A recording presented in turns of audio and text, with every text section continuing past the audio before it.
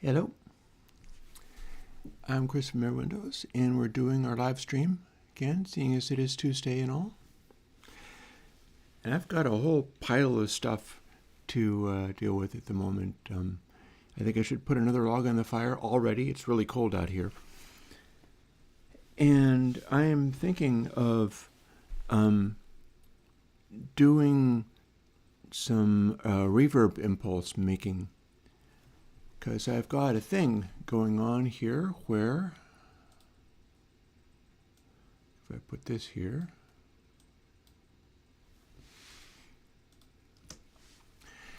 I just did these this morning.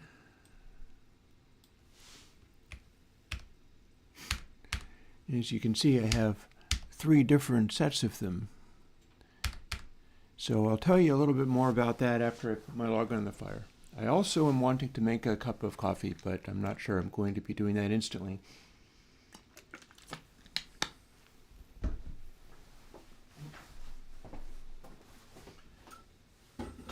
If you do one thing, it's another. In the middle of the morning when you go on stream. The fire things are all guttering and running out. The coffee things use a filter that doesn't include any paper. It can all be dangerous.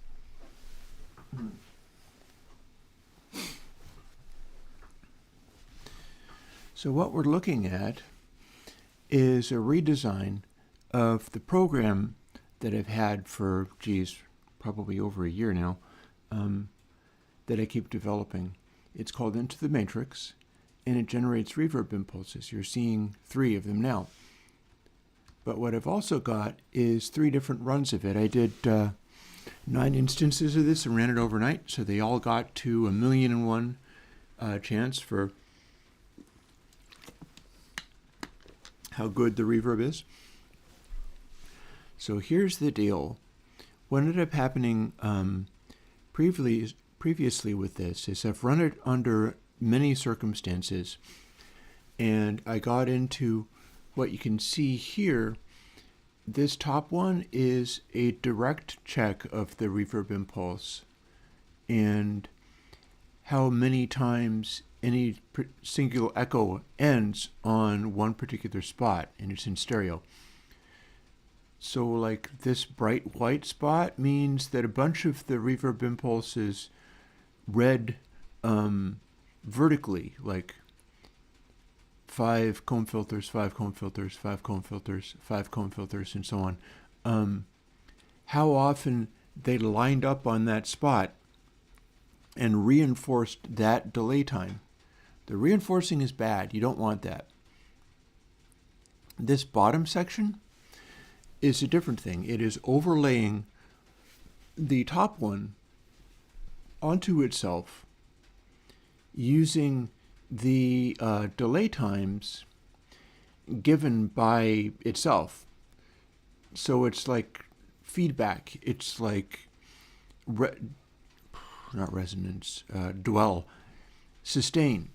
It's feeding the output back into the input again. And it's doing it in a slightly weird way, but it's overlaying things in such a way that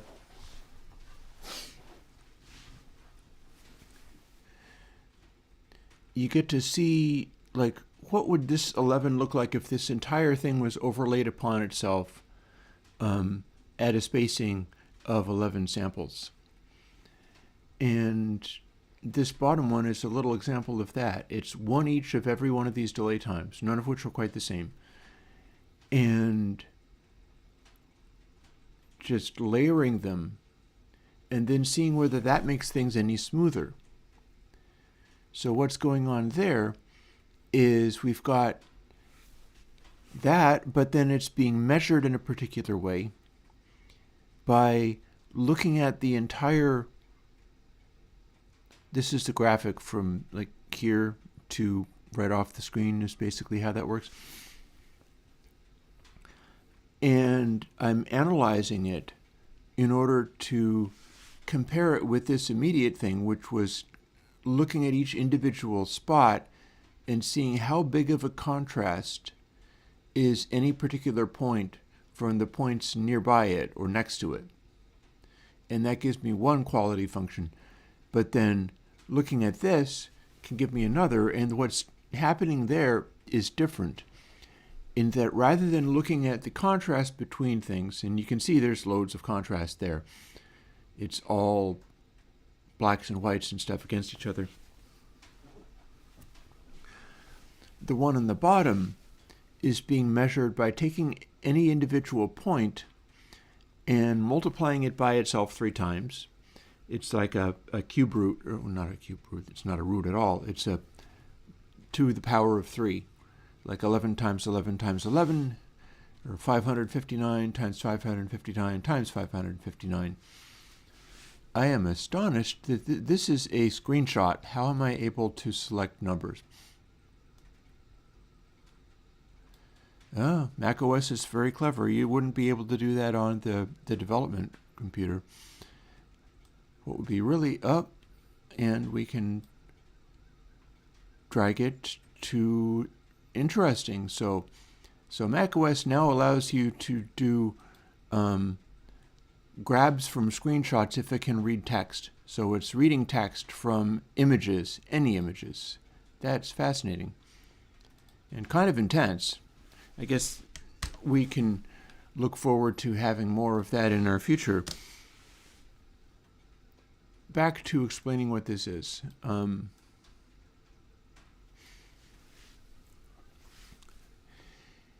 Here's the thing. I have 3 separate ways of analyzing how that second fitness function works. And I say fitness function because that's what they would say in artificial intelligence or artificial life research. That's basically what I'm doing as far as comparing these things. It's like finding the 1,000,000 to 1 best. But what is best? Well, in this case, jumping ahead, I wasn't talking about that yet. In this case, we have a graphic which is another set of 3 images. And you can see that there is a control here in the interface of the program that is bouncing around between plate, full, and room. I won't be able to activate that one, although I bet I'm able to select the word plate, and sure enough. But these are radio buttons, meaning that you can push one of them at a time. They've been put into a group, and you apparently don't need to contain them in a container. In Godot, you can just put them into a group together. I did this by selecting all of them and then defining a group, and then they worked in. You also have an option of, don't be able to turn all of them off, meaning if I clicked on this one that says full, it wouldn't switch off again. But if I click on another one, it will turn on plate and turn off full, which would look like that. Then I can do full, and then I can do room. And we're looking at the output of all of this because I ran these overnight in order to get 1,000,000 to 1 comparisons of each output, all at exactly 200 seats, because I want to hear what the difference is between these algorithms. I had full, first of all, before anything. Full is just generate this image and then compare it by taking all of the individual dots in it and multiplying them by themselves 3 times, so it's power of 3, like 469 times 469 times 469. And then for every step of the way, doing that and then adding them up to a number. And the number that is lowest is the number that is best. Note that it's not going to actually have a 469. What we're looking at here is not the delay times. What we're looking at here is a brightness function, which is the number of times that an echo has arrived at this point. So this is going to be more like, I don't know. I'm trying to remember whether they go up to 1 or they go up to 256. Let's say they go up to 256. So this medium gray color is going to be like 100. So it'll be 100 times 100 times 100, and then you add that to the accumulation of all of the different things. This one's over here is going to be like 0. So 0 times 0 times 0 doesn't add very much to the number. If you had a point like up here where this is spike, this white, you got, say, 255 times 255 times 255.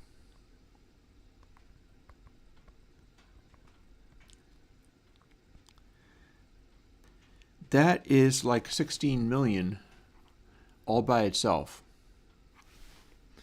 So the idea in the full calculation is that you should be able to go and add up all of these numbers and find whichever one on the output is the most consistently dark, like fewest bright spikes, fewest bright areas, and just evenness distribution of these echo nodes, which I've decided is likely to sound good, but we're going to find that out today. We've got these other two, though, and here's the thing. I may never have actually heard what these sound like. I've been working with these for days, weeks I've been working with these, and they have been using a technique where you read which thing is pressed. Like this is full, it's pressed, and that's plate, and that's room. For weeks now, I've had plate and room, and they have been radio buttons like this, and they're set to switch on and off depending upon having only one selected. And then the code looks at this and goes, okay, if plate pressed, calculate it like this. If room pressed, calculate it like this. And then I would go through and do all of that. And I only learned yesterday, pressed works and doesn't throw an error, but it always counts as on. So without knowing it, I have been running all of my reverb impulses for weeks using simultaneously the plate algorithm and the room algorithm, like layering them on top of each other, and still getting like the optimal result for the combination of those things, but that was not what I had in mind. That's not what I was trying to do. Because here's the deal. And I'm talking through this just because we're starting up the stream. I haven't got my first espresso yet, although I have had a cup of coffee this morning. And I'm kind of telling on myself, like, this is what I've done for a week in error, not knowing what I was doing. And this is what I intended. Plate does a thing where it is, if I'm remembering correctly, it's doing this accumulating data points here, same way as full did. You notice that's much darker? And plate was trying to, it's taking the individual values and then multiplying them by the square root of how far along you are. Like this goes to 8,192. It's the biggest image I could make in Godot.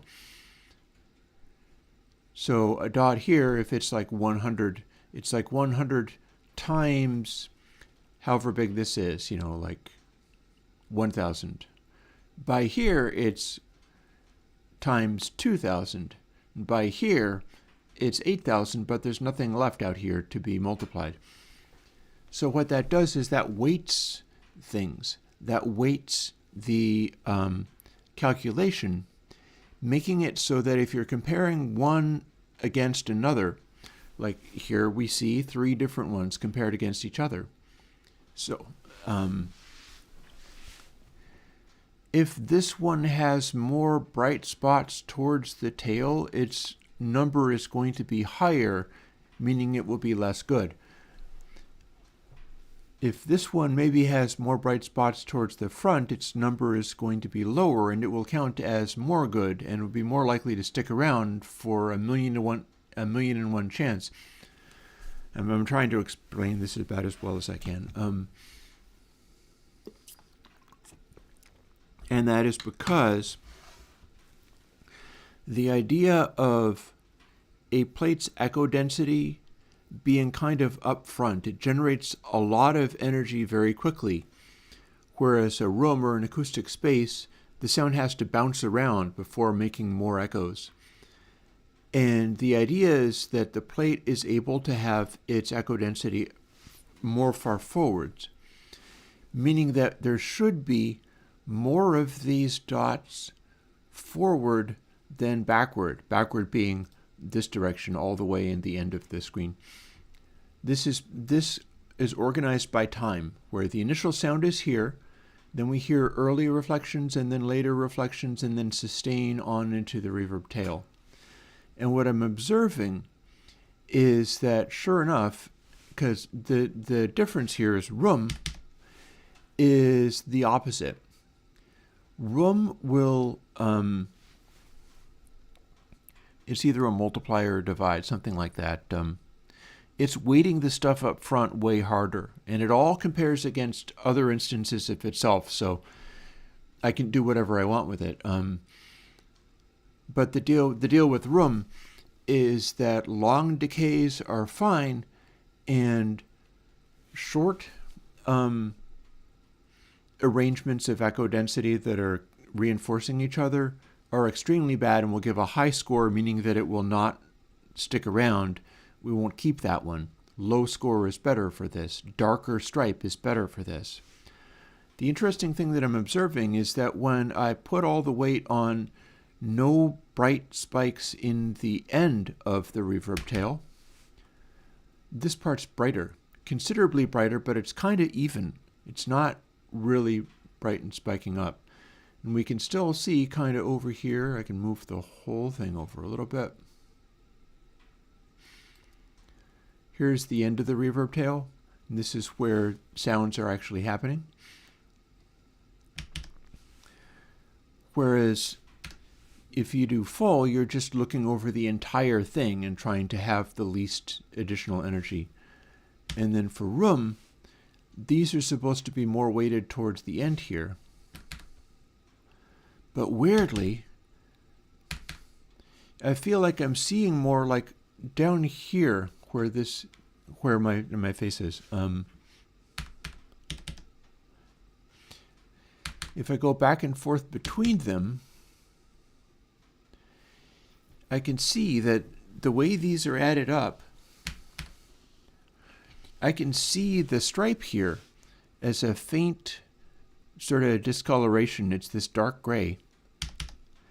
Neither of the other two are doing that at all.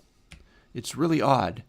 I'm trying to figure out what's going on with that, because it's consistent. It's happening across every single one of these. Every single one of these, it's a lighter color here, but then it's also continuing later, which is not what I expected from a comparison where this is supposed to be the one that emphasizes sustains that are going later. Also, I'm not seeing as much of a difference between these two as I expected. Room has a later reverb tail. You can see that they're kind of shifting to side, especially the one on the bottom.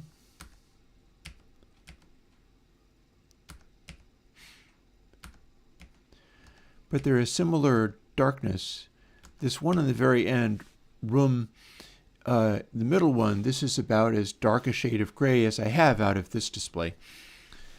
And that means that everything is combining most smoothly. In theory, this might mean that this particular reverb tail is the least metallic, because I'm trying to work out whether bright spots on these add the sense of it being more metallic. I also need to experiment with whether I can get better results with other numbers in this top corner, because everything is going down to a 11 in the top corner. K Cathedral is literally just a generation of all of this. It doesn't use any of this stuff that I'm getting to play with now. I don't have a way of showing it, although that's something that I would like to be able to do. I'd like to be able to display it on the screen like this, but this part wouldn't actually count so much because I would probably just pick like full or something. because I'd be displaying it like this rather than displaying it in order to evaluate it. So it's not applying the alterations that, full is the average of all of this stuff just combined without weighting anything in particular. Plate, if I'm doing it correctly and not doing it backwards or something, because it's looking a little bit like I'm doing it backwards, plate would be weighting stuff up front and essentially punishing stuff in the back. Like if there's reinforcements here, they will count for more than reinforcements up here. And room is the opposite. Reinforcements here will count for less than reinforcements up here, because it's designed to be able to have more energy back here. And that's kind of how it works. It's kind of looking like it's shifting closer to the initial sound for plate and farther from the initial sound for room. We hear this as different echo densities. I have to drag out this thing, which I'm going to be using. I should be able to play this on the speakers in such a way that you'll hear these. Date modified might work. So you got something like this.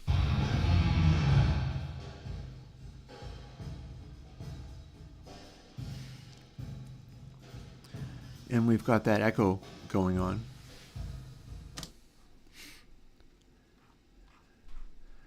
I don't have anything specifying plate or room for these, because this is all the stuff where it's applying both plate and room and then measuring it to see which one's best.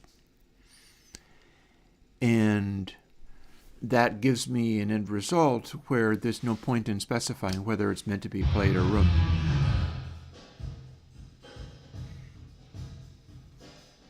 And I got to evaluate the sound off of stuff like this. By the way, 1 minute warning for ad experiencers. But what I was hearing with all of these, especially when I thought it was applying independent things, what I was hearing from it was that sometimes you get a sound that's more murky, it's more obstructive. There's additional energy happening very quickly after the initial sound. And then sometimes you'd have energy that was sitting farther back, so it would be more like a spotlight effect. You'd hear the original sound quite clearly. I'd be getting things like sometimes the cymbals and those drums would be all shimmery and washy, like it was a glass room or something. And sometimes the shimmer on the cymbals and things wouldn't really stick around at all, but there was no EQ being applied. It was just a very different form of reverb impulse. So my idea here is to take a minute and generate all of these impulses so that we can hear them now, and you can hear them with me for the first time, and we'll hear whether these differences sound like kinds of audio character. Because I've got this part. I've got plate, full, and room. You can kind of see it in the top stripes, but the bottom stripes are the ones where you're seeing a really striking difference. And these don't necessarily mean, I'm trying to think of whether they necessarily mean, I think the evaluation function isn't changing the brightness of them. So what's happening here is that when we have these two which are much darker, and then this one which is much brighter, something's happening which is causing that which would otherwise be a big loser and have too many bright spots to count as better. And it's probably, I'm not sure what it is probably. I might have the assignments backwards. I have to listen to these and find out whether I should have them labeled backwards and plate should be room and room should be plate. Because I have very distinct behaviors. And I can even see how the weighting of it moves, so that plate has echoes up front and room has echoes farther back. But I don't know whether that's actually going to make it sound more like a plate or more like a room. The only thing that's going on there is that I'm comparing echo densities and where the echoes line up. And that's my job for the morning. After which, there's any number of other things we could be doing. One of them, of course, being Minecraft. I have not rebooted the Minecraft server this morning, but it might still be working. Something I often like to do is, if I'm going to be using the Minecraft server, I'll reboot it.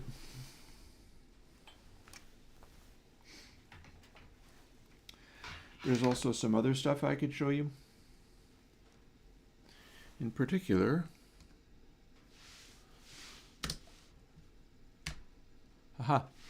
check it out. You get to be the first to see this thing, which I am going to release as if it was a plugin, because it's January. And some Januaries I don't, like last January, I took January and just chilled out. And it was kind of good for me. It was not a bad thing so much. So then the next question is, shall I do that again? And I'm thinking, no, I'm gonna continue putting out plugins this January, but I'm gonna do stuff like this, where I can release this on Airwindows, and maybe in some places, like I can't release that under a forum called effects, because it's not an effect, it's an image. But I know that Gearspace has additional stuff like public service announcements and things. And I might be able to sneak that in there. This is the development of all of the stuff that I've been doing with those chord charts and things. I've got a mouse pad designed in this way. This is a 8.5 by 11 sheet of paper with the complete collection of chords. And along the side, we have got the image of where that scale sits on a piano keyboard, which might be very helpful to me because I never got music theory or training, and so I don't instinctively know which black keys matter. And I've been learning that there's a pattern to how this develops.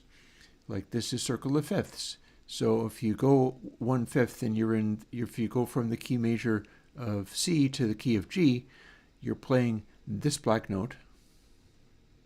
Can we even see this? No, that's actually hidden under me.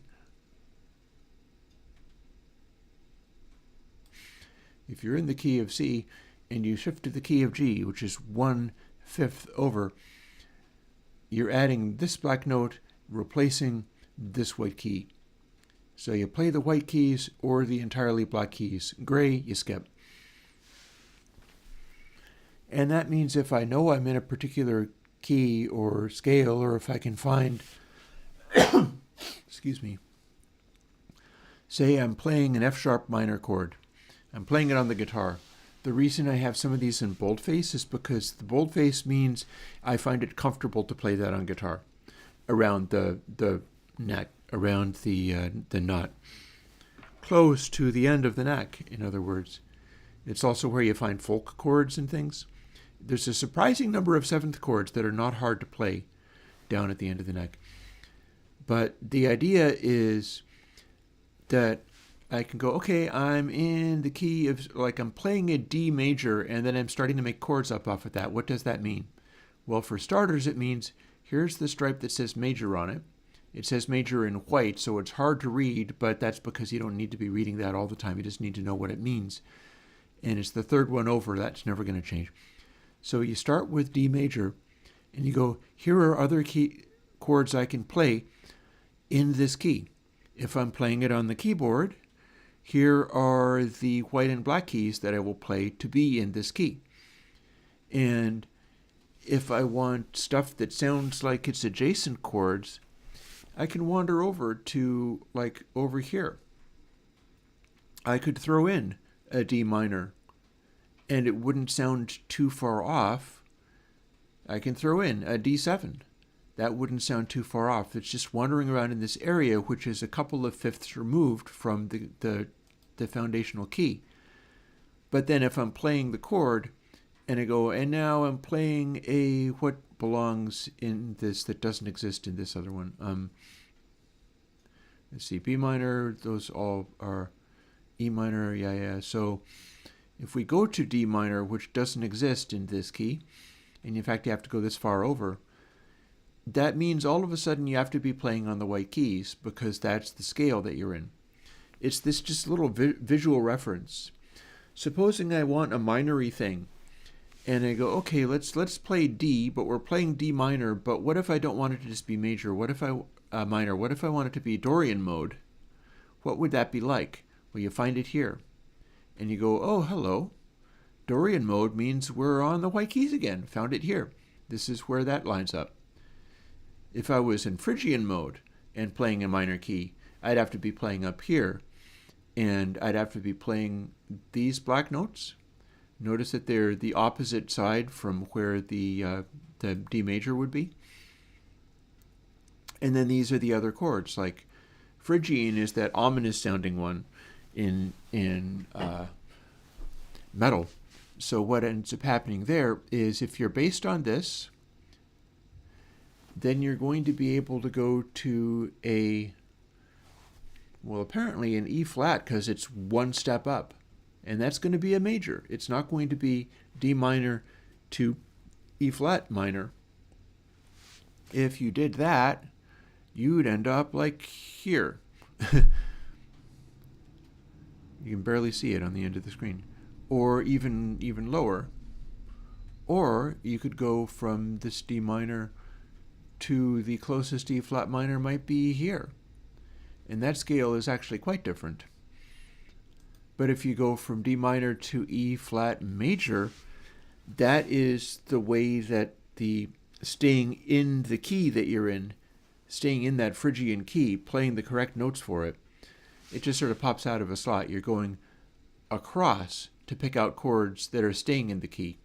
And then this shows you what notes are being played in the key. I've been using stuff like this for some time now. I just haven't, I reformulated it into this handy infographic that's going to come out this coming weekend. And the music I've made over the last year has leaned on all of this stuff quite heavily. I've been doing that to get the music, and I have printed out my own copy of this because I like having that stuff kicking around. Previously, and I never got a lot of interest in that, but that's fine because I didn't really go anywhere with it. I made mouse pads, and they also have some tempo information and information about how you can take a pitch in Reaper and get corresponding pitches. Like if I was to be in Reaper and I wanted to drop the playback down a fifth to do a varispeed thing where I could sing and it would still be in the same temperament, because you could make the pitch be anything you wanted and perform over it, but if you wanted it to stay in tune like you're playing a guitar and you don't want to retune the guitar, well, multiplying the playback speed by 1.335 in Reaper will make you be playing stuff back, and then when you return it to normal speed, it's going to be a fifth down. Or if you can't sing a note because the note's two notes too high for you to sing, you can take your normal speed, multiply it by 0.891, set Reaper's background normal speed to that, sing the thing, and everything's going to be two notes down, and then return it to normal, and all of your stuff will be two notes higher, and you'll hopefully be able to hit the note. One thing I'm really looking forward to experimenting with this year is getting into the human-style music making again. But instead of working with Reaper's pitch repair stuff, I've been working with Retune over the last year. It doesn't always show. Sometimes it still seems like wonky singing. Been getting away with it fairly well. But what I've been doing is retune and never double or triple tracking. And what that means is there's a certain amount of pitch wobbliness in it. It does the auto-tune warble thing. And it also means that I don't get to do a different trick, because I'm also doing the repitching everything in Reaper. And if I don't mess with the auto-tune, but I do use the pitch shifter built into Reaper, it's repitch rather than retune, I believe, that has a neat trick to it. That has a built-in 4-man shifter. What that means, and I saw a video of another guy doing this, is that if I do the recording something at a very slowed down rate so that I can hit higher notes, because I am not even close to it. I'm like a baritone and I can't really sing high notes. What'll end up happening is I can record higher notes and hopefully they'll be on pitch and steady, but slowing stuff down means that your end result is like chipmunk-like speeded up, which gives you a better chance to get onto the pitch without too much wobbliness. Like you'll get onto the pitch faster relative to what it would be if it was normal speed. So then what you do is you take a repitch, you leave the pitch alone, but then you change the format. And you change the format by exactly the amount that you shifted the speed of the overall playback, which in theory should take the vocal, it'll be like sped up and chipmunkized, de-chipmunkize it while keeping it sped up and hitting the same pitches, at which point it'll be more steady onto the pitch, but the general tone should be about the same as, and I've seen somebody do this, so I know it's possible, the general tone should be about the same as a regular vocal. It's a way of layering on backing tracks and things. And then the remaining part of the trick, and again, I have not tried this yet, and I won't be able to do it on stream because singing is way too intimidating, especially when you can't really sing very well. But what I'll be doing, I'm going to record 3 attempts at, say, a lead vocal or a harmony vocal or something. Do it 3 times, hard as I possibly can, and then stop. And then I will edit the playback so that it's deleting one of the takes and leaving 2 of them. And then I'm going to tell Reaper to play all of those things back together rather than picking only the remaining take. I'll be deleting stuff, if this works anyhow, I'll be deleting stuff rather than just comping together, which is something also that I do. Rather than comping together a track that supposedly has no mistakes but has a sort of disjointed feel to it because there's no real humanity behind the mad comping. If you do 3 takes and then at any given moment throw away the worst sound out of the 3 takes, that leaves you with 2, and that's one of the secrets for like classic rock recording is double tracking lots of stuff. The Beatles were doing double tracking. Everybody has done double tracking. Led Zeppelin, there's obvious double tracking on things like Stairway to Heaven. You can plainly hear how the vocal line for the lead vocal, I would add, sort of diverges at occasional moments. And of course, Kurt Cobain famously was doing double tracking on Nevermind because the producer was telling me, John Lennon did it. John Lennon did it. We need you to do it. And that's one of the secrets. That's part of how to get a formidable sounding vocal if you're not that much of a singer or if you're making mistakes, because half a mistake is better than a full mistake.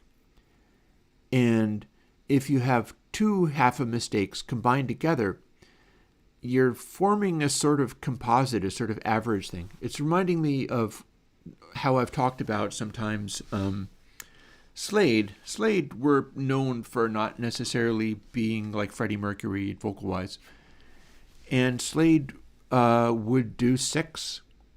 They would do 6 takes and then play all of the 6 takes at once, at which point you immediately have something that sounds cool. And I did that on Rise. I did that on the vocals that start off the song like, yeah, that's 6 takes layered. using the same technique I was talking about of you do takes on a track as if you were going to comp them, and then you tell Reaper, play all of those tracks back, and you just make sure that they're not recorded so hot that it's going to wildly distort everything. But it's a floating point bus, so even if it does, it doesn't matter all that terribly much. So yeah, Marco says, vocals are double-tracked, dirty guitars are usually double-tracked. Well, sometimes, depends. What about ways to make a bass sound more full? Run it through an amp.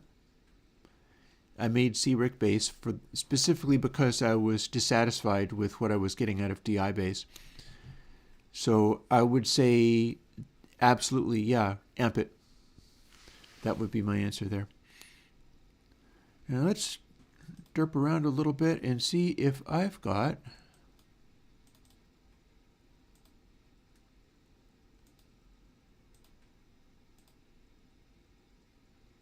there we go.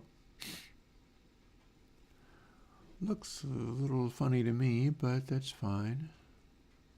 I've got coding screen. When I say it looks a little funny to me, it means that I'm not going all the way out to the edges, but that's okay, no problem. Because here's what I was talking about before. I was backing up these computers earlier, so there's a whole putting everything back into place scenario. I have to open up verb tests, which I may never touch because this is, I think that's why I called it red. It's like, don't edit anything in here. It has opened up. We've got this stuff on the stream, and this bit is what gets changed.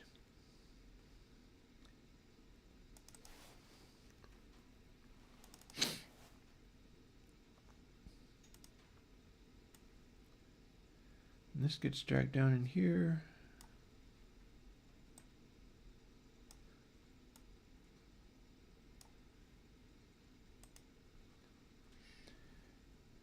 And this part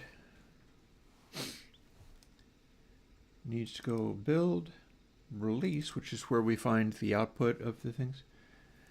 I really ought to do something about this. I am instinctively going and gawking over at the OBS screen, which is really far away from where the actual camera is. You'd think I'd learn. Well, we'll figure this out. And then here are all of those things that I was showing you before.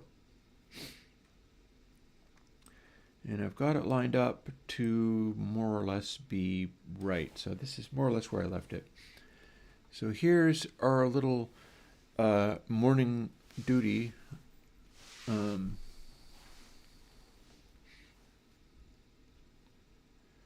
Where do I have to sit in order to... Nope, that's even worse. How about here? How's that look? I'm struggling like mad to... There we go. Struggling like mad to learn how to do the streaming thing when my area of expertise is more along the lines of derping around with coding and stuff.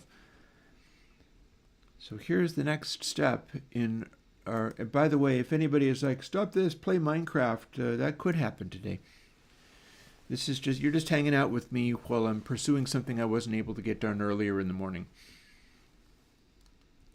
We're copying 183 millions p and pasting it into here.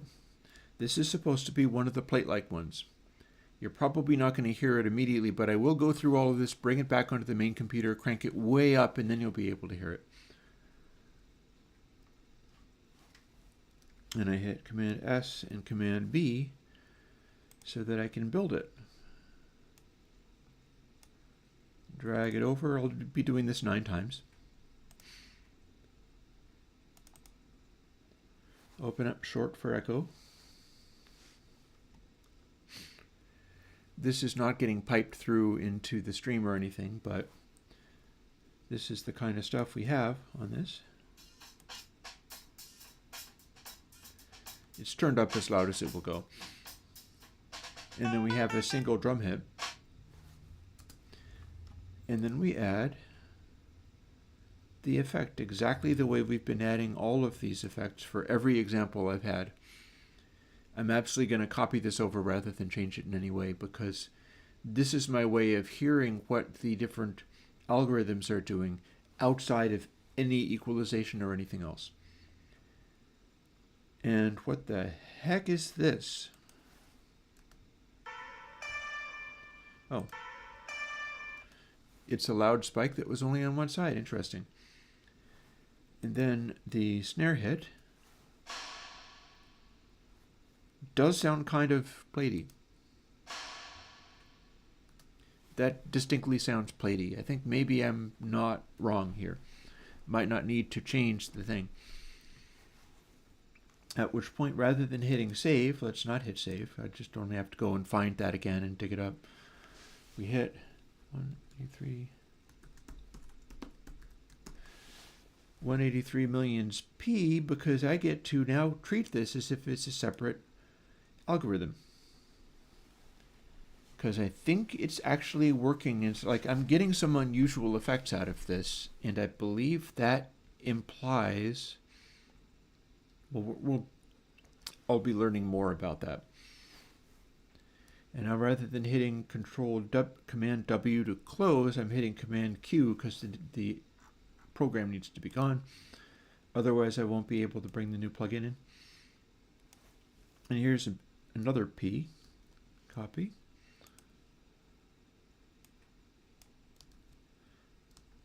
This one being 195. So in theory, that'll work the same, although I'll bet you anything this one doesn't have that weird spike on the guitar note. I think that's going to be singular to that particular plate. It'd be really funny if it wasn't, though. But we'll find out.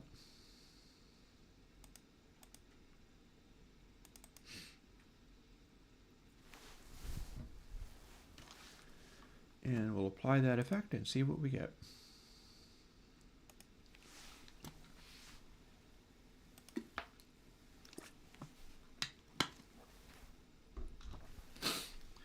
And we absolutely do not have the weird spike showing up on this channel. But what we do have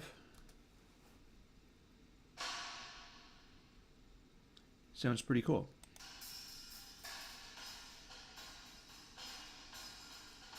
You can't hear it over that microphone, but it's pretty decent stereo behavior.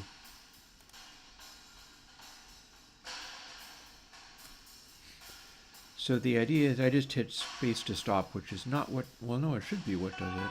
It just didn't stick.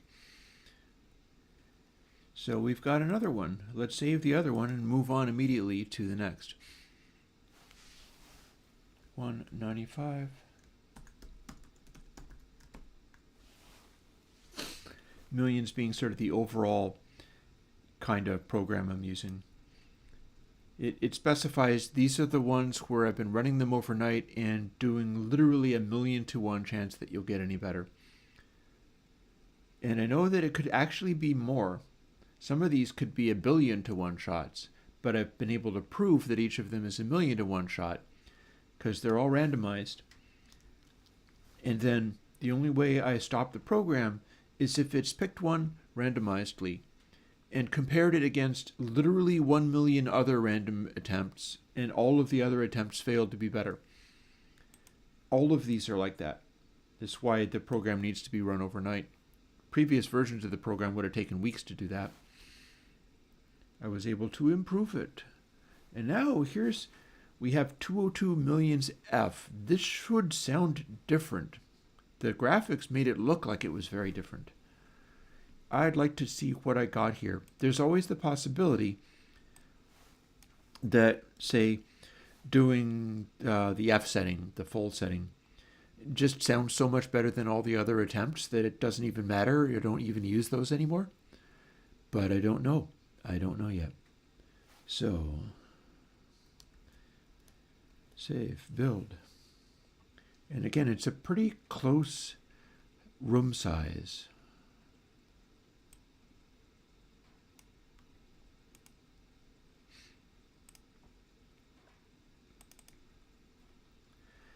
And then we'll get on to the R ones for room.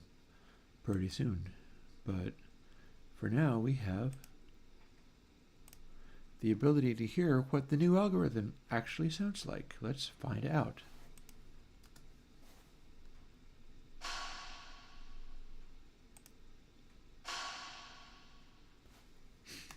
I don't know whether that's going to come off as metallic or not.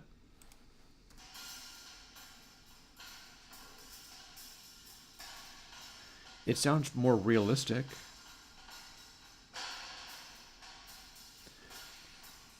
It's not terribly sustainy. There's a guitar.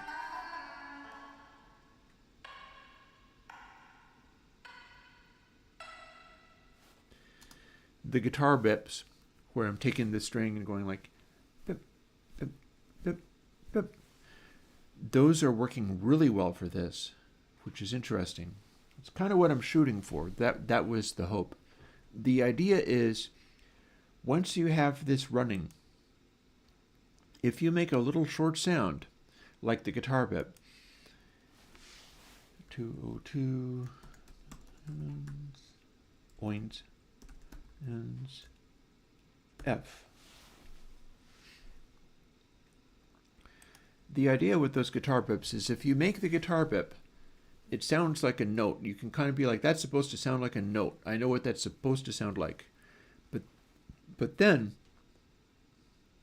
if the reverb impulse isn't very good, then it'll be kind of sputtery, like in the echo. And that's what people were criticizing me about for K Cathedral, was that the echoes were stacking up too much, which is fine. Understand, though, normal reverb designers load everything up with all-pass filters, like my plugin MV, specifically to cheat their way around that problem. If you do an all-pass filter, you have the same reverb echo density, but the sound that's being fed into the reverb echo density is like mwah, rather than these very clear ones.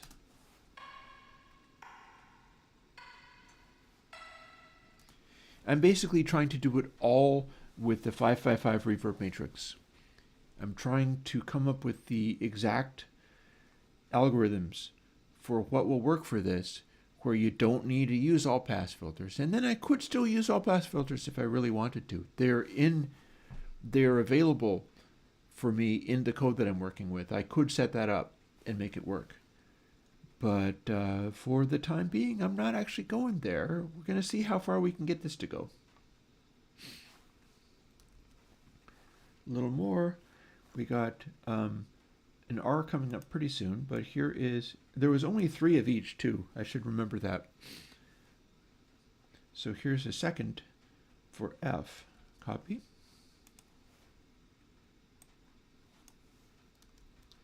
And this is a 206. Is it going to sound basically exactly the same, or are we going to get something new and different?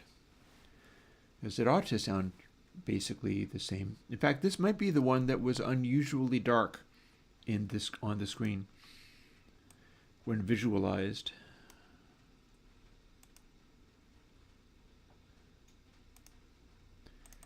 Let's find out what we have. Be exciting. This could be like the ultimate. Bracosti did a thing where he is using mostly changes in filtering, and he doesn't have that many algorithms. He just went and found the ultimate algorithm. We could be zeroing in on something like that, except for that every single one will be distinct and unique. That's at least the way I want to do it. But wouldn't it be neat to discover that we've stumbled across the ultimate algorithm?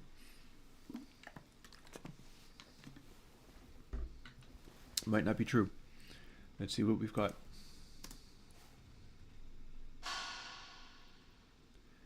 That ain't bad.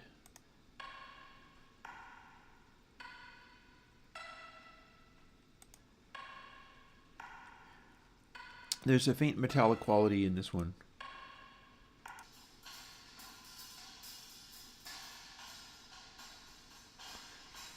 I'll put it on the big speakers and it'll play back a little louder. That, or I could try, I don't know whether there's a way that I could try playing it back. Don't worry, let's not worry about it. On to the next thing. I'm going to finish this part. Only then shall we worry about playing this back. If necessary, I'll just crank up the speakers until you can hear it plainly. Because it's a reverb, so it should sound okay with this room overlaid on top of it anyway, so big deal. 206.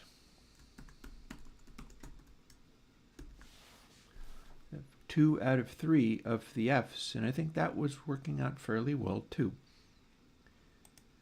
I honestly feel like this is a promising result. It should be, because I was finding a bug, and the way that bug worked meant not that the results were bad, but that I wasn't able to focus it in the way that I wanted.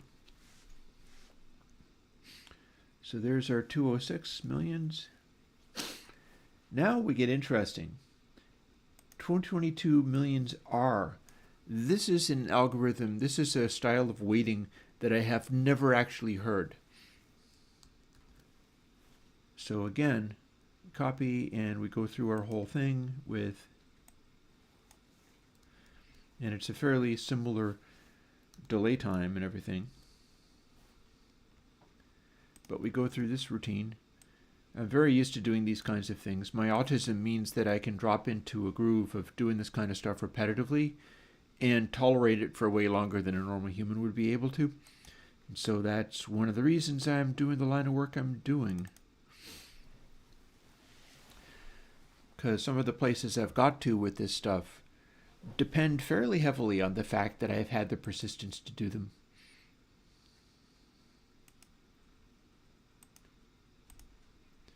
Moment of truth. What does R sound like as an algorithm? Again, this is calculating the overlaid reverb impulses in such a way as it should be emphasizing the delay tail more and suppressing the front of the delay. In specific, it should be trying to suppress sounds up front in the delay more, so that if there's anything irregular early on, it will make it be counted as bad. And it sounds like this. Oh, interesting. That could be a hall-like sound. What happens with our little bips?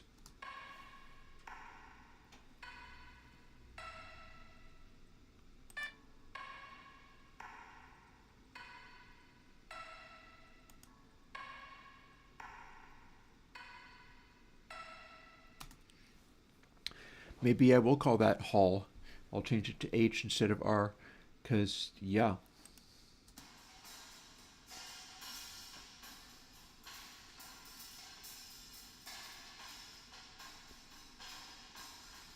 What I'm feeling out of this one, and I'll play it louder for you.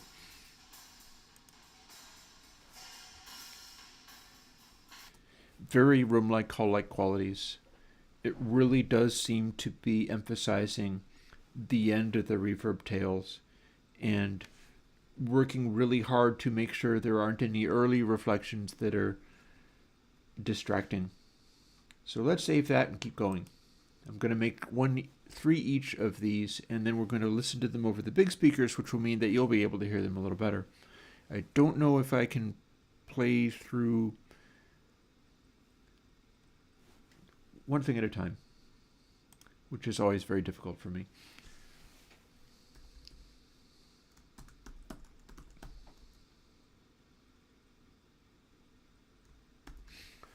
$222 millions R.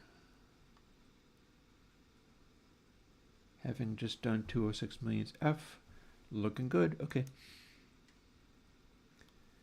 That is something that will happen. You know how when I do videos and I'm critically listening to something and I'm busily doing that and then my eyes start blinking like mad?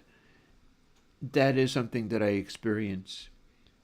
I'm not sure if it counts as like a mental seizure, or whether in film creation, in particular editing, editors of films learn that a blink is like a new thought. A blink is the punctuation to a stretch of time. And people often blink when they have new thoughts. The Walter Murch editing the conversation with Gene Hackman, found that he was constantly making cuts when he was trying to be inside the head of the character and doing his editing of the length of shots in such a way that it connected you with who Gene Hackman was playing. He found that he was often going for cuts at the instant that Hackman blinked.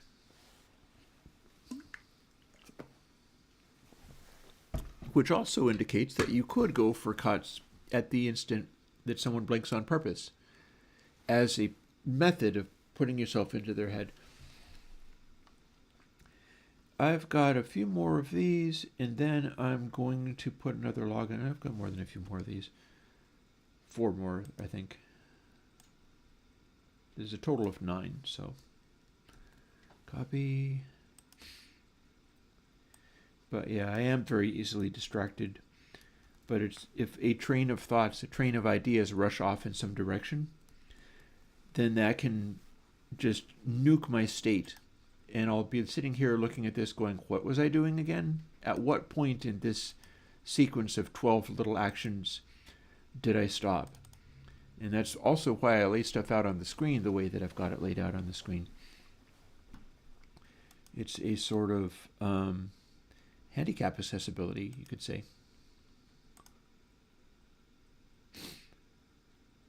Here's another F. It's a full sound. It's meant to be neither the plate nor the room.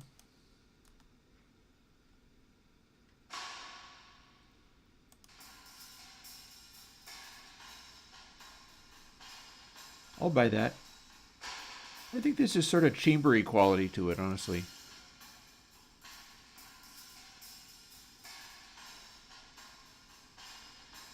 There's this funny hollowness. It's like this room is very empty kind of thing. Does sound room-like though. So maybe we're going to go for plate, chamber, hall rather than plate, full room. Anyways, let's keep moving. I do have all day, but I don't expect to spend all day sitting on one generation. 225 millions F. Very good. That does look right.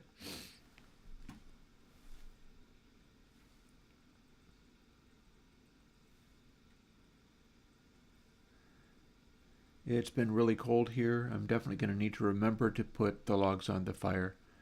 That's another thing. Getting caught up in this kind of stuff, this is, you know, that's how you forget to eat, you forget to drink water, you forget to put logs on the fire. It's challenging. It's the kind of challenge that one just learns to deal with. Or seeks help. I have, right now, I'm heading into the new year, and there is a certain kind of challenge for January, February, March, or so on, which is always rather difficult for me. It's getting around to tax time. In some ways, my taxes are revoltingly easy because I'm pretty straightforward and I keep all of my receipts, and I'm not actually trying to get anything over on the government because I'm not making enough money to save, so it doesn't matter. But I'm always unusually alarmed and frightened by tax time because it's the situation where you have to go and interact with this big major thing. You're interacting with the government. And you fill out your forms and you tell them what you're doing and you pay them whatever money that you need to pay them. And then it's over to them and they are the final authority. You do not get to argue with them. You don't get to be wrong.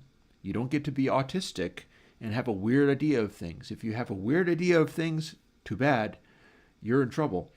And so I always find it incredibly frightening.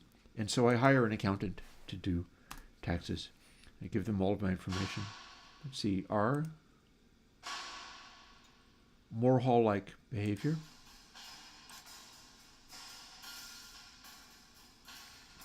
Definitely more hall-like. I'm liking how that stuff is working out. Let's see, gotta remember to save the thing.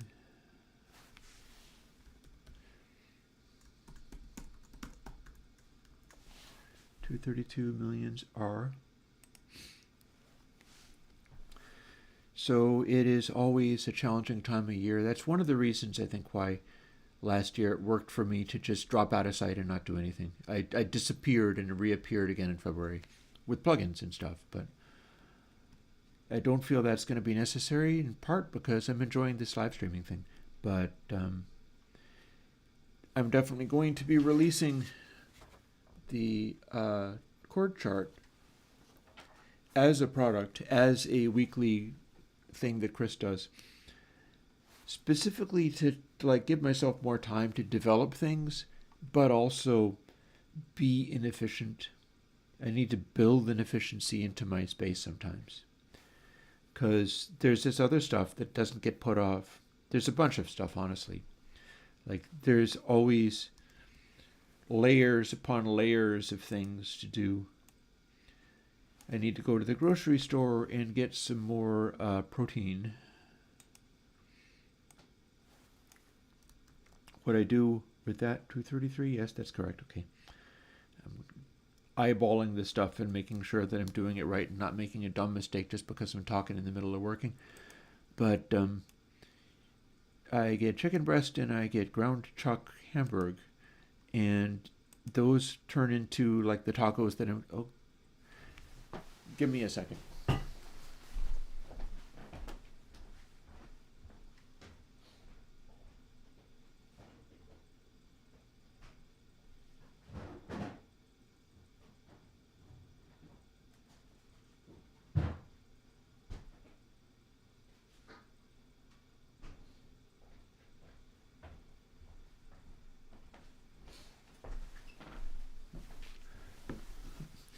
Yes, I did in fact forget to get the ground chuck out and thaw it out for the tacos I'm going to be having at the end of the day. So it just goes to show you. Let's see, 233 million are released. Now I have to find out where I was. I would have built it because I'm looking at this, and so now I have to load this, and then it will work. We'll find out. But yeah, like I'm never sure who's listening to my videos. I tend to assume that typically it's going to be people somewhat like me.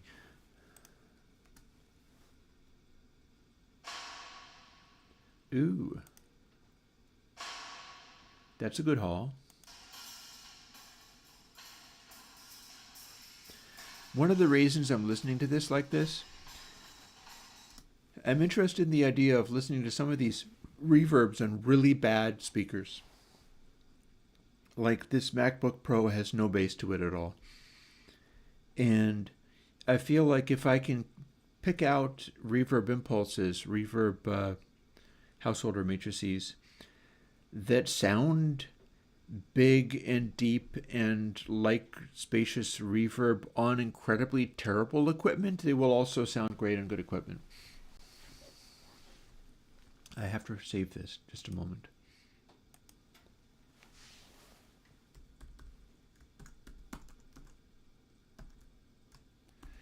Remembering this is going towards being able to play these over the bigger speakers so that you can hear them I'll be able to turn them up more, rather than playing it on a tiny laptop that's off mic. My fire is also going out, but one thing at a time. I have one more of these to go, and then we can start scampering around doing some of the other things. That's always what gets me, is stack. Having stuff stacked up. And see, am I looking at the code? No, I'm looking at that part. So I must paste that over. Now we're looking at a P, 238 million P. That means this is bigger, but this should sound like a plate. Let's see if that's true. It's the last test.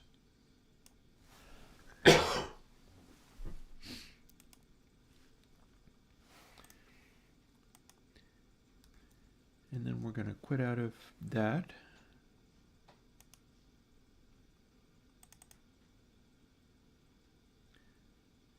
pretty sure I just built that and dragged it over because I'm looking at the empty space there.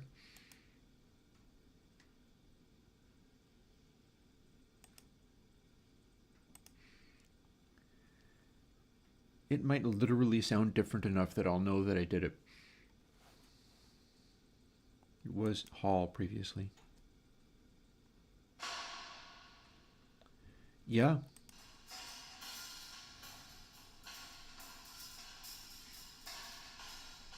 I feel more echo density up front. It feels more plate-like. I did remember to drag the thing over. So.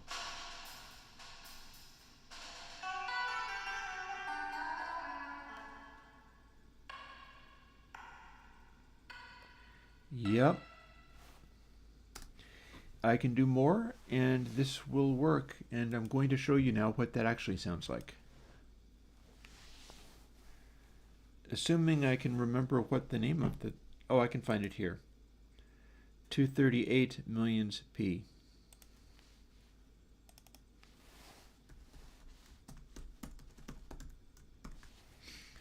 There will be more.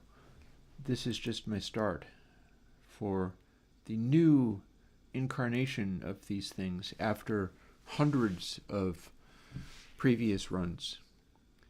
I'm kind of dialing it in.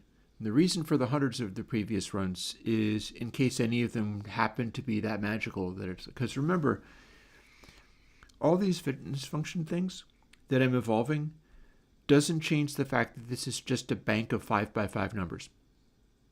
It all comes down to the 5x5 numbers. Nothing else actually matters.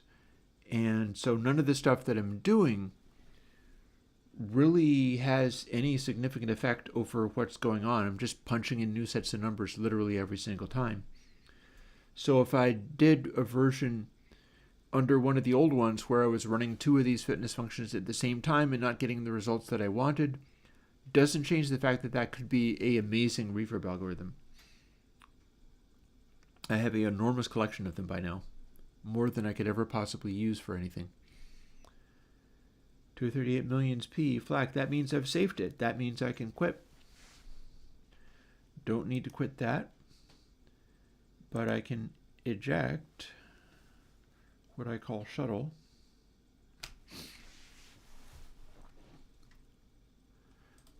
And then we're going to go back to, we're going to unplug that video output and put away the laptop, put away the cable too.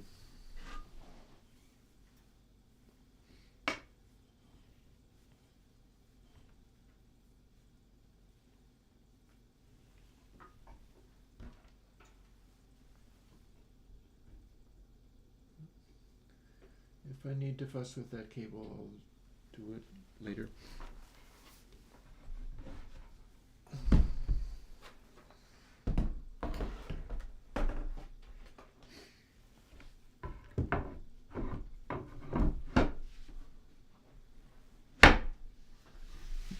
I think some of that noise might come through the suspension of the mic.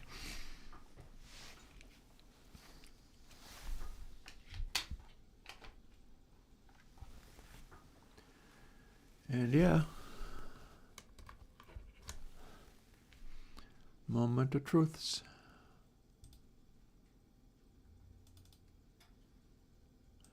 This is what we just made.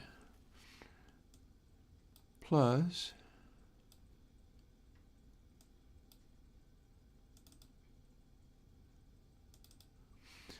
copying some of this stuff over to here.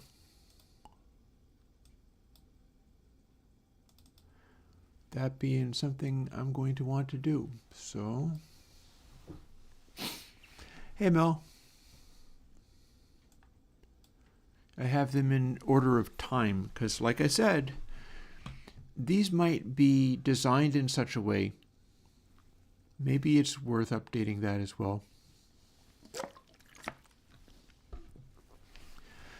Designed in such a way that this does the fitness function much better than any of these, but any of these might still end up sounding magical. So I'm looking for stuff in the same range of time.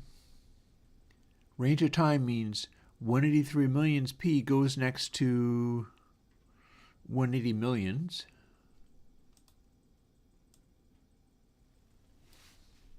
I wonder if I can drag and drop between screens. That'd be cool. Let's find out. If so, will it... Oops. That's kind of messy.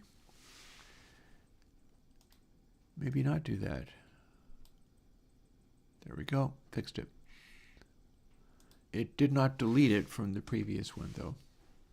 So I'm going to just copy and paste rather than trying to drag.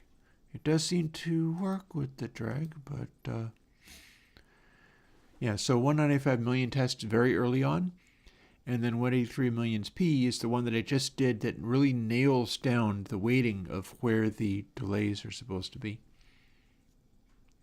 EQ is a multiband. I ain't sure what you're talking about there.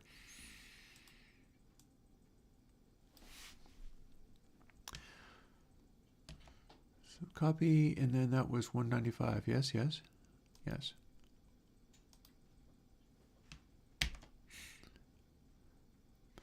Clearly, this is also the general range of Sound City because that's what I called some of these.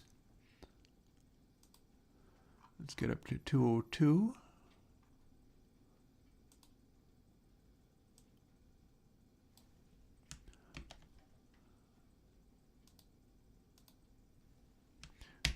Like we clearly have intentions for some of these lengths, some of these sustain lengths, some of these room time lengths. 206, where's 206? It's right here.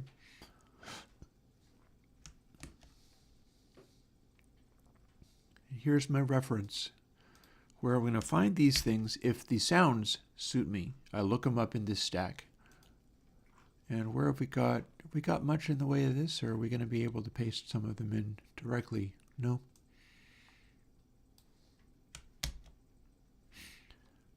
$222 million are.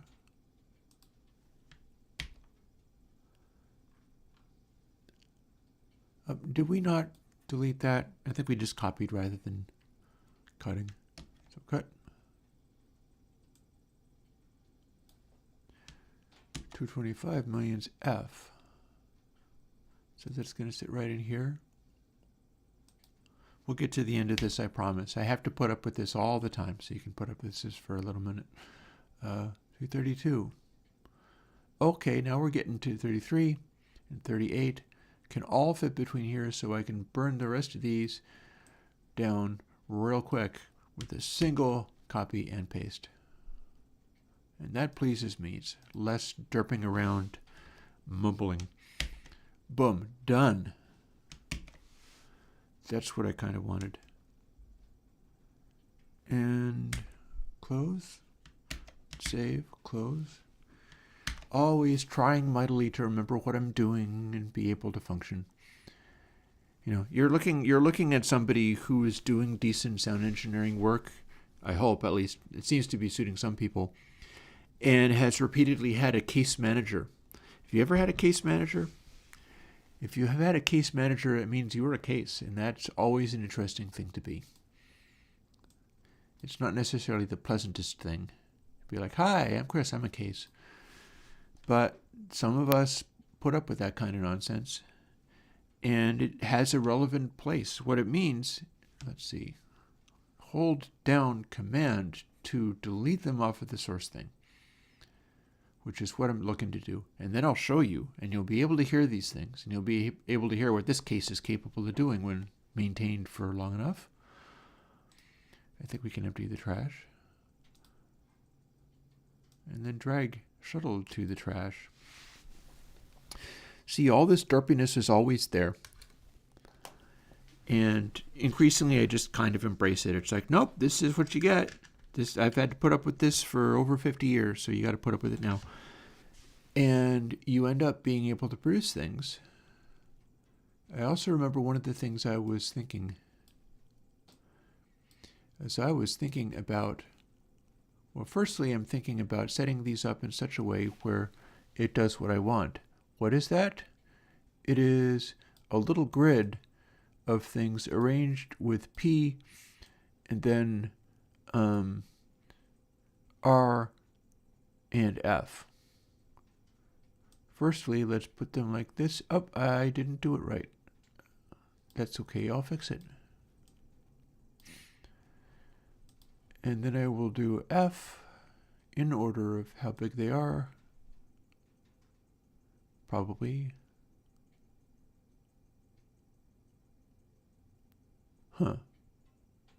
625. Or am I somehow failing to... Are they stacked up in some... Why do I only have 8 of these? Okay, I'm confused. I may end up just having to delete something as I did it wrong. That kind of sucks, but... Okay, 33, 32, and 22. There's not going to be anything lost on this, and I hit... Or is there? Is this where the missing one lies? No, that's empty.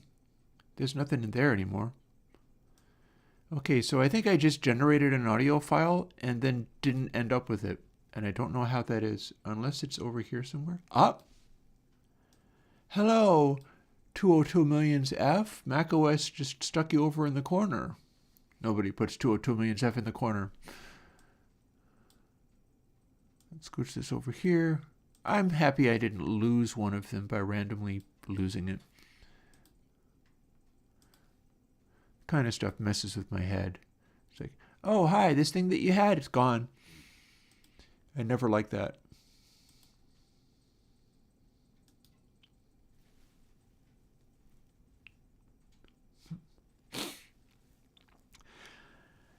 I'm very curious what you're even doing, because they're, you know something?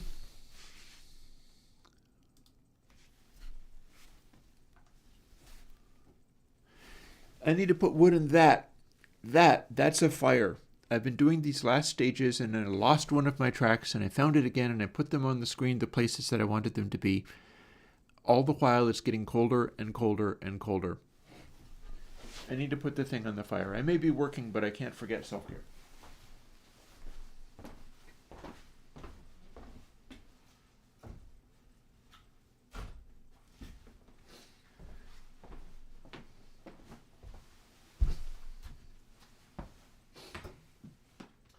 It is not too late. It'll fire back up again. You can see the coals in here.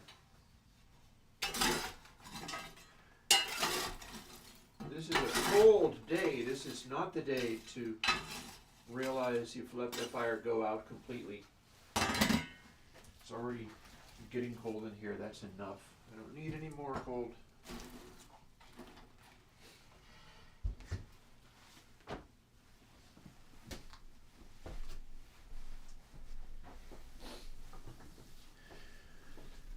I'm still kind of interested in the idea of getting a drum room cam and then say getting the lens that I was previously using for that one. I had this one lens and it was working really good both for the wide angle of the room, like it showed the fire much better, and also was working for the drum room. And I decided that that was such a cool thing that I was going to put it aside and reserve it for the drum room. And so I've not been using it. Actually, that's so dumb that I should just change it now.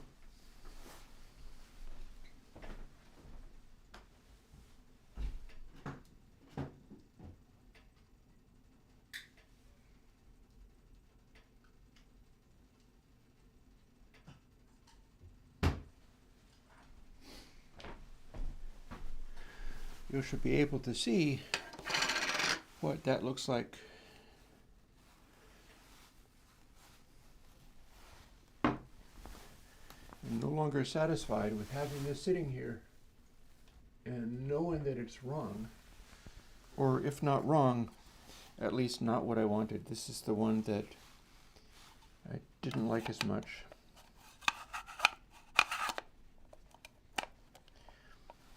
And I don't have the drum room set up at the moment, so what am I doing?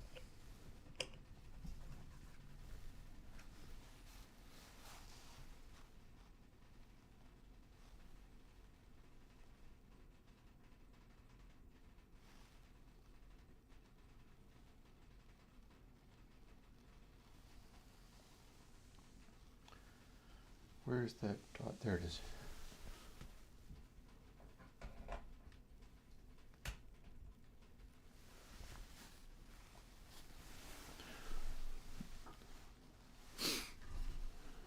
Here we are. Now there are some curiosities about this. In particular, it's showing my light, but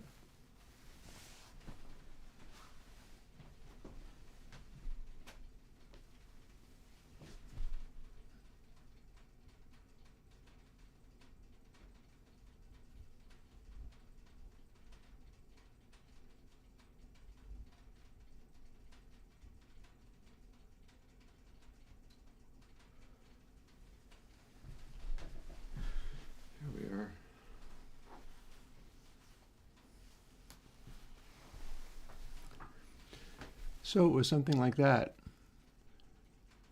And you can see the fire a little better now, so there's that. Mel, it is colder for you than it really gets around here. It does not really get 40 C down here. I mean, it can. There have been times.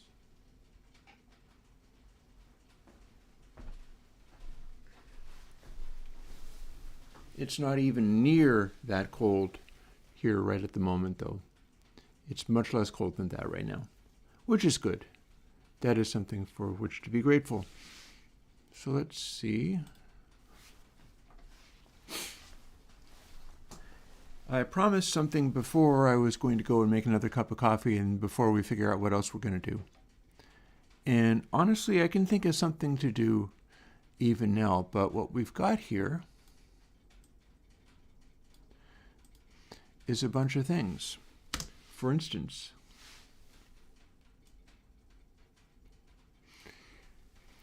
here we have screenshot, and that is plate or full or room.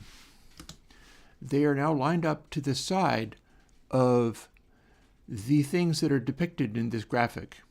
So I can do a screenshot plate and then go to the side, and you'll be hearing, let me turn it up even more.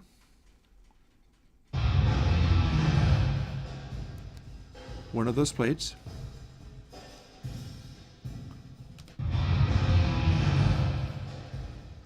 I apologize for the burst of loud music, but that's what I've got on this. And a smaller plate.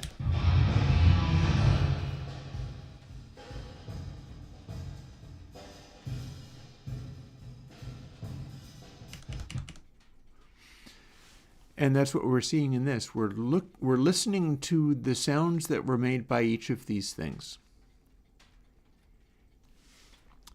What we're hearing going one step over is the one in the middle.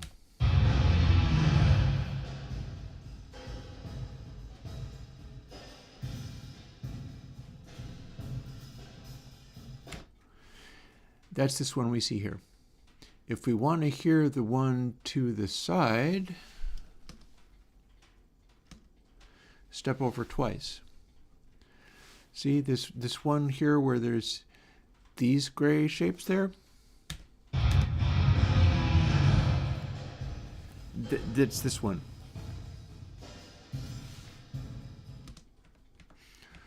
Or we can listen to F, 225, 206, and 202.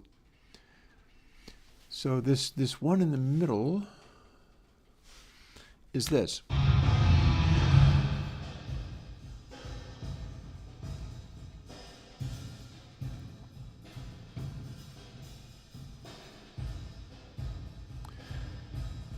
It's a nice deep thump to that.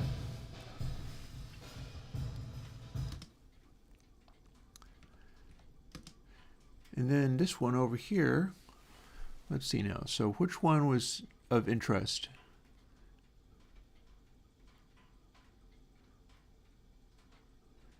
The one in the middle is the darkest of the three, I think.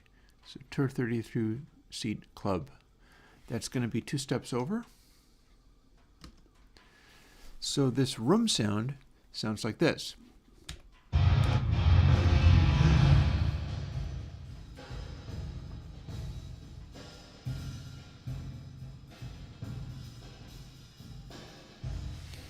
We can skip around. For instance, here's that snare hit.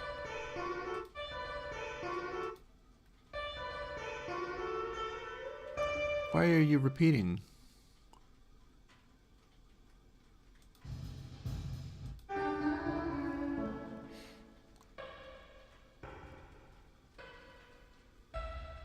Here's the bips. And now we should have that snare hit.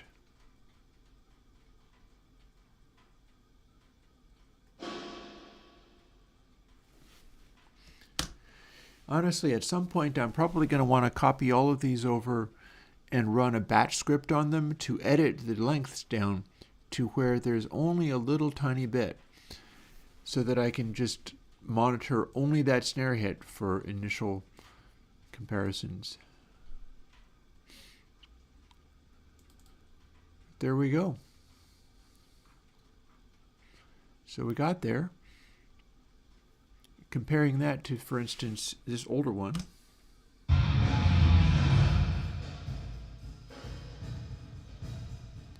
It's fine.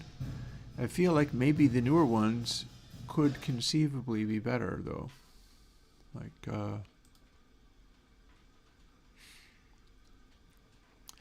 I compare this one earlier to this one that's meant to sound like a room.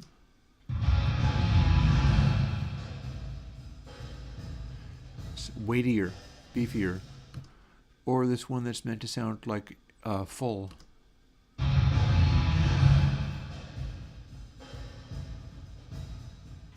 And it's chambery. Or this one that's meant to sound like a plate.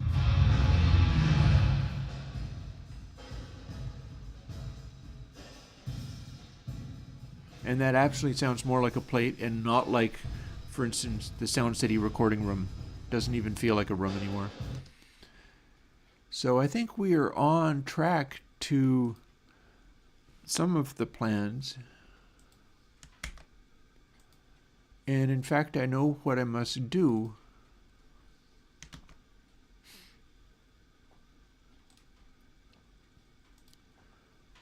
We're going to rename millions R to millions H. So they're going to be Hall.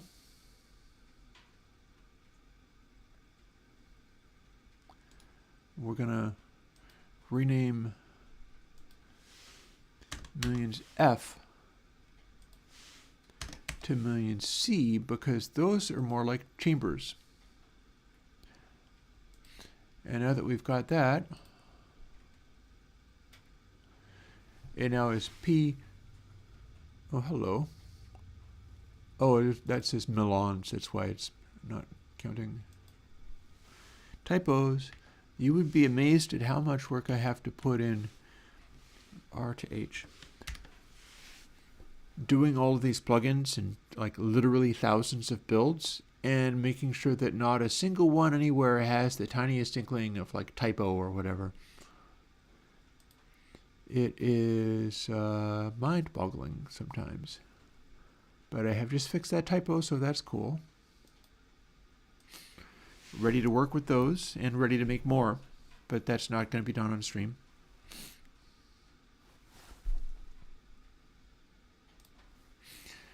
And we're ready to make a quick little change to the program before I go and use it again.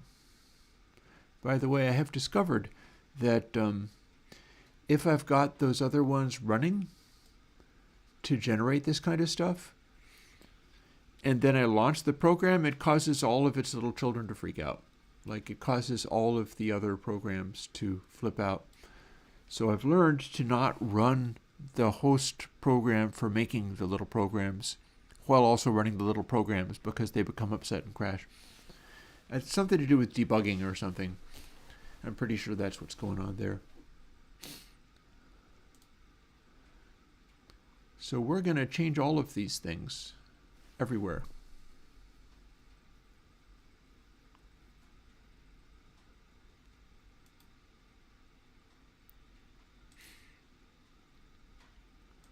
Let's see whether clicking this twice does that. Okay. Plate, chamber, and hall.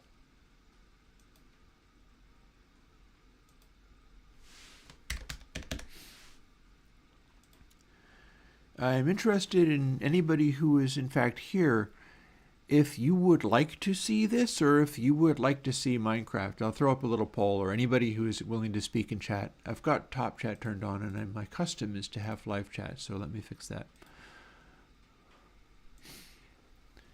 Yeah, tell me whether you'd like to see Minecraft or whether you'd like to see more of this, because otherwise people can just wander in based on what's happening. I'm certainly not going anywhere, but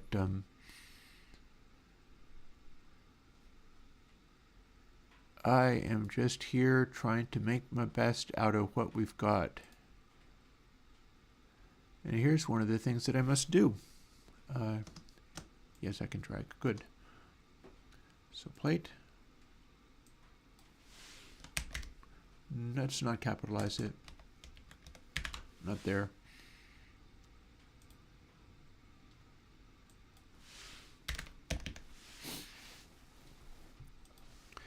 And then I think I'd better make these line up a little better too.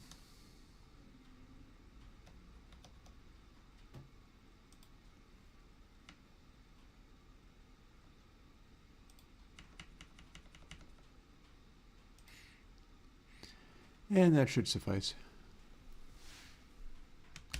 So I've done that, but now nothing's going to work because all of these names have been changed.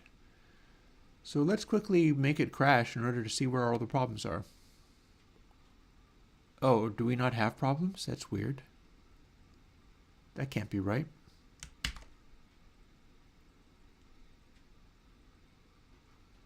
Why are we not crashing? We don't have... Oh, it's because it's in a for loop. All this stuff is hanging out in a for loop.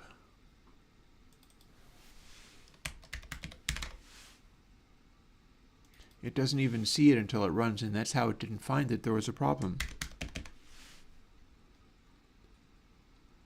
So search needs to be updated. I don't think there's that much more. I just have, as always, to make sure that I don't typo it or fumble finger it.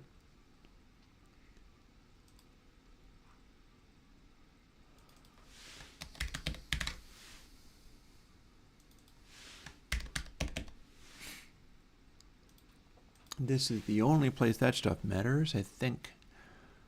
Plate chamber hall. Plate chamber hall. And plate chamber hall. But does it also show up here? Ah, kind of does. Kind of does. And I need to change this here too. So let's see. Suffix C.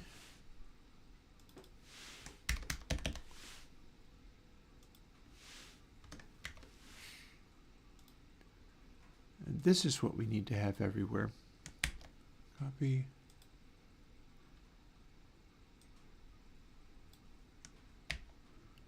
There is you.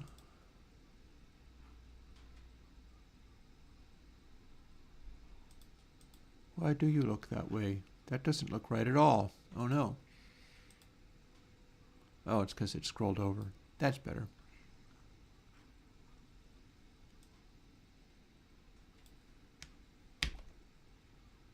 See, it's the ways of these things to... You are neural? Yeah, we are all neural networks. We're biological neural networks is what we are.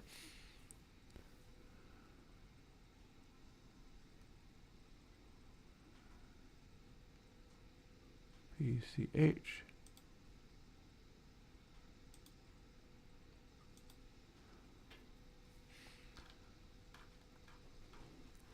Okay, this should be...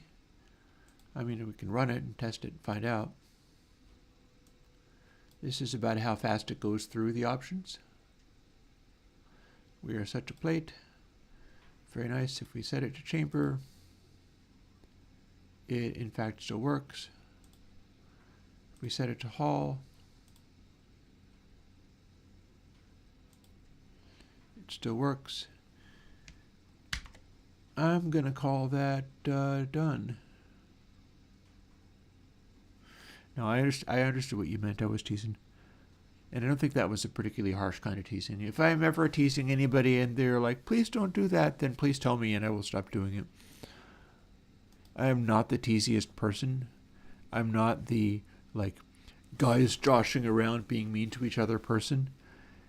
But I think sometimes it pokes out anyhow. And I'll do what I can with that. So I think what we're going to do is, first of all, export this.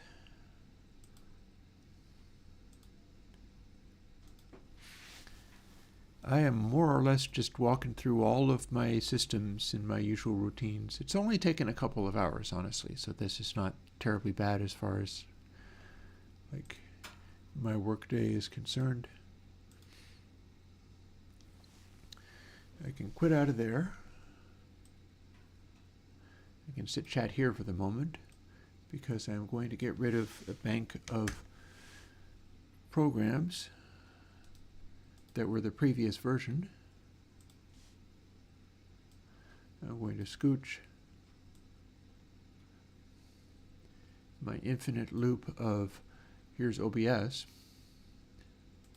And we're going to fire up into the matrix, and this is the one that I just built. This is how you get it. I made it into a disk image.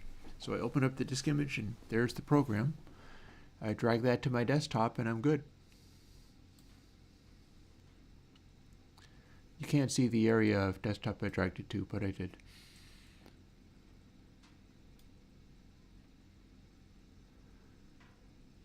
Having done that, let's see.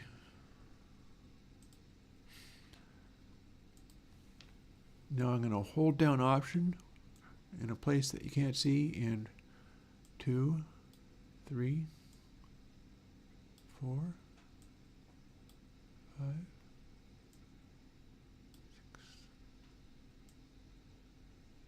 7,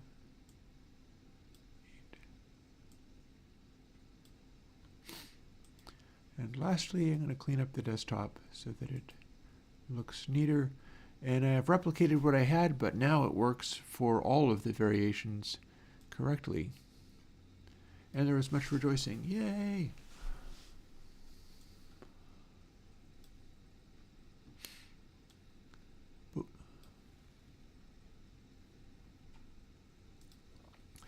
So here's what we're going to do.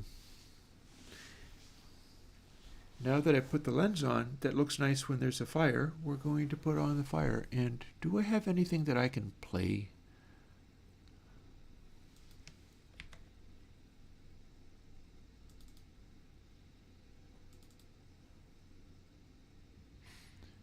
Airwindows singles.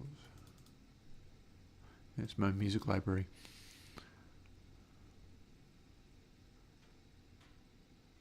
Bunch of old stuffs. Oh wait, I have a that should play.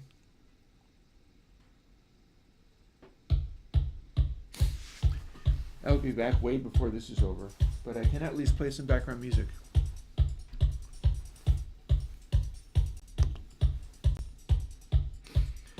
I'm gonna go and get my cup of coffee. I do love my cups of coffee.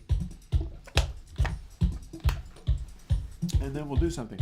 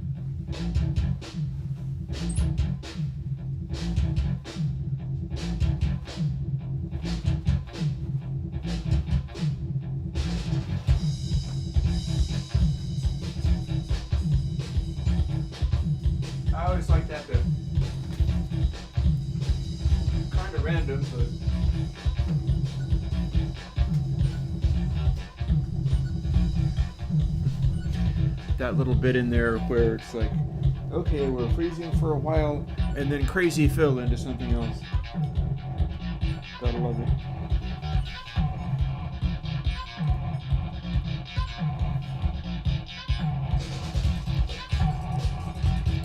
Yeah, the challenge with that recommendation is that if I go to the close-up of the hourglass, you can't see the fire anymore.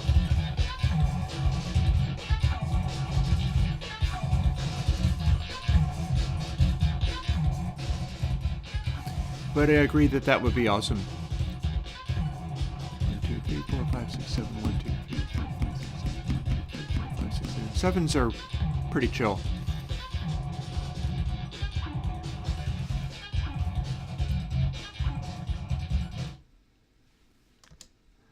Okay. Enough with that. Alrighty. So I've had some thoughts about stuff to do, perhaps, and I'm wondering whether we would feel like playing with that Godot game I was fooling with before, because as seen in the most recent video, there's been some developments. There's sound now.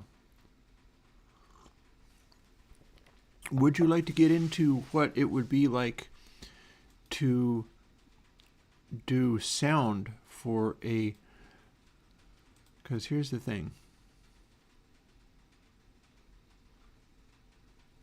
Oh, it is already set to the Godot thing. Cool. That's probably why we don't see as many people, as it doesn't look like there's a Minecraft thing in there.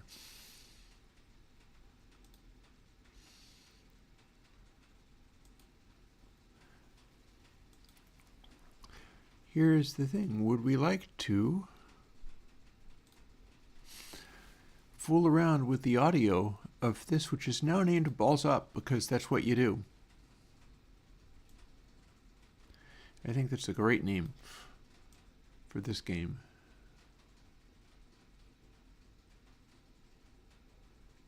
If I place this just right, there we go.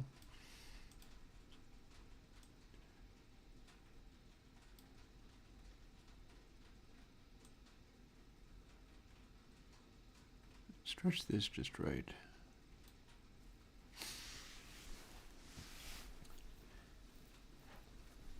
So here we have the game I was fooling with before, but see all this audio stream player stuff? And I'll turn it up a little bit while I'm at it. Now it does this.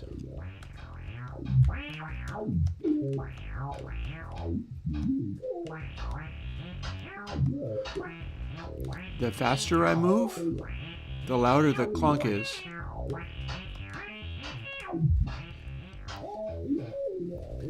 The ball that is bouncing around is providing the pan for the synth noise.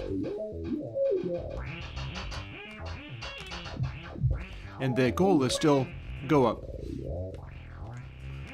But now you have a sense of how the timing ball is doing. It's the same size as everything else. It's this clear one that's bouncing around.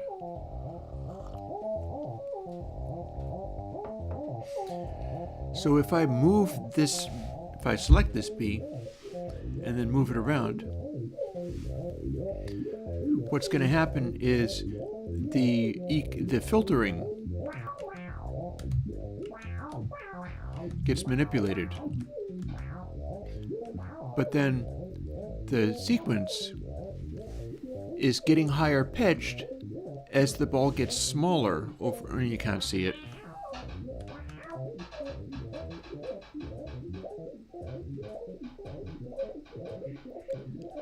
And it goes into nothingness and is gone, and that means game over. So even if you're not looking at where it is on the screen, there's a purpose to the annoying little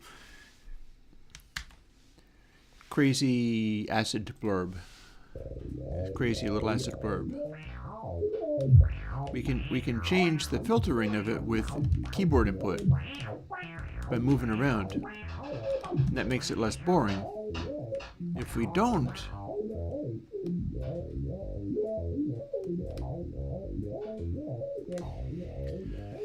then the filtering reverts to nothing. Nothing's happening.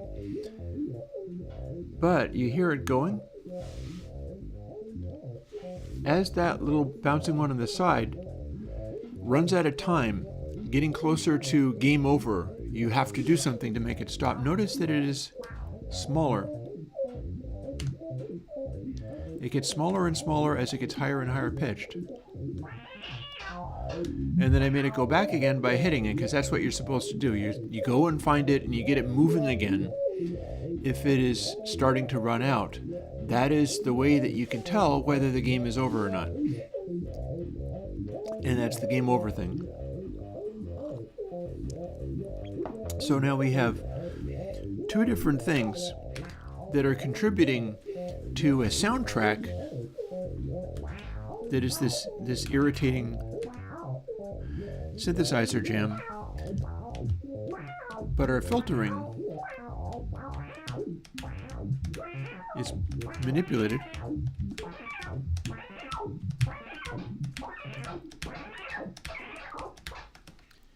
and you can hear if the time is running out because the synthesizer is going crazy. So here's where I left off. So the remaining thing is, can I also add kicks and hats and things to this? Make it into an actual techno jam rather than just a single arpeggio. Because the arpeggio is very acidy in that it is not tied to any fixed notes. The pitch is drifting up and down, and I'll show you how it's done. You got pitch, and it starts at 4. And then it's being manipulated by stuff in here. There's this control called filter sweep. And filter sweep is the filtering of it. That's being controlled here. And it is sending information to, let's see, where does it send the information? Audio server, get bus 1.0 cutoff, 1 minute warning on ads for people who are suffering ads. Effect 1.0, what that means is they go to this bottom part here. Can we see it? Yes, we can.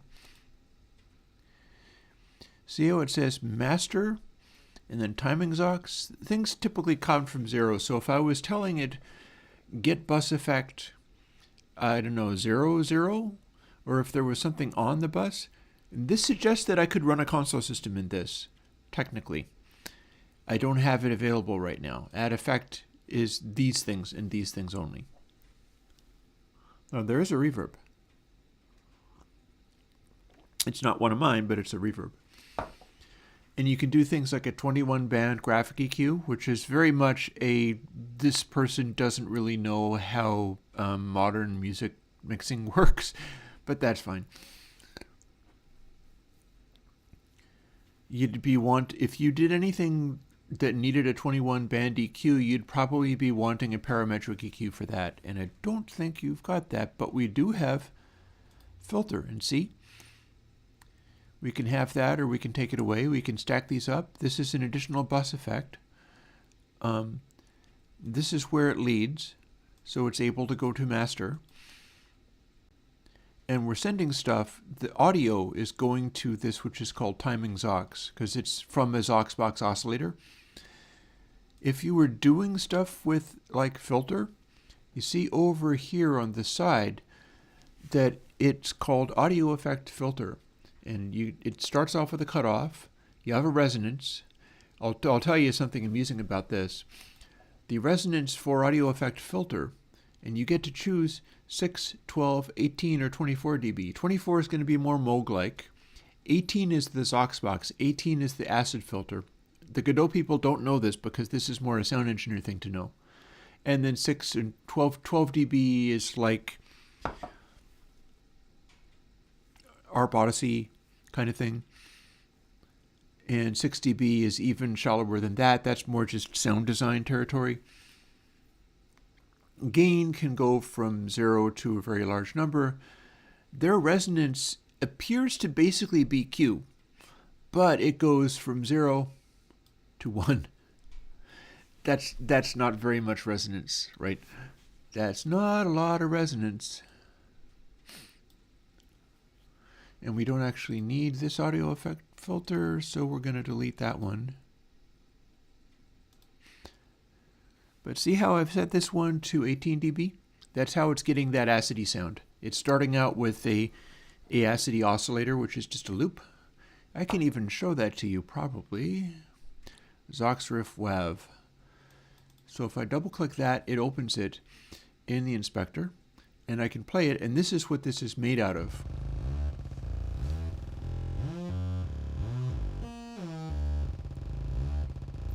And it will loop forever.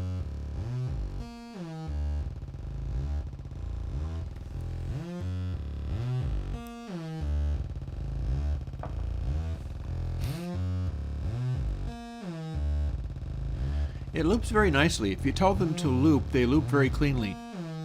You could use that looping for musical purposes, but you'll notice it doesn't sound anything like that. And that is because I am upsampling, I'm upspeeding it, meaning that I'm giving it all these samples for a very low rate, but if we run it, it almost immediately goes faster. And you can make it go a lot faster. And you can also hear the filter. And my controls are manipulating what that filter is doing. So whatever letter I have selected, it's doing this. Now one thing I could do, I could look into these clicks, because I'm basically just manipulating the click by how quickly I'm moving, and that's the only consideration. But it might be worth looking into other things, like how hard you're hitting another object. And see, it goes up in pitch. There seems to be very little limit to how far you can push the pitch. And again, all of this is the Godot engine. This is stock Godot engine. So we can take this and do whatever we want with it. We can create music-based things as well as video games. But this one's a video game, so we're making a soundtrack for it. And as usual for me, I have to do something weird rather than just try to make a tune that would be nice to play. It's like, no, I wanted to do all this other stuff as well. I have got stuff stuck in here where the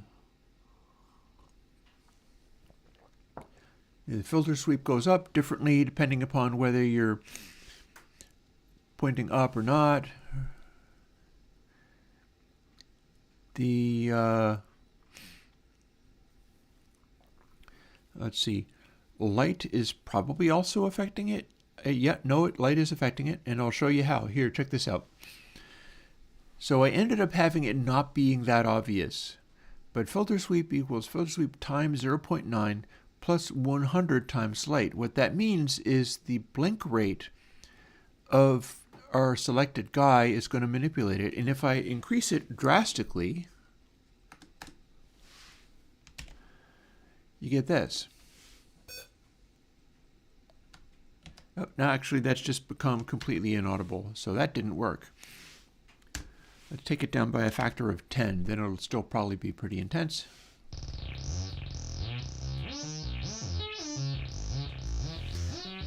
So it's kind of trying to pulse with that, but that's not very quick, so we're going to have filter sweep hang on even less to that and cling even more to what light is going to be, or in fact, yeah, we'll just take it right down so that almost everything, no effect other than this blinking effect.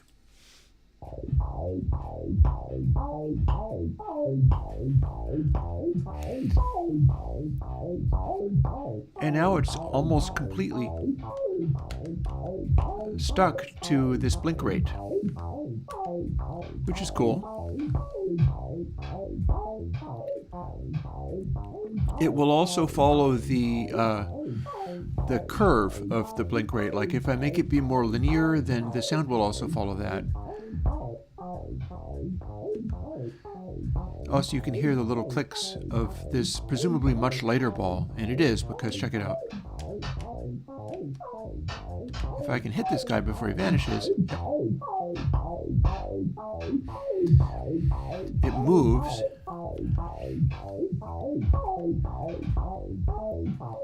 And it has much less inertia than the other ball, so it makes a much lighter click than the clonk of the one that we're controlling.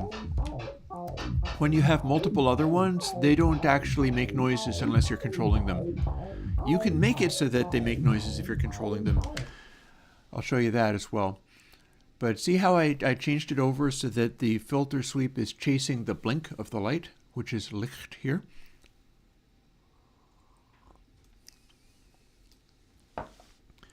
And making it be filter sweep times 0.1 is taking away the ability to add a effect from the controls. It's not chasing my keyboards anymore because there's so little of that left. Whereas having it be much more of that means that it's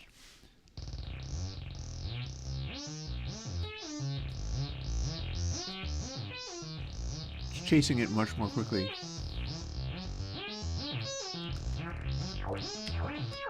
Hey, Bad Trip.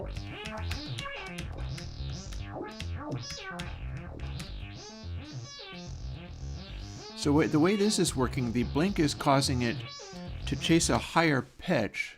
So one thing I could do is go and find where it's reverting to the neutral pitch. We started at 10.0. Also, there's a thing in here somewhere where we're telling, we got cutoff hertz there, right? So there's a place where we're also telling resonance to do something. Let's see. Here's timing ball, pitch. We're also manipulating volume, and we're also manipulating the pan of this. We're manipulating all of these things. And yeah, with a bit of luck, Bad Trip, I can make this video game be Terror Gabber as a soundtrack, but a generative soundtrack that chases what you're doing. And see, this is the thing I was talking about. Get bus effect 1.0 resonance, and I'll show you. This is bus 1, effect 0. I've got a distortion in here. The post gain is actually quite low. I'll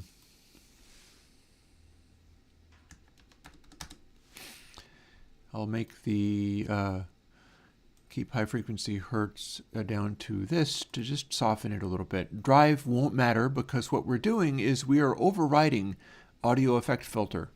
This was fun to discover, right? So resonance 0, no resonance, no acid effect. Resonance 1, that's kind of, but that's actually very weak. I'll show you. If we do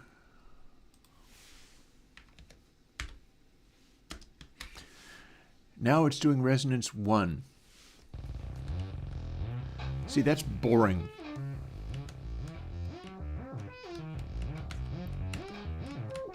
We clearly want more than that, right?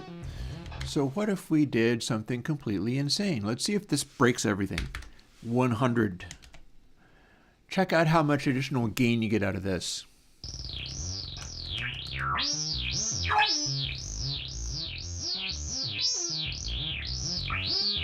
That's just painful.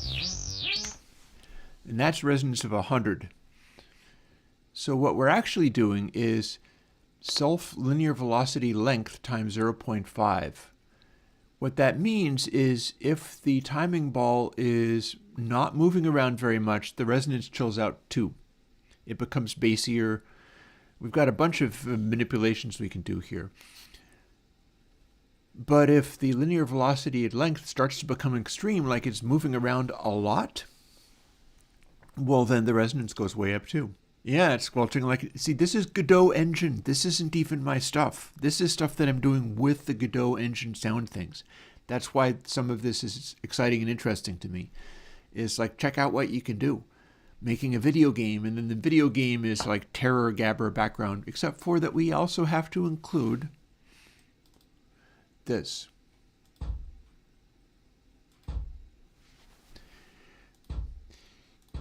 We need to have drums in here and have a tempo, maybe a gabber tempo, but we need to have a tempo that like tries to chase the cycle of, like, we got to figure out some way of making this work.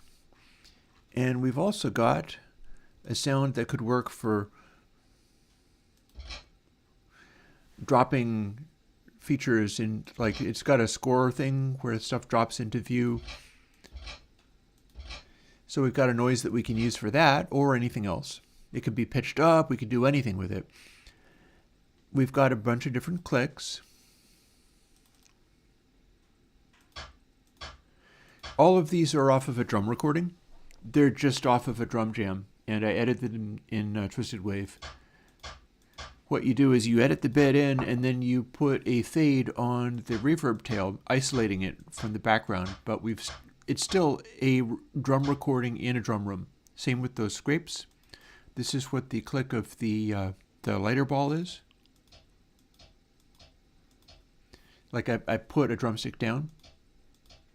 And so I made it into a acoustic sound that is a noise for this game. All the game noises are coming out of the same place, but they're being manipulated insanely inside the game. And then this would be the one that we're controlling. It's being played back a little faster than that, but I like having these raw sounds being a little bit more low-pitched, because the deal is, if we are resampling it in Godot engine, like with that initial pitch, we'll get some old sampler style behavior there, because I'm pretty sure it's not doing anything sophisticated like interpolating. I'm pretty sure if you resample the thing in here, it just goes insane, and lower notes will be cleaner, but then the faster you get, it's just going to pick the next sample. It's just scrolling through the sample faster, and it's not doing it in a sophisticated way, and it seems to be willing to do it up to impossibly high rates. Meaning that if you took a sound, like for instance our bass sound here, let's get back some of these things. I set it to our impossibly nasty, really, let's fool with the way it's behaving first and then fiddle with it. So remember how we had filter sweep doing the thing? At super resonant, that sounds like this. How's that?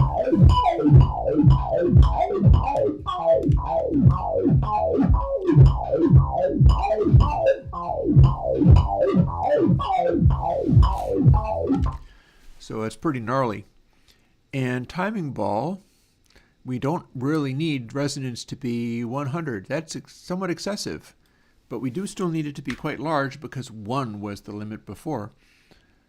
Why don't we take this back to square root self-linear velocity length, length being how fast it's moving, which is not necessarily the only thing we want. We could have it be the velocity of length is always going to be positive. That's the thing. I'm not sure what it would do if we told it to have a negative resonance, but it might break. But we could also do like lateral or vertical motion. And the question is, would it be better if resonance was attributed to a vertical motion? Like if it was bouncing to the side, would it be squelchier? If it was up and down, would it be squelchier? We've also got it as a square root. That's not necessary. That's just teaming the behavior. If we took out the square root, we would have much squelchier results. We're diminishing it a little bit.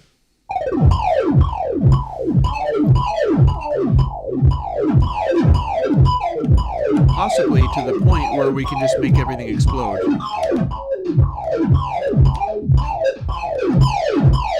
Oh god, yeah. That's extreme. But it's become obnoxious because we are only doing filter sweep times 0.1, that being the control we have over it, plus this light figure, which is way too high. And we also are tending not to, so filter sweep is going too high here. But if we cut it roughly in half, because here's the thing, I would like it also to drop down to like subsonic frequencies quite often, so that the squelchiness is just all over the map. It's going to respond to input coming in, and the way it's doing it is by checking this stuff, figuring out, first of all, whether the squelchiness is being altered in some way. For these, it's like filter sweep times 0.8 plus 800, meaning this is where it's getting to our other ranges. If we don't hit any of these, none of that happens, and it reverts to something. The question is what? And the question is, because the side-to-side ones also, they have two different behaviors. If you are moving in a direction and you're increasing their velocity, it's going to make the pitch, the filter go up. If you're moving in a direction and you're countering that, you're trying to slow down, it's going to make the pitch, the filter sweep go down to the point where it can cut it off. It's also, if you're trying to move the character down, it goes down. If you're trying to move the character up, it goes up. And these are the ways of making it behave so that if you're trying to make the thing go up, it's going to try to exacerbate that. But then if you're trying to make it go down, maybe not so much. And one of the things that we can do is test this out by going filter sweep equals filter sweep times 0.5. This is going to tend to force it down. Let's see what we get. Will it be just lower pitches? And that's going to be a yes.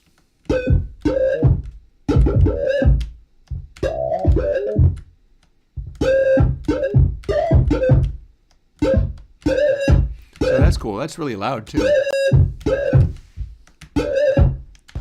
We're liking the fighting frogs. So what's been happening with this, and we can also move filter sweep down below this light effect. This is causing it to spike only at the very outset of it. So if we now take this back, and it's licked is the blinking. It's a number that's spiking up periodically. It's chasing the speed of the blink. And the speed of the blink is something that we can probably also manipulate. I'm trying to figure out where that comes from and whether it is actually in here somewhere. I'm going to say no. Where do I get? No, we started here and we've got top layer frames between updates. So where's top layer frames between updates? It's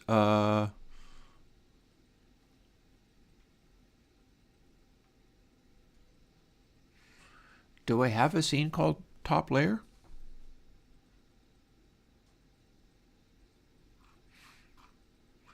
Let's see, what are we doing here? I've got things that game map.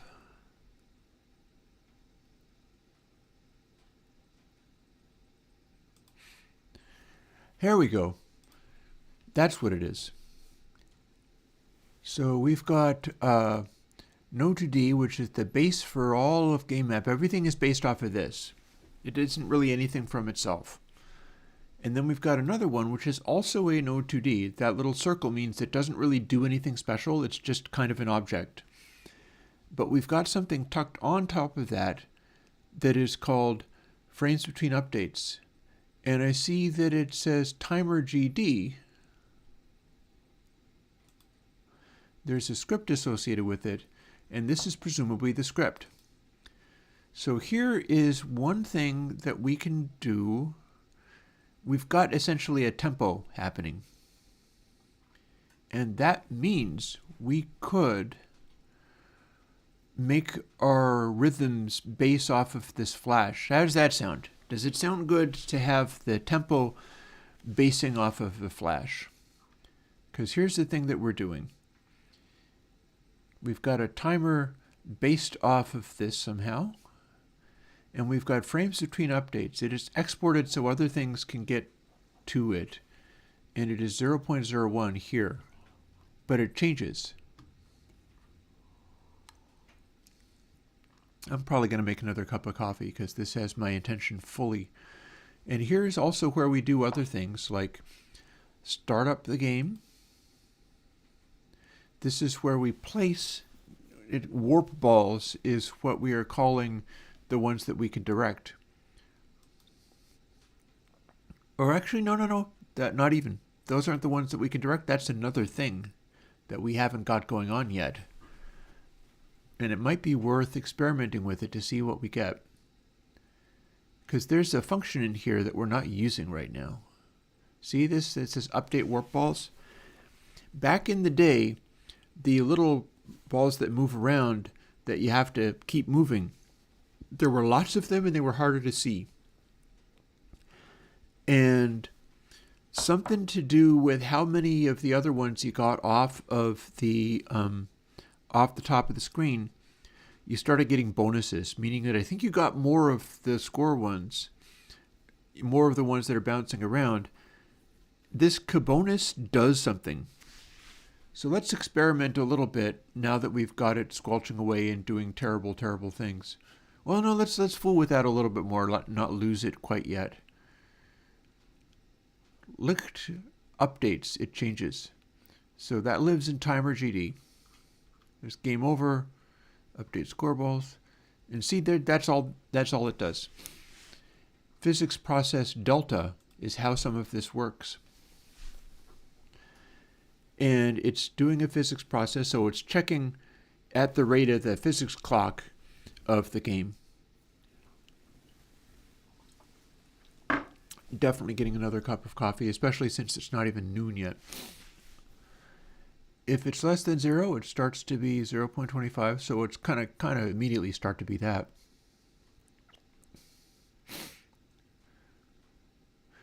And it's counting down. That's interesting, and I didn't realize it was going to do that. But that also means we can change a bunch of things just by changing this. Watch. I've just doubled the size of frames between updates.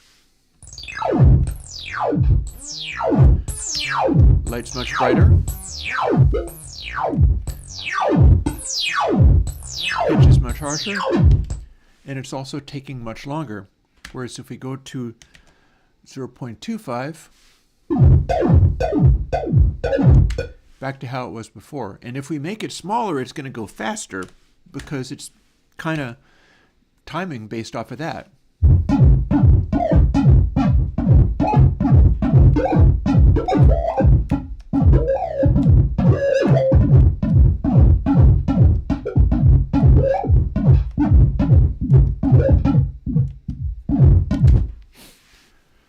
So that's all good, silly fun. So this is actually going to determine our tempo, at least if we're basing the flashing off of... I see no reason not to base the flashing off of tempo.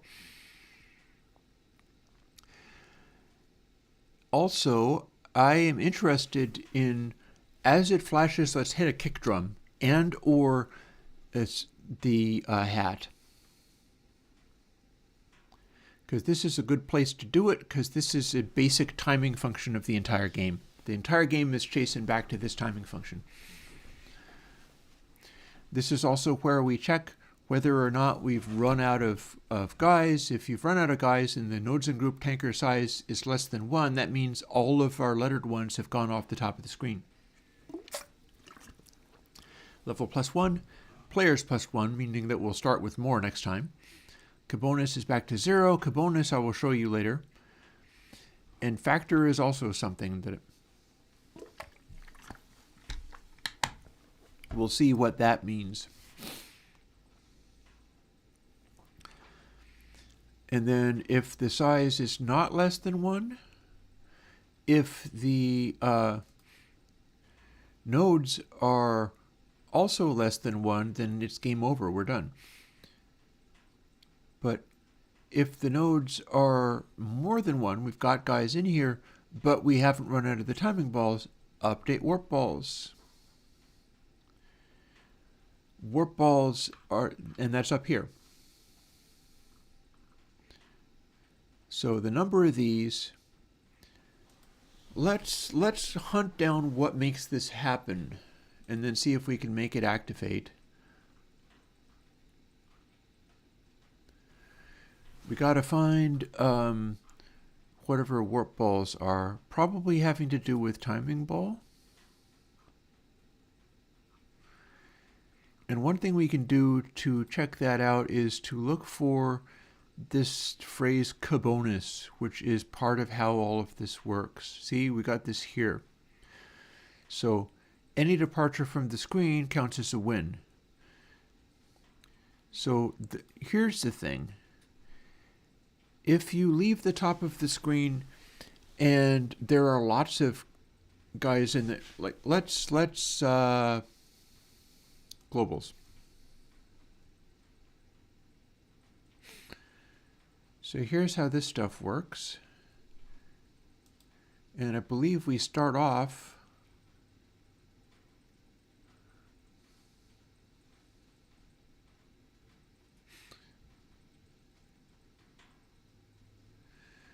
with this, but there was a for loop before.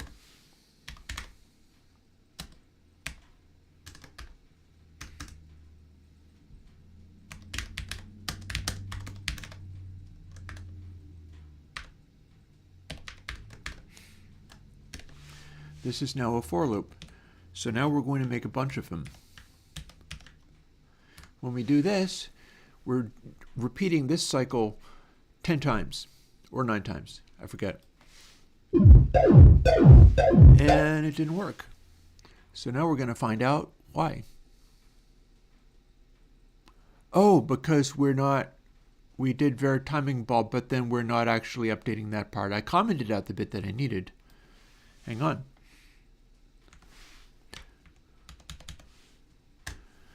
Sometimes I comment things out for the specific reason that I might want to try it again.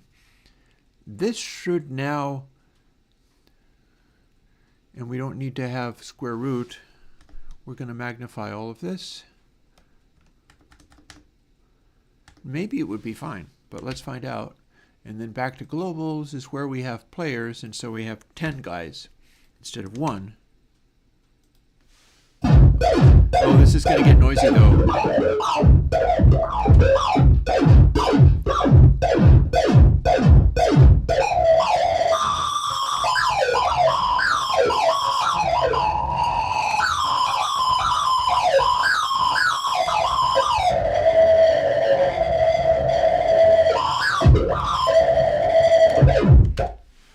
See, my mistake there is that I didn't actually bargain on making 10 instances of that, so all of this noise stuff is now multiplied by 10. There's 10 instances of the timing ball bouncing around, adding that sound. So we don't actually want that, but we do want the ability to engage the bonus, which is here. So let's leave players as 10. Let's go back to here and take this back out again. See, it originally said square root. Originally you had a bunch of these tiny little guys and they all had to keep moving rather than just one. And they start out like this, and the more of them you have as your lettered ones go off the top of the screen, you start to get this acceleration effect. And I might be able to make that happen.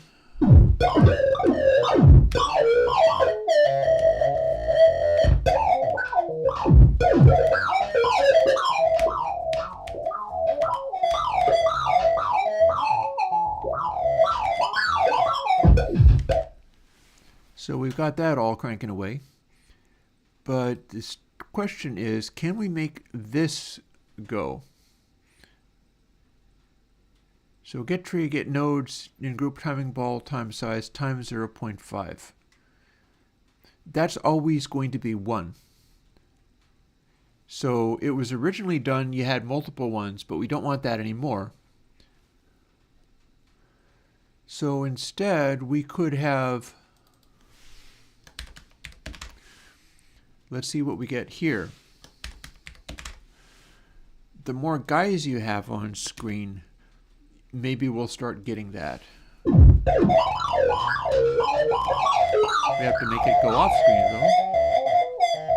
We get a 10.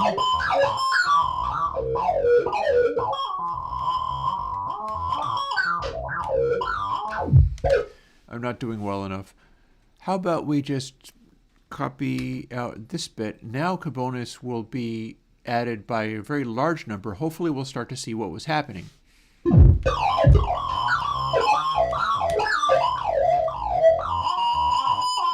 There we go.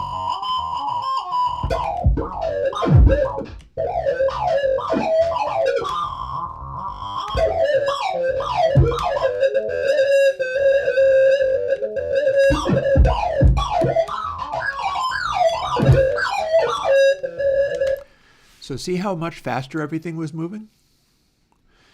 Because Kubonus is an acceleration thing. That little thing with the plus drops into sight, and that means, oh, you're still scrambling to get all of your guys out at the top before time runs out, but now you have more velocity.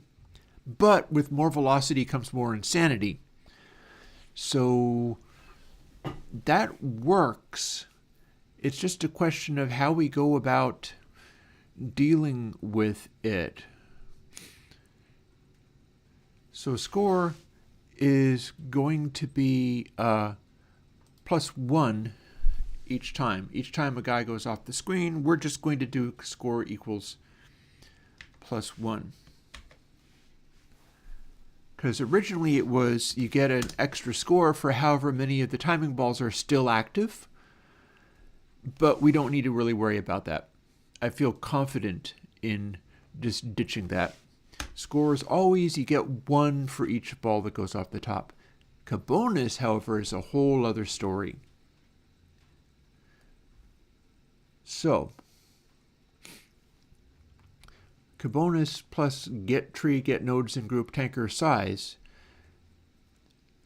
What that means is it's always going to kind of be the same, but we could have it be anything. Like we could have it be the position of timer. Like if timer is sitting at the bottom, then you get a low score. If you keep the timing ball moved around so that it's like right up at the top of the screen, then you get high scores.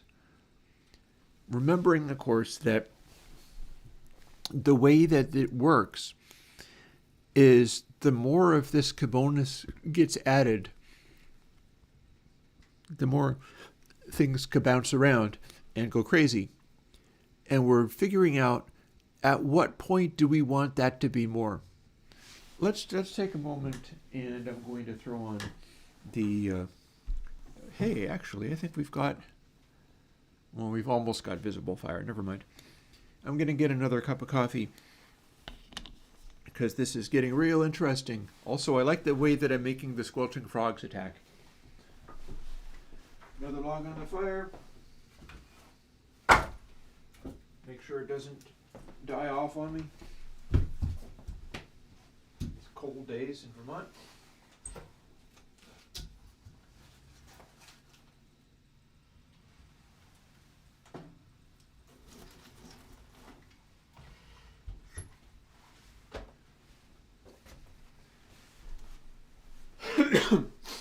Be right back.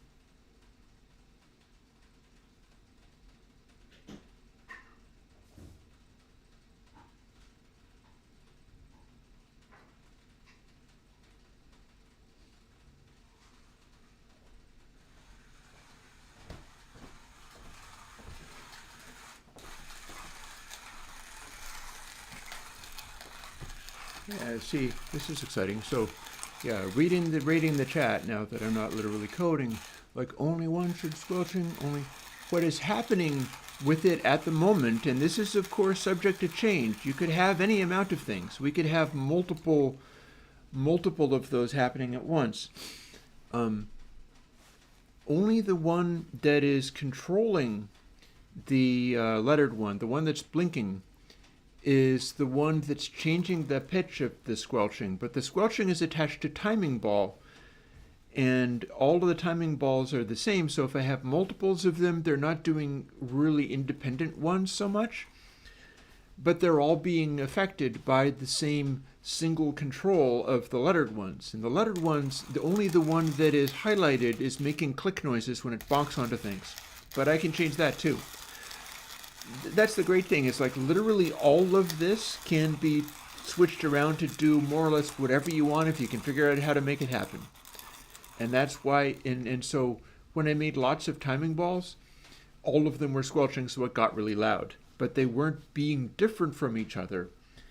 And so that kind of got stuck. I could probably make it so there's lots of them going, and then they are also, or we could make it so if you hit a Cabonus, then it drops another timing ball, and that has its own independent crazy squelchy thing going on. The sky's the limit. It's just a question of what can you think of that is interesting to do. And that's the whole deal, both with creativity, with making albums, or with making video games, or scoring them in this way. Let me come back with a cup of coffee and I'll continue that discussion.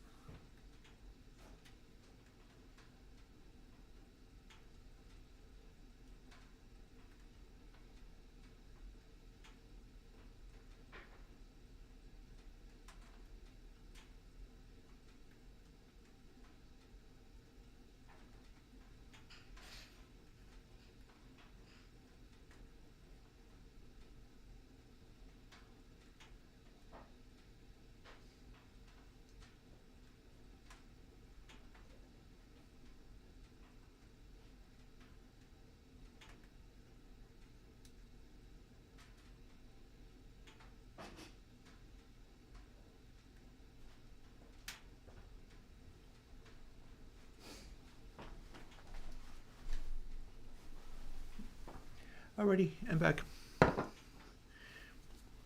I should probably jump on like the Godot engine Discord or whatever and tell people, oh, by the way, I'm doing live streams for coding. And if you see the Godot logo on my live stream title, then you know. Oh, bad trip, another question. Cool. Very basics. What program do I use and what type of plugin that gives this shadowed K? What shadowed K? Okay, so I am going to need a little help with that. Come back to me with more information.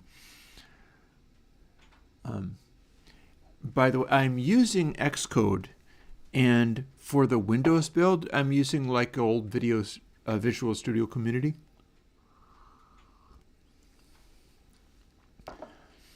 And as far as you must explain to me what you mean by this shadowed K, because I don't understand. Do you mean what I'm looking at right now? Because this is not Xcode. Oh, that. No. This is not C++. This is the Godot engine. This is GD script. Do not think this is C++. Bits of it act like it. For instance, you can say something plus equals 1, and it will do that thing. But this is not C++. In fact, I could probably do some optimizations I was doing with the... Because this is the same engine in which I was doing that reverb making thing. Yeah. The name of there is not a plugin. This is the Godot engine running GD script. GD script includes the shadowed K to help visually. It's a backwards K. I see what you mean now. I completely see why that would be coming off as a K. And it is a visual indication of a tab because in the Godot engine, you have to care about the tabs. If you do something like this, it doesn't like that. GD script became unhappy because I had a tab in the wrong place. It wants the indentation to be all exactly the same way. So we will quickly put that back and then it will become happy again. C++ wouldn't care about that. C++ would be fine. It does not care about white space in the same way. So let's bounce around a little bit and answer some questions and make things be less aggressively obnoxious. For instance, we can still do the linear velocity of the moving timing ball because part of what I'm doing there is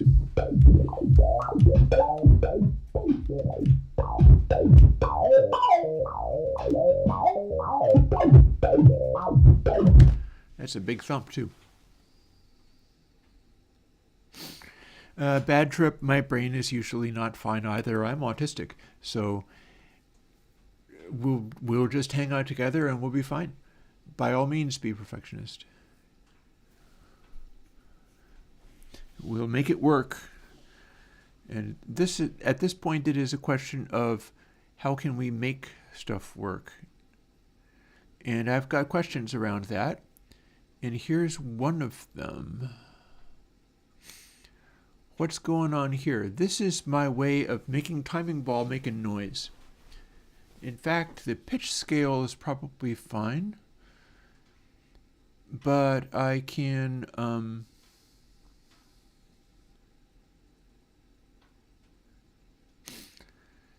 so minimum of -6 plus or 6. So there's a maximum loudness that this is the volume of that little high-pitched click. We can bump it up by 3 dB and it'll still be fine.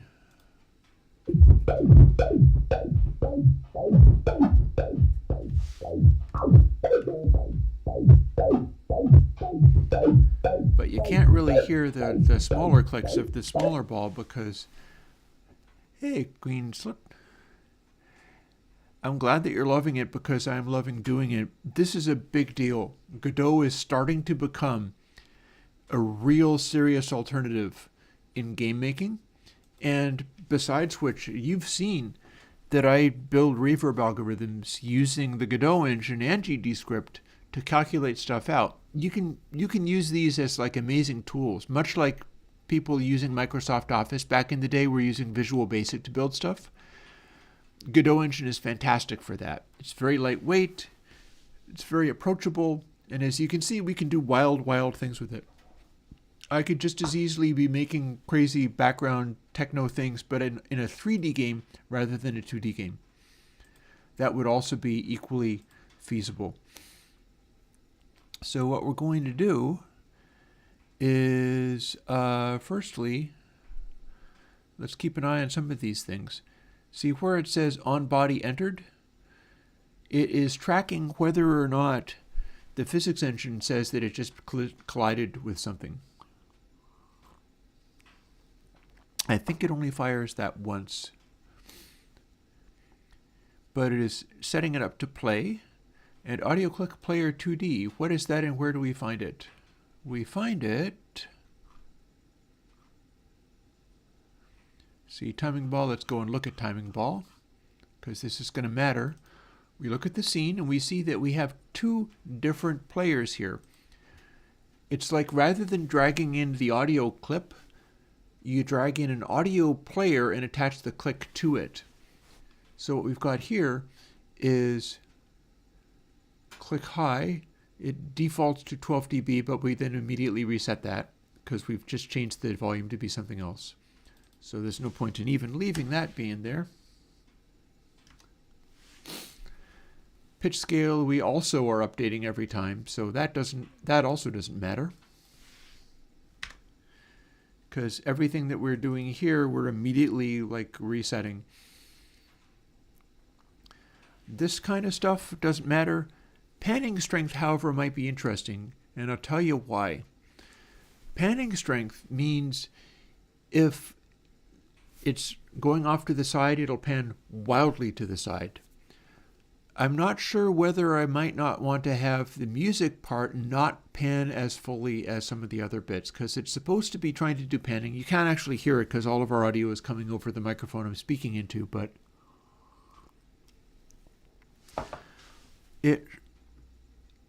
these are all attached to audio click player, and we've got a single sound dragged into the player, and so it's determining all of these things about the sound in the inspector. And then we're updating that with code, and it's doing a very good job of updating the stuff with code. Like we could do pitch bends by automating a rapid series of changes in pitch scale. It would have the volume dB as well. This includes all the same behaviors of like zipper noise as a DAW would have. Like if we update this more slowly, it will have zipper noise for any changes that we make.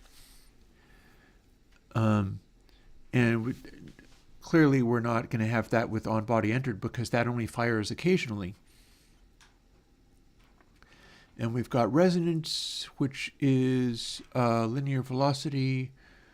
We could simply override that again, or we could leave it the way it is. It's all fine. Volume is being affected by position Y, and it was very tricky to get that, but the idea is that if it goes off the top of the screen, it gets quieter, and down at the bottom it's louder because that's when you need to care about that more. So, volume, all very well and good. Resonance, I may still want to figure out a way of adjusting that. I don't know whether that's necessarily...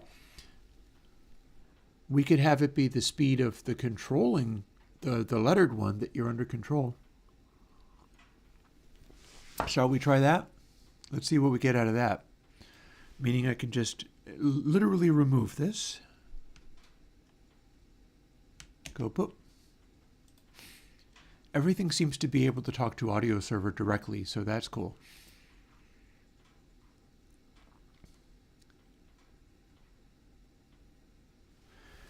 I am curious as to is action pressed UI accept. Something's supposed to happen with this and I don't know what it is. But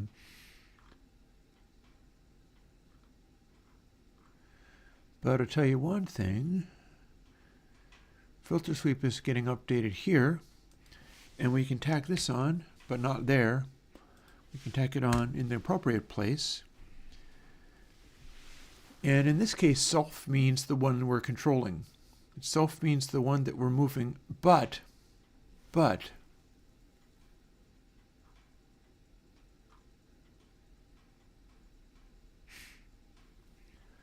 if control key equals control, then blah, blah, blah, blah, blah, and that.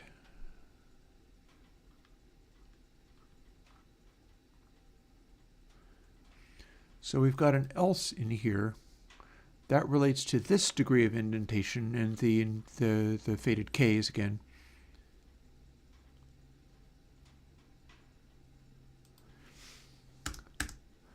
This is our physics process, but this relates to, oh no, we're on timing ball, aren't we? That doesn't, no, we're on tanker. This was timing ball.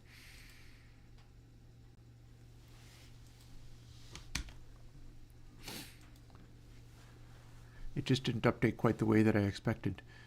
So what's this thing that says controlled and stuff? All of this has to do with whether or not we have the one that's being altered. So this isn't going to relate to literally all of them, but bits here do.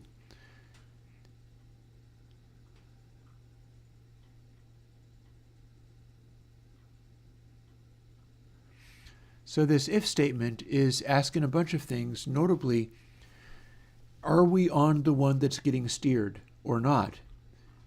Failing that, we're not on the one that's getting steered, but this still works. Point light 2D enabled equals false. And all the ones, apply impulse. Apparently it applies to all the other ones as well, which doesn't make any sense. Why would we be applying impulse and L velocity?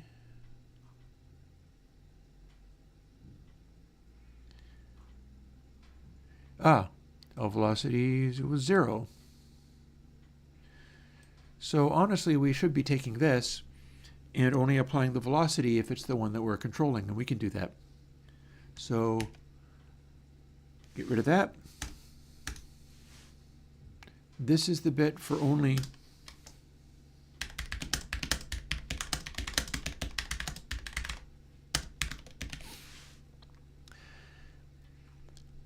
and then this is the bit for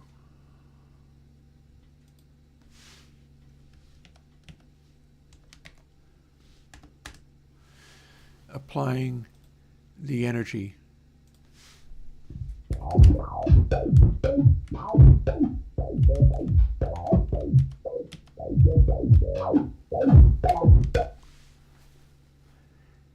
Here's where we have applying Licht here. If we increase this number, it will be a little more of a spark every time it hits.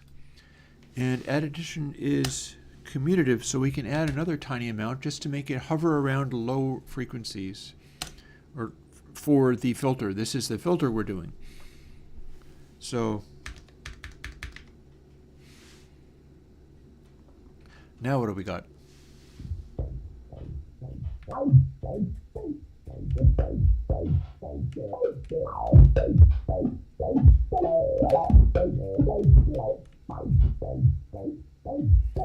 And see, less of a filter when we're not actively moving, way more when we're actively,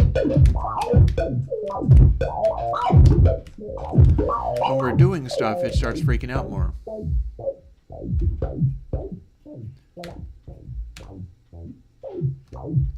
We can make it settle right down, or start freaking out. So far so good. However, it's not dropping down, it's dropping down to such a subsonic frequency that you can no longer hear any of it. So we're going to increase it. And again, this is how much we're adding. We'll pull it back just a bit. This is how much we're scaling everything back. and then the +1, +0001, the bottom frequency for when nothing's happening.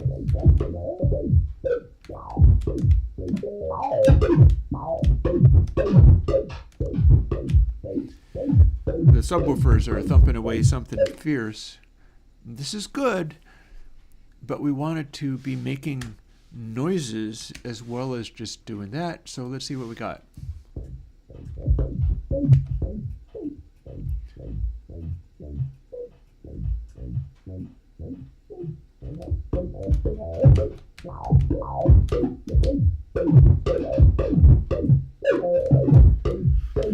Still hovering down really low. So just for reference, if I make it be 100 times, we get this.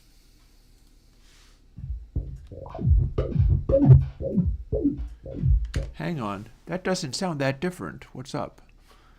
Did we not update the filter sweep the way that we were going to? I mean, it's times 0.5, so this light thing is having much more of an effect than +0.1.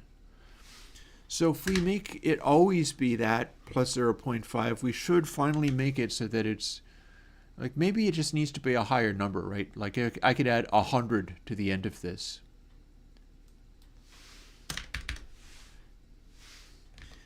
At which point it would be hovering around 100 hertz. Yes, yes. The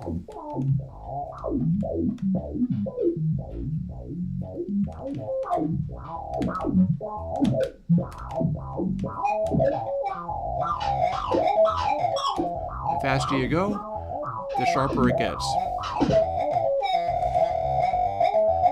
And it's left at this very high rate. I switch over to B, which is motionless, and it immediately settles down again. In fact, B is so motionless that there's now no sound. Resonance has gone to like 0. Which is kind of cool. I like the change. So all this is looking cool. We can make this be 0.9 again, which means it will change more slowly.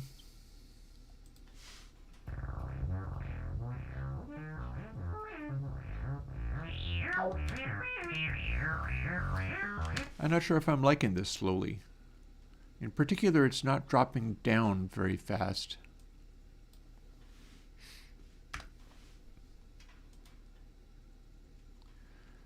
And we can make it drop down to that's down to more like 200 hertz or so.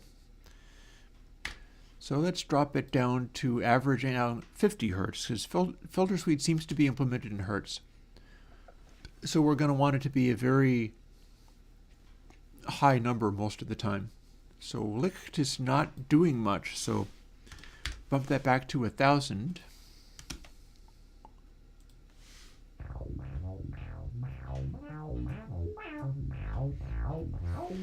And then as we start moving, more starts happening. That's a lot of resonance. This is why I had to put a distortion on it.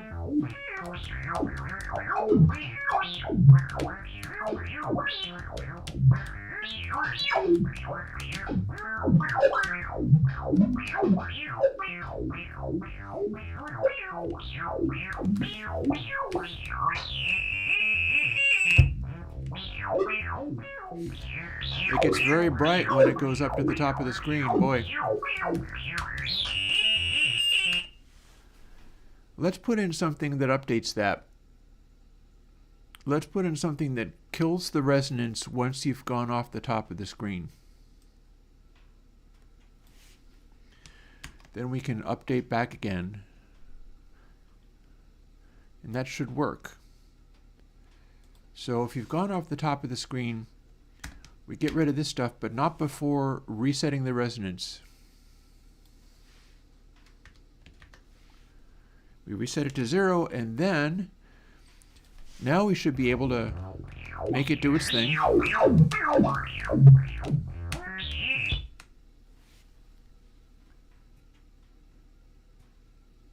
And now it's quiet until we select another one of them. and start the process again.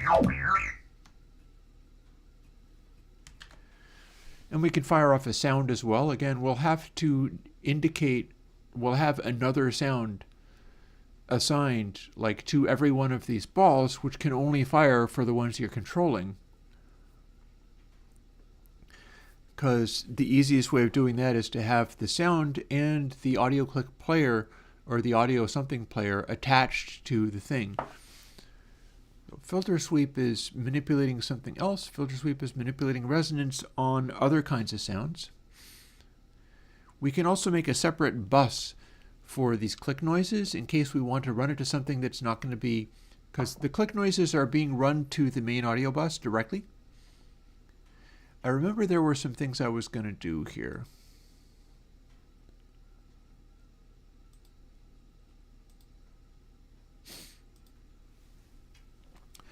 So here's Audio Stream Player 2D, and this is doing our crazy little synthesis guy. And it's going to Timing Zox bus. Panning strength, I think, maybe should not be 1. If panning strength is 0, it's going to not pan at all. And if panning strength is really high, which apparently you have any amount of panning strength that can go as high as you want, then it's going to be even wider. Let's just take a moment and find out what a really high panning strength sounds like. You won't hear this, but I will.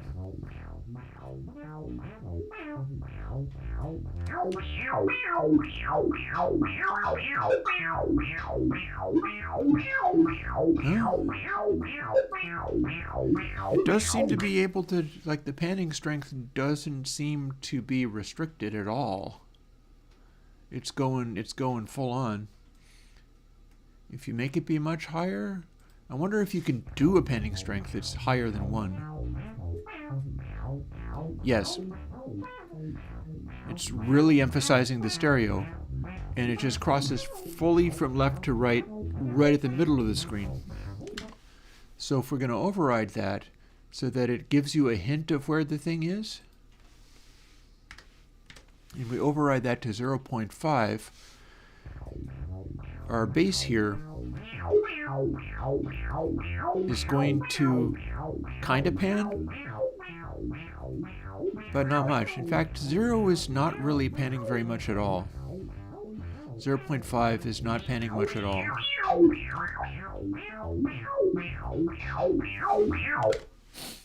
So let's try 0.75. Because panning strength of 1 was essentially, and again, we got audio click player, so we can have this be a bigger panning strength.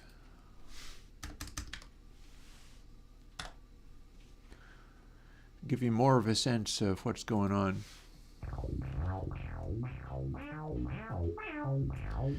I think 2 works well for the positioning of my speakers. Crunchy.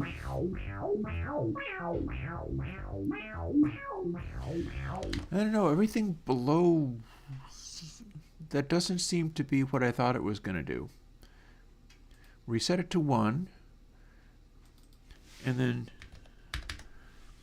if we have it at 0.99, is it acting like it's panning? Yeah.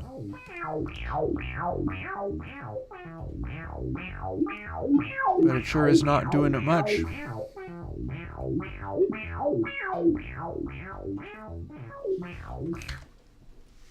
Yeah, all you got to do is take panning strength from 1 to like 0.99, and suddenly the panning is very restricted, which, since this is our bass, that's what I want. But all the same, that's worth noting about. Doesn't take much to tone down panning strength. Although you can crank up panning strength and it becomes very effective. Let's jump into Tanker and update its click as well. Audio click player, panning strength of 2. That's going to make a much louder click.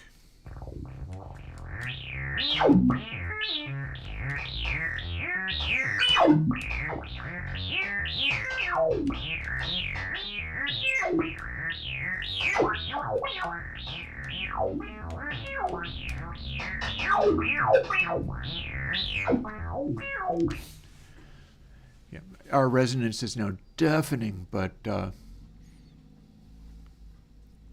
this might be a fine time to add our beat. Remember how we had this earlier in the, not the game map, but the timer GD, which is attached to game map.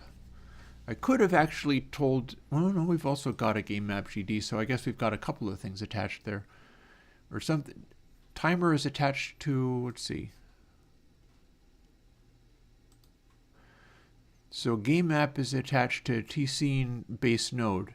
Top layer has timer attached to it. Any of these things can have their own little scripts attached to them so they can live in any particular place. So here's where we're doing certain things. And timer GD. So here is also a place where we can attach another child node. And that can be audio stream player.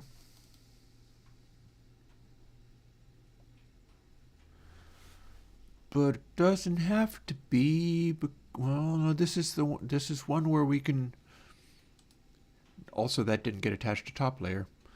Let's delete that for now and see what we can get out of just audio stream player. Add child node to top layer this time.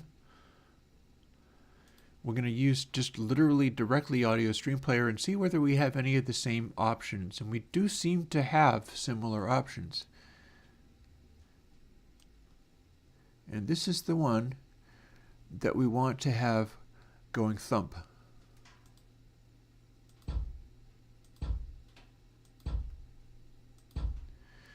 Here's our kick drum.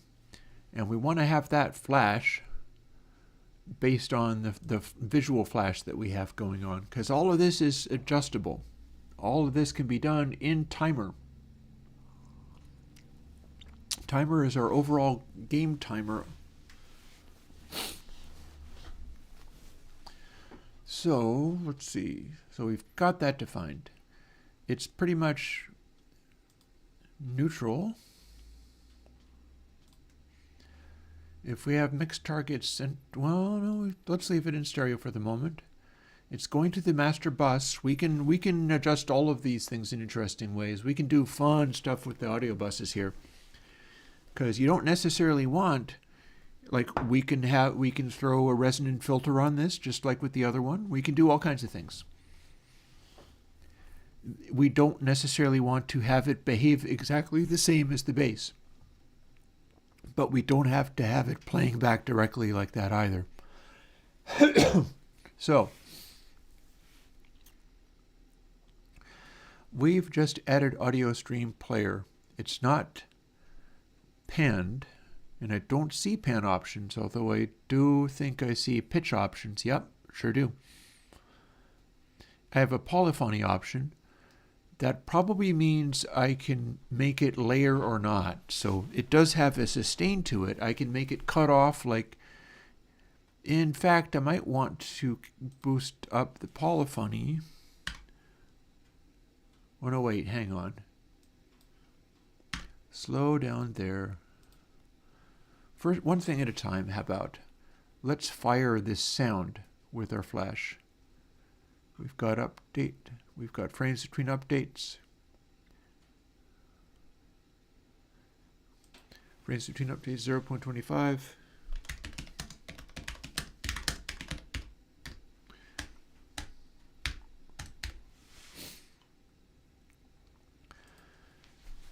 And if the nodes are less than 1, here's where we get a new level. Change scene to file. Game map to scene, level +1, that's in globals, that determines which one we're going to get.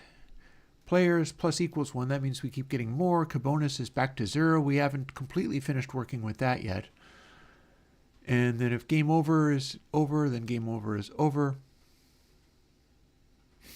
And here is where we are going to, we'll update score balls.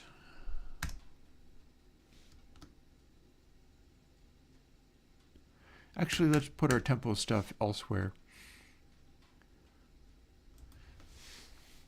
This makes our tempo. That means we now have a place to fire that sound.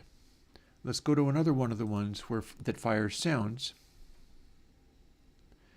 Let's go to one of the ones that fires a click sound. Tanker does. So if we go to that, all this other stuff will still apply, but the one we want to do is fire that sound.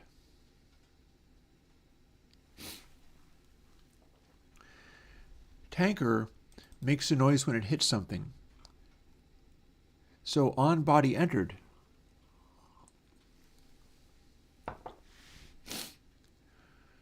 this is the one that lives inside Tanker, so we're relating directly to it. It's called Audio Click Player. All this other stuff would also apply.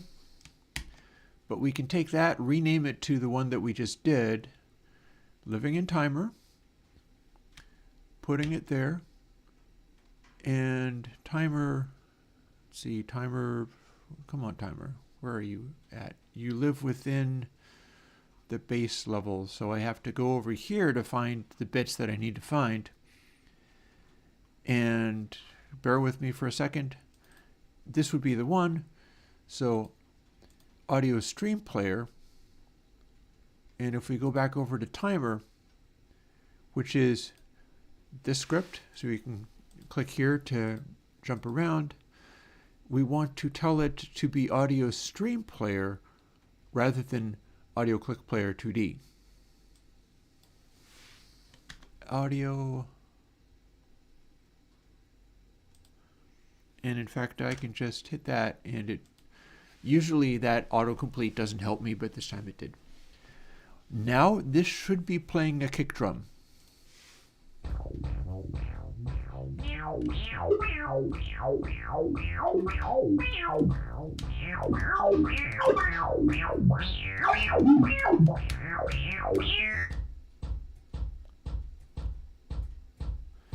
And it's keeping the tempo.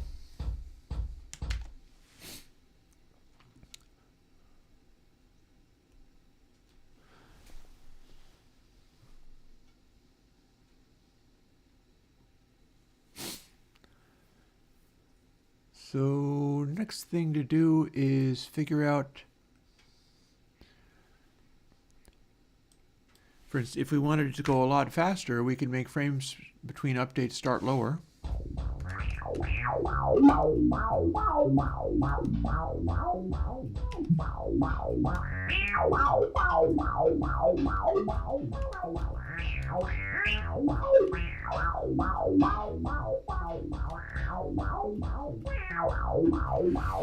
That's actually not synchronized to the bass.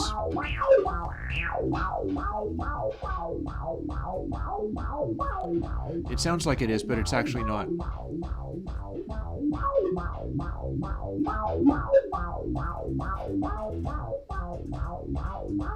And I will demonstrate that like this.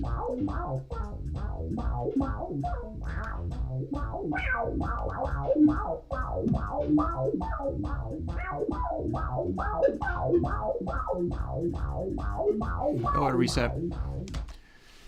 We got a kick. We've got a kick going. And we can also do some EQing of it by sending it to a different bus, but for now I'm going to keep it as that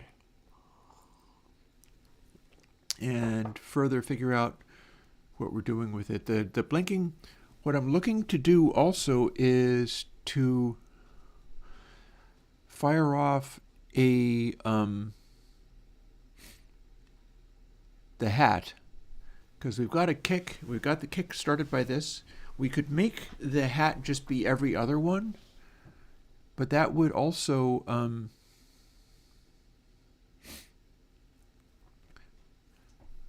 see, I'm figuring out how we want this to work.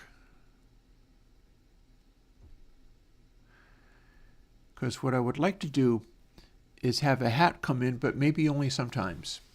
Maybe only when stuff is happening, like when we're actually engaging with it. Whereas it'll fall back on the steady thump.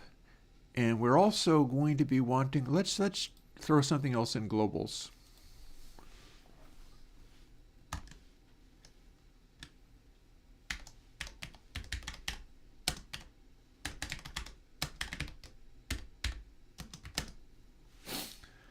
And what was our number? 0.21.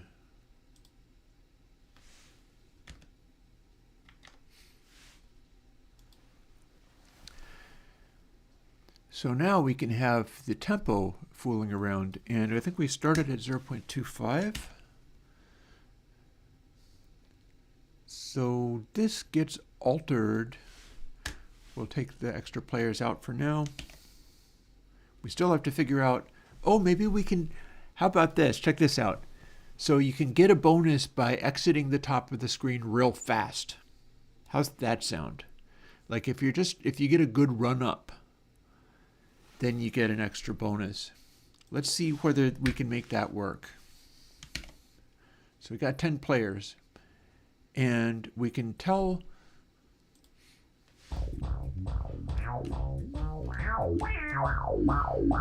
what the bonus is.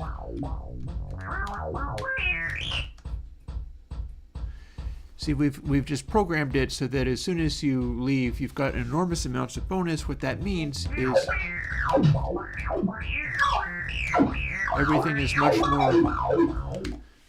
much more maneuverable, or somewhat more maneuverable. I am not sure that really feels like it's that much more maneuverable. Factor, huh? Globals factor 300. So that's the base amount that we're controlling.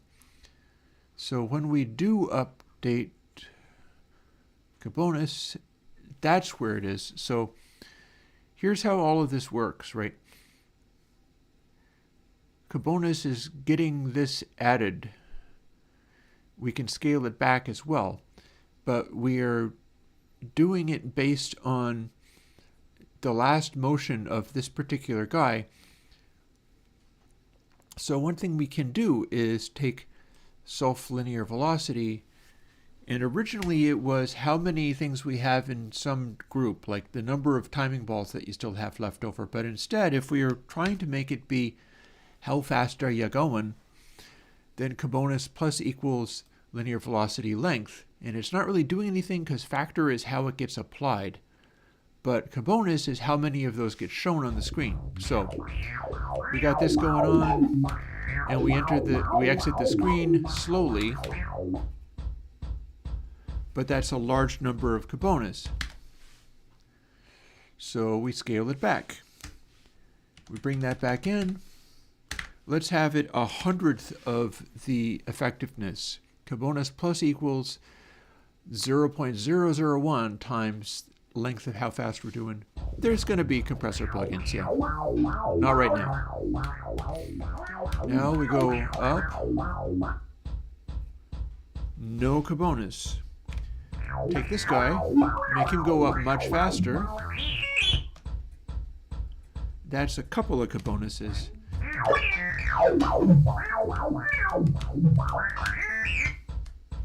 That's another couple of bonuses.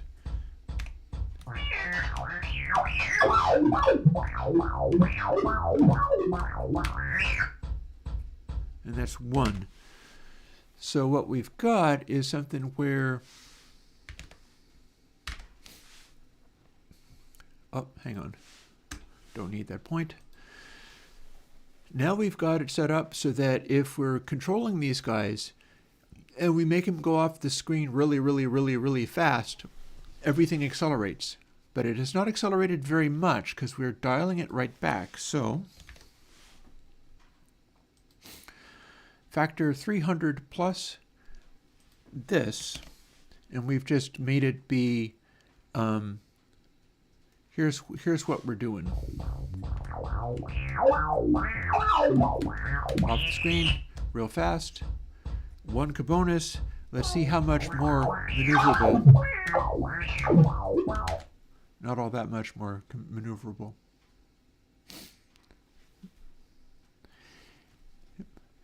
I really enjoy my API preamplifiers. There's a bunch of nice things about API preamplifiers. One of them is they are pretty much equally good 2 Neve pre's. And those are the main 2 names to care about for if you're recording stuff and really getting everything down.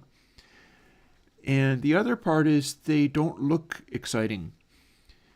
Mine are covered with electrical tape, mind you, but if somebody like attacks you and tries to rob your studio, there's a lot of other preamplifiers that look cooler that are more likely to be stolen by somebody who's like, oh, let's get the valuable stuff. APIs, they don't look valuable. They just work really well. So let's see, where are we at?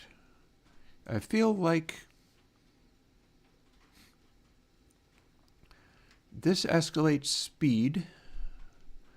That part's fine. But we don't need this times 1.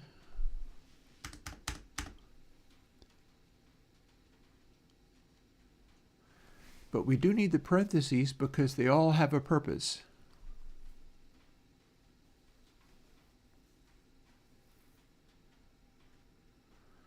Although we technically don't need to have that be a floor.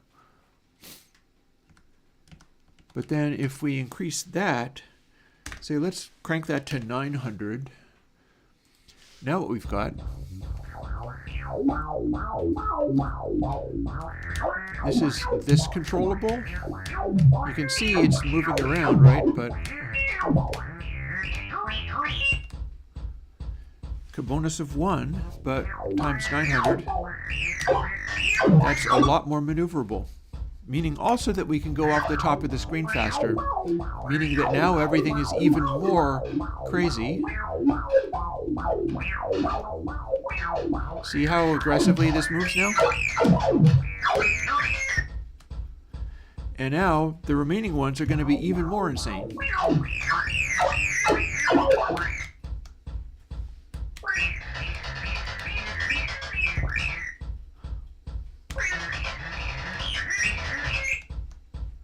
The faster they get, the more insane the motion gets, to where it's uncontrollable.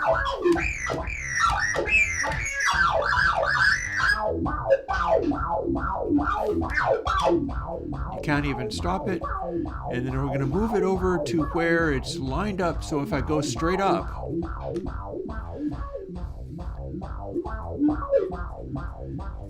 then it will...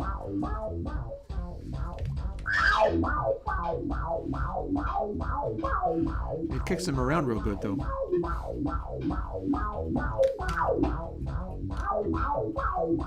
Up. And then that should have added lots more bonuses. Maybe we maxed out. And then we're going to want to dial everything back because that was way too insane, but that's kind of how it works. That's how this function works. So you do whatever you do, and let me throw another log in the fire. You do whatever you do in order to win the game, and then it starts letting you move faster, but that adds other problems. It makes it more uncontrollable, and it ramps up the insanity factor. So what I should do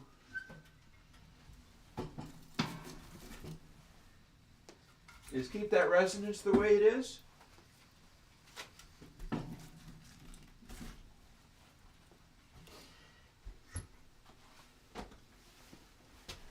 But dial back the top speed a lot. Or maybe pull the resonance back a little bit.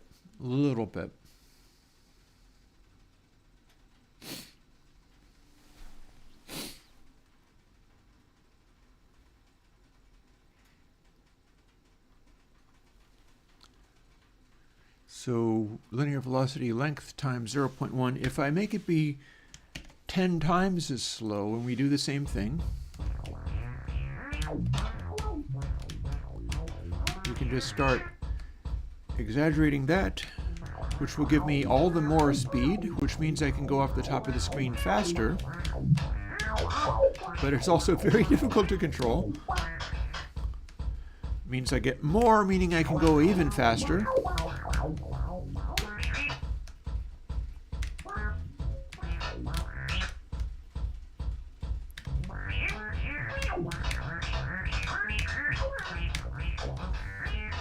One thing about it is if you're bonking them around, you can make them go off the top of the screen by themselves, and that's cool.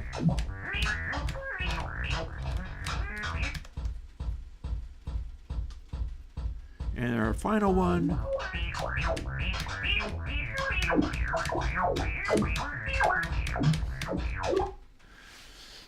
So that's cool, but I probably don't need it to be dialed back as much as that. And we certainly do not need the bonus to be that insane. So what we're going to do, if we have this, I think that bonus, you get large numbers if you have that high. So what we'll do is we will dial it back so factor is 300 plus square root floor bonus times 100. And that's going to make everything move more slowly.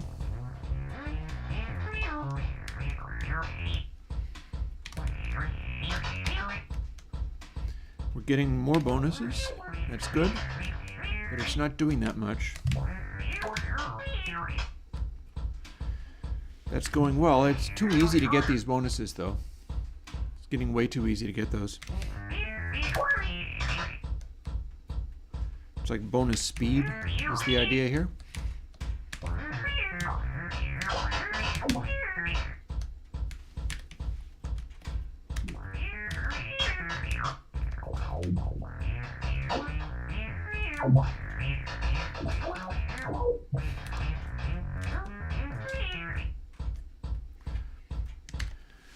Yeah, we need to make it harder to get bonus. Bonus plus length times, how about 0.05?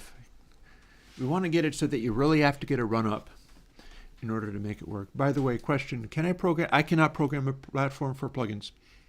I cannot program a platform for plugins retailing. No, I cannot do those things. Let's see. So the speed of this was working okay, I think.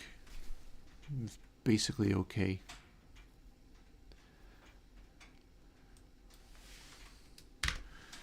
What if we make it be resonant 0.01? Does it drop to silence? Too close to silence. How about if it's 0.1? With a point in between. Okay.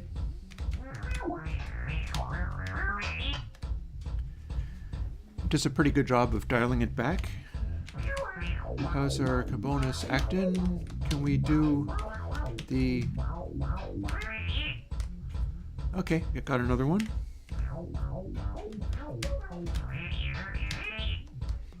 No, that still got one. I feel like it's still too easy.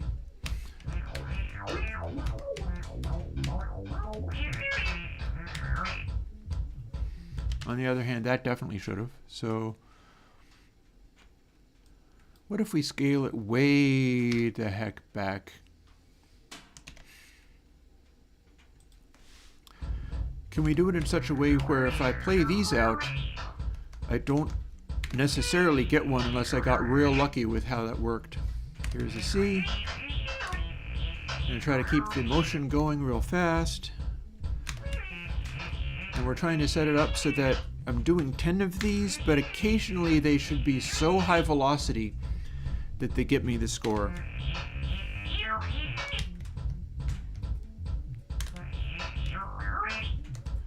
I got the score once.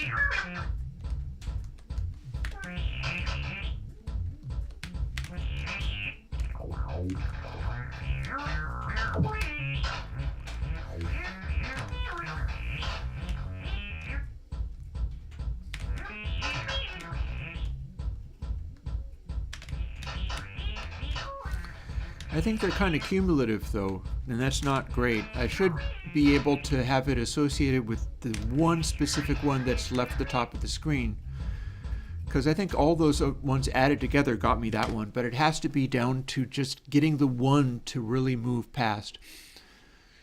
So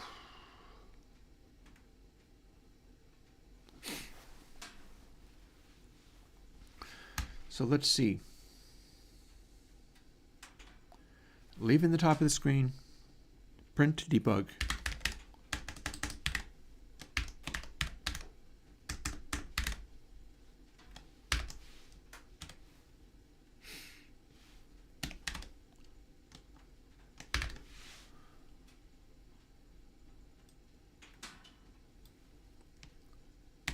I might be able to just add floor in there and get what I want. So now it's going to show me the bottom of the screen. Actually, no, it's not, is it? But in theory, it will once I finish. And then I quit. And one of them was 0.76, one of them was 0.17. The screen was covering the entire window, but all the same, that's what it was doing.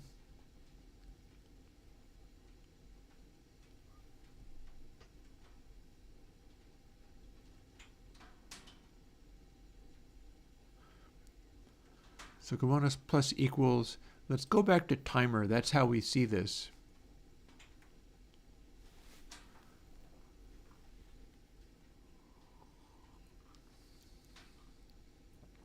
It's looking for Kubonus somewhere. There it is.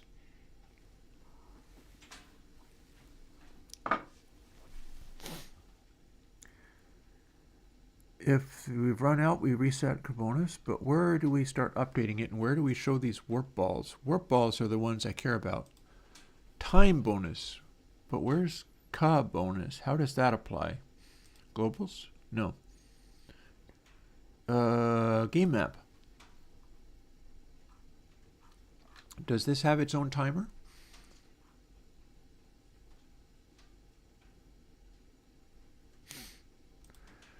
With this, we're just restarting.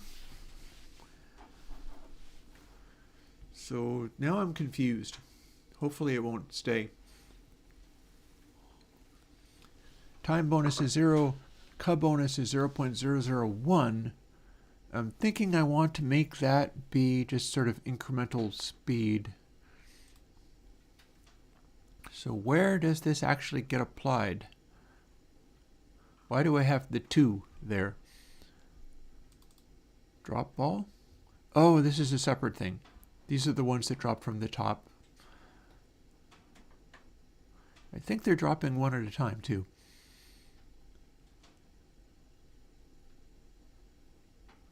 I'll worry about that later. Timer's probably where I care about this.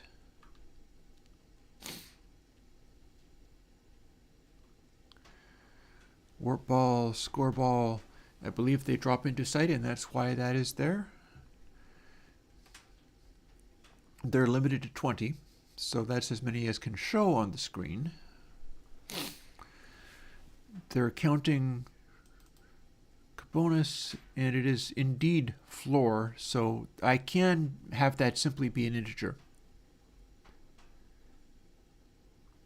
In fact, I can speed everything up by just casting all of these to particular kinds of variables. I'm not really that worried about that at the moment because it's running just fine. But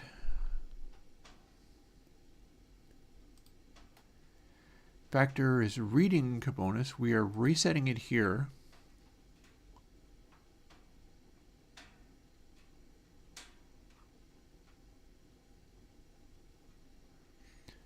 And then we're updating it here. So in theory, I could, no wait. No, that's still fine.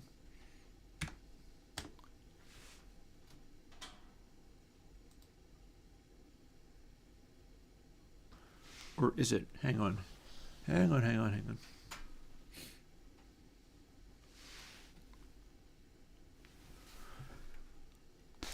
Square root of 1 is 1. Square root of 4 is 2.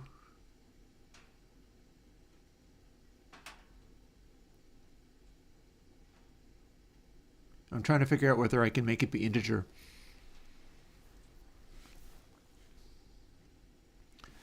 I'd like to have a noticeable change in behavior every single time this alters.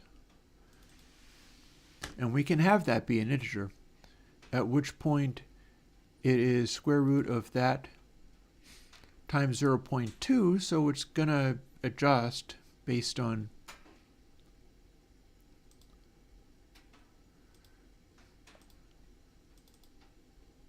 So if we go to timer, no, if we go to globals,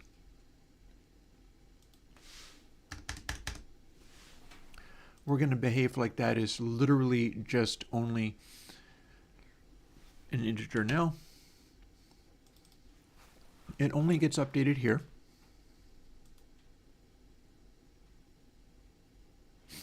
This is where we read it.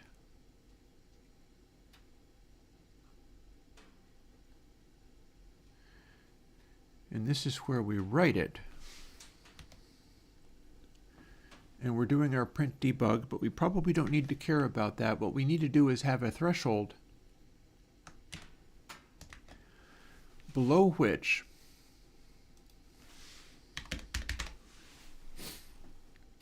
it does not kick in. So floor length times 0001, that's going to be our limit. And then we don't need floor for this anymore because it's not going to be a thing. We don't update it anywhere other than here. So this should be +1 each time it goes. We no longer need print debug because it was getting... And now we're just going to fool with this a little bit and see under what circumstances we can take these 10. At what point going off the top of the screen does it make one of those plus balls show up? Not then. Not then. Okay, how about J?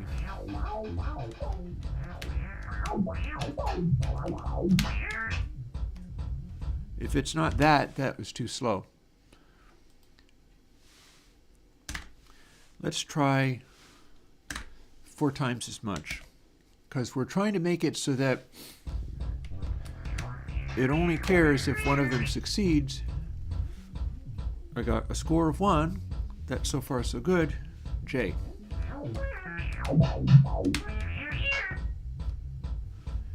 I feel like I should have been able to make that work, so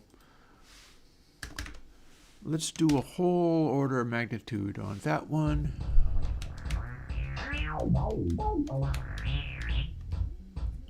Okay, now we've got it too much, because we can add 2 each time. And especially as they get faster and faster because of this. You got 1.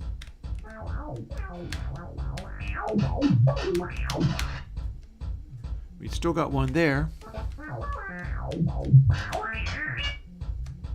Got 3 bonuses off of that. They get easier to get the farther we go. See, another 3. We're going to quickly get to where the control is just unmanageable. There you go. And another 3. Far too much. So we have to do a controlling factor, because it becomes far too easy to get more of them as you go. So length divided by globals components. How's that? Let's see if we can make it so that it's just that much more difficult to make that work. Though we can't do divide by 0. There's a thing.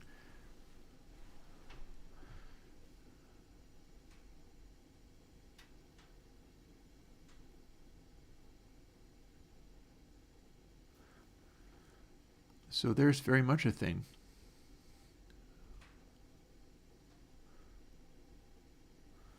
So let's just undo whatever it is that we just did.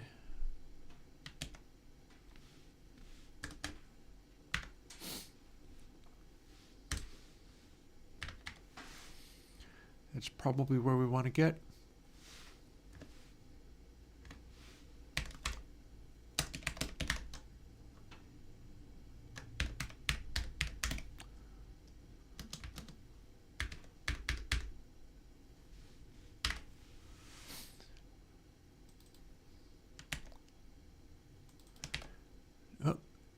Just a moment. Got there. So now we have to do a simple if statement just to check. Or we could do a max statement or a min statement.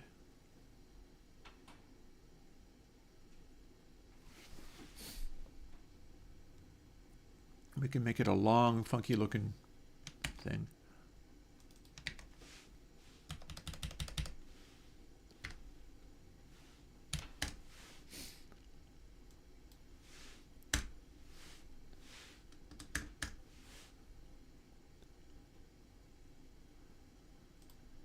So velocity length, that's all to the good, divided by min. Well, that completed that for me, and I didn't actually want it to do it. Or no, maybe it didn't. Let's see, do we still have the right number of parens? I'll sort that out in a minute. We need to have multiple arguments in here, so divided by either kbonus if it's larger than 1, or no, that's max. Either kbonus if it's larger than 1 or at least 1. Then that should work. We have so many little parentheses in here, but the statement should work.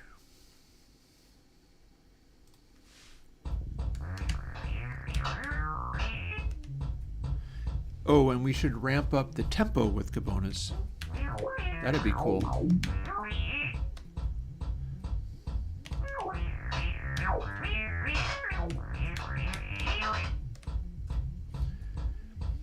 H. See how fast we can we make that move? That shouldn't have been fast enough to get a bonus, and we did not. That was fast enough to get a bonus. F over here looks like it could go up, but it shouldn't have been fast enough, and it wasn't.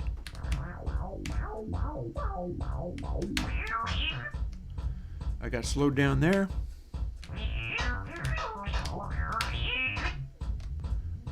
That wasn't quite fast enough to get a bonus. Oh no, come on, hit the guy before he goes away. Oh no, we're gonna, and game over, man. See, this is a game when it works properly. I haven't listened to that much Drake. I would wonder whether, because what I've heard from him that I have heard, and let me continue fussing with this while I talk. Like, here's where my tempo lives. I'm going to look up global. So global tempo.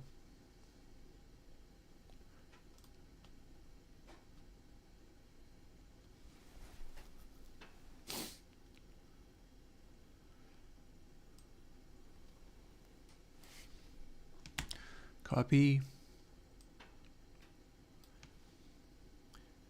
paste,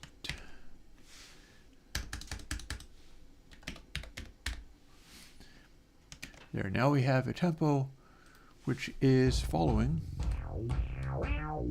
kbonus.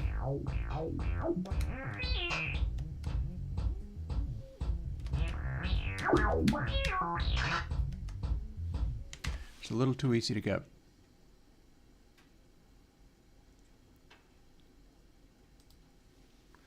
We're 2.5.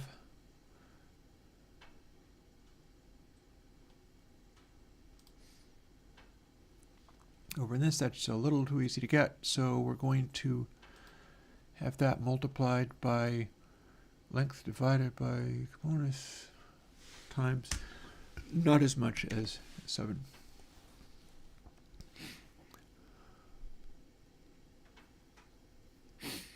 And we're updating all the globals things.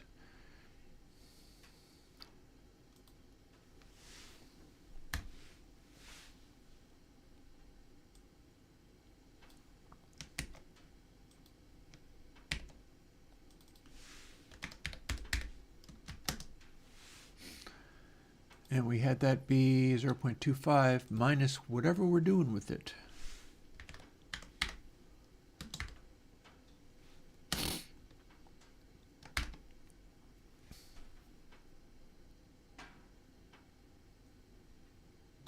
Hang on.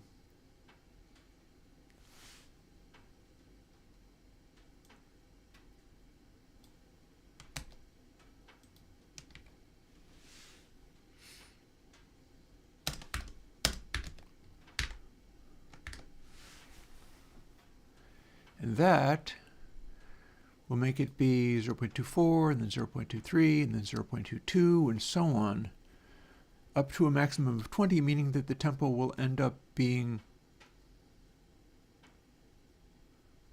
0.05 at really silly amounts. So let's see how that feels. Going a little faster.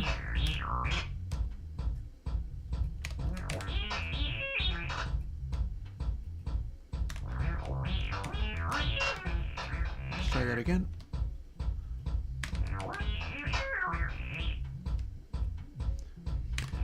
We're having a little trouble getting any more bonuses, which is as it should be. But we're also not accelerating as fast as we might like.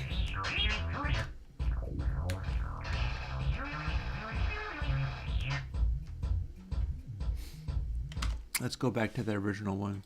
That's supposed to be the easiest one for getting bonuses. And we sure didn't do it with that. But we did it with that.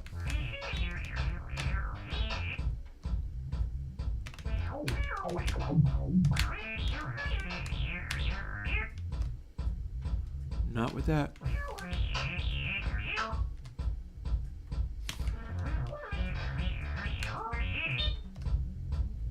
That should have gotten one.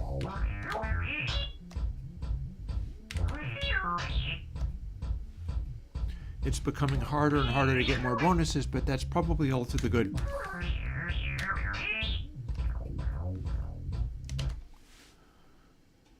Okay, so first of all, let's speed that guy up a little bit. We don't want tempo to be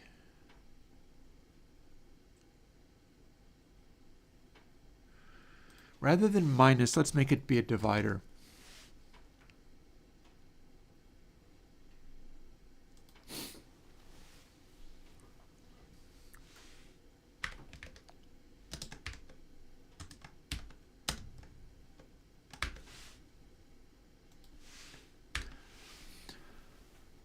So if we are at 0, then, well, we're never really going to be at 0, but if we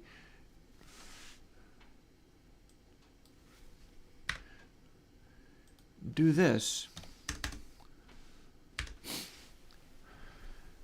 we're starting from, hey Dwayne, yeah, and Sebastian, I think that some of these things are like fancy modern audio technology like Soothe and stuff, especially if it loses character and starts to all be a kind of overall blend where the timbre is like, this is E format. I feel all of these harmonics, and all the harmonics are basically always there at all times. That sounds like, Soothe or Gullfoss to me. Which doesn't mean that I like them, but Drake and Dua Lipa, I wouldn't be surprised if that's what's going on, because those are trendy, those are modern.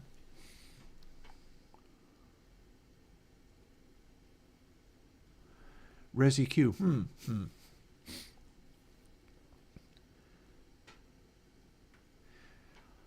That is an interesting question, and I'm not quite sure what the answer is. Boosts it on 0, huh? Let's take a minute and look at the code. I'll tell you.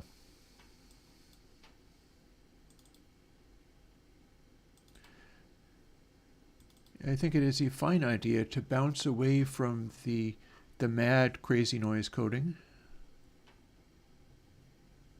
R for Resi Q.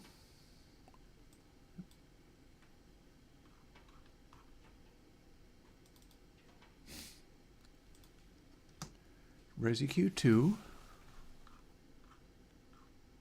because I might be able to tell you that there's a simpler plugin that would do the same thing. Let's see. We got two different things going on. There's the mid boost, and then there's the frequency setting.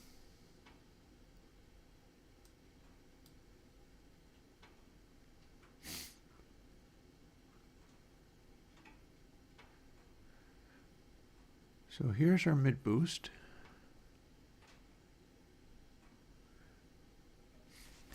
Mid peak and amount peak.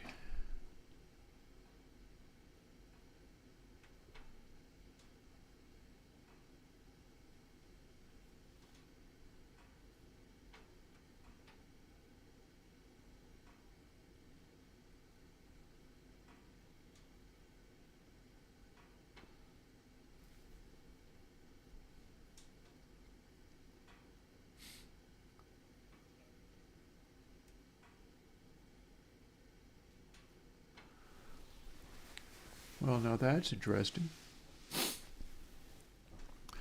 So what's basically happening here is, max M peak. This is doing a little convolution reverb, except for it's a convolution reverb made of a frequency. It's doing it in this particular way. If we have amount at literally nothing, because you're saying at boost set on 0, that's going to be amount amp peak 0 to the power of 2, meaning that's going to become 0.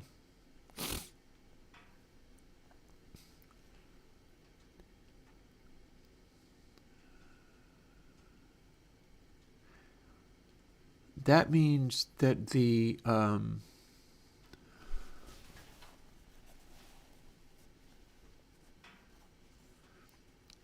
amount amp peak times 63 plus 1, that means that we will have max amp peak be 1. So things are here are going to be divided by 1.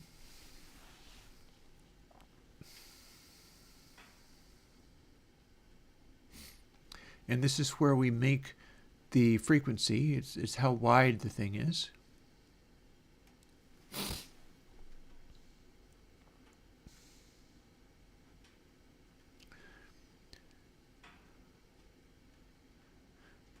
It's always going to be 1, so we're always going to have at least one cycle through here.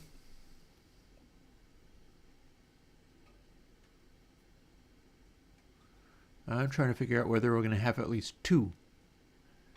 Because x++ means use this and then add 1 next time we'll check. And if it's less than x m peak, less than 1, y is x times cycle end.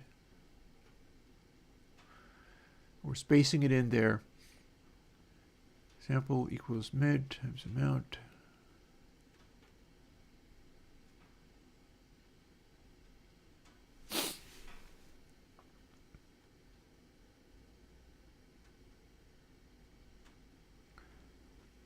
So amount M peak can be 0. If we have literally 0, and it hasn't been changed to be anything else, it's going to remain literally 0. Then the end result is mid times literally 0 here, plus 1.5 minus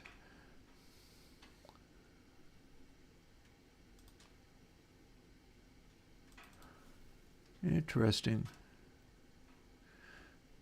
Okay, so plus, this is the test for is 1.5 minus literally 0 larger than 1? If so, one of these. Other than output is sample or input sample times 1.5 minus literally 0. 1.5 is larger than 1.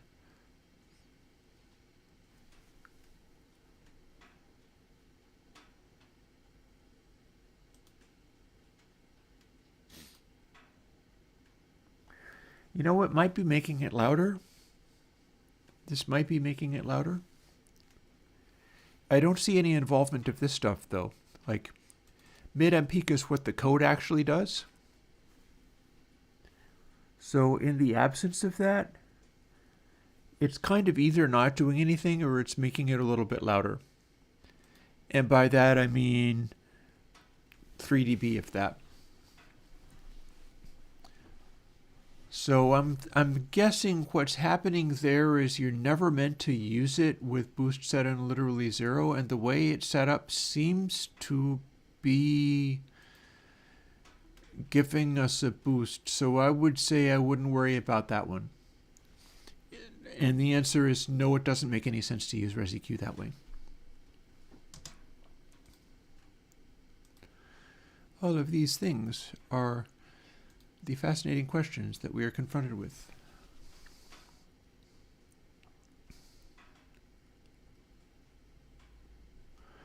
Let's see what we get when we do this.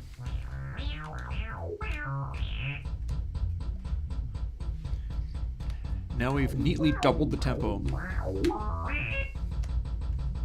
And we've doubled it again, yay. But it's too hard to keep doubling it, and that's probably to the best.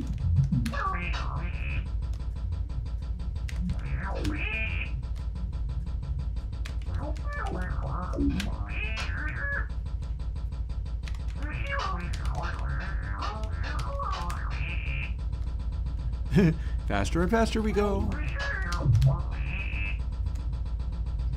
Can the final one increase the speed even more?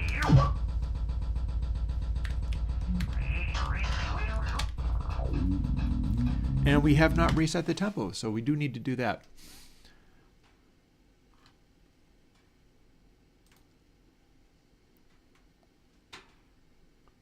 Let's go and find where the tempo gets reset.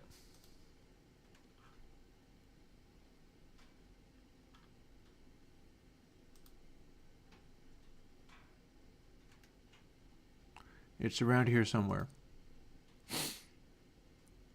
I know I just did the thing that made the tempo change. Now I just have to find out where I did it after being, pursuing a little additional stuff.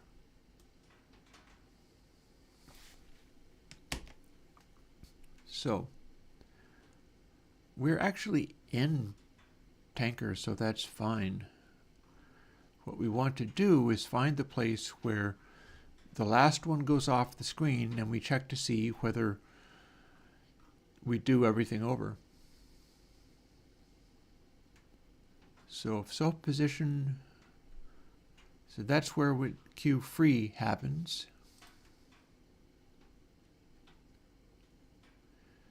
That's where we change scenes. And so this is where we reset tempo.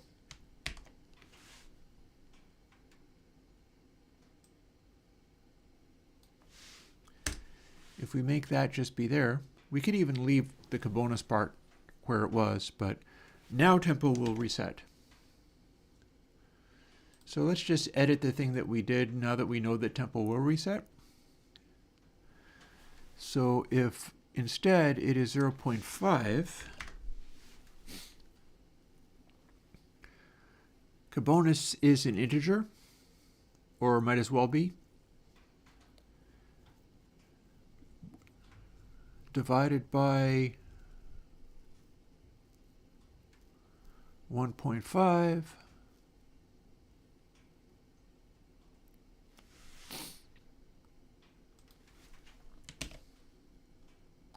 See where that gets us. Starting with a chill. Did not get the bonus.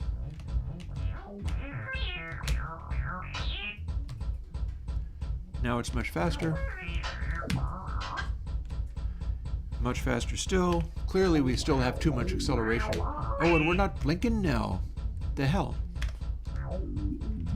Are we not blinking just because we're going too fast? Is that it? J. My only hope. And faster still, and we're flashing so fast we can't see the flashing anymore. That is a problem.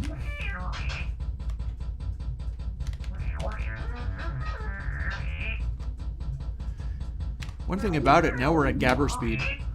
We're at 200 BPM or something. And we do reset the speed, so this is all good.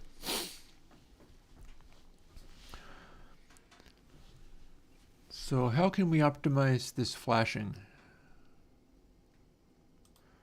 The flashing is part of this. It is Licht, and Licht is POW 4. So if I make it be POW 3, it's going to affect the filter sweep more.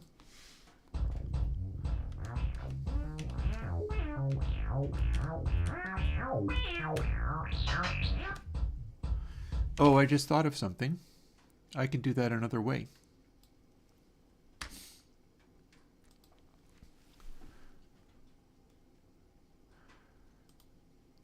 Licht equals frames between updates, which gets smaller and smaller, times 4, but we could also have it be times bonus plus 4. We're accessing this a lot more often, but we can probably get away with it. We'll find out.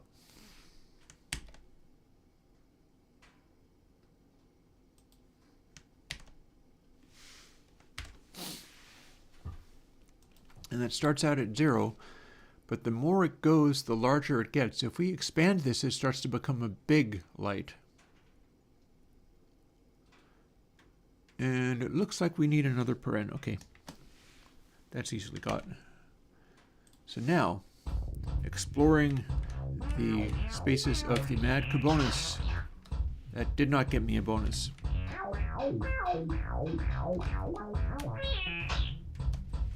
That did. So now we're going a lot faster, and our flashing thing is bigger. Faster still. It is briefer, but you can still kind of see it.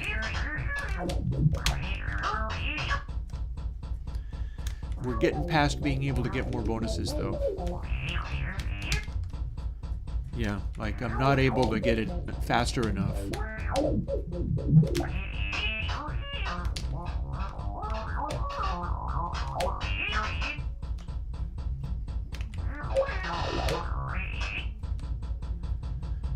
And we can still kind of see the flashing. We could do with it being a little bit bigger, though.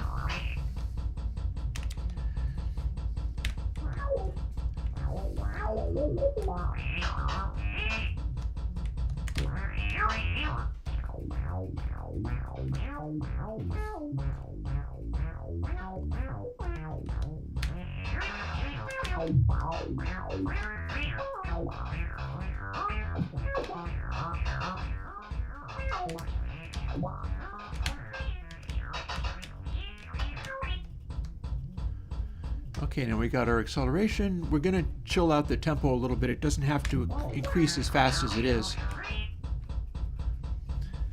I'm fairly happy with the bonus factor. You should be able to get some of these bonuses because it just intensifies everything.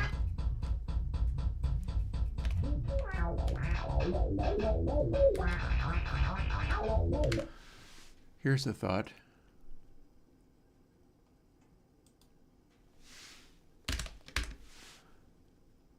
Let's expand it even further. Bonus squared times 4. Or it could be just bonus squared for that matter. See, now it's getting bigger and bigger as we go. So the flash is more visible. And it ends up looking about the same, but it's covering an even larger range.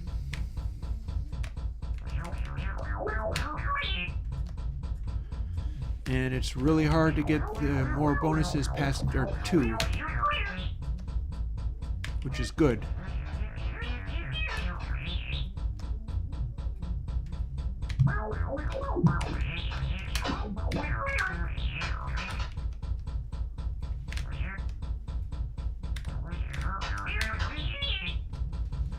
Oh, there we go. Okay, I'm liking this. Look at that go. That's aggressive.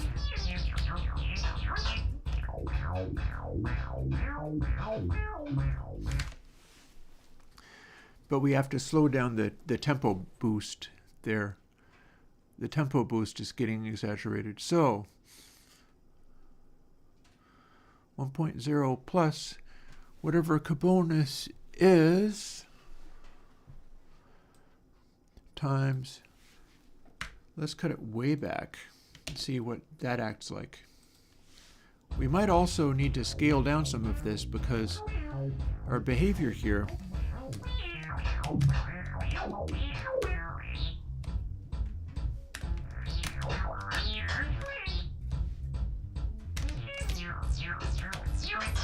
is somewhat time dependent.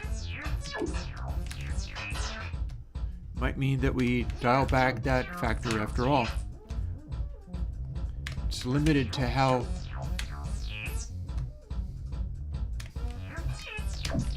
it's getting too big, you see. And there we go, even up, and we've lost the audio now. So that part clearly didn't work the way I thought that it would. Let's scale back this light thing. I think we're making the light too big.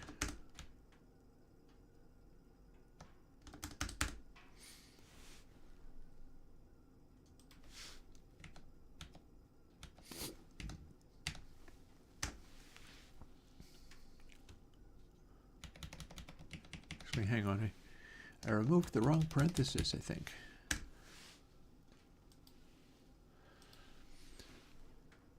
So now light scales, but it doesn't scale in this exaggerated way. And we're going to see what we can get out of this.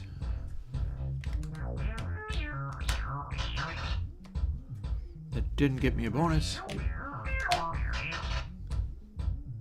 Neither did that. I'm bouncing around too much. It's slowing me down.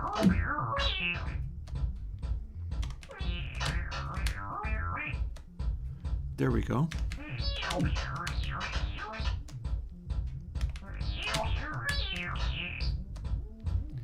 That's faster.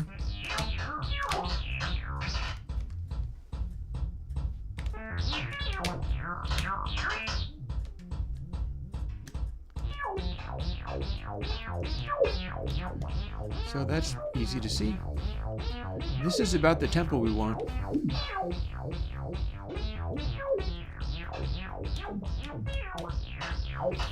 It's responding to the pulsing very strongly, and that I'm a little concerned about.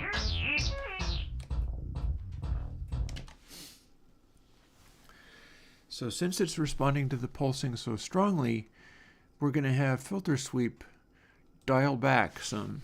Let's dial it back by about half.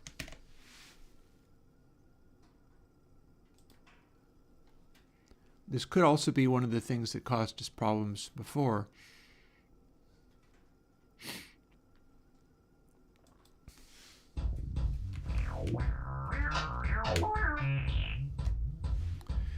Got one.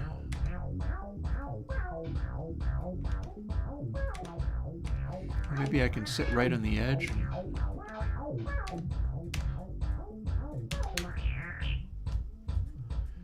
I don't think I can get two bonuses at once.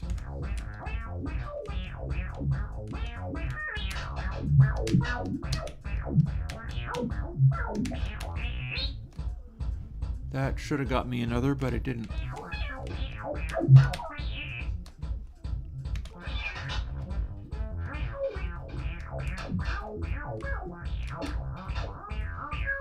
I got two bonuses, so I'm doing good. That should have got me another one. I feel like that was going so fast. That said, you're not supposed to get infinite number of bonuses, so I'm basically okay with this. I wouldn't mind knowing what that tempo was. Let's dial it back. If the tempo starts at 0.22 and then goes from there, what's that like?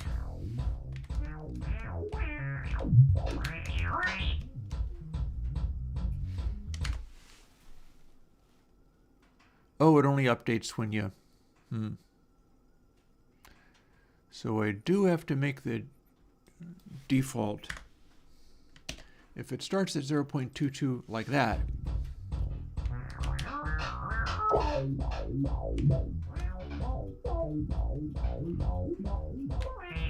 triplet fail.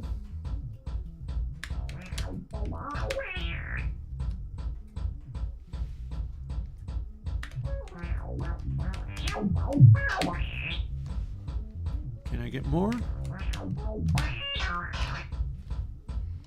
Can I get more by cheating? Let's cheat it. Oh, and I'm going to have everywhere default to 0.22. We'll set that back to the beginning again. And when I said cheating, what I mean is we will make this be much more effective, and then we'll exit slowly and see what those do.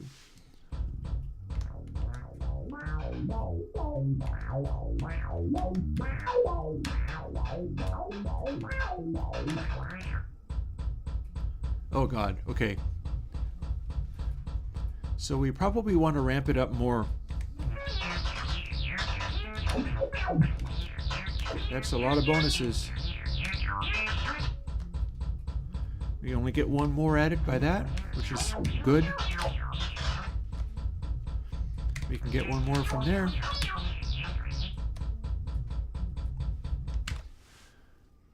Okay, well, we're learning the things that we want to learn.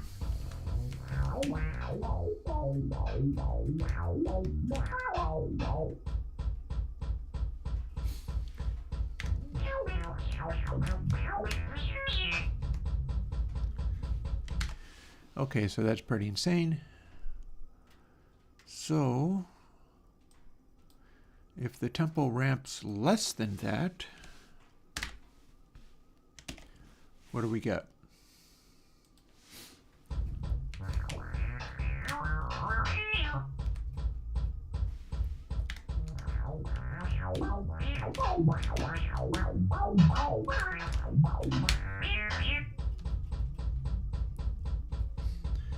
Okay, so if you can get enormous quantities of bonuses, it goes crazy like this.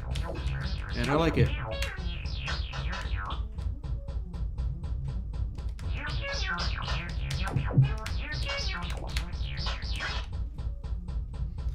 And we kind of max out around here.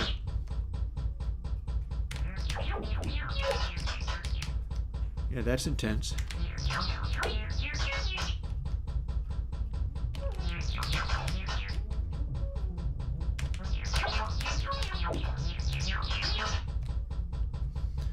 And we're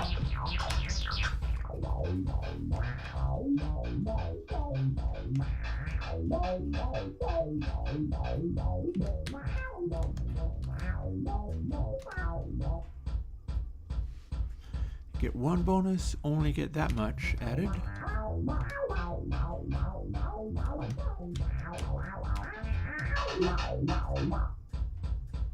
That's a lot. Bam, bam, bam.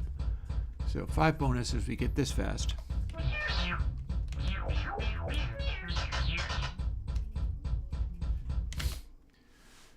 So big jumps in this.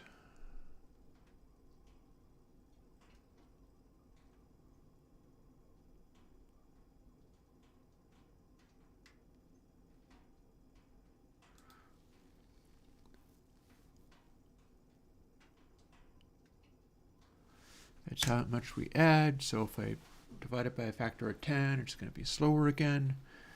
And it's tempo we were going to be fooling with, but that actually, let's take this back again so that we can experiment with the radical. Bonus times 0.1. How about if we had half of that effectiveness? Yeah, undo.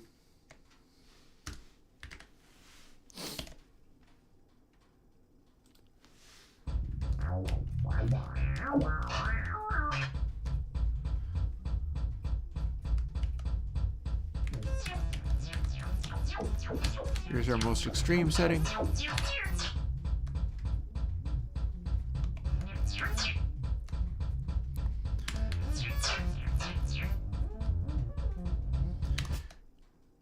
And we went too far.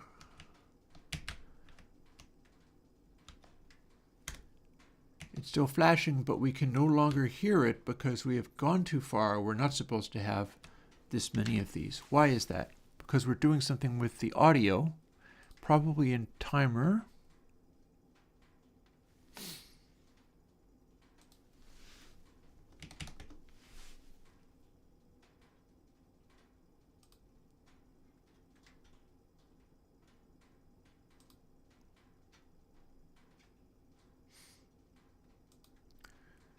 We're making the resonance go up very high, but that's not necessarily going to do anything. That's not going to be changing. It's going to have something to do with this. So what are we doing that would cause the audio to cut out completely?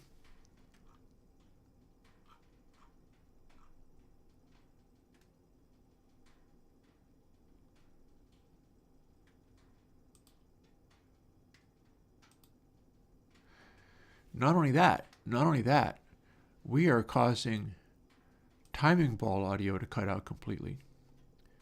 So what's up with that there?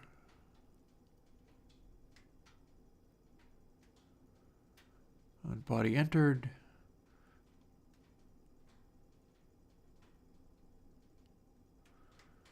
Maybe volume dB is going out of control?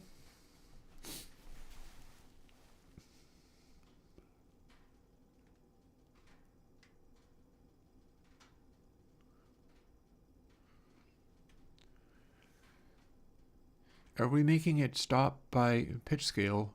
That also doesn't seem to have sanity checks.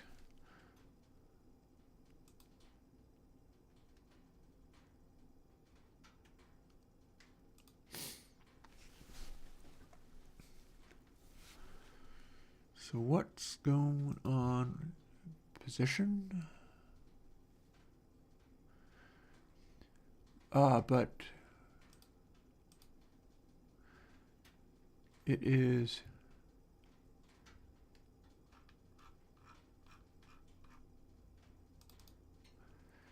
this that is cutting out.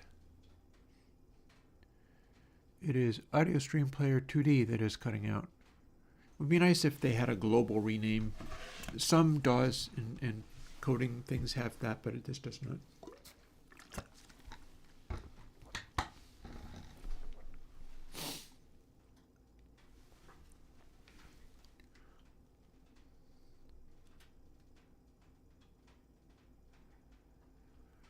So at what point does Audio Stream Player refer not to position, but, oh, I have an idea. Our resonance is doing things. So what if our resonance became so high that it crashed? We got filter sweep. Resonance is responding. Let's see, how's our firewood going? Resonance is responding to our, but it's being controlled by these guys, and these guys are, L velocity plus factor, and then filter sweep is responding to that as well, although not so much as to, well, no, but filter sweep isn't the problem.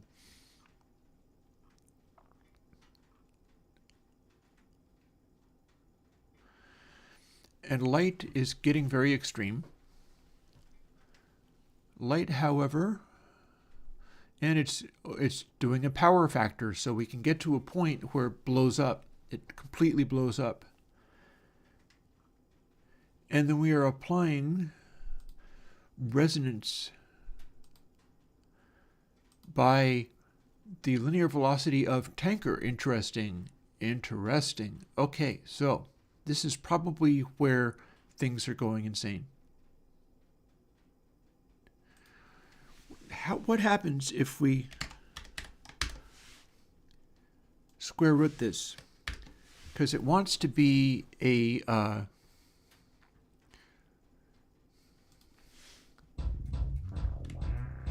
1 is a fairly normal setting for this.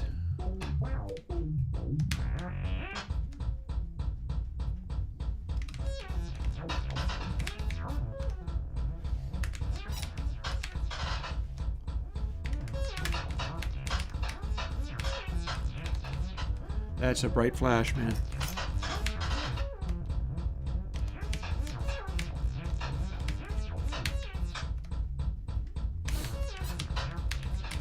It is no longer cutting out. Our pitch is going way up, but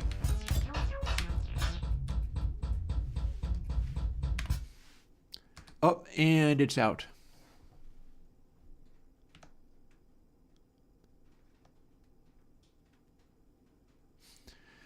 So we lost our audio. We were ramping it up more and more and more.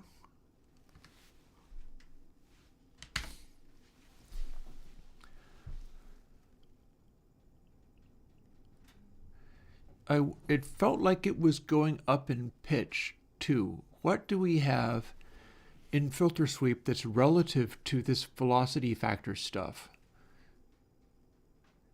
I know that light frames between updates is getting smaller and smaller as it gets faster and faster. That's not necessarily bad. Although light frames between updates is being multiplied by components, which is getting enormous. It's getting really high. So, and then it's being multiplied by 4 and added light to it. So filter sweep is going skyward as well.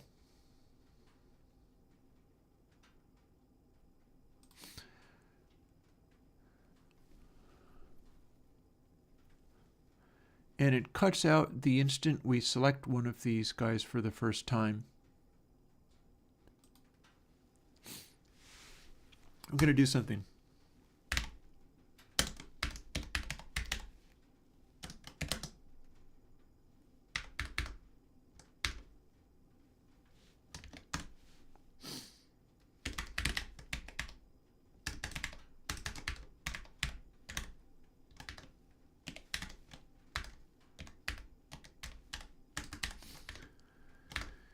I want to see what that number is that breaks this.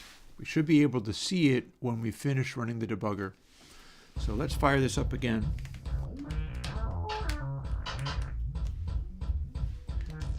And get some activity happening.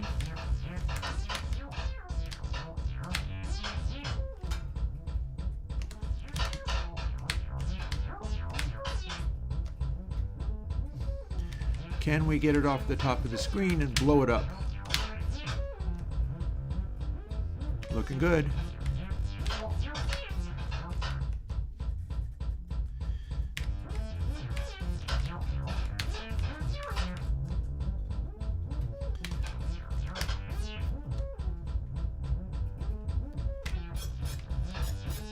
Hear that? That's interesting. Check it out. So we're at the verge of it blowing up and becoming unable to run.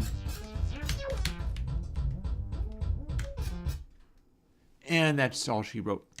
What's it saying? No debugging? Okay. Let's take it down by a factor of 10 and see if we can duplicate that again. Because we're on the right track. This should show us the problem and we can then clamp it.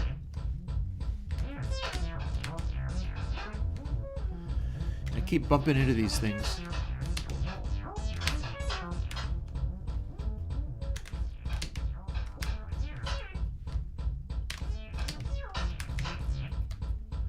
That was nice and fast.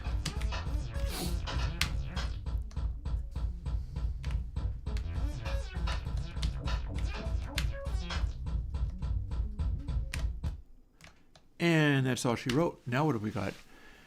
And our number is varying a bunch, but it is topping 10. In fact, a bunch of times it's over 20. And the last one that we hit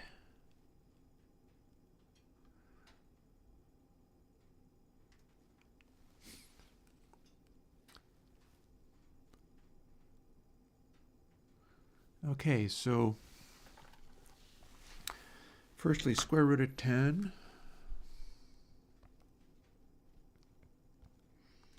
is 3.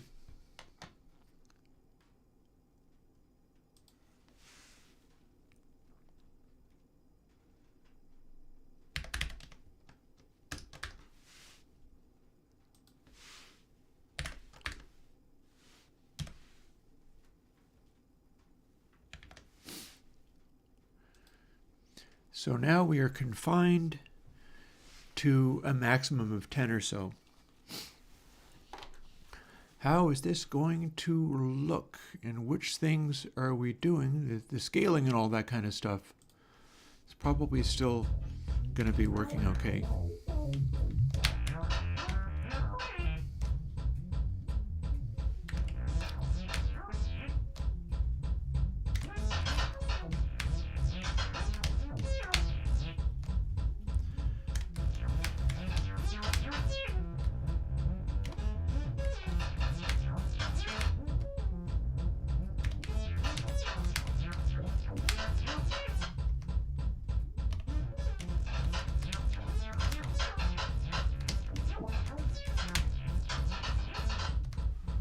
We're not topping it off that way. There we go. And we got the squelchy noise. And we're out. And we are still seeing these large numbers.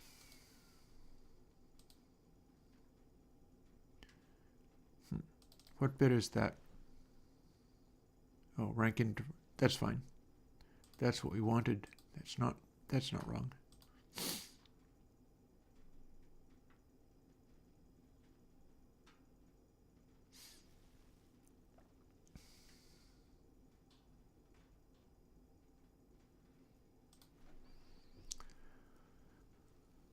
Okay, so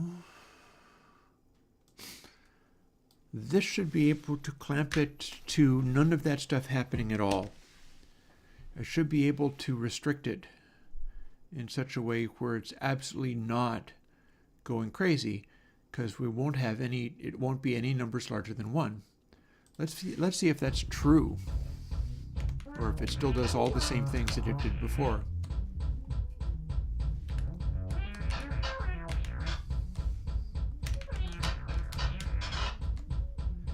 Alrighty.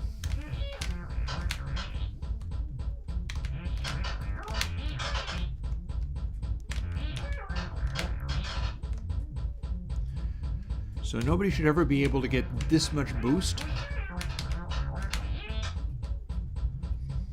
And we'll set it up so that it won't, but for now, here's how crazy things can get.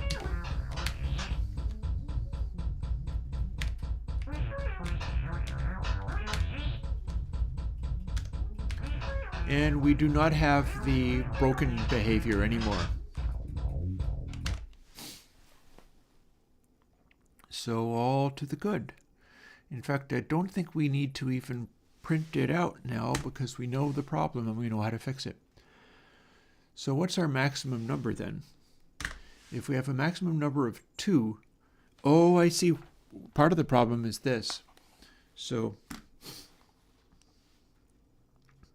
times 2 times 2 times 2 times 2. It's to the power, it's to the 4th power. So this escalates really fast. Like 3 to the 4th power is already a really big possible number. So it gets extreme.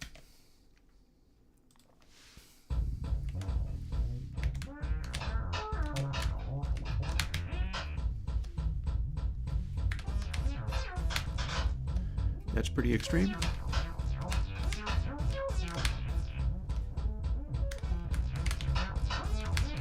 But we're still clamped.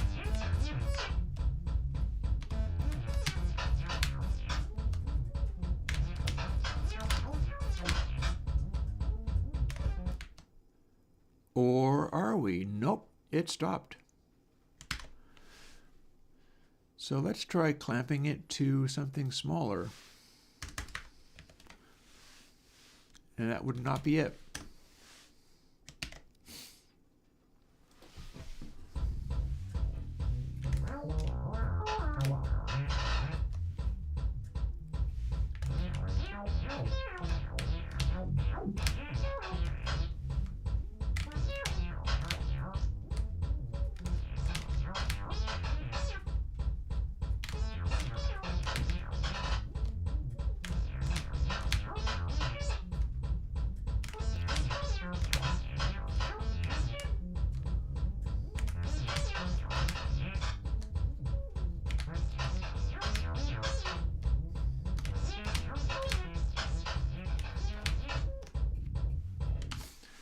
try that again.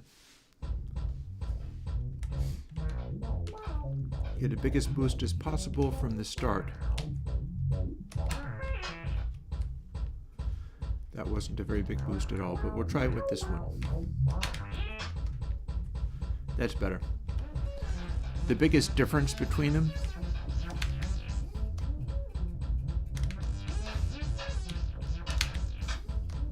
there we go.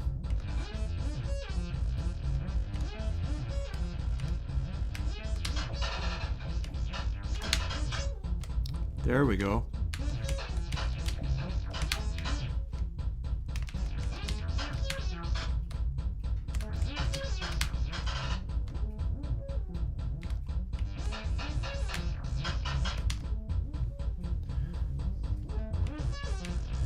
And we're still running.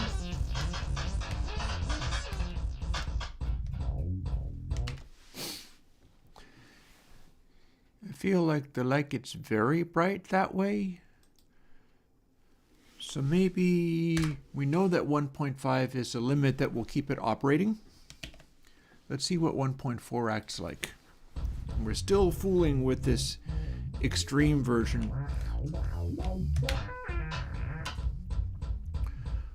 Where we can barely... Oh, yeah, that's pretty intense. And that's pretty intense too.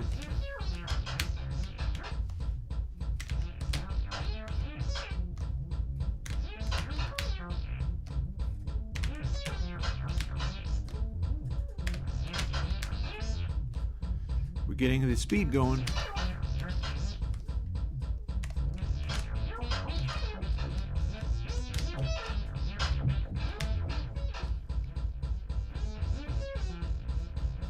Notice how it's not quite synchronized?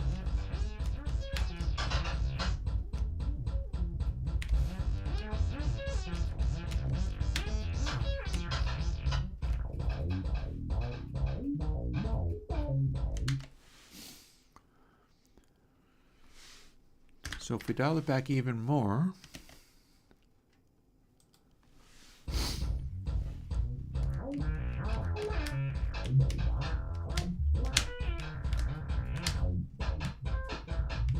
on you. Sometimes these are really hard to control. There we go.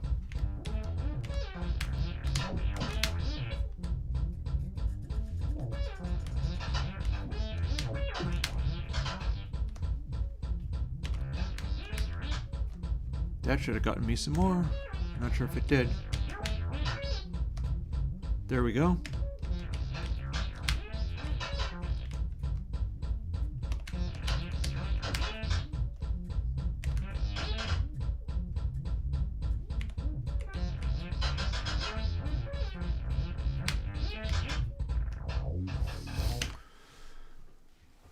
Okay.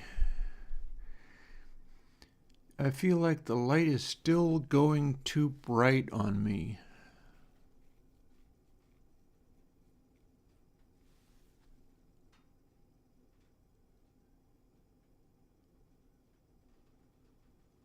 Which is probably fine.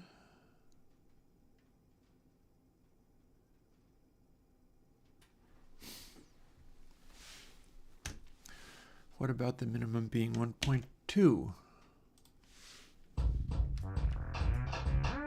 I don't want it to be too crazy once it finally goes.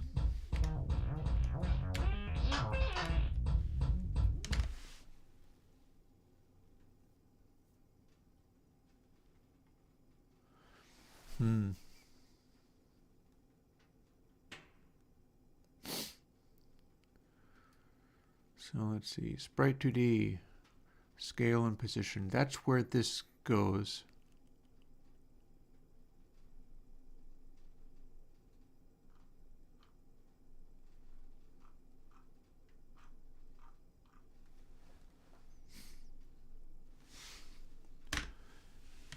Since it's multiplying by itself, that can scale it way back.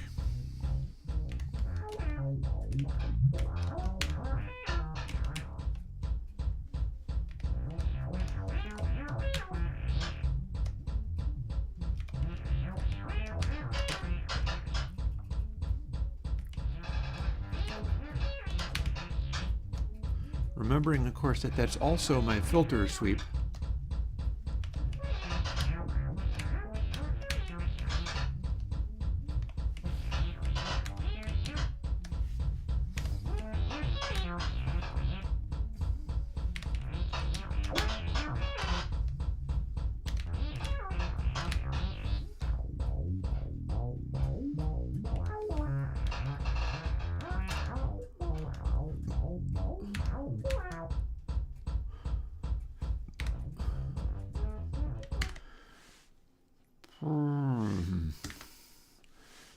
Minimum of 1, or 1 is where it'll go to, so it has to be smaller than that. And then let's just have a little bit of fun with an inside joke from Airwindows. Everything must be golden ratio. So now our flash is going to be a little bit brighter, but it's probably not going to scale up all that much.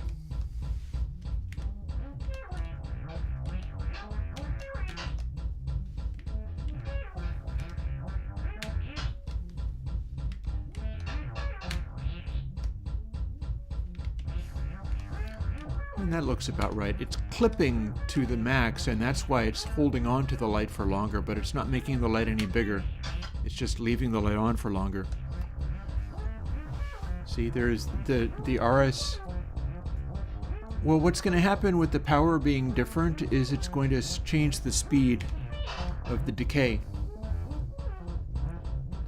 What's happening currently is that it's doing this thing where at the really high levels, rather than being a brief flash, it's keeping the flash going for longer. What the power normally does is it's making it die away faster. If I have the power be slower, then rather than being a little flash, it'll be a more sustaining thing. So that's how that works. Like we've got our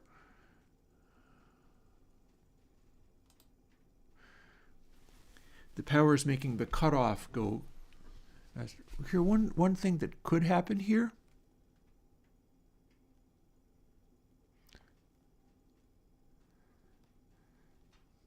Light is frames between updates times bonus plus 4. So light started out as plus 4. So one thing we could experiment with is like evening that out. If instead this was plus 2, 0 plus 2, and then the limit was 2, let's see what we get. Because again, the power times 4, and we've just made it so we can't see the flash at all. But now that we've got one, we can make it go much bigger, to the point where we were having problems with it, in fact.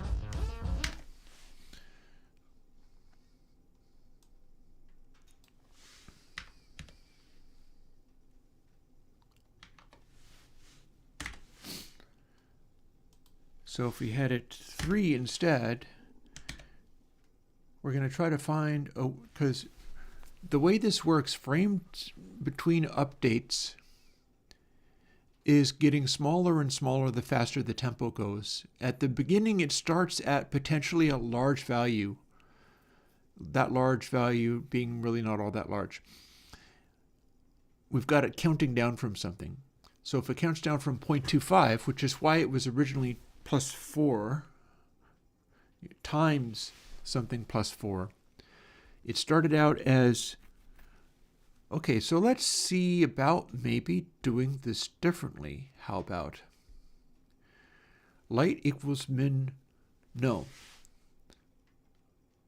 If it's directly frames between updates, that's also not good.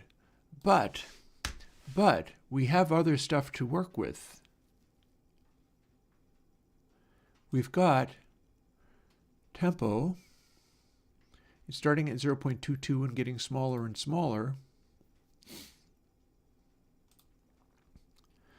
And we know tempo starts at 0.22. So frames between updates also starts at 0.22.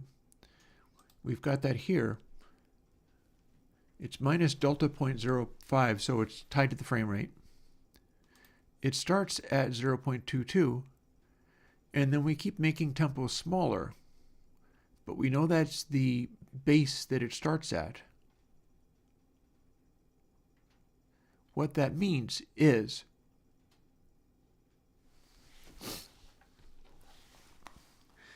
and I'm going to bust out the calculator for this, but I don't really need to. 0.22 divided by 0.22 equals exactly 1.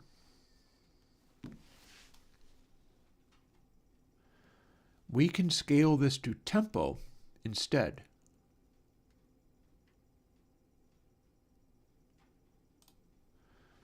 So watch this.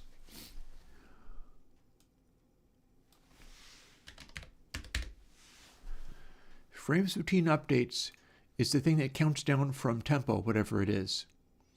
So if light equals this divided by this, I don't even need the parenthesis. As long as that's never literally 0,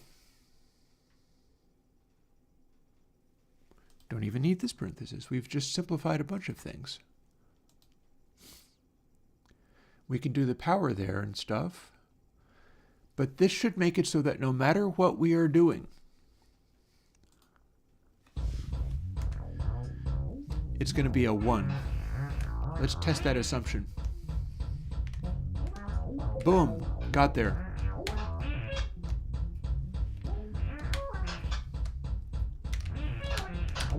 Got there.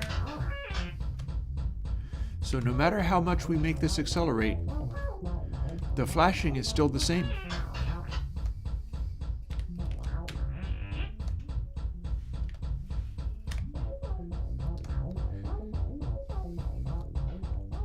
That's a nice high maximum speed there. It's insane.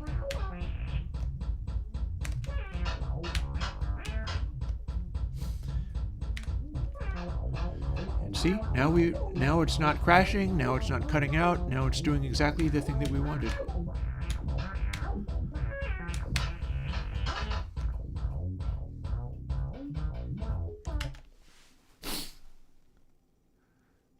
And we start at 0.22, and that's how that rolls. As long as these are predictable numbers, as long as they start in sane ways, like frames between updates can be 0, tempo can never be 0 or it will crash. I don't think tempo can ever be 0. I've pushed it about as hard as we can.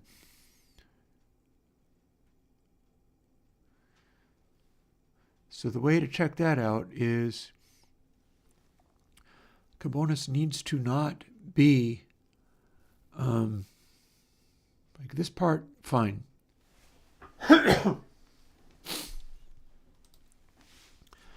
But we need to decrease the sensitivity an enormous amount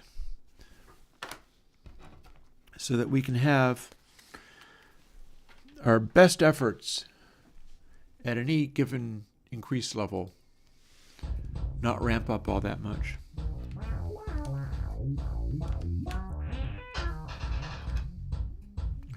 That did not get me a boost, but can we make it so that we do get a boost? That wouldn't be it. I'm trying to swoop up and go out the top with basically no bounces, because in hopes of getting that bonus. That could have got it, but it didn't. It's like swoop up, and not like that, because the bounces slow us down, you see. Okay, that got us a bit of a boost. This needs help. There we go. I heard the speed ramping up and I was like, I'm in trouble now.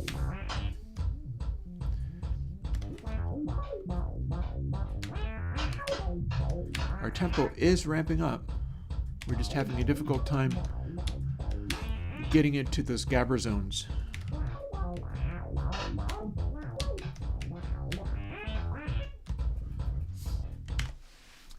So here's the next test. Now that we know that this is all working basically right, globals. We'll start with 100 dudes and see if that changes the behavior of anything. all these guys have to go up, so does any of this get us a boost?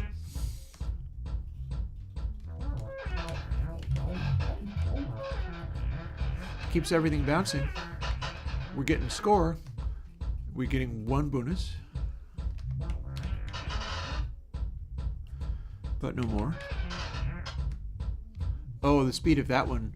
See, if they bounce off each other, that might also help. Let's see if we can use capital N to make you go. No, too late.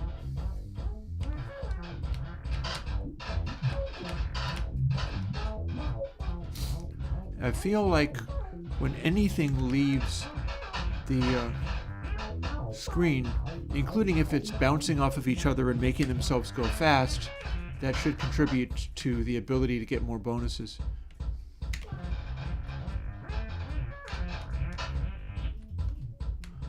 But I'm kind of glad the way this is set up that I'm not getting more bonuses, because it's not supposed to be that easy to get them. But we are at a 2 bonus.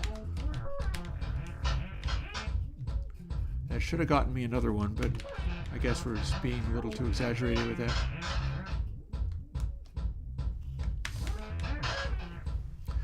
There could also be a total time limit for, but this is like if you had been playing this for long enough that it just became ridiculous. Like level after level after level, beating all the levels until you've played it for an hour in a single sitting. And you're just trying to clear this, having, you know, you would have done 100 levels at this point.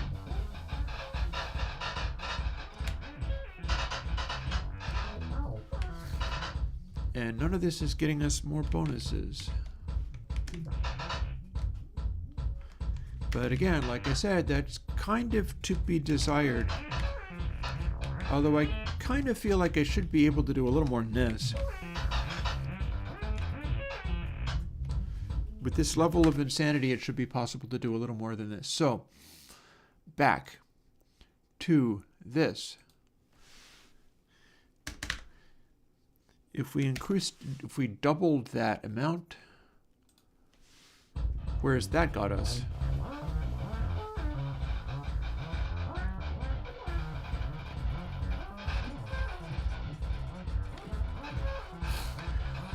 I'm sort of scooching along the bottom, bumping things around, just to get everything a little bit more chaotic. No score yet. This is one possible choice because it is going to keep the timing one bouncing around. So a possible strat is to do this. That got us 1.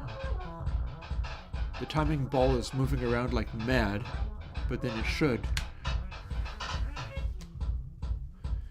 That's got me 2.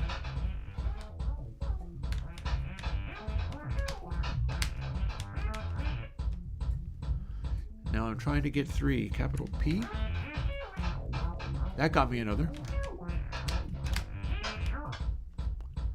Oh, I feel like that should have gotten me another one, but it didn't.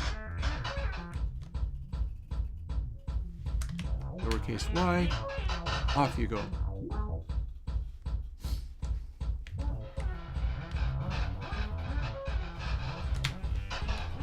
I'm liking this level of intensity. It's just not... We're not getting it magnified quite as much as I feel it could.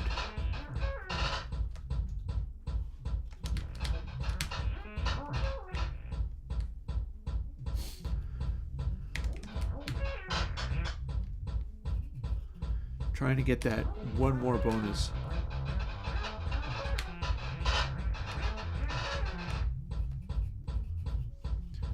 Yeah, nothing's moving fast enough to get more bonuses.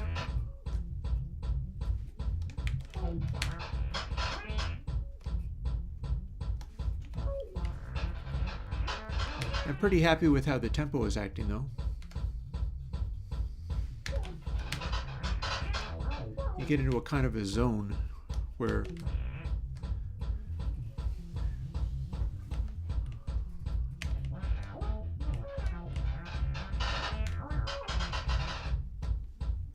no more bonuses.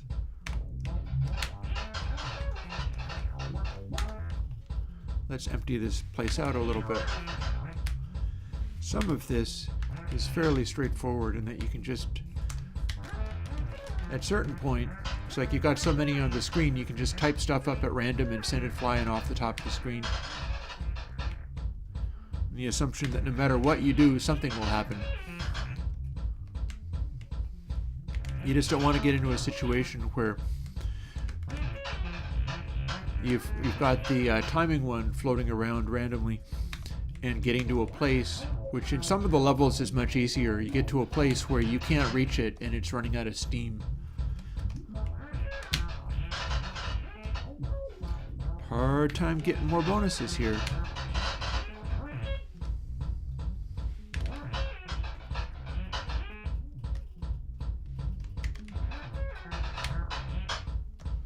This is why I've designed it in such a way where if anybody does master strats for getting it to go completely crazy, it will not crash or break. Like special bounce techniques, people with more hand-eye coordination than I could ever imagine. And you want it to be able to work properly even for people... got one. You want it to be able to work correctly even for people like that.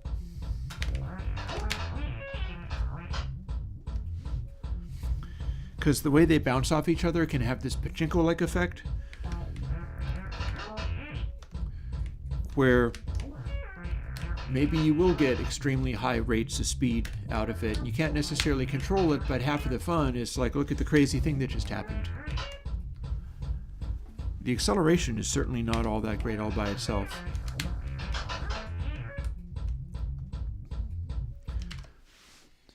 Let's ramp this up a little bit more.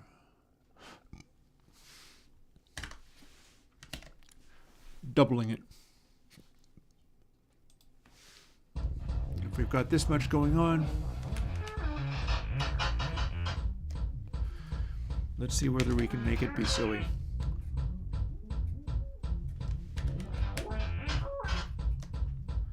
Okay, looking good.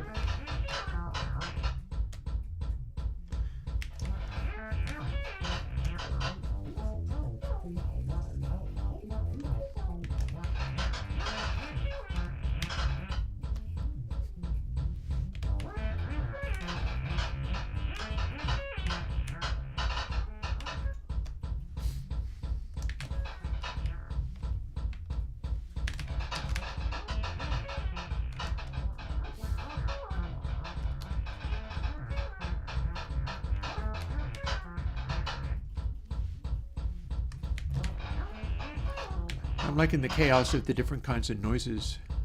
Oh, look at the tiny one bouncing around. That's wacky.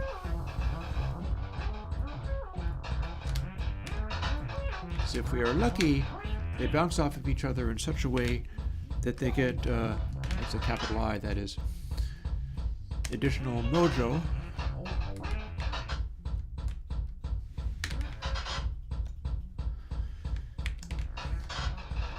Getting to the point where you get a gabber-like effect out of it at really high levels of play when you're really doing well at getting all these guys off the screen. You get a sense of, oh my god, it's going crazy.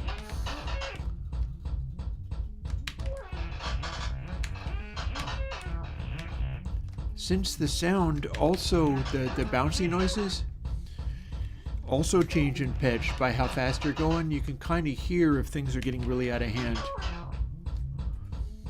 This appears to be our limit for this setting.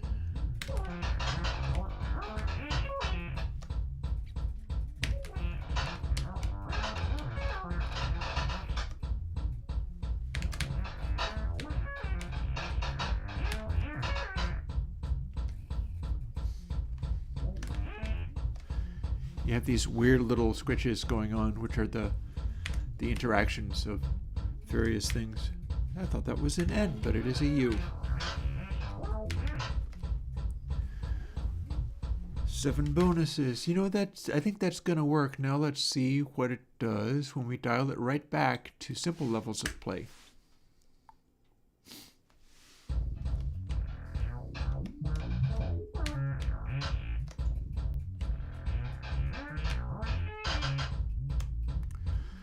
Okay, that was a lot of bonuses all at once. Maybe you shouldn't be able to do more than one bonus at a time.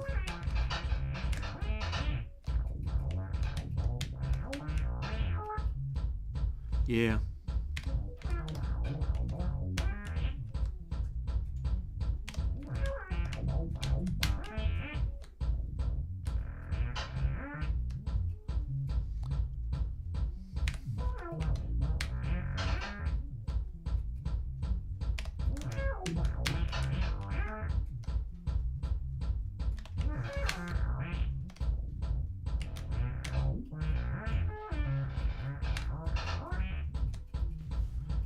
Yeah, that's 3 all at once. That's too many. So let's see now. Back to this, which is where those come from. Bonus plus floor, so it's going to be 0 or 1, but the way we've got it set up, it's kind of multiplying itself. So there's our limit. And then plus equals...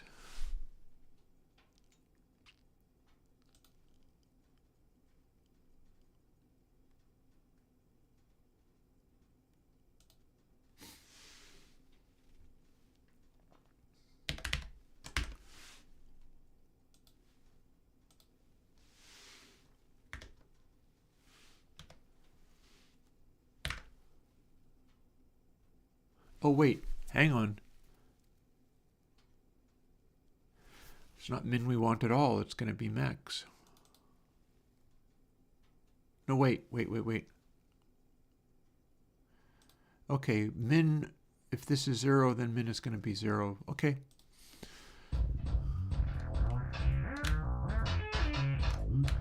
With this, we cannot tell, but we can tell with this.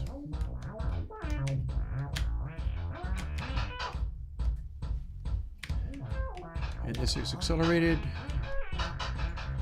Ramped everything up a little bit.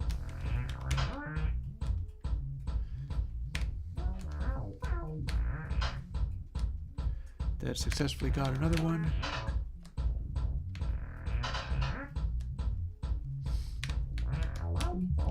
It should be harder to get these.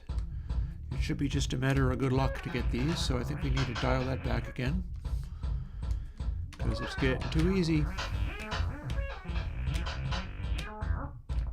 See, like that would have gotten me one.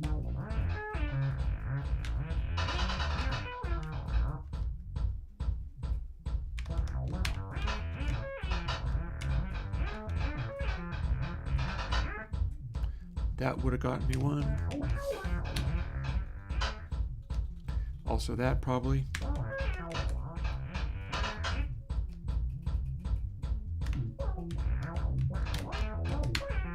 This is the last one, so we won't even tell.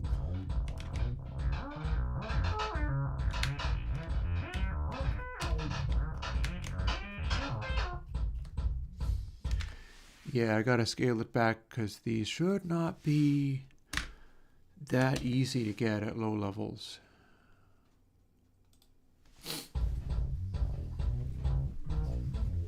Also, my fire is dwindling again, so let's go and fix that.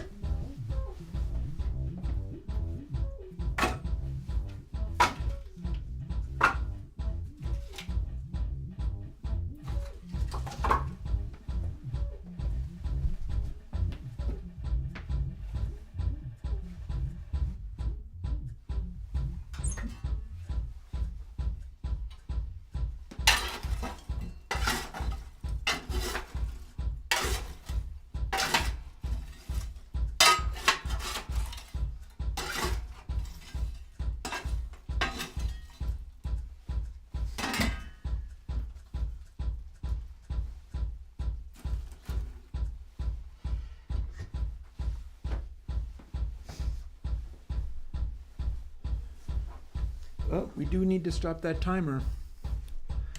Can't just leave it going thump, thump, thump when the game's over. Here's hoping that starts up pretty soon. It's 2 o'clock, so it's just about my last chance to grab another cup of coffee. I think I'm going to do that. Can't go too overboard, but this is a productive noisily game making day. So that's kind of interesting.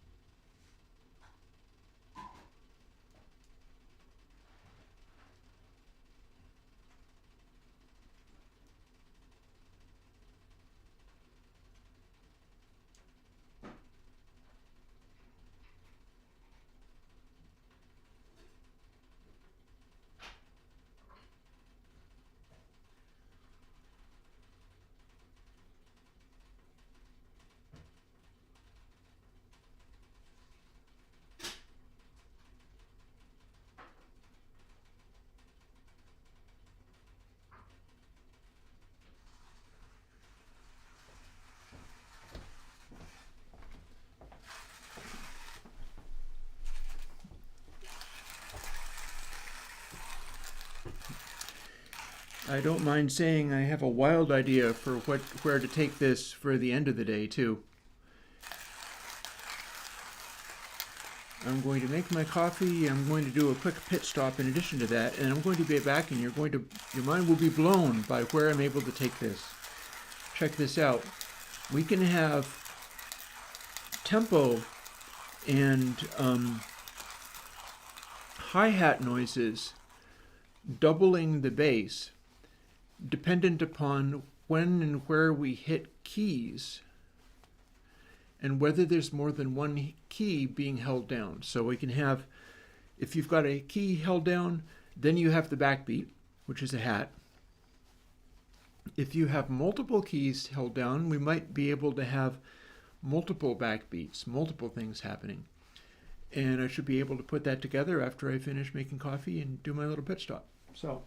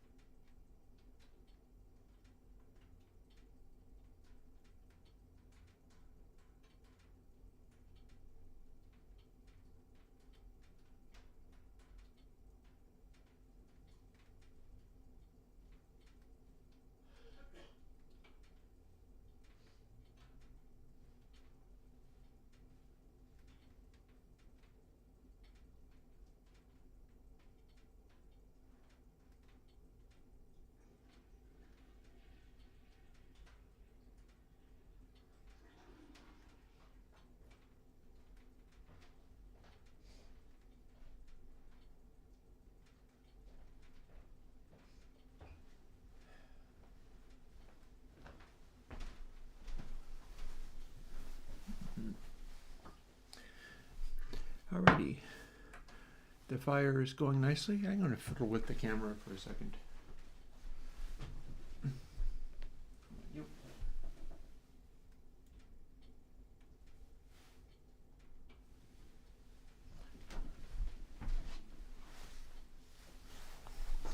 So that even in the close-up, you can still see it off in the corner there going. And by close-up, I mean not the close-up.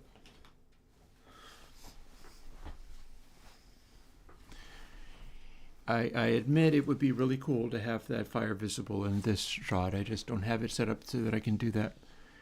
I could presumably do it by moving the camera so that I would appear to be facing this way, but then that wouldn't really make a lot of sense as far as appearing to look at the Minecraft thing or the code or whatever.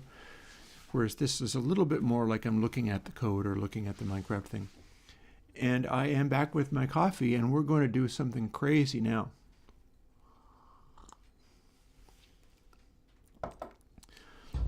We've got this.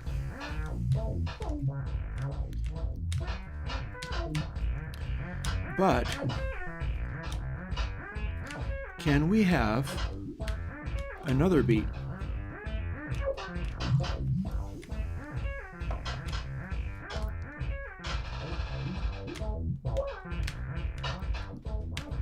We do have a bunch of cool noises. But what if we had a hi-hat? What then?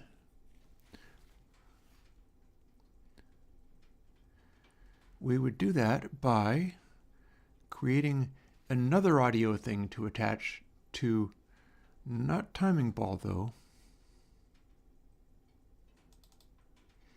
to Tanker. See, it only has a click maker. It doesn't have anything else.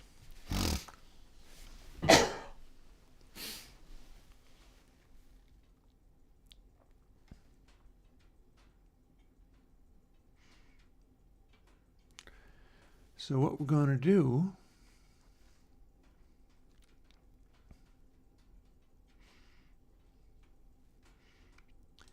is add another audio player.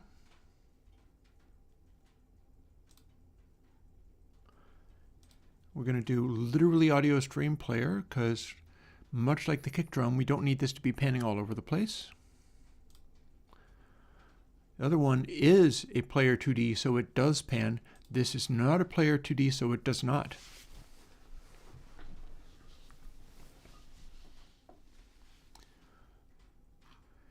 And the thing we're going to put into it is one of these.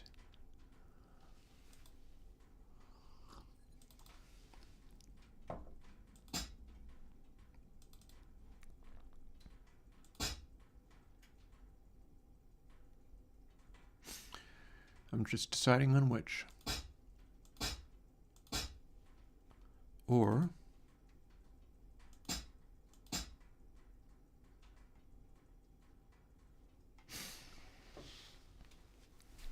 because I don't believe I can place both. More's the pity.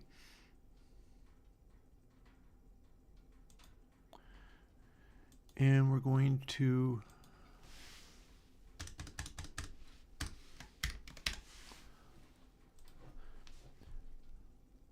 tell it to be that. Well, that doesn't make any sense because it's working just fine. So let's not worry about that.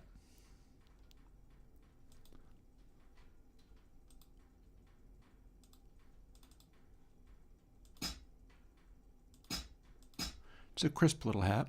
Remembering we can also fool with the pitch of it. That's longer and beefier. You can even see how there's some low frequency content in there, putting it off center.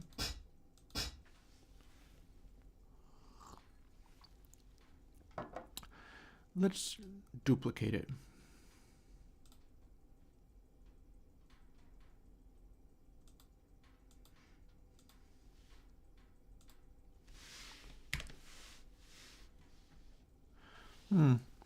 I'm glad that it's working out for you, Mel. Hole 2 does have its own things going on. And now we're going to grab these and drag them to the relevant places so that audio hat player has the hat and audio hat B player has the hat B. And so I can trigger either of these guys, and will.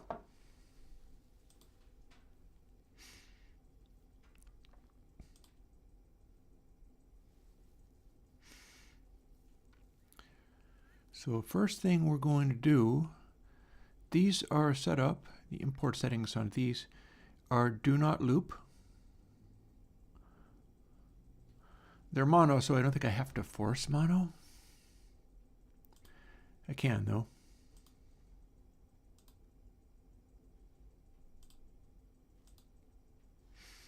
And they will still work.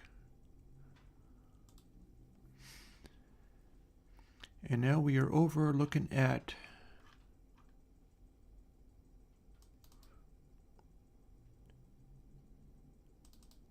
tanker scene.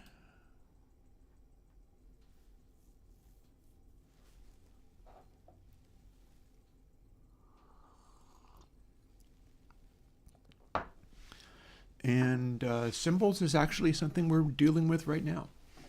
We are going to make symbols work right now. Question becomes, how?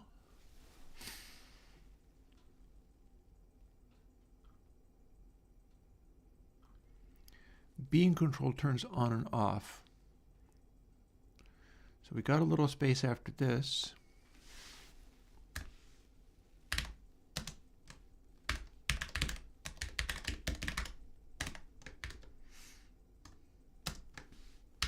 I think we have logic. Yep, looks like it. We have the vertical bars. That's OR.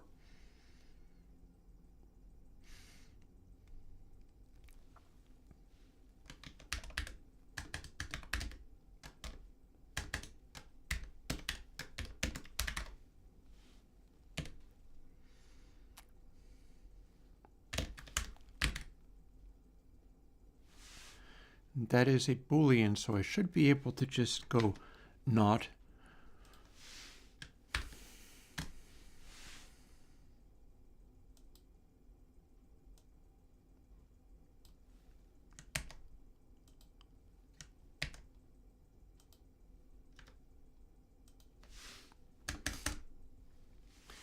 Now let's see what we've got. Will it in fact work? I don't think it likes the exclamation mark. Oh, no, it's a simple syntax thing. I have to put the colon there because it's an if statement. And audio hat player is not in the current scope. Really? Seriously? I had a feeling I just put it there. Oh, I forgot to use the $, meaning look in your immediate scope and do this. Let's see if it likes that any better. Bingo. Now let's see what we've got.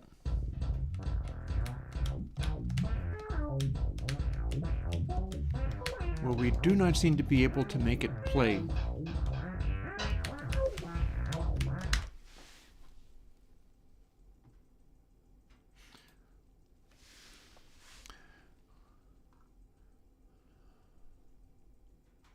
Have we made being controlled be 0? No. See, it starts out at false, and then if we have any of these things going on, and there's still timing balls, then it becomes true, which is something that we can use elsewhere, and we should be able to apply that here.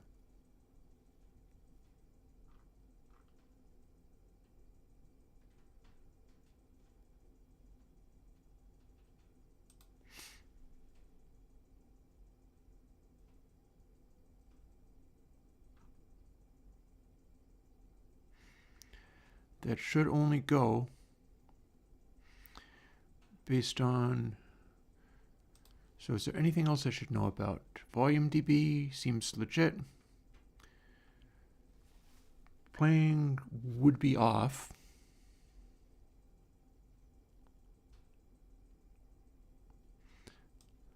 Let's take this chunk of code and put it not here.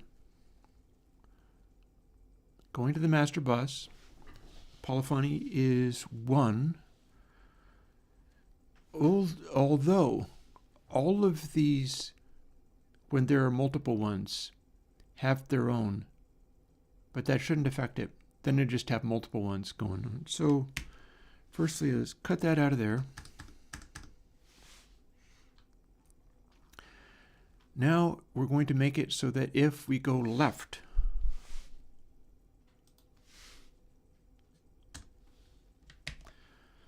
it will in theory make a noise. Let's see whether that works. Oh, were we not? I got that wrong. There we go.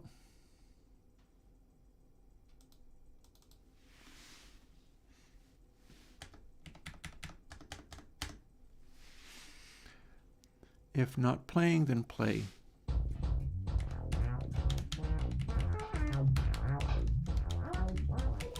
Nope, didn't like that. Let's see if we can just make it straight up play by hitting the button.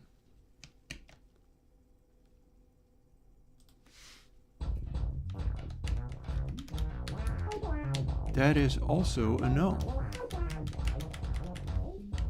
What do I have to do to get this thing to play?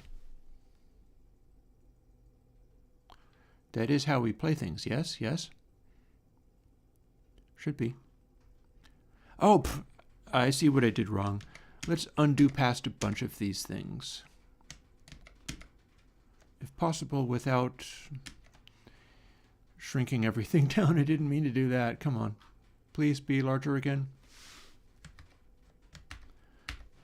Okay. I want to be able to see it.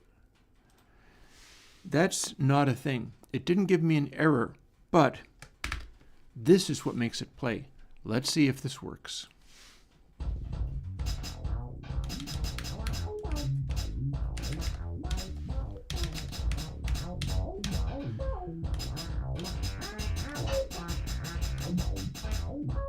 We got a hat.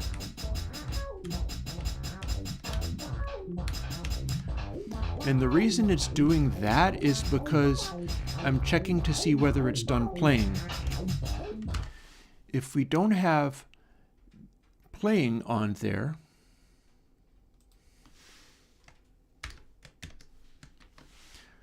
it'll go crazy and do this.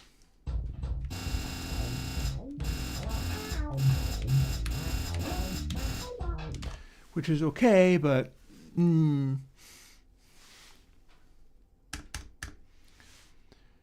So now we've got it set up so that if we have that and it is in fact not already playing, then it will play, and it'll play like at least once.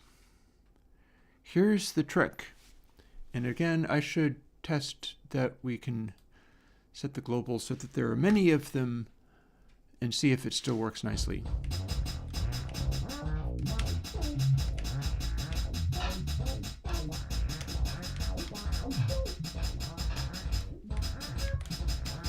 Yep, we're good.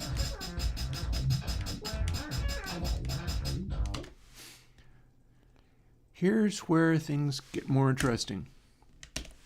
We wanted to groove with the tempo, yes? We need one more parameter in here. And then maybe it'll groove with the tempo.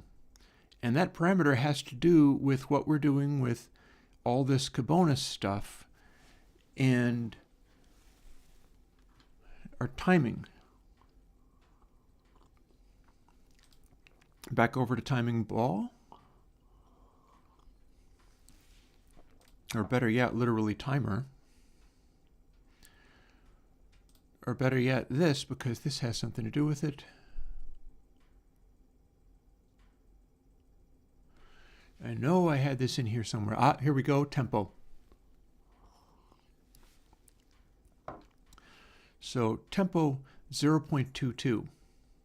Check this out. This should be fun.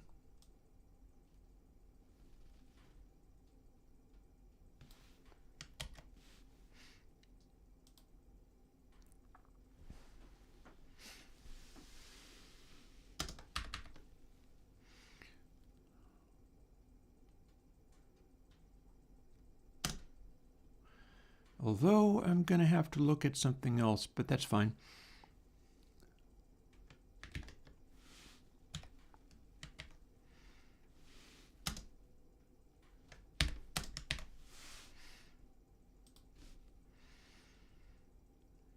So that doesn't make any sense yet, but bear with me.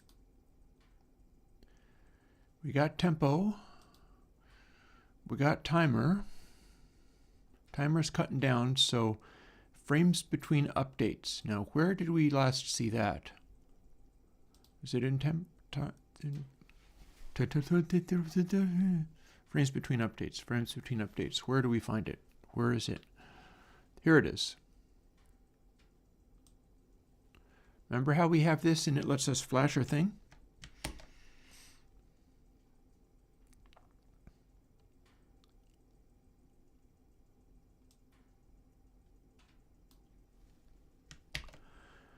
There's frames between updates. Is it in fact less than tempo divided by 0.5, namely half of our maximum value? If it's larger than our maximum value and we're cutting down, then it would fire the instant the kick hits. But without that,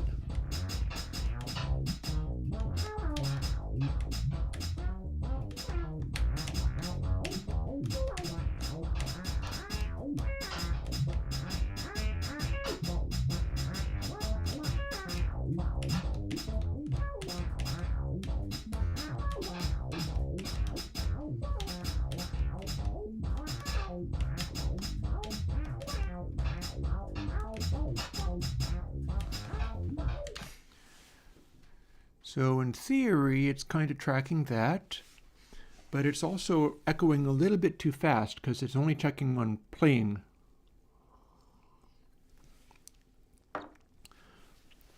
So what we could also do is check frames between updates to see whether it is an even division. No, the hi-hat could be from production drums. It could be from any of those, but all it is from is a recent, medium recent random audio track I had lying around. You can also get hi-hats and things from the Analog Me 75 site, which we do not speak of, but that's where you can download a bunch of things much like that. And rather than it being from production drums, as in was designed to be a hi-hat, I just grabbed it from a piece of audio. And it's not even a hat being normally struck. It's some kind of putting the sticks down and making a noise with the hat by accident. So all of the sounds out of this are from weird things like that.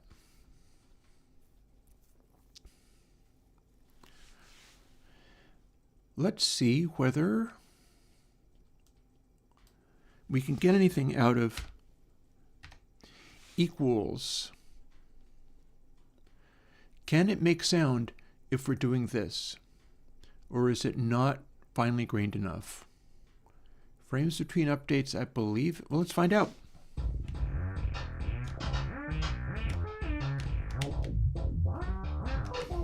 Nope, that's too finely grained. It was not able to do it this way, but it was able to do it this way, except for that it then adds extra beats. We can just add more to it though.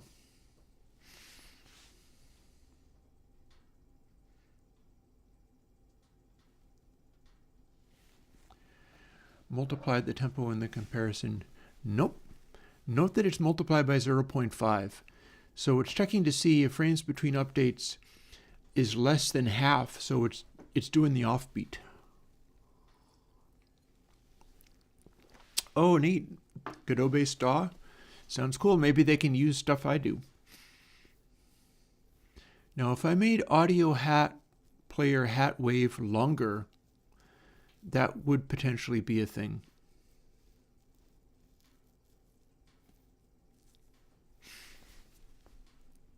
I've also got hat player and hat B player.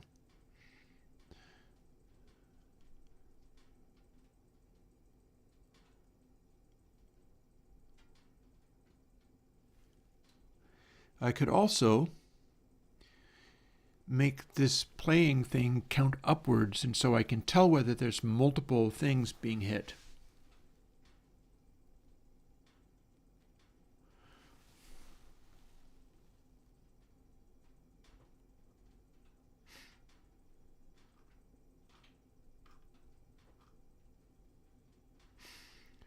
I'm just trying to figure out how this is arranged. This little bit is doing my work for me. That said, I can make a nested if loop for it.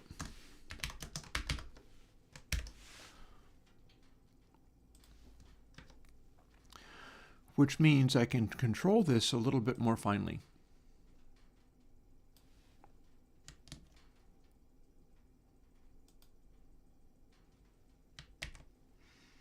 Like this. Now this should do the same thing. Yep, it'll be fine. But now I can control it a little bit more finely.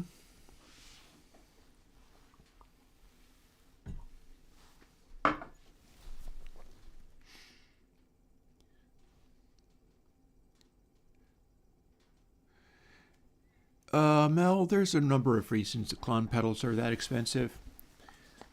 One of them is a certain handcraftedness, which is something that I expect to also be doing in pedals, but nobody has really heard about mine, so that they won't become the same.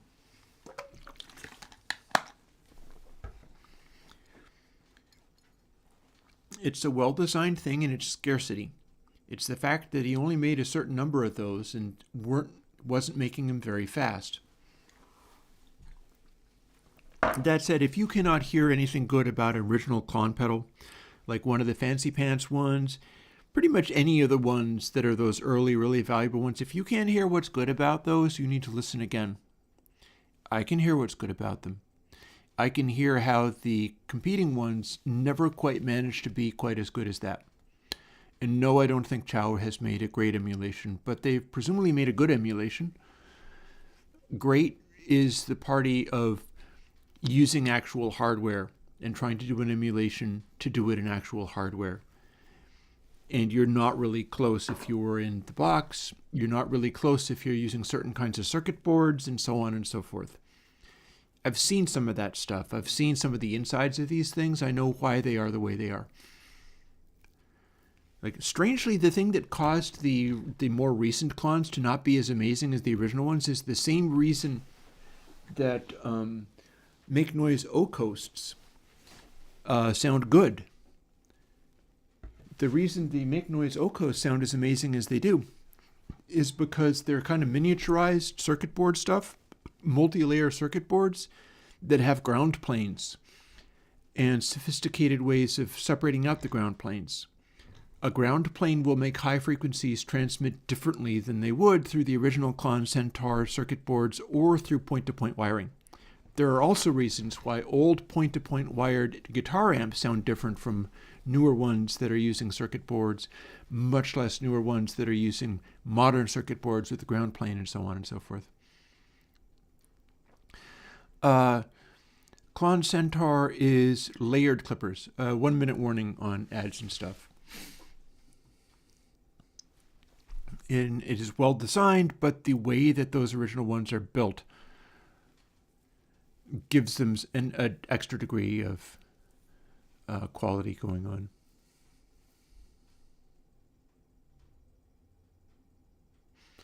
So let's see. Firstly, we have being controlled, meaning that we actuate the hat. Being controlled equals true. Where do we can select it? So we've got these. We define it here. Define it as true. We check it here, which is the hat player. Where else do we check it? We apparently are not checking it anywhere else. Interesting.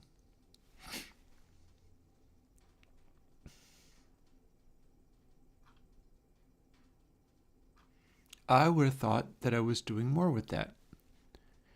I didn't realize there was so little to it.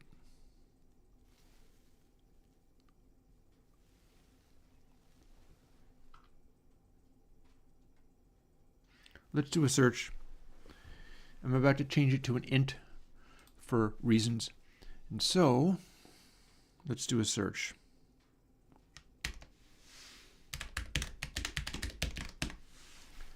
Where else can we find it? I knew it was there.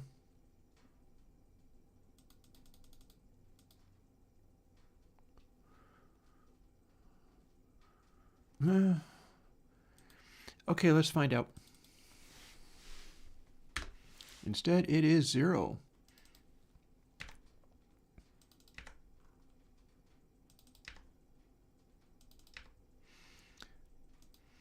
And every time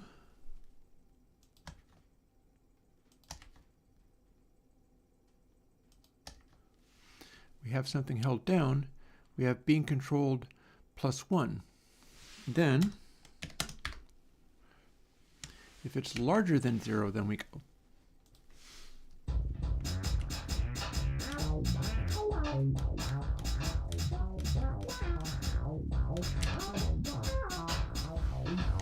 So we're going to make it stop doing that echo thing.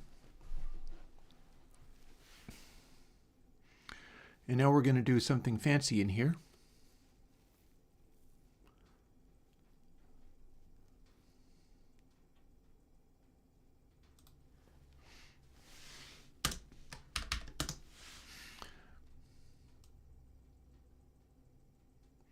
This takes up a lot of space, but that's fine.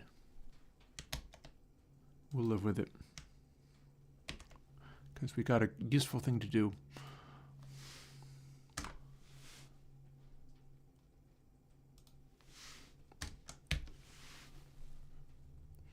Now that should work. Logic. And now it's asking if it is less than 0.5, but it has to also be greater than 0.4. At the tempos we're using, we should have a single backbeat anytime it's held down.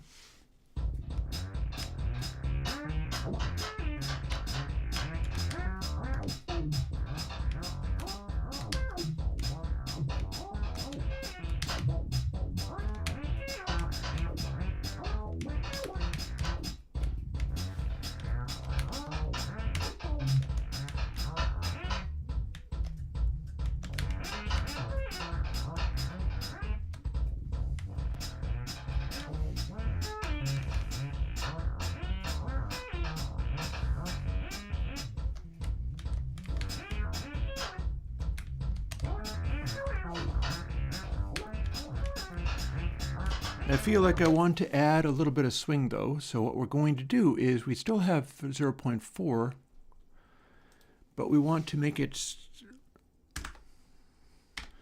0.45 is probably too much swing, but we'll see.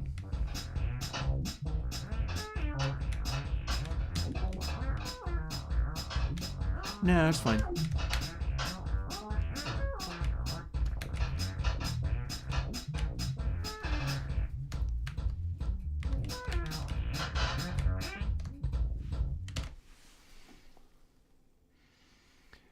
And we could also check to see if,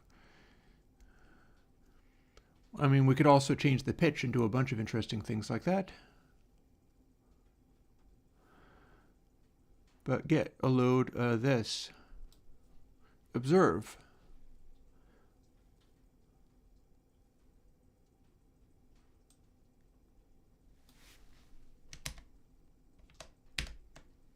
Not like that.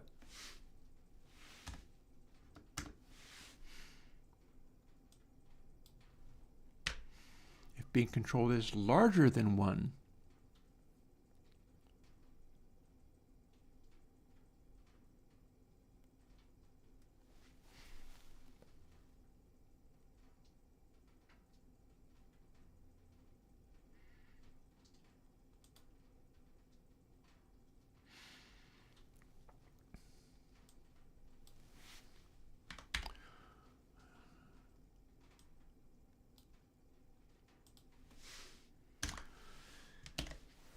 now let's see whether we can get a double going.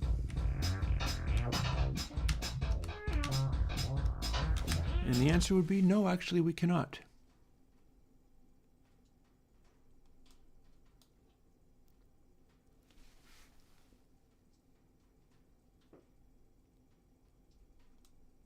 but we'd like to.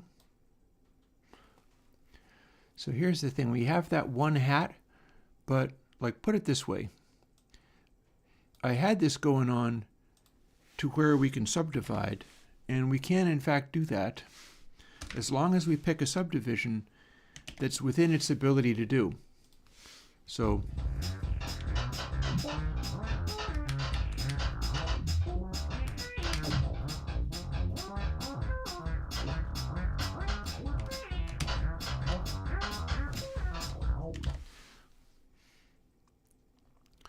one thing we could do is not use this bit, at which point it'll do the blurry thing, or maybe not, but we'll see.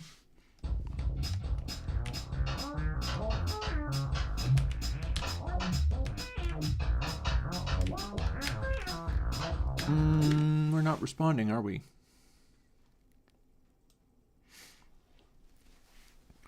So there's the thing. Being controlled should be counting up. And if we've got multiple things happening, they should all be applying, which I think is true. I think that's how we get it. And then being controlled becomes larger than 1.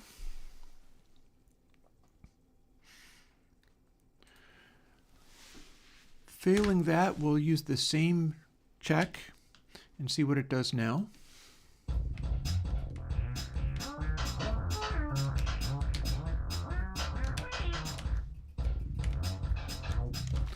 Nope, we're still not getting multiple. So let's literally take out this if statement. And then we've got multiple levels here.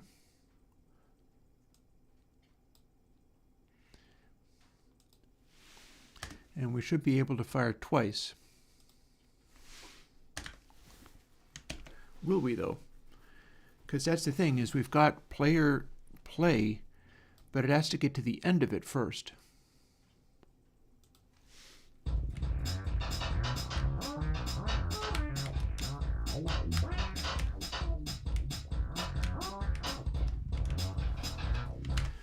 And we are not getting our double. So what we're going to do is, if it's less than that but larger than 0, let's see if we can force it to play at the end of a beat.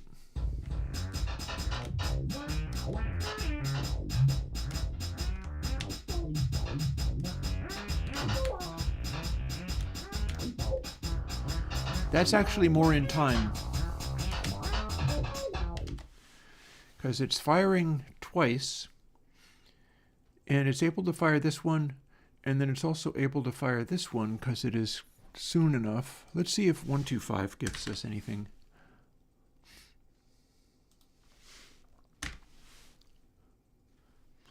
In theory, this should be in time.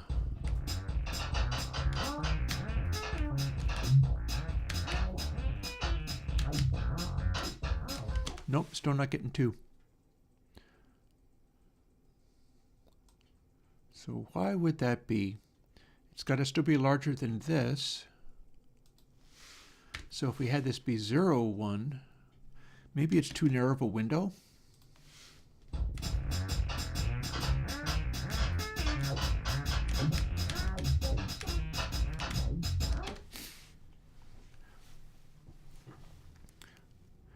The base synth is not the same one used in Alien Kittens. No.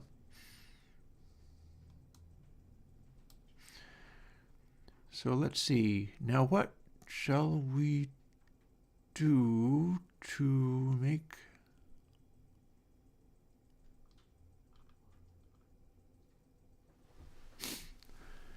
I have an idea.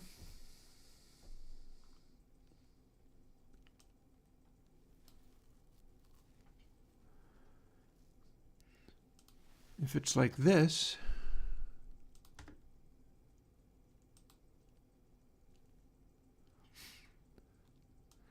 we're telling it to play. Then we've got another if state immediately thereafter. So what we could do is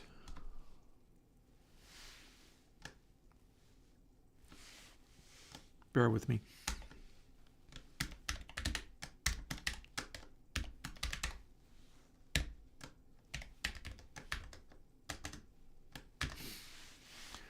kind of reset it. We'll tell it to stop and then tell it to play again immediately.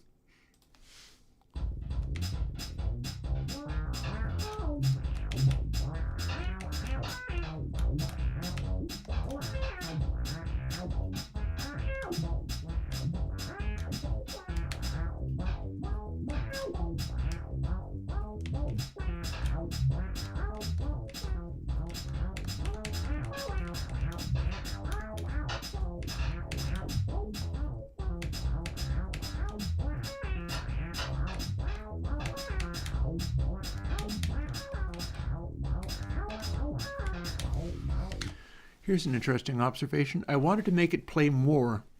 I wanted to make it play more often, but if it's not playing, I have a range of subdivisions that I could make it fire on, and that might be even more interesting. See how it says being controlled and if it's not playing? So I can pretty much contrive to make it simply not play again.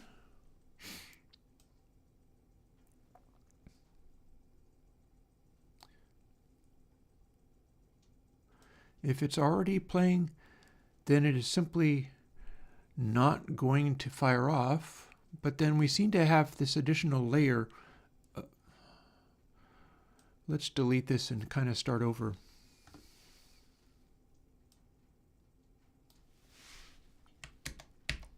One layer, two layer, three layer. We're going to make it groove differently, because we have the ability to do so.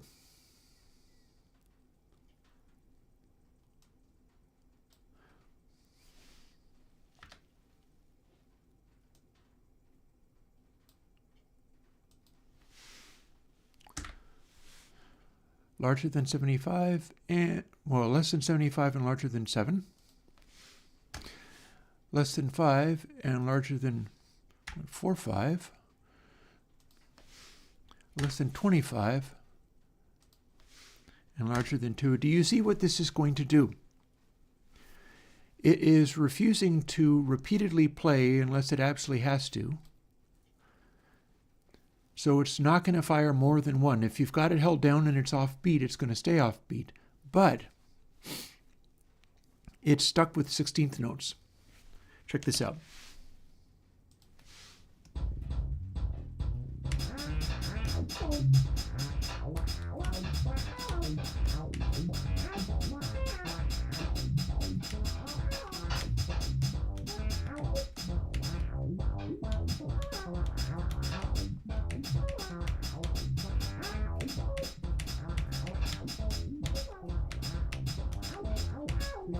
It seems to get on the 75 too easily, though.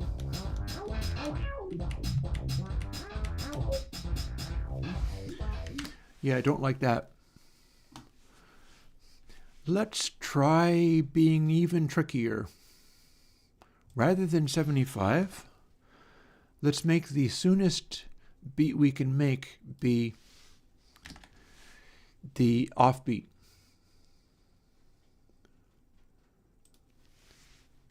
Then we do 2/5. So the quarter could be hit unless it's hit the offbeat. Then a quarter of that, 16th notes or whatever it is that we're doing.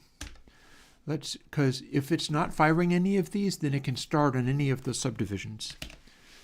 And it's doing that all based on when you've hit.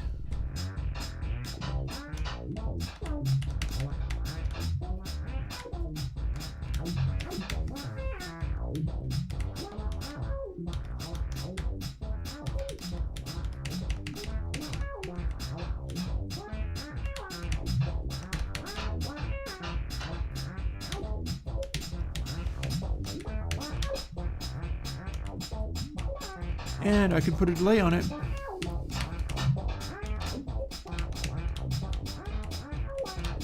Check that out.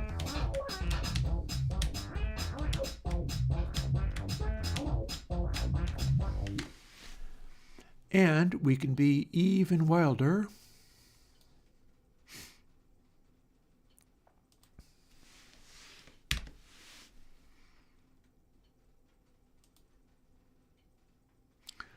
Let's see what we got.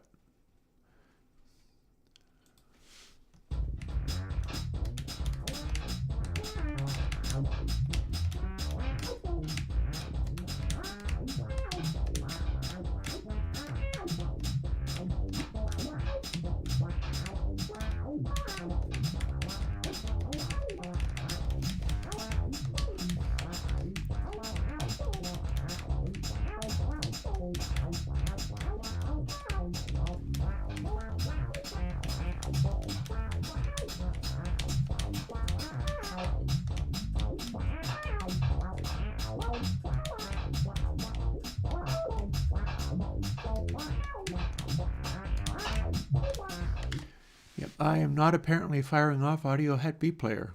Interesting. Should be.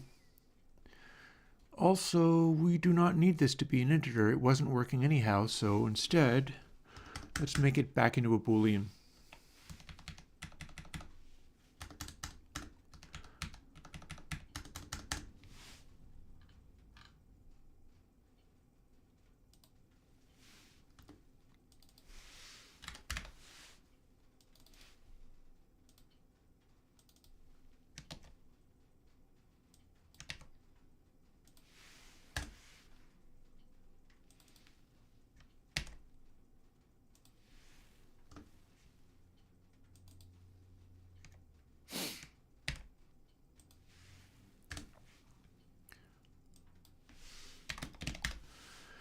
That's the thing about this, is that it does not know what a variable is until you use it.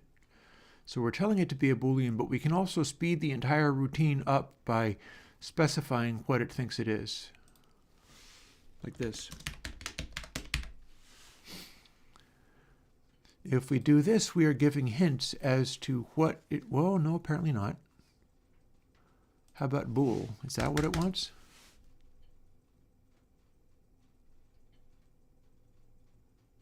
That's what it wants. So we can tell it what each of these things are, and that will speed up the way that it works. Similarly, we've got filter sweep, and we can tell filter sweep that it is a float.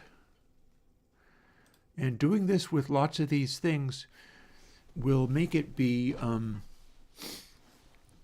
will make it run faster.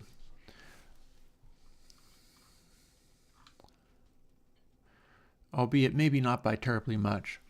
But understand that every time you refer to filter sweep, it is going to check to see whether it is like a object or a light or a control or something like that. So if you can force it to remember, like, oh, by the way, this is a float, then it's able to do all of its stuff a little bit quicker and easier.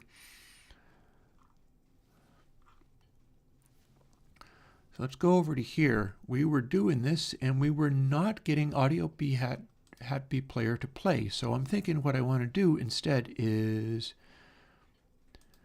just straight up delete it and do it differently, like with pitch scale.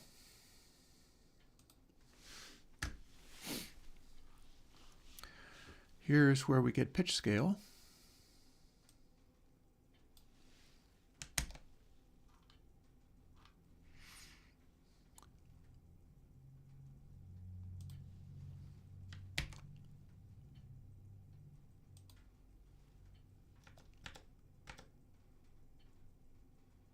Up. I have a whole pile of mess here. Hang on.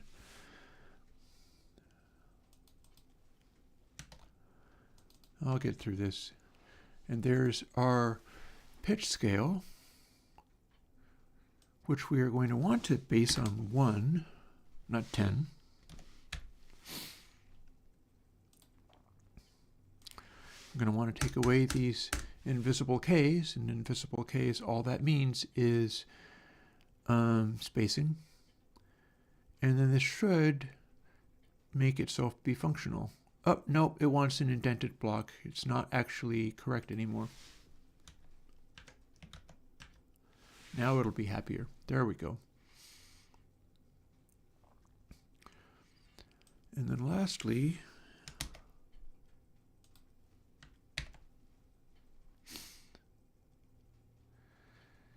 We got pitch scale going on, and we'll make the higher notes.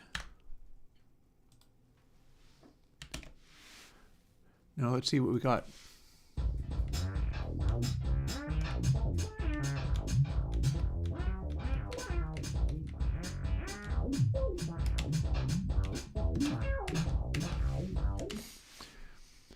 Well, the pitch scale stuff I'm not as happy with.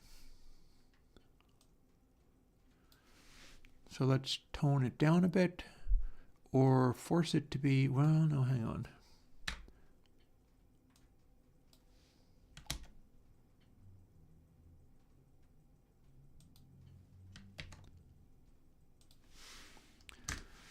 So if we've got it doing this, now we have 3 different pitches for it to be at.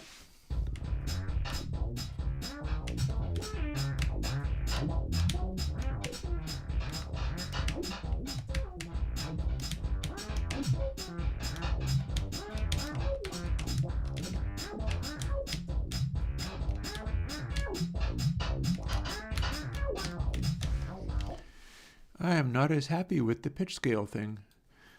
It is disappointing me, and I'm not thrilled. Let's not go there.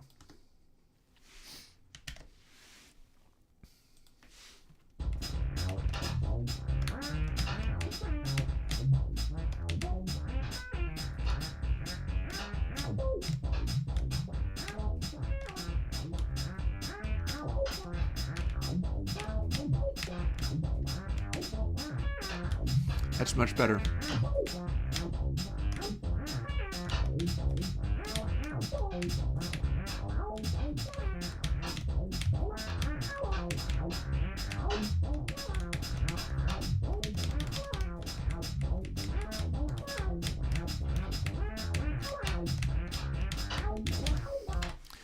And lastly, I mentioned a thing that could be done with this, and I'll tell you what it is.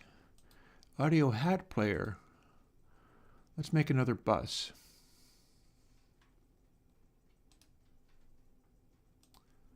Add bus. New bus.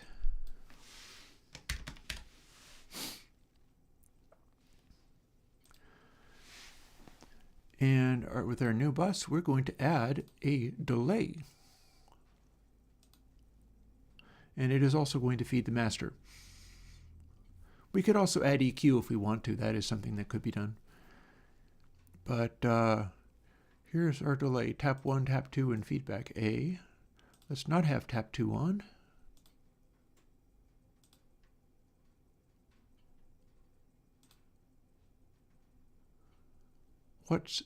We have additional, okay, so the feedback tap is an entirely separate tap apparently. Go figure. Let's see what's going on with that. We're going to send audio hat player to the hat bus. Now what do we got?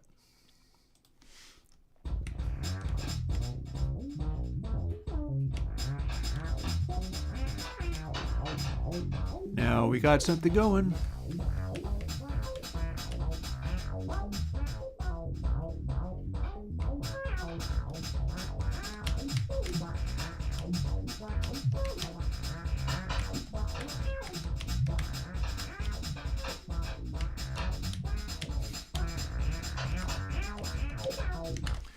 We can probably randomize the pitch a little bit.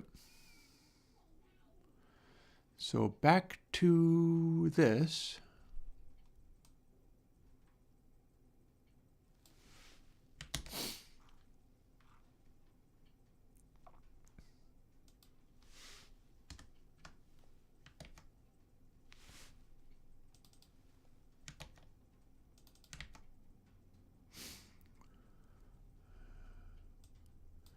Going to be basically 1, unless we are happier having it be a higher pitch, but we need to have it all match. Plus,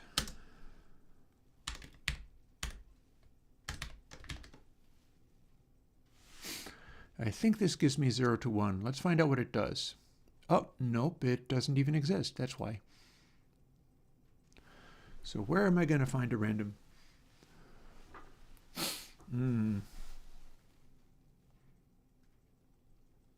I know I have that in there somewhere. In game map, am I randomizing things? I know I'm randomizing something. Oh, randf. Randf minus 0.5 means that's going to send. So randf is going to give me what I look for.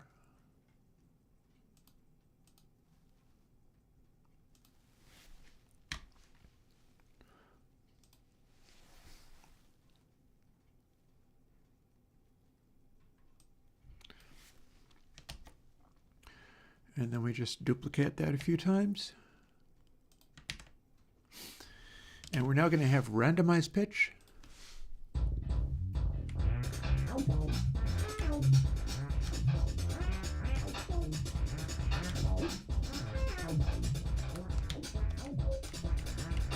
That's cool.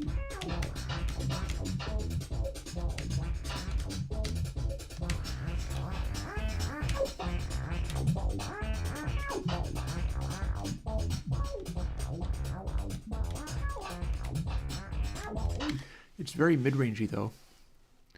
So let's look at our audio. Well, no, let's look at our audio bus and let's also look at doing our thing. This doesn't have to be starting at 1.0. They can all start at like 1.5 or even staggered. Let's see what happens if we do 1.6 and 1.7. They're all plus rand.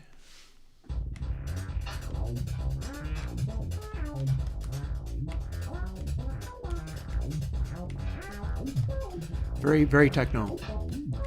And that's because we're aliasing it. That's because it's a bad audio quality, but one that will work for techno.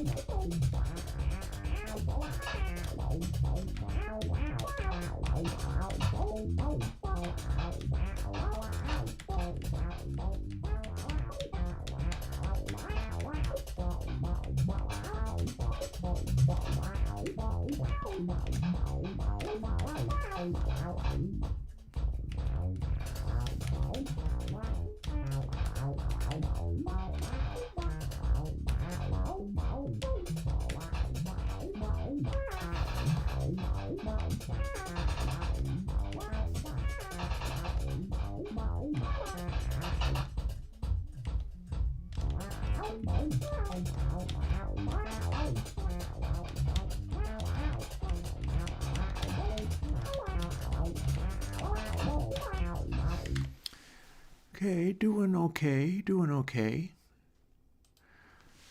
Let's push it a little bit farther. Or I'm trying to figure out whether I want the offbeat. What happens if our offbeats are lower and our onbeats are higher and we still have randf there?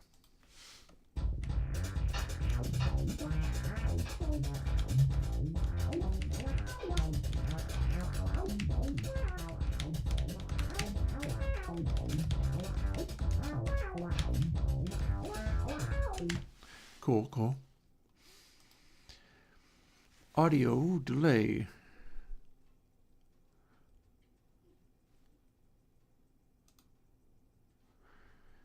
Feedback on. Level dB.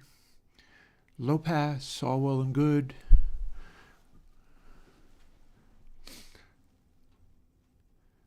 Why do we not have we've got feedback okay, but what the hey is it that we don't have? So if we have a very high level dB, we don't have an independent volume setting. Crazy. We got audio effect delay okay, but we don't have an independent volume setting on it, and that's bonkers. See,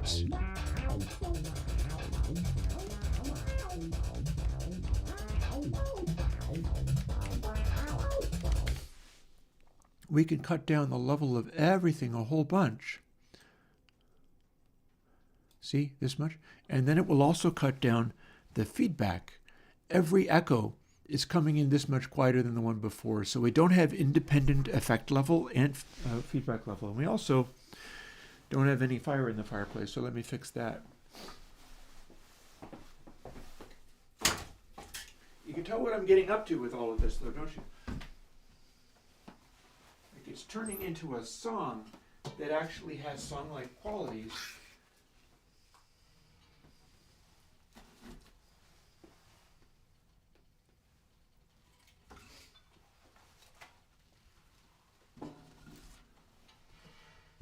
Even though it's just being triggered by game objects based on how we're playing. That will probably start up okay.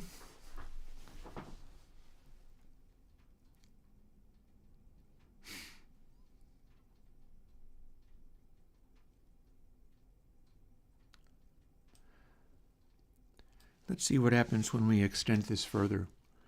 2, 1.5, that was 1.0, and 1.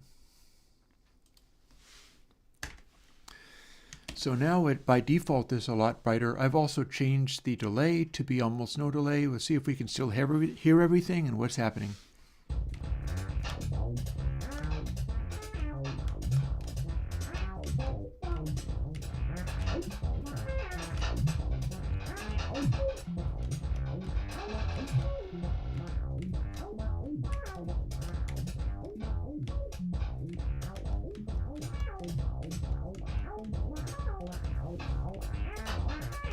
I need to make those clicks be on beat too.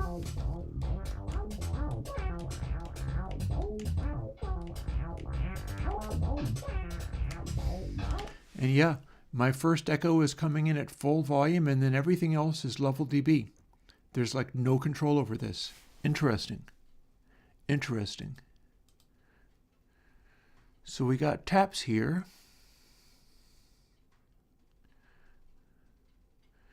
And then we've got this, okay, what happens if I do these? Then we have independent echoes, but none of them are doing feedback properly. What happens if we do this?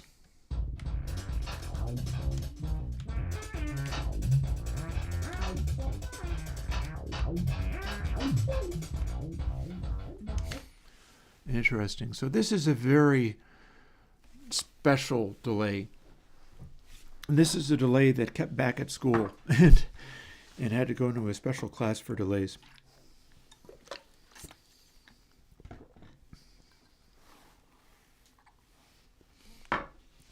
Let's see if we can make some sense out of it.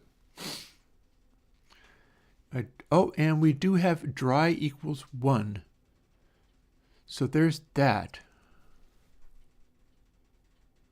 But turn off these taps. Oh, and we've got a pan. Well, let's see if we can get anything interesting out of this. Hard panning. And then there's no pan for the feedback. So we can do this. This is a very eccentric delay.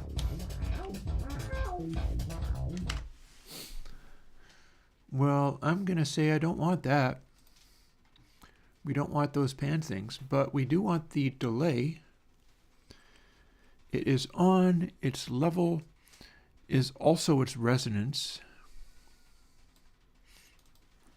I can punch in the dB level that will make an exact BSG, bit shift gain. The first two words are the ones that I'm supposed to. Well, hopefully they'll think I'm having a heated gamer moment when I say bit shift gain. But mine is 6.08. Oh God. No. Boy, I can't type for anything today. That is equating to exactly 0.5. Yeah, word length gain. Thank you.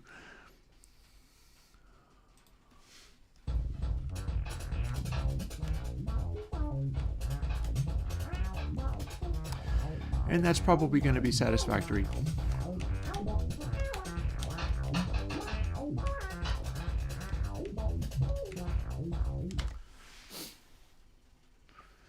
This delay time is also negotiable.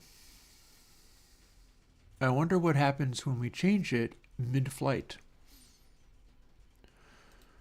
340 milliseconds, A. So where do we change tempo? We change tempo when we change bonus, and so here we change tempo. So where do we change audio hat player bus 1, much like we change timing zox? So in timing ball is where we see the change of timing zox, I believe. I think. Oh, no, nope, it's in tanker. So that's bus 0. We could also add distortion to that or add other things, but I'm not so worried about that right at the moment. Oh, or for laughs, let's run it into timing zox and see what we get.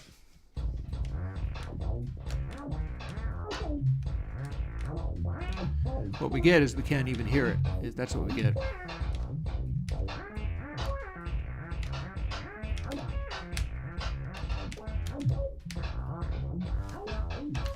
So we're not worrying about that. Our hat is too high pitched to go into that other bus and actually work. So we're not going to go there. We're going to go to master again.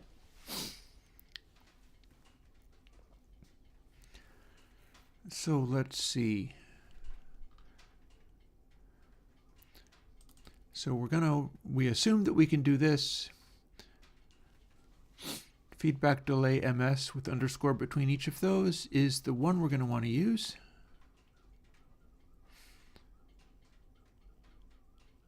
And let's see. Here we are. So audio surfer get bus effect, and this is what we're going to change, but we're going to use a different thing.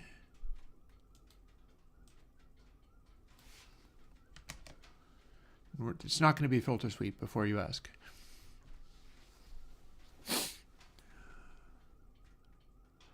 We're going to update it when we update tempo.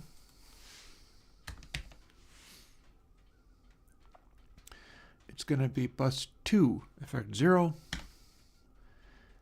And it's going to be delay, feedback delay MS.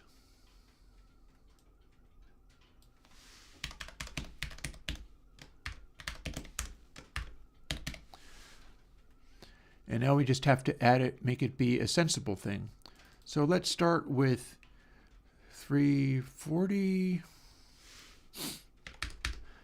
Let's make it go to 100 if we are updating the thing with the new tempo.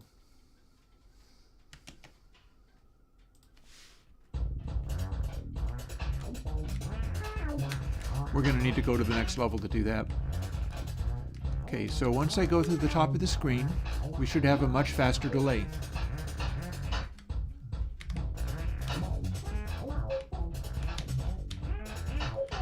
And it does indeed sound like a much faster delay. Question, no, I think that worked. So let's see if we can make it a factor of tempo. I believe we got it.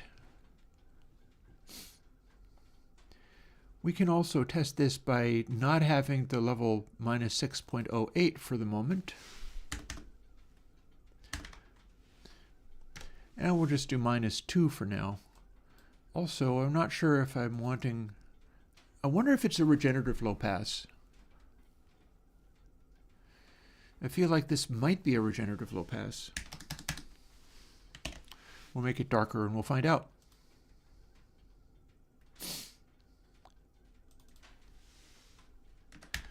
Put this back just for the moment and let's see what we get.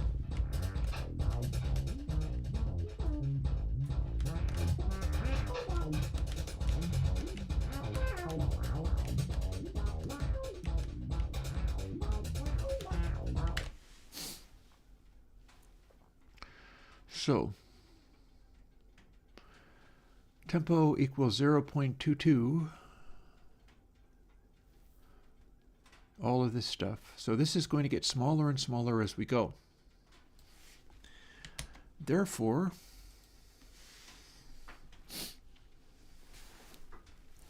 okay, hang on. So 0.22 is our basis. So we can also scale this in much the same way with exactly the same math. So if that is 340, we will have about the same change in tempo and delay effects. The question is whether we want 340. So let's quickly update this so that bonus becomes much greater. And we always get a boost.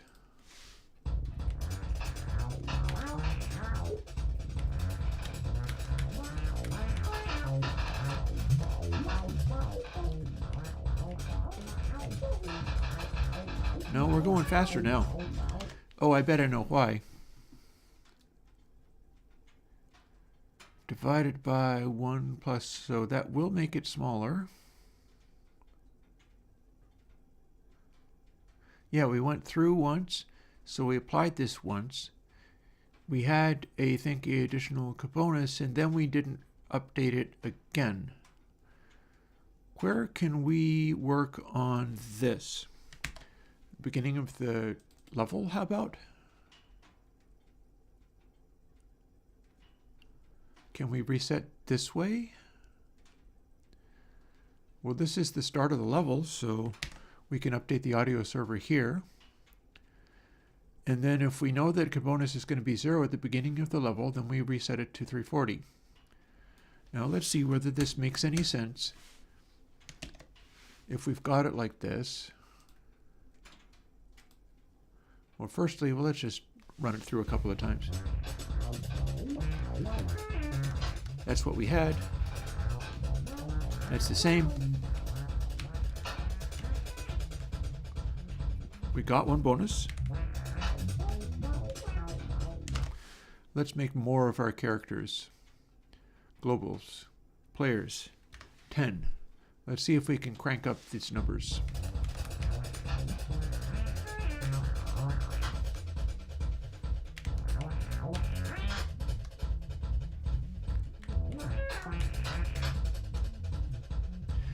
Alrighty. Hear that? That's echoes that are chasing the time.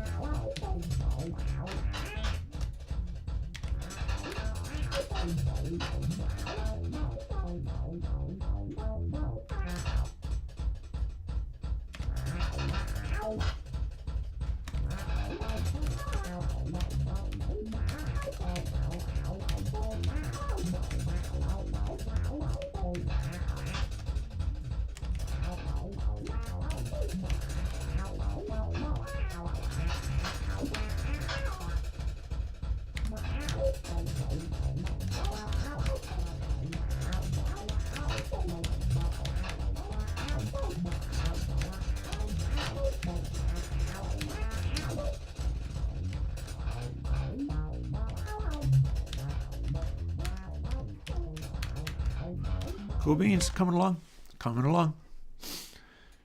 Back to what we were doing. It looks like we can, in fact, make it do that. The question becomes, do we like this as a base echo tempo?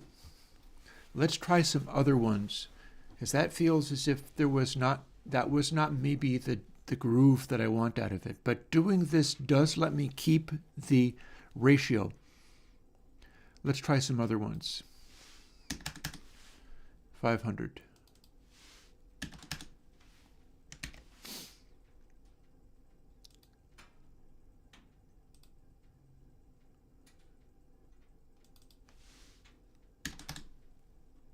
Actually, this starts it off immediately, doesn't it?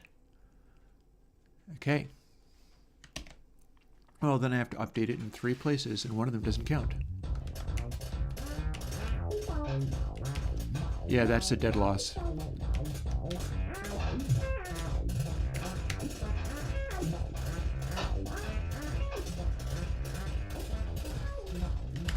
It's cool, but it's not great.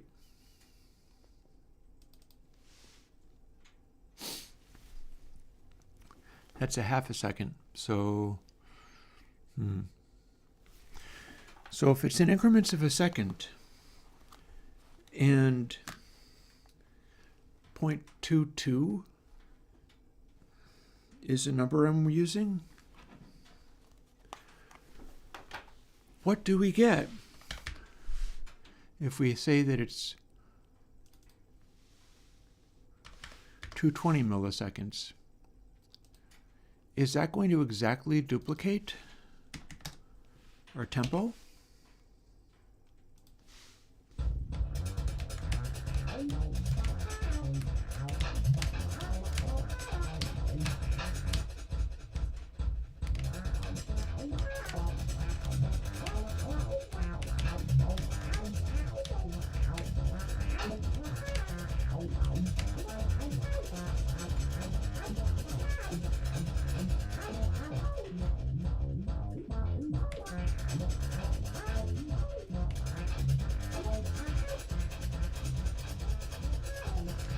Not liking that one. So if 220 isn't good, let's try 440 and see what that does. Oh.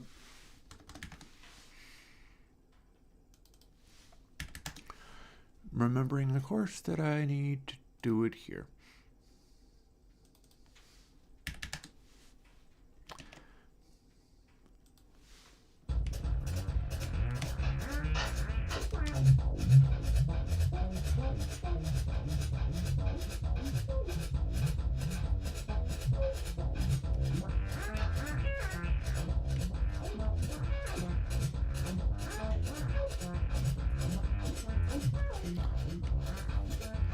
It's close, but it's not quite lined up. Have I ever used FL Studio's Maximus? It's like a multi-band compressor that integrates a kind of wave shaping in each band. No, I have not. I tend to ignore multi-band compressors and multi-band distortions like crazy. I consider them to not be useful to the kinds of sounds that I like to get. Meanwhile, let's experiment with trying to make that noise line up more accurately. We're going to try 450 and see if it's closer or farther away. And we probably don't even need to worry about this. We'll set it to 100 and it will immediately be updated.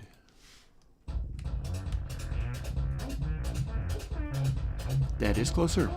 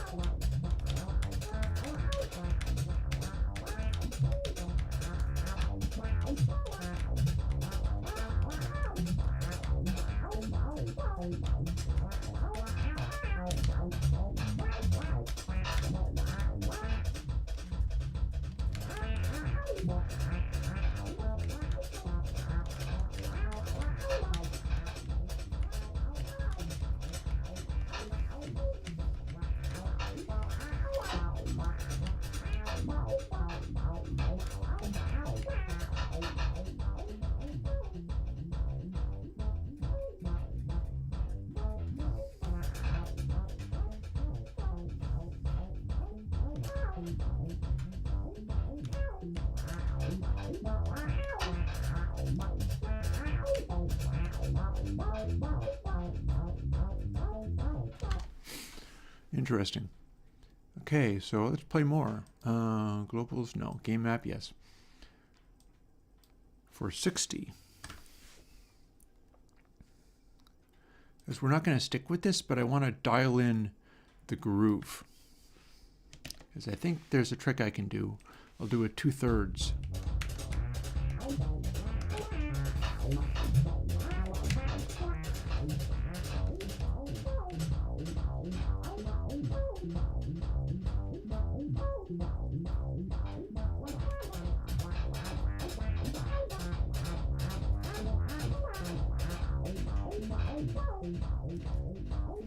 It's going faster than I want. You hear the delay speeding up. See, this is where it gets interesting because we're fooling with this on the basis of musical concepts, like trying to hear things like 440 was too slow, 460 is speeding up, it is too fast. We'll try 455.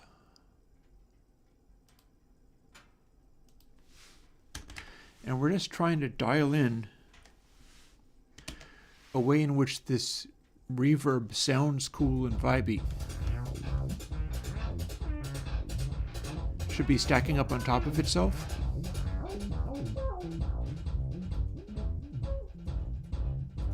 That's a groove.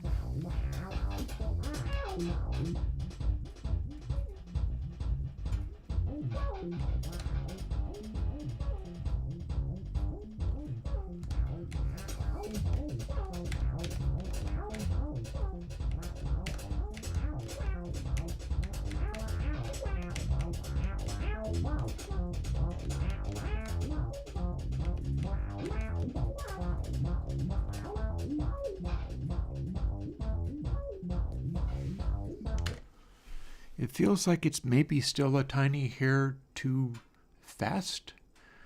Let's try 453. This is not our final amount, but I'll show you what I'll do once I get this dialed in. Because I am confident now that it is going to chase the tempo increases as they go.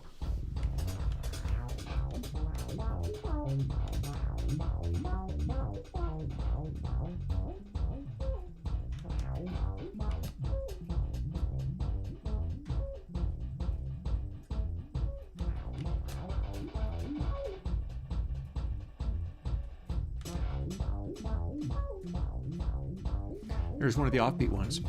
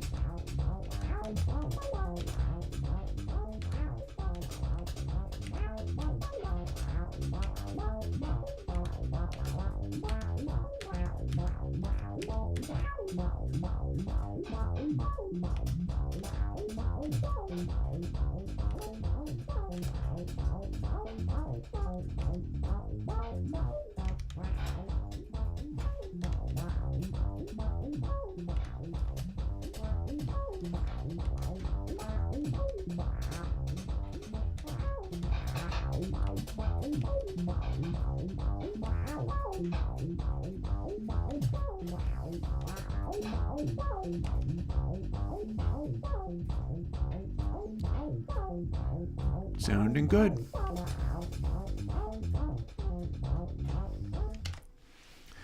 Now, 453 times 2/3.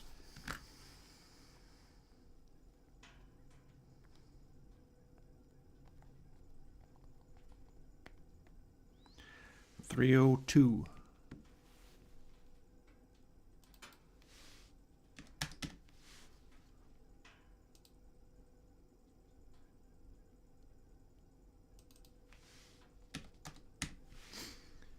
Let's see if this is a serious jam.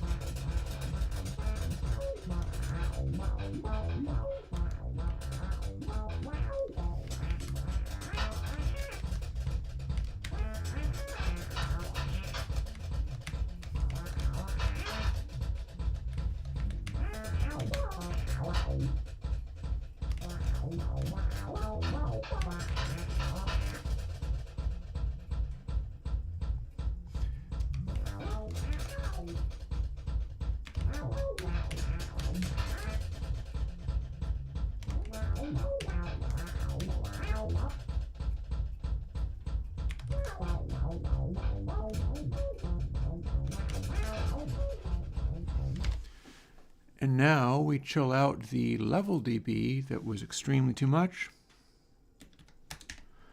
Back to the word length shift gain. And let's make the low pass be something else. It was based on 16K, but maybe we can have some fun effects by boosting it some.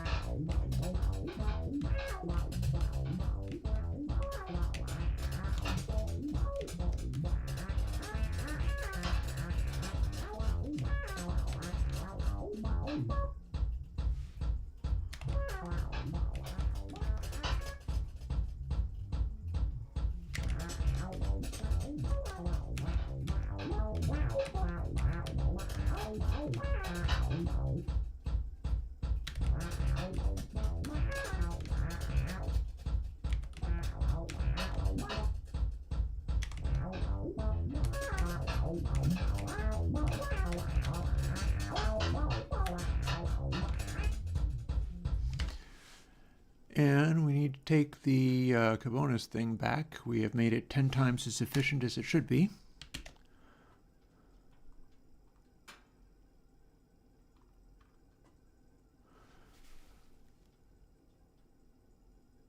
Oh, this is setting the resonance back down to less.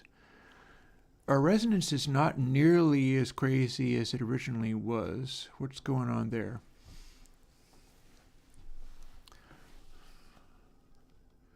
Linear velocity length, fine, but length times 0.002, we need to ramp this up. Let's get our squelch back. Let's get our craziness back from the earlier in the morning. And lastly, I'm not completely convinced on this, but we got to see whether it might sound better with 12 dB down.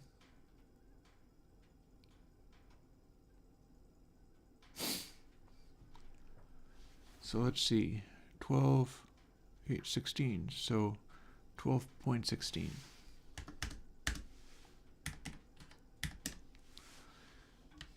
Similarly, bit shift.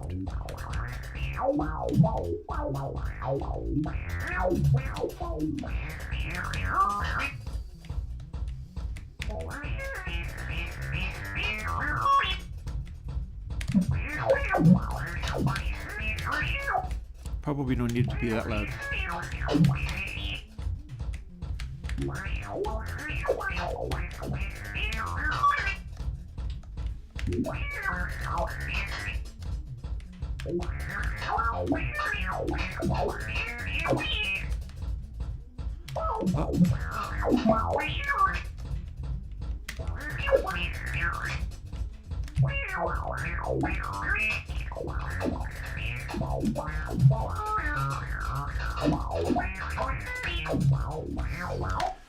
And lastly, we need to make those clicks be in time too.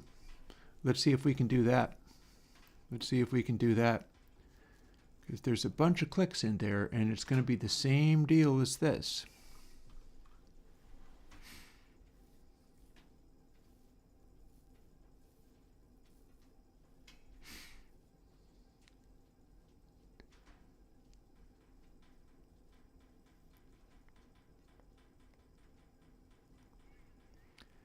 Let's see if we can sort that stuff out. So how good are we? We have too much gain on that. Ooh, why are we doing square root when we would like it to be more exaggerated? That's what I'd like to know. Is it to have a maximum amount? I think maybe it's to have a maximum amount. And to have small amounts of velocity still be close to something. I can live with that. That sounds fine. It is fine. This is fine.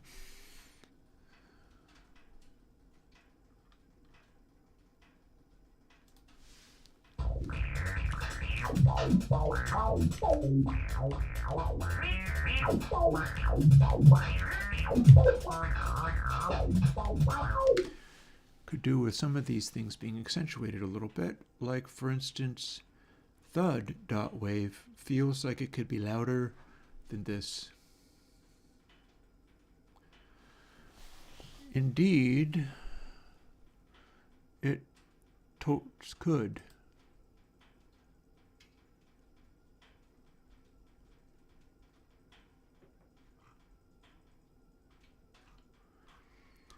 It's in either game map or timer.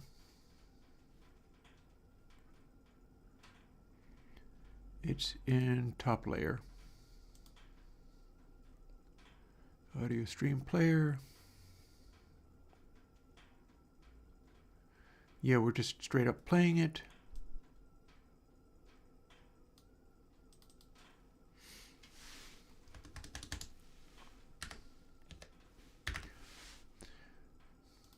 What do we got if we just crank it up?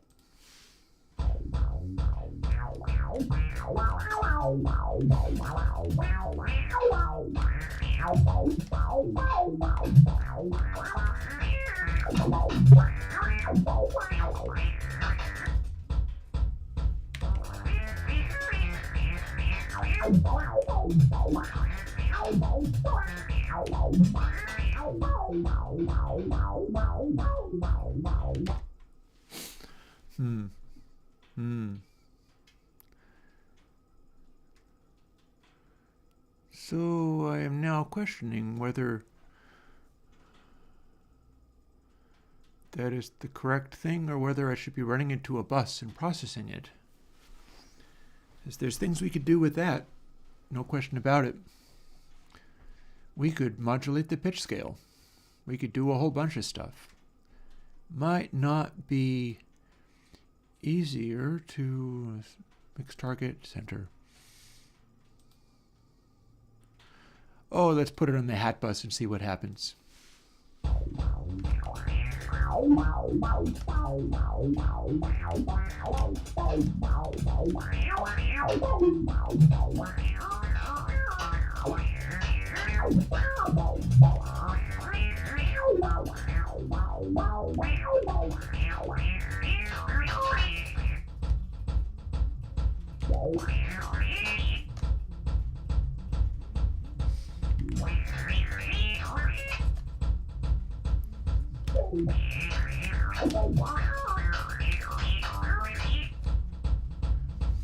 That is one way of getting a sound.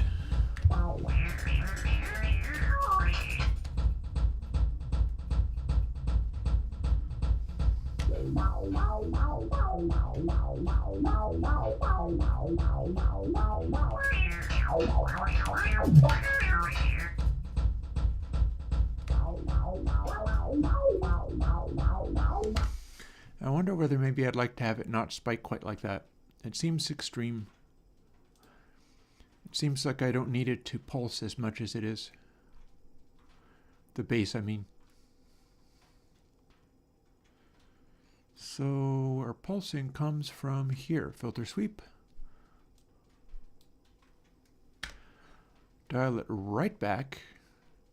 And then let's also lower this quite a bit.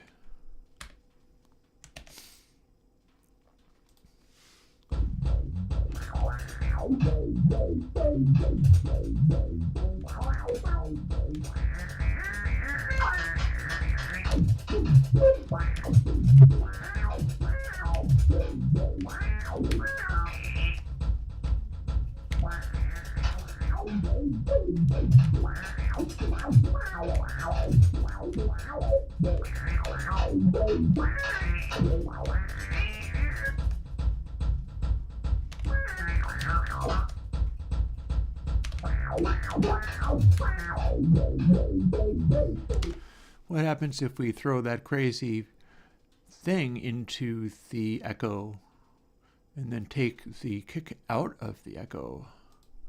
Bus, master, over to the buses, and oh, can we not send that to timing Zox? We could send hat to timing exocs, but we can't seem to send timing exocs to hat. That's frustrating.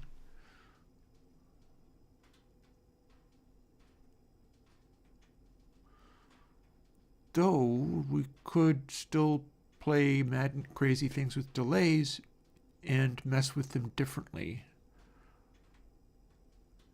This is what I am wondering.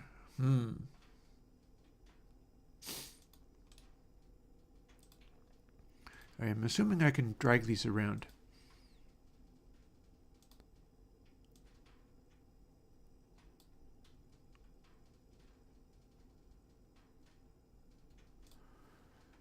So if we now have a delay on timing exocs, there it is.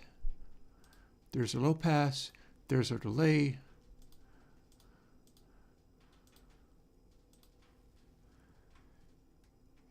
We've got our feedback delay on. And we can do a similar thing, and we can also update it in the same places we're updating the other one, which does not mean that it has to be the same amount.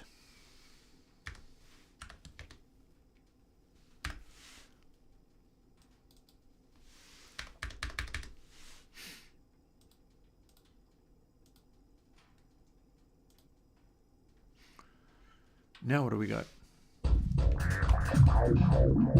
Oh, lovely. Loving this. Loving this.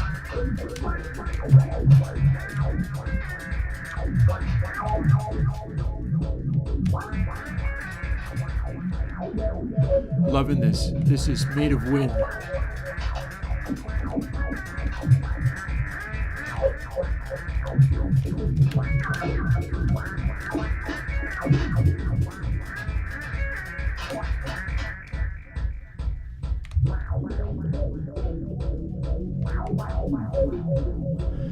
Oh yeah. This is all of the win. So let's take this from there. We have audio server being updated. We have a place in the beginning where we are resetting audio server. Where is that? Not there. So we need to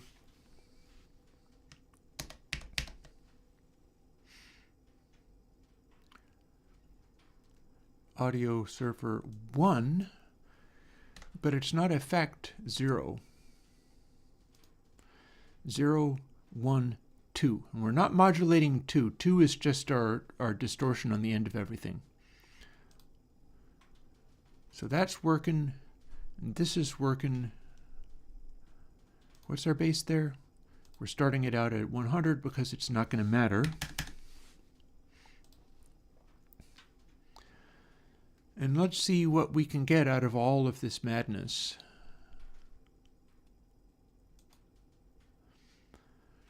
So 2, 0, 1, 1. And the same deal for everywhere else, we're changing it.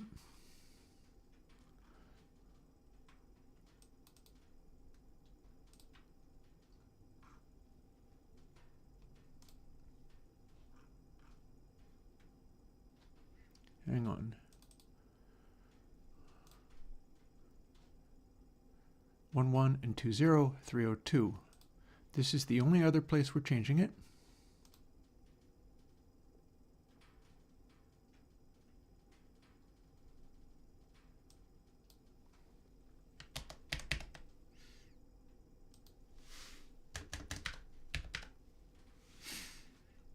Not 1.1, 1,1. And so now those are both the same.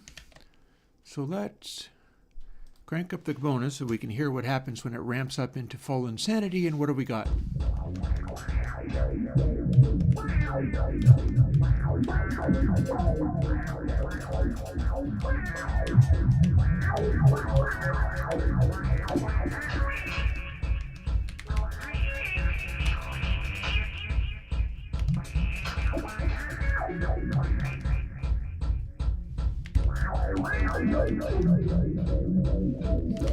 I don't like it matching the other one. So what did we have? We had 302.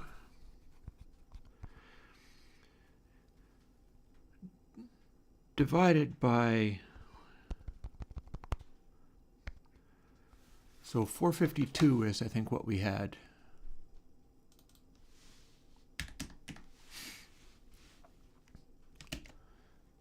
And then back to there.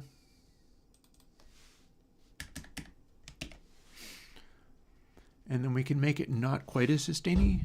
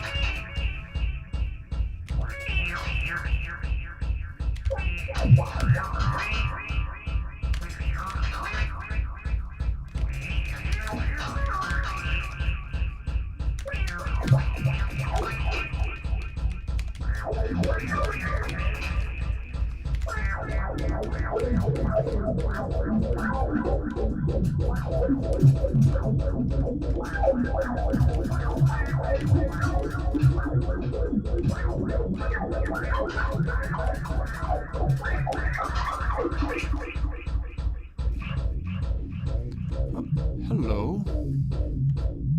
Well, that's interesting. It just started up again. Well, I'll worry about that another day. So we got this going in such a way that it's making some crazy, freaky sounds. We have also got stuff in the audio bus where I'm thinking distortion fine. We can make this be quieter, I think. Like 18 dB. So what would 18 dB be on that?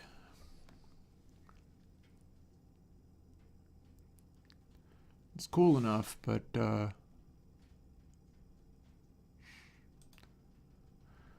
what would it be like if we had it as a straight clip rather than A10? Gnarly.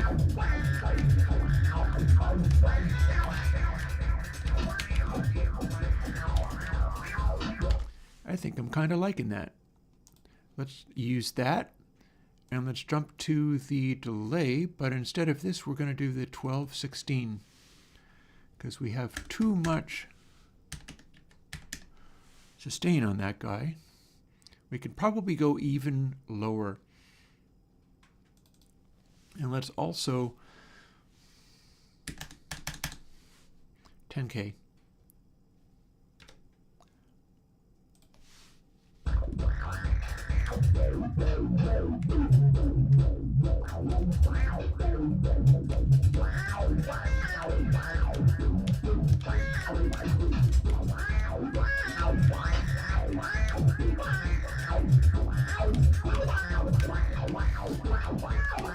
This is filling up the sound nicely.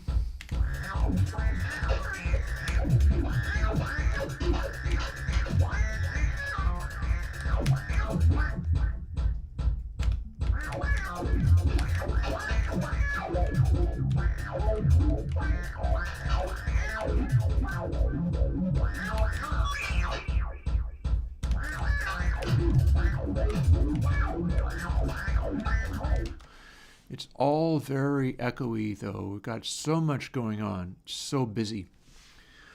What would our 18 dB be for our shifting of bits? Because we should have, well, we can have close to that. So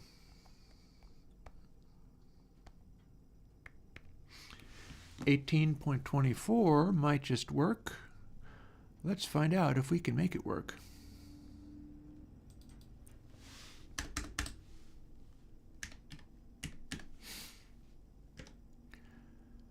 And likewise,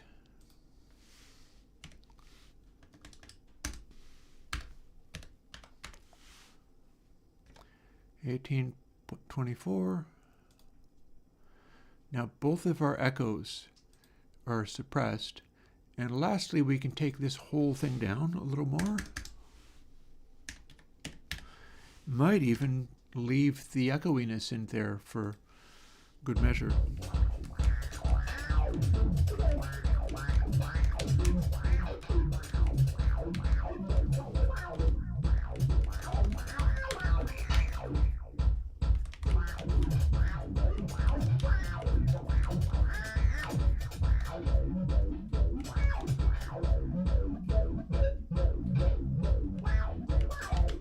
Yeah, let's try that. What happens if this delay before the distortion is really sustaining?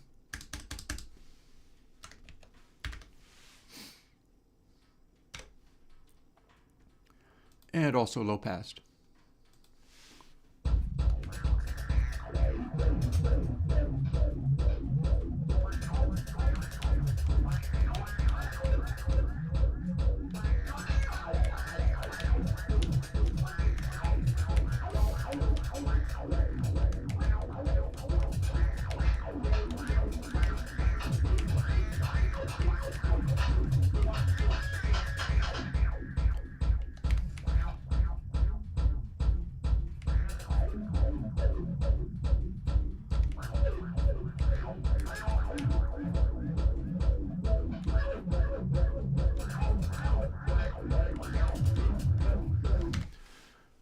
Okay, doing pretty good. And next Godot game could be a Godot-ified version of the music composition card game. Not impossible. We'll see what happens. And I keep adding more firewood to the fire.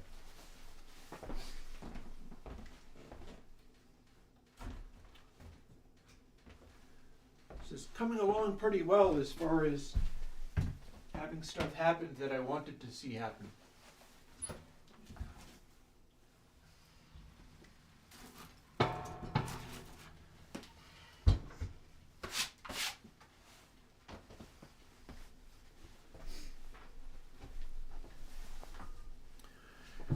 I do want to make those clicks hit on beat though. That's what I'm looking to do. So let's see, so far so good. This stuff is working okay. This is a bed of weird sound, so that part's fine.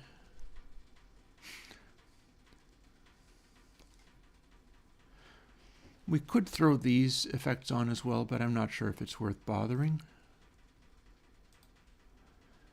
Then this post gain, we've got this quite low. If I had this higher,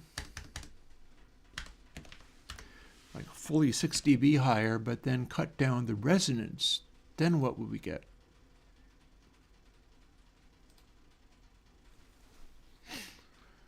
Resonance is from in here, I think. Is it? Where am I finding my resonance? It's going to be in here somewhere. Filter sweep plus 30. That's how I get to these really low frequencies. Cutoff hertz, resonance, there we go. So if I have that,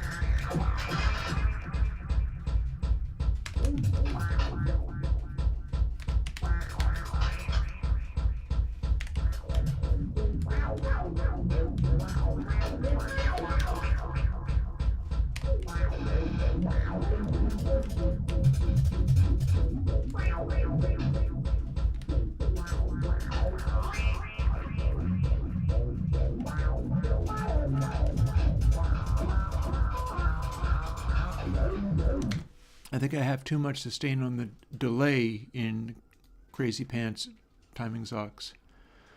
Let's take that back to 12.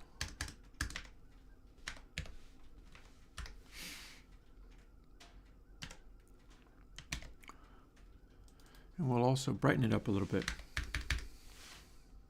Just a little bit.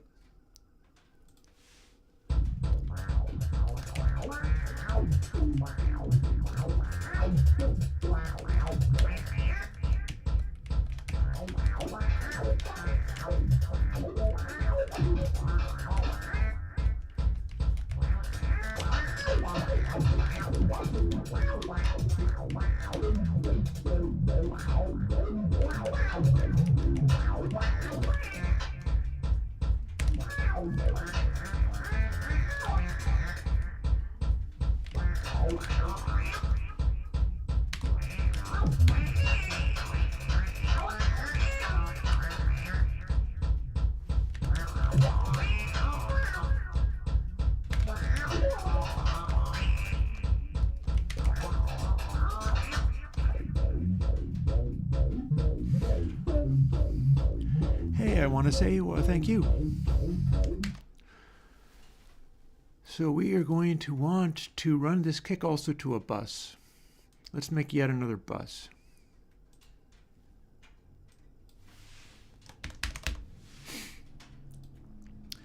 And this new bus is going to be a bus that has filters. And it may just be, let's start with filter. What about, how's this work? So resonances, low pass filter. What if we told it to just literally be filter? What would that give us?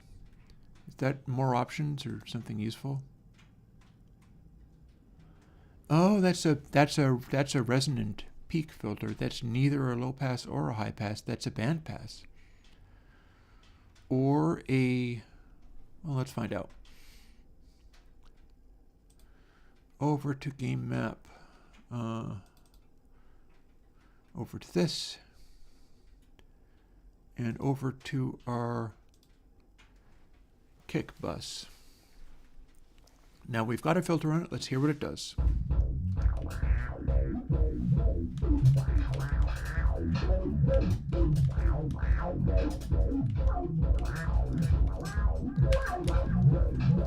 Wouldn't it be cool if we could sidechain some of these things? Let's see if we can do that just in the buses. We've got timing Zox, we've got distortion. Sidechain? Sidechain? Hello?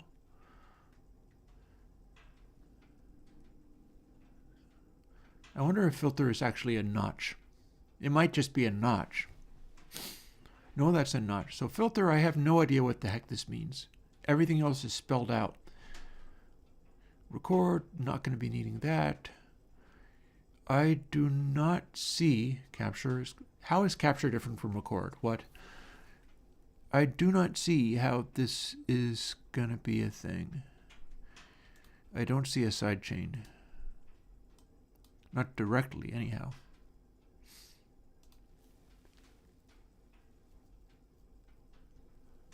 So cutoff. This is acting like simply a low pass. This is acting like the same thing as low pass. Here, 24 dB. Gain's going to be my output. And if we put a resonance of 1 at 2K,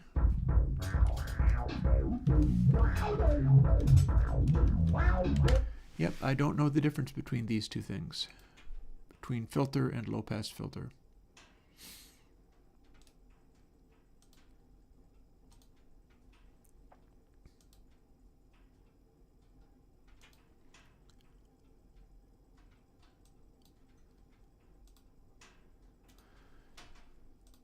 We can make it be a 24 dB octave with a resonance.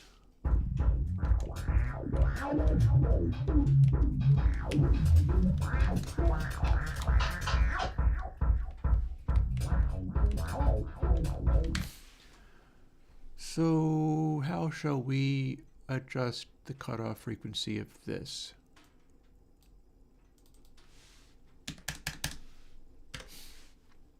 $3K.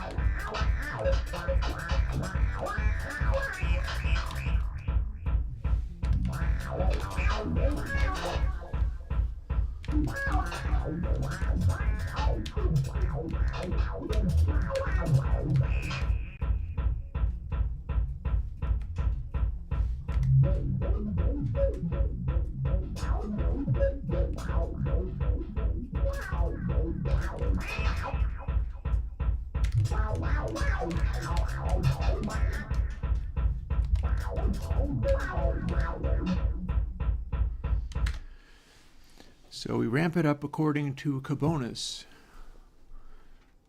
So where are we going to find this? We're going to find this in yet another bus along, and we're going to address it in game map.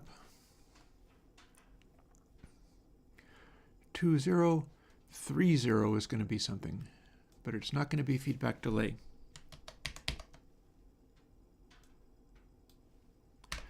30 is going to be cutoff hertz.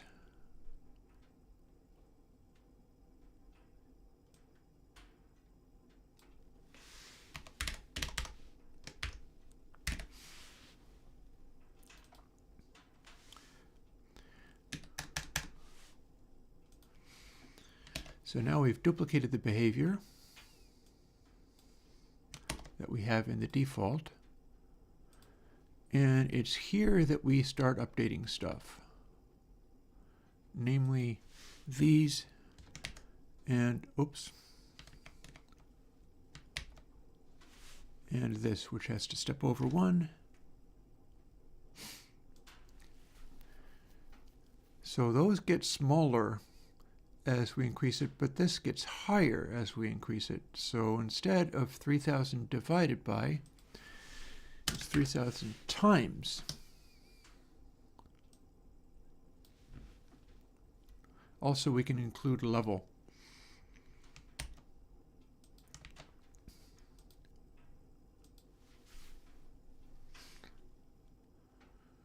So there we go. Oh, or we don't actually, we don't quite have that, do we? Because I selected the wrong place.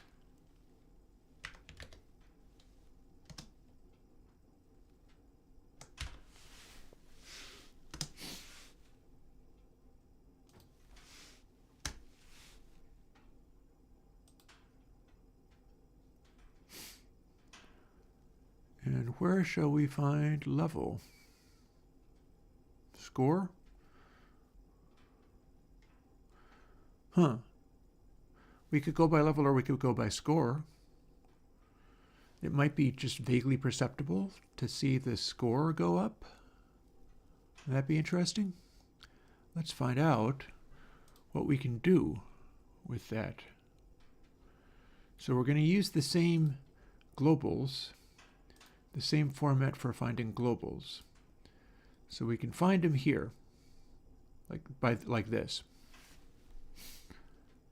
Then cutoff hertz equals, let's say, globals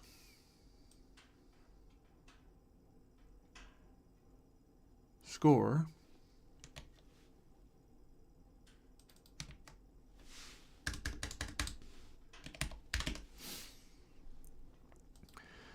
meaning we can start at literally 0, silent kick. Let's see where we get with this.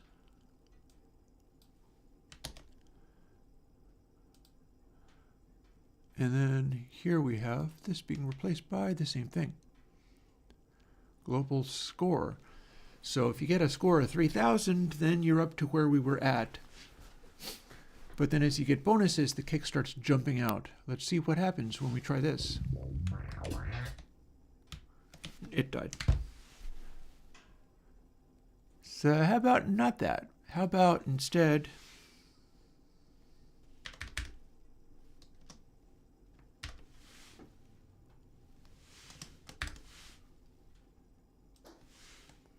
as it didn't like that. It didn't like that being set to 0.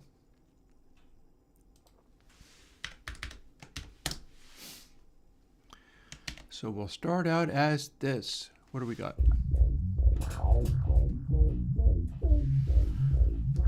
Subterranean. Cool. Oh, now it really crashed hard. It got very upset. Is it because it's an integer? Is that its problem? Do we not have enough parentheses?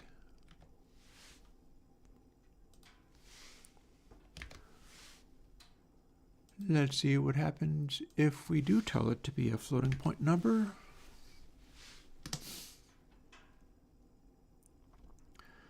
Plus global score. 3.0, that's still correct.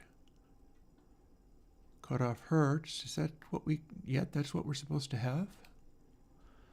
So it got upset with me for this. So 100 plus global score, which is like 0 for starters, times, so 100 plus 0, times the bonus. Why would this not be working? Let's see what we got. Oh, I do need to defrost my dinner. Nope. It's very unhappy with that. Let's see if we have any problem if we're addressing it from here but not doing anything to it. Comment all of you out. Then we'll see what's what.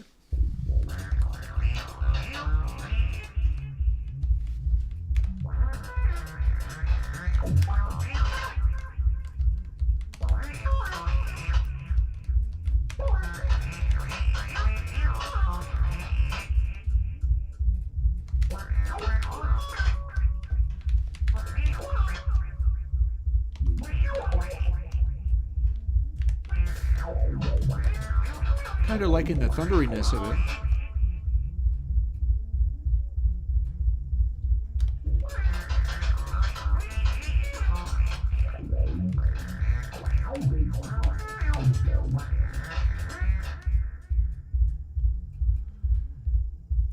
That's a big thump.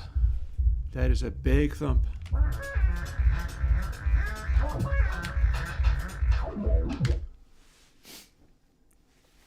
Okay, interesting. So we can do that, but when we start doing this, it becomes unhappy. Why? We should be able to add something to this. Oh, it's freaking out because I don't have, it's not the relative connection. Look at this. Look at this.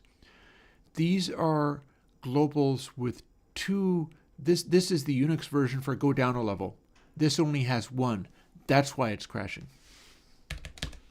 Now it will work to the extent that this counts as working. So let's see what we got. That was the thing.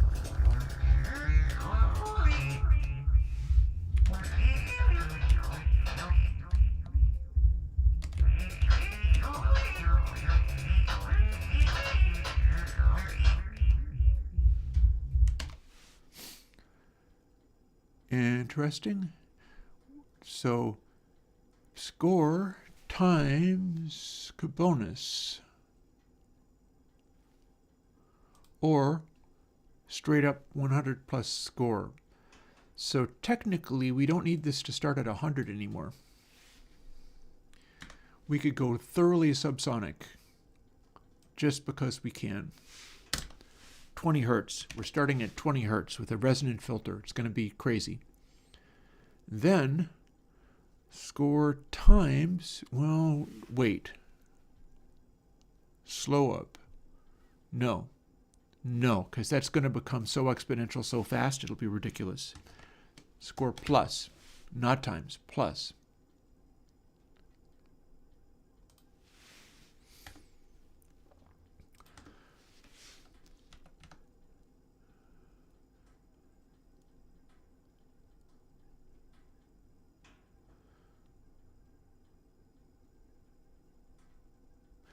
Meaning we don't have to have 1.0 times bonus because we're not adding that, are we?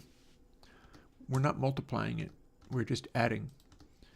So bonus times what? Not 0.05. What happens when we do 1? If that works, we can just use it direct. I doubt it will work.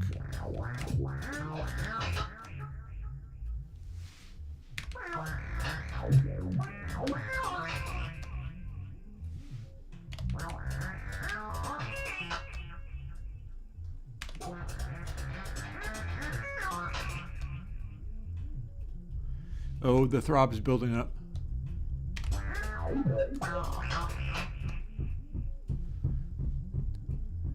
We're getting crazy. So we have a maximum of 8 bonuses before they run out, I believe. So if we have 8 of those, what happens if instead of doing this, we do this?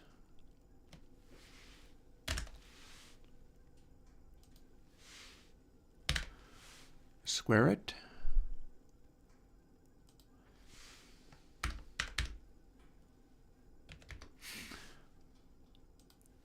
And increase it. So if it ends up becoming 8, then that becomes 80. 80 times 80. Oh, 808, nope. Is 6K. Times 80 is 512K. Well, then if we're doing that, then let's work backwards. Square root of 20K is 141. Divided by 8, 17. So maximum bonus is 8, or at least I think that's what it ends up being. I don't know whether we actually clamp it or limit it. I'm a little concerned about that.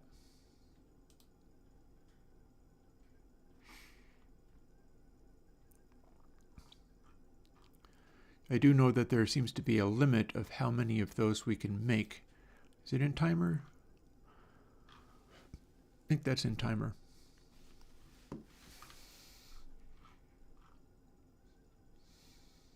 We reset it here. And set normally,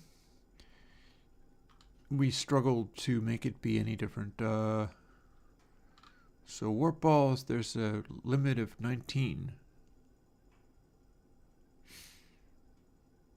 Don't think we need as many as that.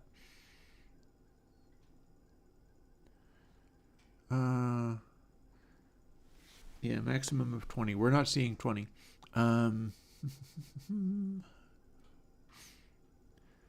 We are trying to keep the audio parts from being fed numbers that will make them go insane. So let's see. We got to 8 and got tricky. So times 17 times itself times 136 gives us 18K. So that's pretty bright. So let's see what we get from Rumblefish here. Aha! We got thunder. We got click.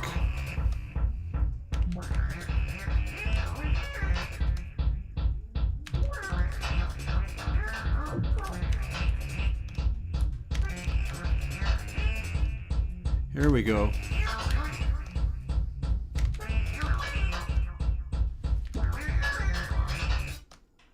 And we crashed. That's more than 8. Okay, let's not do that. Let's put a minimum in there.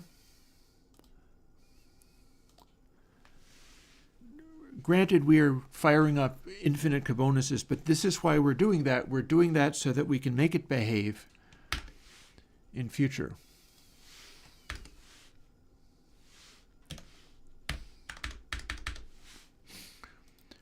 $20K limit, and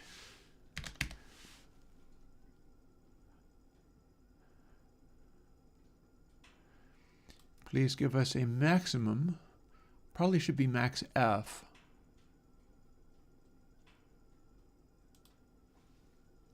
Otherwise, we're just recasting things back and forth. Let's see if we can make it die now.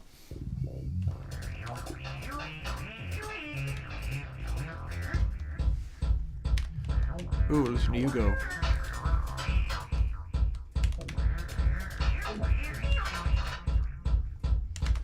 Hang on.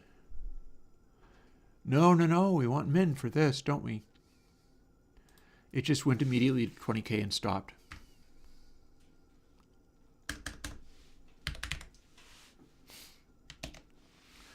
This way, And let's put it to 25 hertz for starting off. That way we get just the hint of a rumble. And we're also going to fool with some of this other stuff. Let's go back in here. Let's go and find it, and let's take it down in level because it's loud and overwhelming.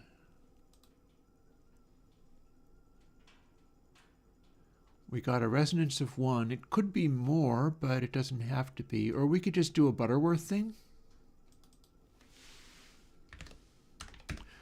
Pretty sure that's our Butterworth number.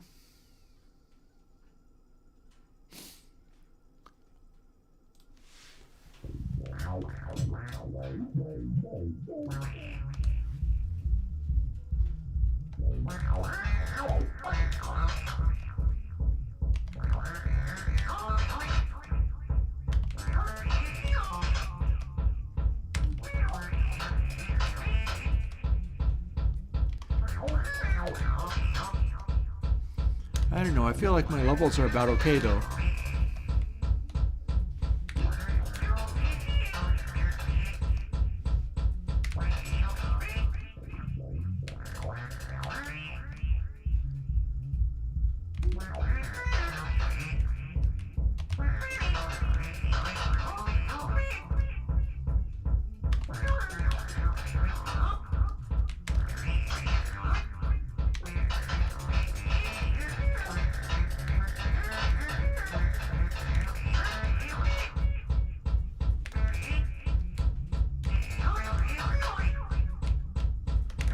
We go.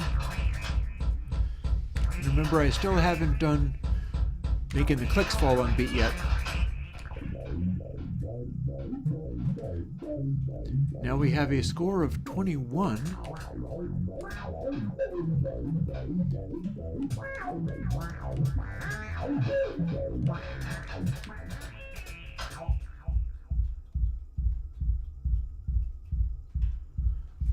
This is developing under normal circumstances. I feel like this will be a cooler, more ominous effect. And as your score gets higher and higher, you start ramping up so that it starts off at another bass frequency. Let's not lose this game so I can test it a little bit more. How about?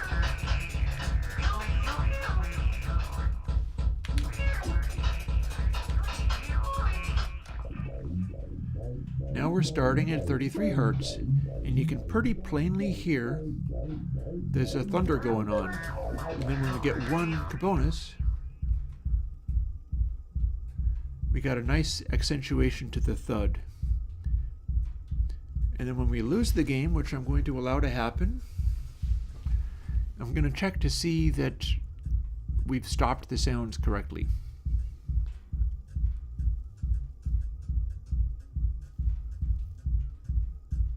And I don't think we will. And I don't remember whether it's restarting again properly. Let's find out.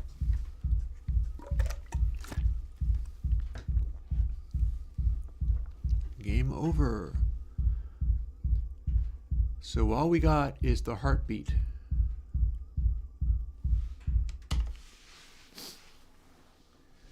That's something we can work on. Hang on a second, because I got to go and take some... I'm 20 minutes late for defrosting some stuff. But I did remember to defrost some other stuff, so I got that going for me. Might as well. I'm not making more coffee. It's too late for that. But I am putting that on because I got to run to the kitchen for a moment.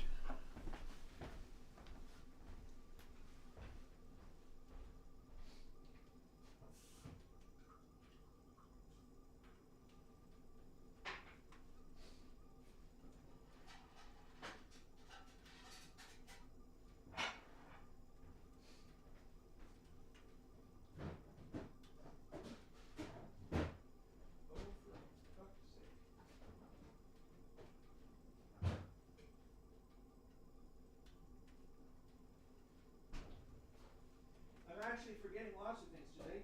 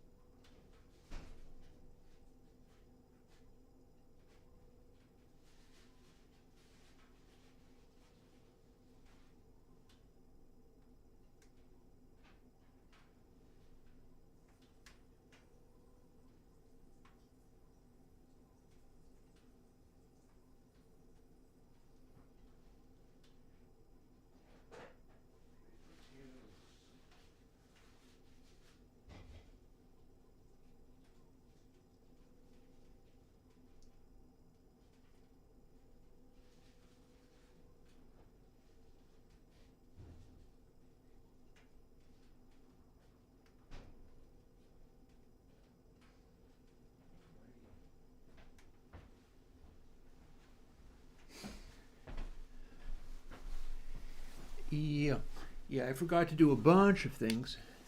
Among them, when I'm making tacos, I take a tomato out of the fridge so that it can warm up properly. And this I forgot to do. So my taco tomato is possibly going to be horrible today, but with a bit of luck, in an hour and a half, it will have come closer to room temperature, which is not very warm, honestly, not here. I know what I can do about that. I also got some soft tortillas out of there for the same purpose, and I put a little bit of water in the thing I had them in. I can bring them here and put them by the stove. Then they'll warm up. Let me do that.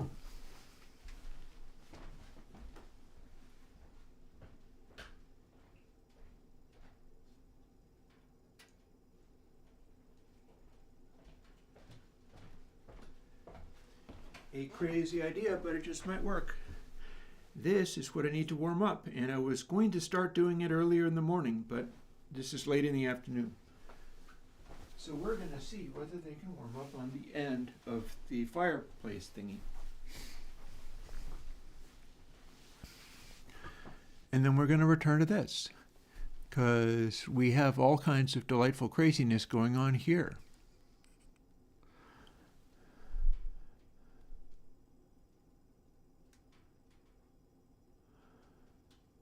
What else have we got going on? Here's something else we have going on.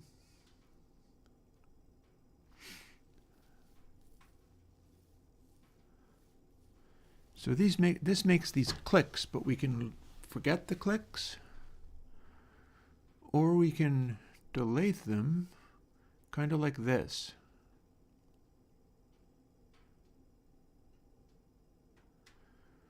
So here's what we got going on for this. If we drag it right down here, and then maybe comment it out so that we can refer to it. So audio click player is the thing I want to play. The pitch scale can take care of itself. But we have this thing here where all of this only needs to happen if these conditions are met.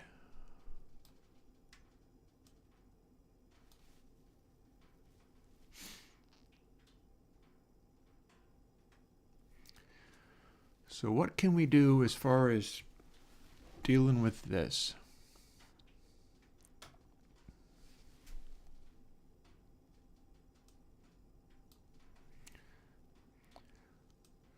Well, we've got global's tempo.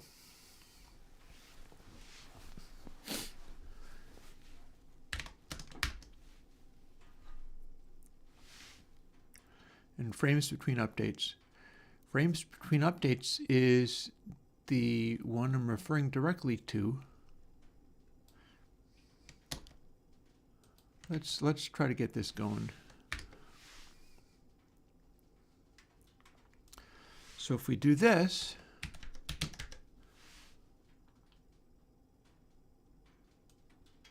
and delete this, which is commented out anyway, so we don't really have to care. If we do this, let's add that colon that the syntax wants. Now it'll be happy. Then we play the click. So if we do this, we only play the click on the offbeat. And it acts like this.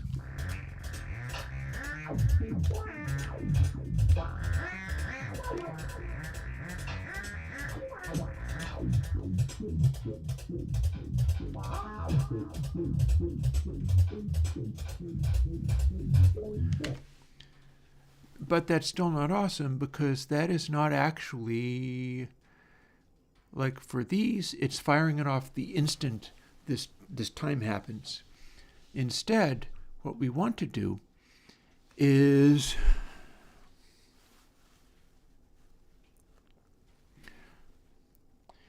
like modulate it somehow. Make it so that if it exactly matches up with increments of the tempo, then it'll go. or delay it by a particular formula so it'll go.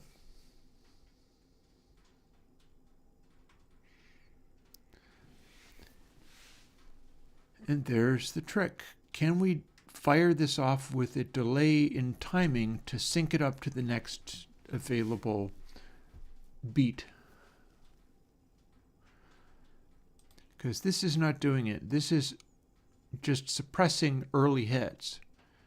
And we don't need that. It could be the opposite. It could be times or greater than.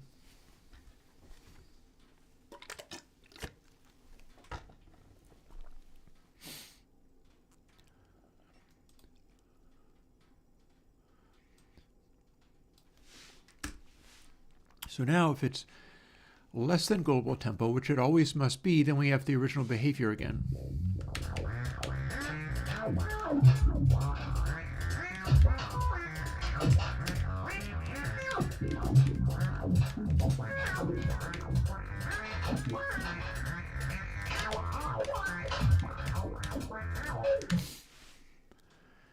But instead, if we, let's see,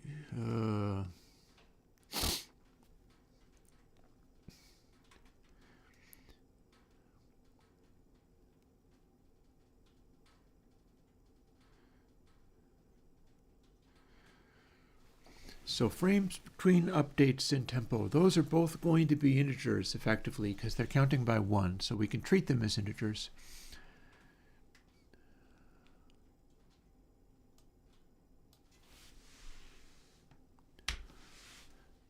So mod tempo, there's another possible thing.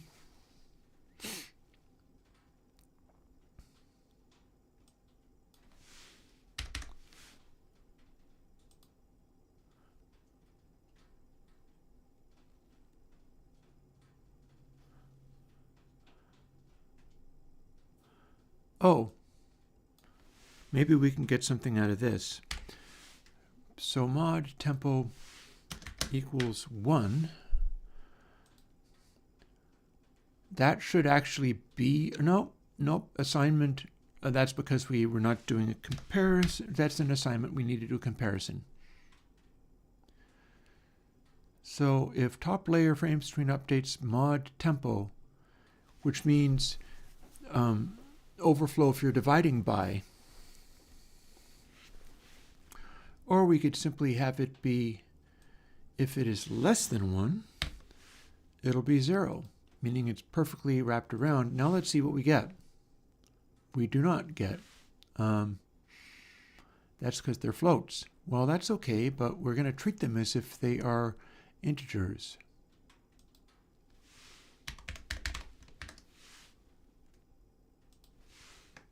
This should turn it into an integer.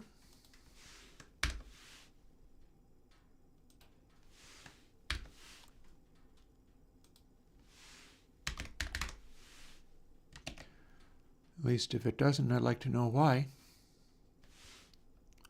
Nope, they're still floats. What up?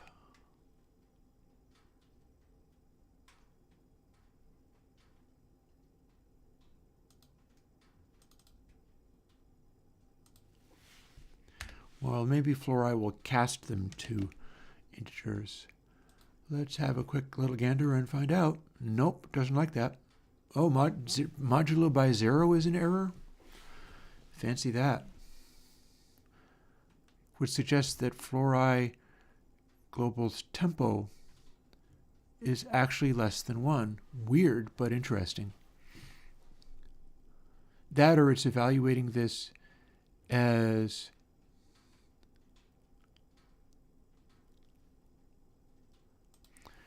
let's see if we can fix this with parentheses. I think it might be evaluating that as a Fluori modulus this, Fluori less than 1, which would result in a Boolean of false, which would result in a 0. So let's see whether that fixed it. Nope. Tempo is apparently greater than 1. If I add +1 to it, maybe it won't be. Nope, we're still not happy. And if we're not happy, you're not happy. Top layer, globals. That stuff's supposed to be working.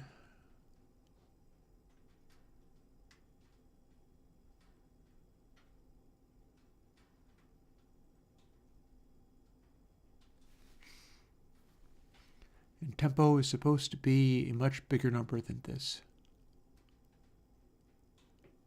Assuming, of course, we can get there. So, no, we're reaching globals in other places the same way. That's not wrong.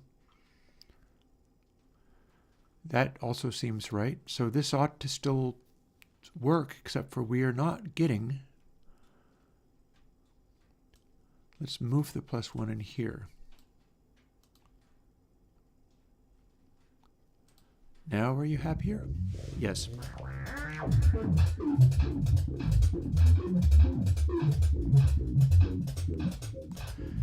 And that is always returning a success. That click noise is always happening. Then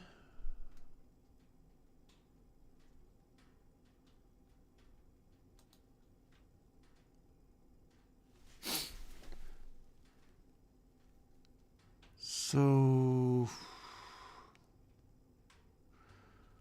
floor frames between updates modulus tempo times 1. So I'm trying to figure out whether I need to increase or decrease this. Let's experiment. I've got my tacos thawing nicely. This is a fine time for me to just derp around and see what I get. Times 8 and times 8. So if we do this, and then the modulus is still guaranteed to be more than 1, now what?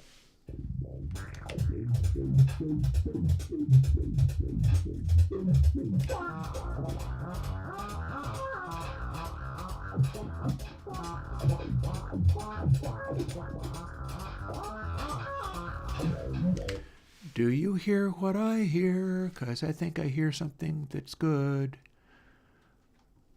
Volume dB needs to be a lot louder if it's now going to be just regular.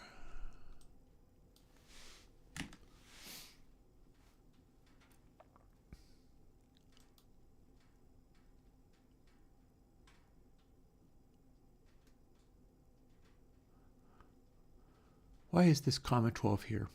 What's going on? Oh, because it's the minimum. So this is the minimum volume, but we can't go louder than +12.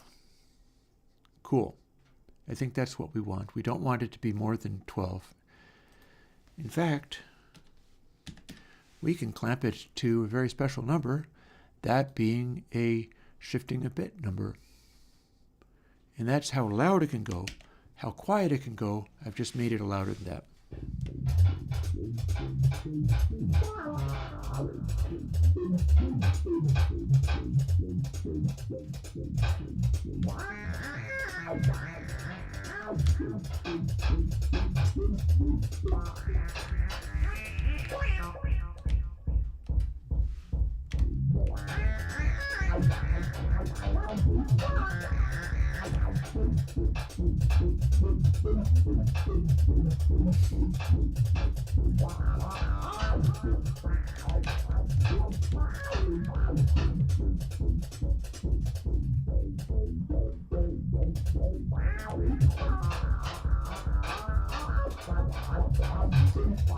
Hear how it sounds a little bit like it is on the beat? There's a thing. There's a thing. So we can maybe accentuate this. First of all, let's see if we can narrow it down.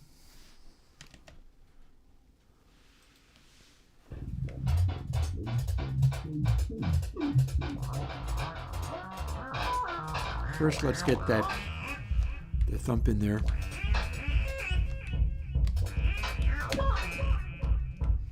Then let's listen to it again.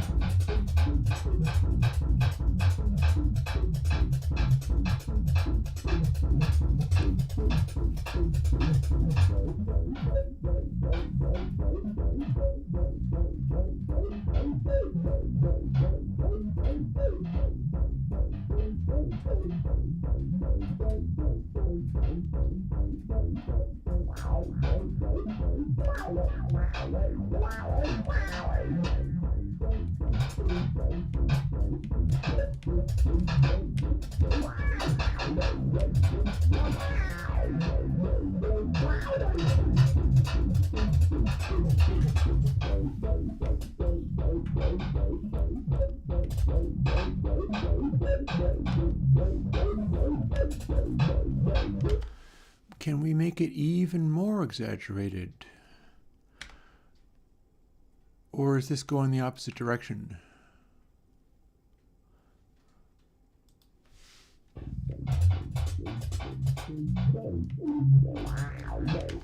Because the thing is, if we don't fire it, then it plays later. Let's go the opposite direction, see if we can make it a cruder time signature.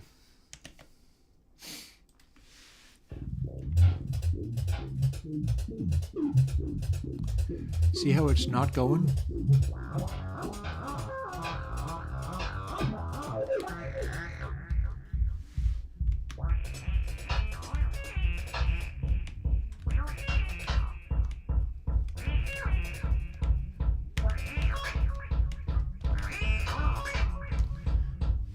Now,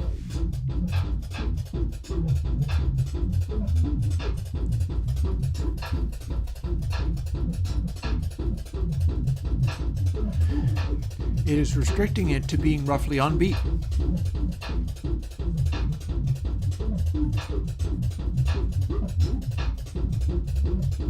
In fact, it's not bad.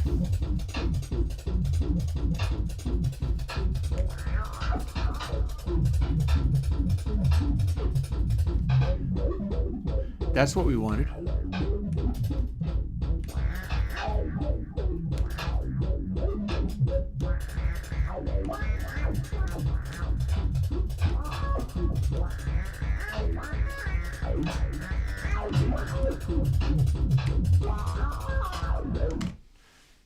So that's very cool. Now,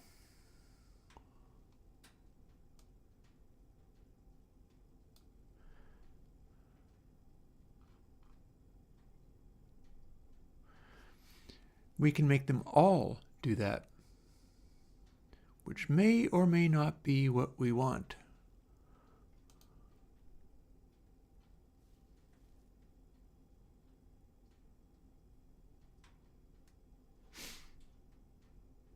Because we are at least skipping a bunch of them. Here's one of the things that we can do. Bust this out into multiple things. Got that. Still going to work. We're now just counting whether there's enough timing balls or it'll simply stop happening.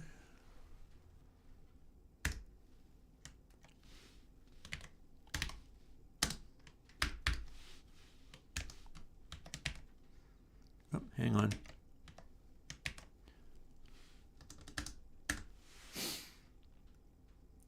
Now we step all of these over. So now it's doing the same thing again, but I've split it out so that now we can do an else. An else means we still have nodes, but we're not doing the one that's being controlled. Now we put the netted block in and use this over again. But we are not so much worried about some of these things. Well, actually, we can literally just run it again. And we will see. And we'll make these, the ones that we're not controlling will be a higher pitch. Rather than being starting from 0.5, they can be starting from 1. And that sounds like this.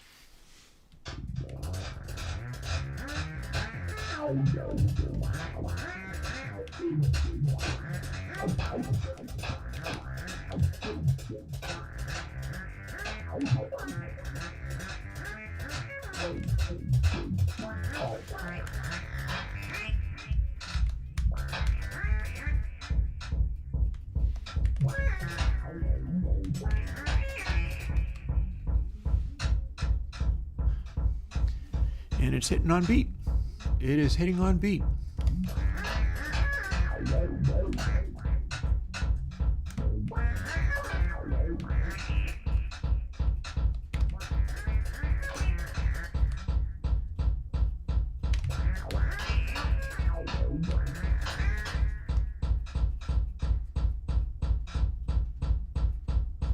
And now they're very rarely making any noise, but they're making a little tiny amount.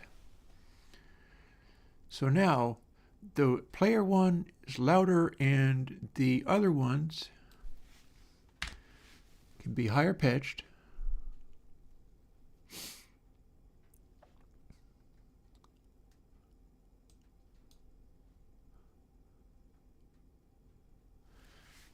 They can be not going as loud, so our maximum for the other ones is going to be 6.08. And they'll top out as that loud. And then we're going to subdivide a little bit. What I'm wondering though is, what can I get if I say go to 12 instead of, oh God, instead of the 16? Well, hang on a second. What's this about? Have I derped this without knowing it? Surely that should be a multiplier rather than just plus. That makes no sense at all. So, what happens if we do this? Did it stop working?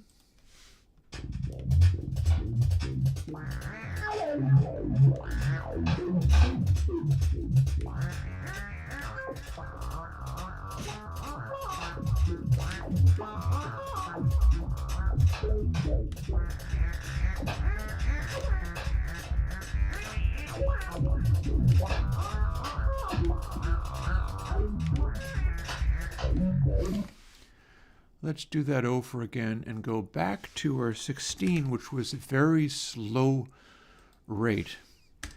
I want to see if this is still acting like it is. Oh, I know. I'll do an equal equals 0.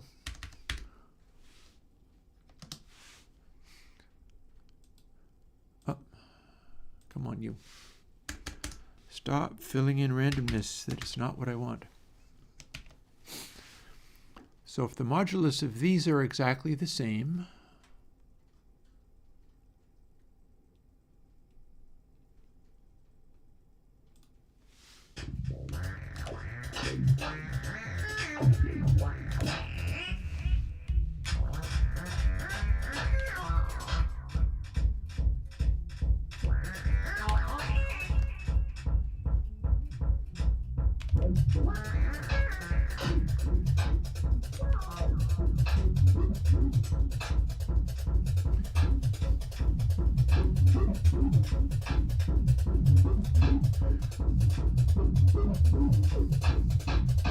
that is on beat. That is on beat. So I had some kind of derp in here, but it still does actually work.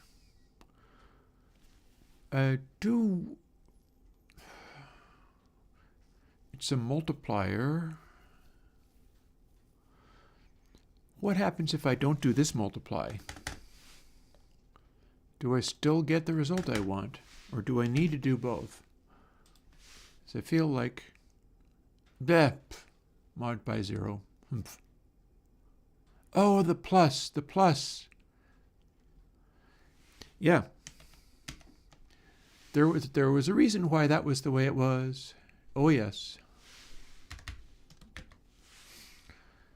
I don't want a multiplier in there at all. That was where I added 1 to make it not die. There's an entirely other place where I was doing a multiplier, which I don't think I needed. I know, right? Such a traditional programming term. So if this was only being multiplied by 2 the whole time, let's see what it does if it's just not multiplied by anything at all. And the other one's multiplied by 16. And do we still have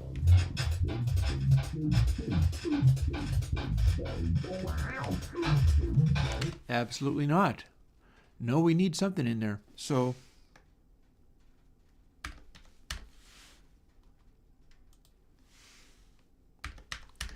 that's where we put the multiplier. It's in both of the places. We've got the +1, so that's good. Now what do we got?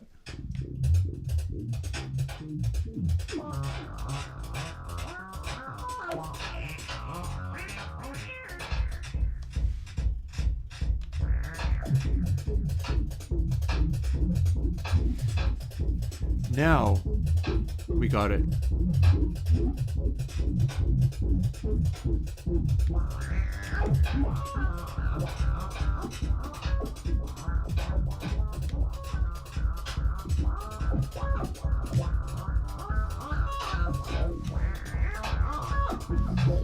The timing is a little bit funky, but that's probably fine. Let's experiment further. What happens if we don't multiply frames updates?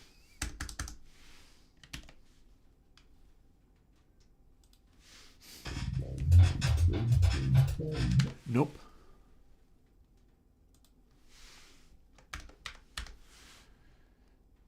So yeah, both of these are floor but increased, then we can get kind of in the zone of on time. So what happens if we add a bunch to this?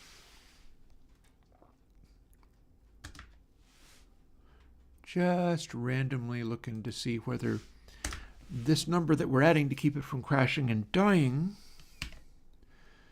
can give us a timing.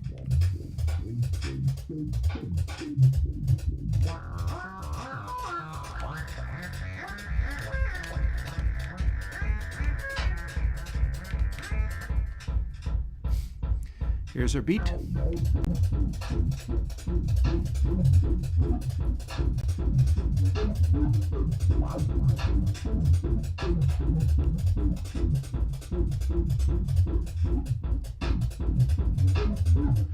That feels like it's hitting early.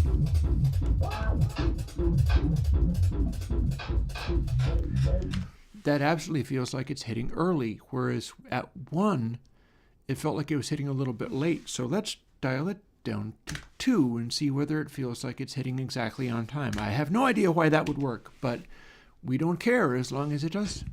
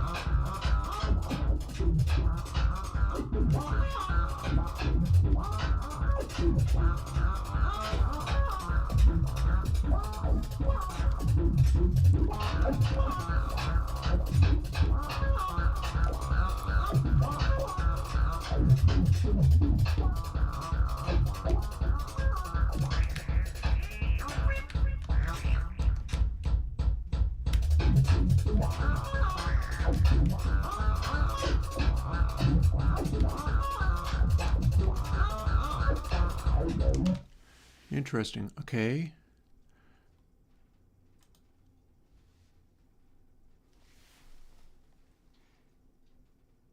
One seemed good. Well, what happens if we change this one then? 5.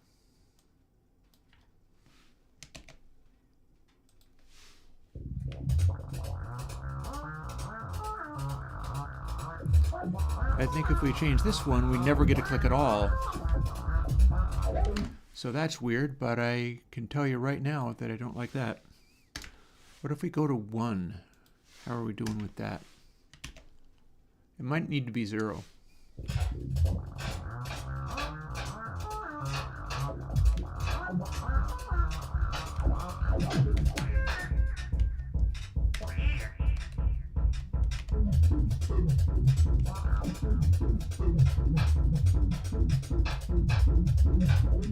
Doesn't feel on beat. Let's go back to 0. That did not feel on beat. And we're getting pretty close to 5. It's getting pretty close to my dinner time. But this has been an amusing stream in its way. It has been quite something. So here's the thing. If we take this down to 8,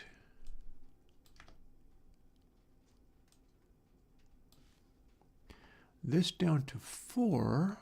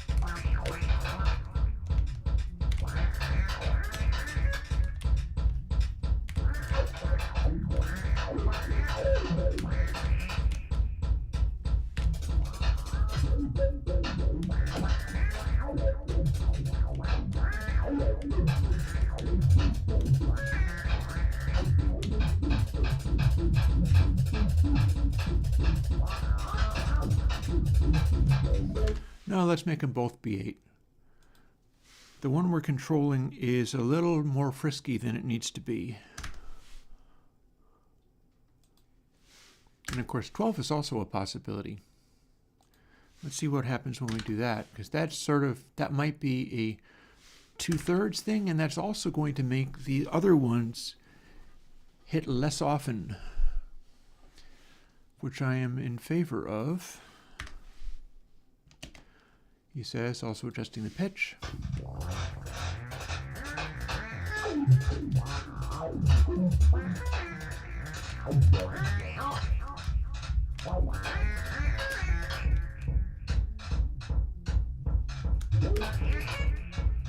Here we've got a fast action.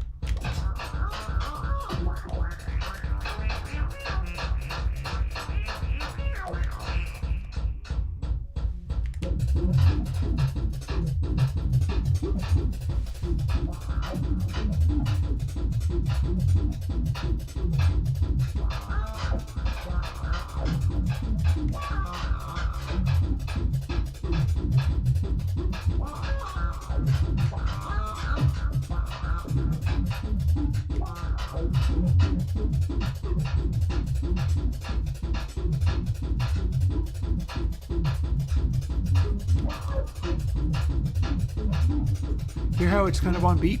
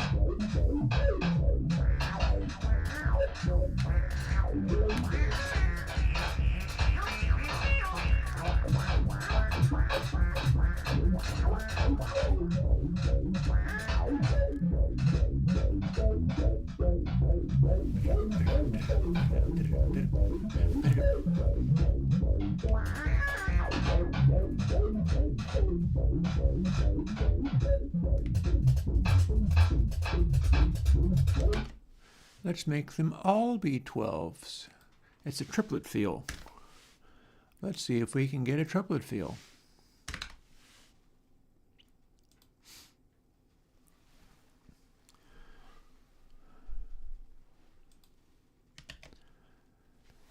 And lastly, let's tone the grace. What did we doing with the code? Yep, we need this to be like this.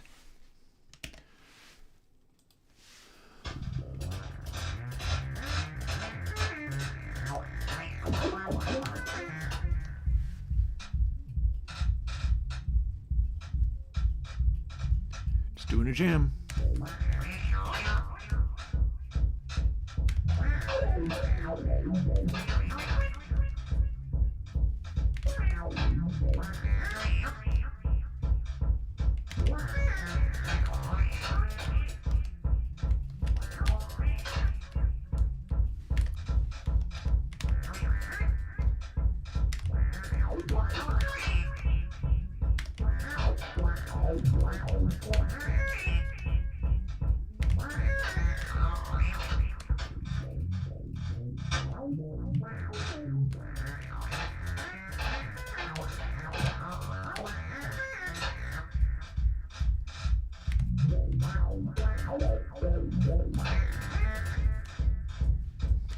It's still way too easy to get that. What's going on there?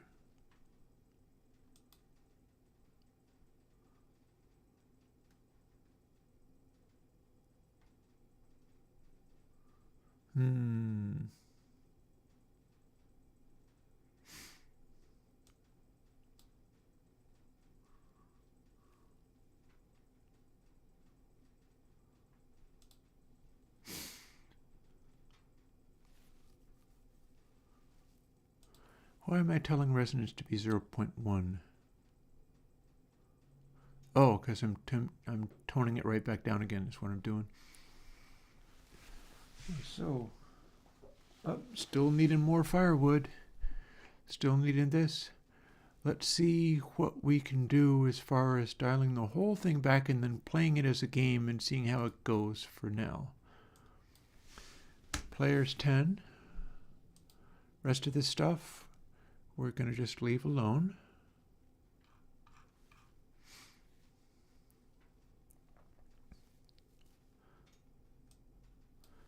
Let's have this guy be our triplet field, but these guys all are just simple reinforcement.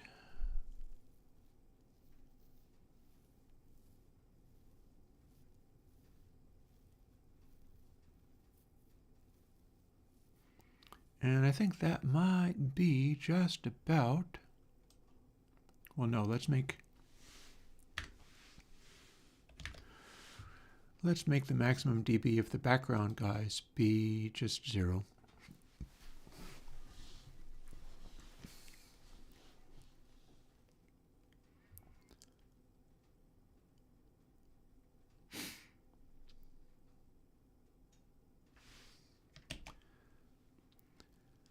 And one last time, no Minecraft today, apologies, but one last time playing it, if I'm not mistaken, have I overlooked anything? Haven't overlooked that. I think a bonus is about correct, although I remember I was getting a lot of energy out of that. It felt like it was too easy to get. But you know, I don't have to worry about that right now. Let's roll.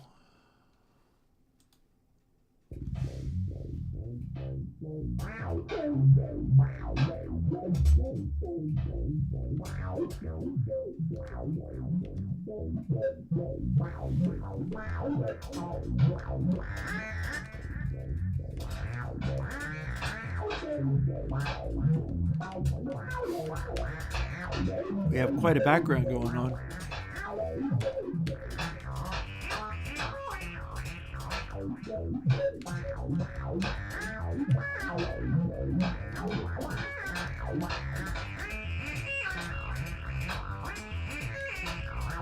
Now, can we actually play this game, though? Or have I gotten so distracted I don't remember how to play it anymore?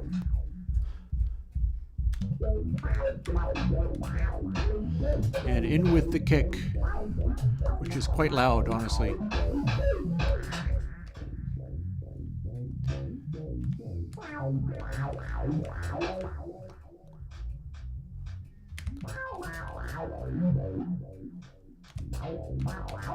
And if you play gently, you don't get the thunderous kick coming in. That's only for bonuses.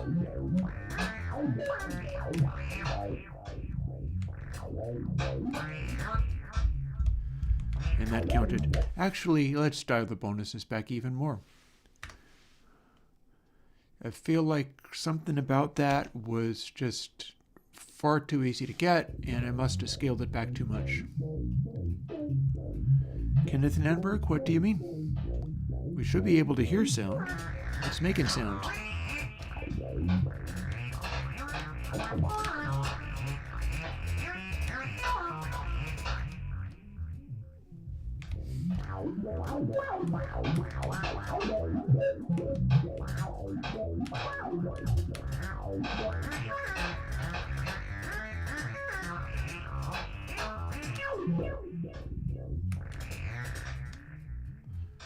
Can we get a bonus through flat out cranking up through here?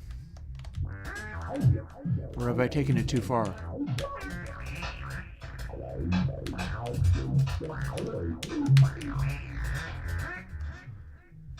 I may have taken it too far. I have taken it too far. Halfway back the other way.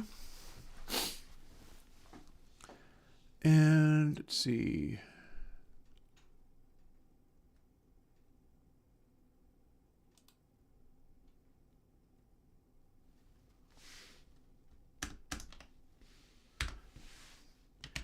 $30 plus score.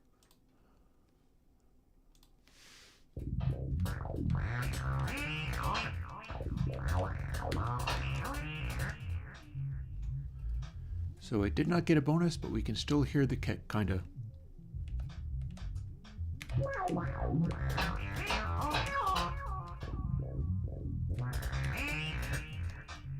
That did not get a bonus.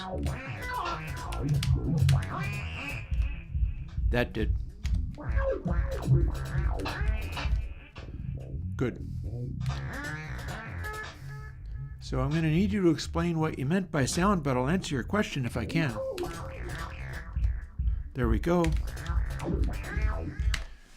Although I will say that the kick is now too loud. So what we're going to do is tame it.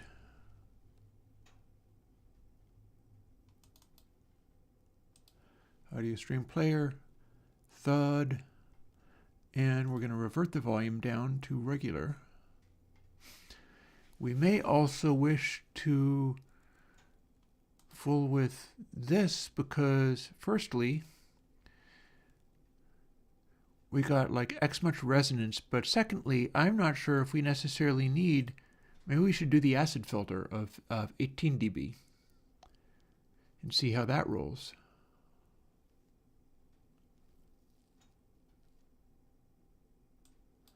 And do a resonance of exactly 1 and see where that gets us. So, well, if sound question mark wasn't actually a question, that's fine too.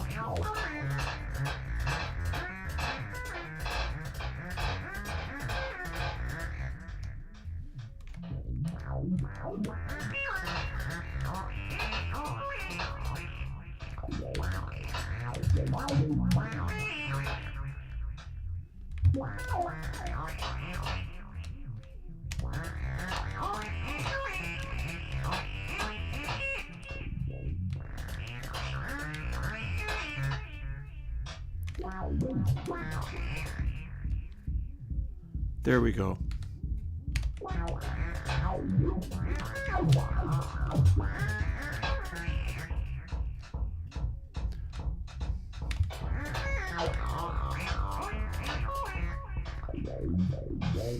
One thing about that though, resonance of 1, I'm losing lows.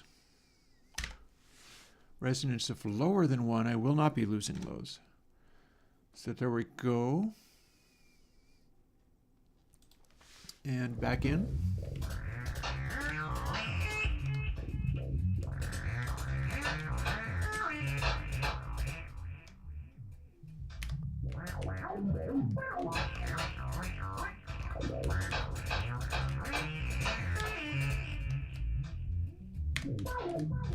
We have taken the volume down quite a bit.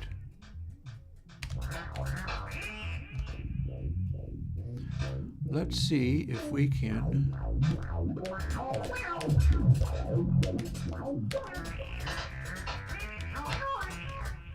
Nope. I'm trying to get a bonus.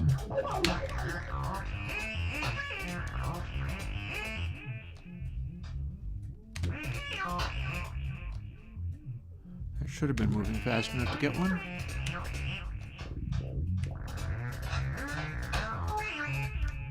There we go.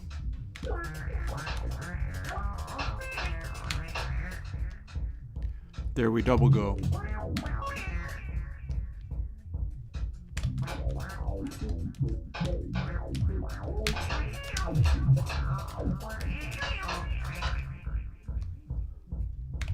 I'm thinking maybe the 24 dB is still better though.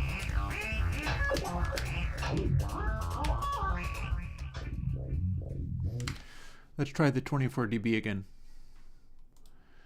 Audio, kick, low pass filter, not 18, but 24 dB. And that might give us something that'll work a little bit better. And don't worry about it, Kenneth. I was just trying to figure out what you meant.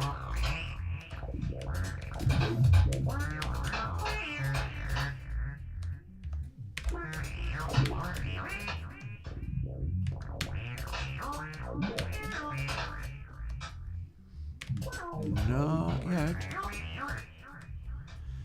We are not able to go fast enough to get a bonus most of the time.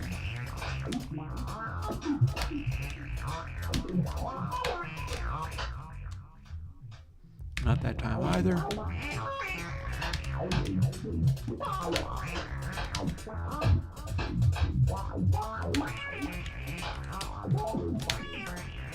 I want to hear that bonus.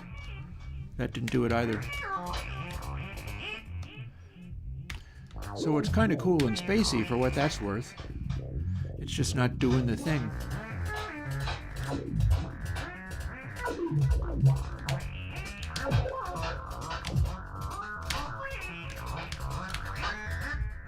There we go.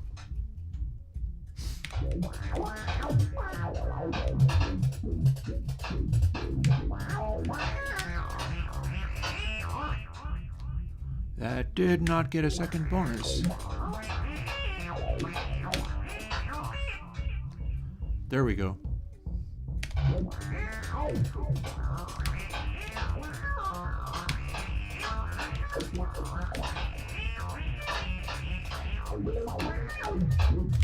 Uh-oh. Pitch was going up. That means we were running out of time.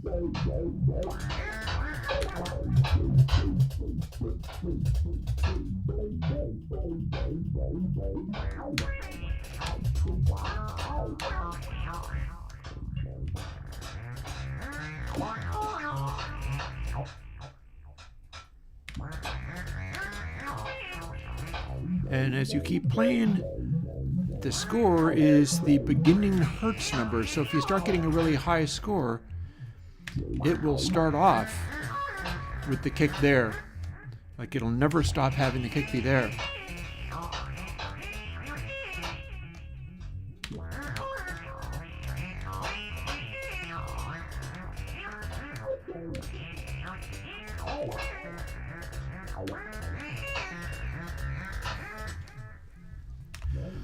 So part of the hope for this is to make it be such a cool thing that you want to play it just because it's like, wow, I'm immersed in this weird technoscape.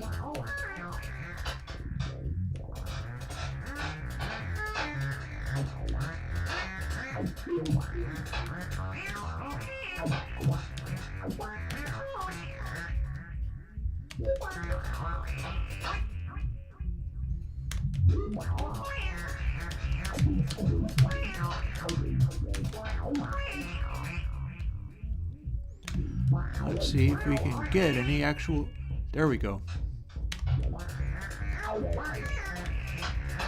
Get bonuses to performance, and you start to get...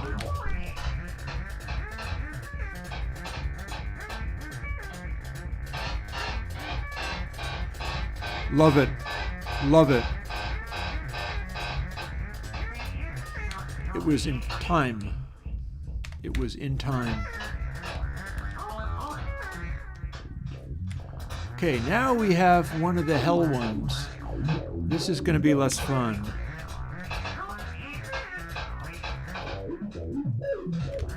H, get in there.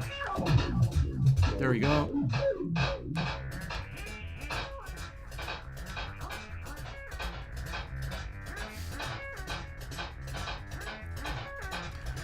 Now it's just doing a jam.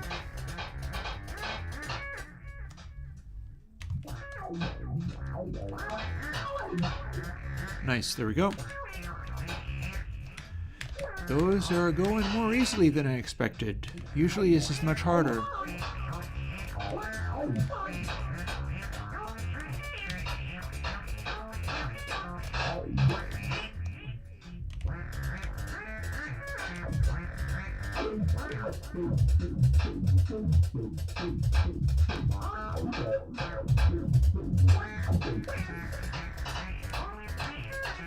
Let's see if we can get out this way.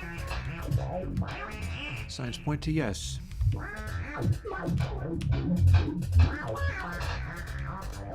Gnarly. We got a gnarly boy.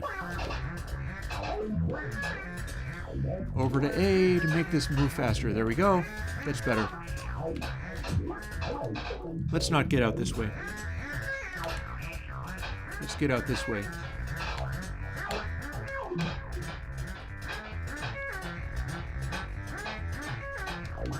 Or at least we can try. It's being very resistant. It's being very troublesome. There we go. One more.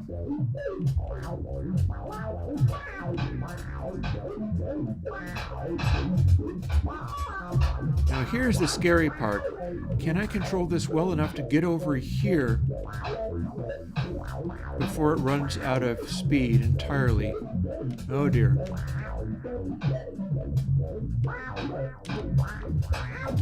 Come on, you. There you go. Bounce. Move.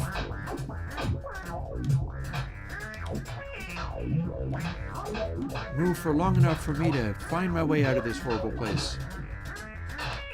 Nailed it. Nailed it. Got there. This one should be less hard.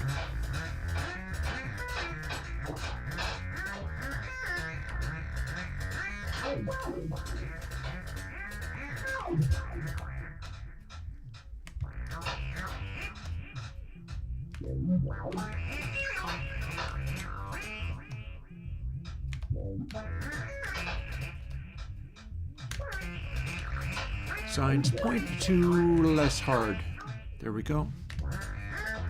Oh, keep moving, you. Oh, jeez.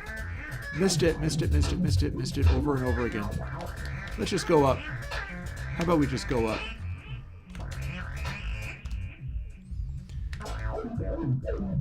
It's shrinking, but in time. Oh, now this is going to be trouble.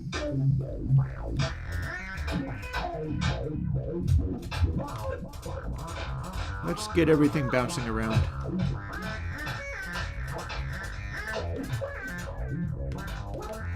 Let's go up here and get this guy out of there. Thank you. Very good. And out you go.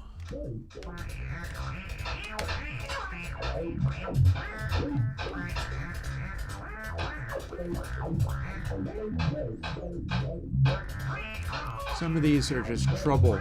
Some of these are just trouble.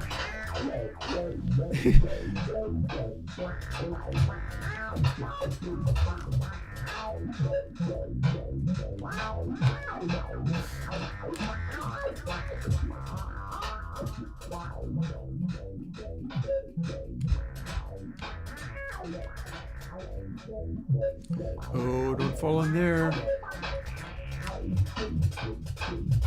And stay in there. Out we go.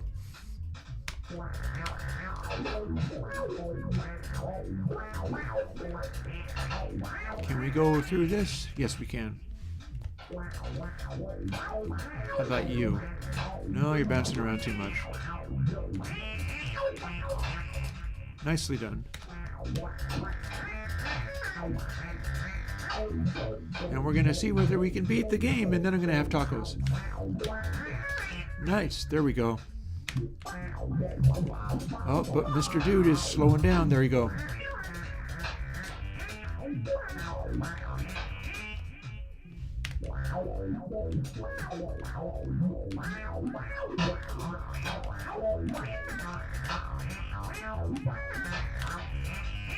Out. Keep that guy bouncing.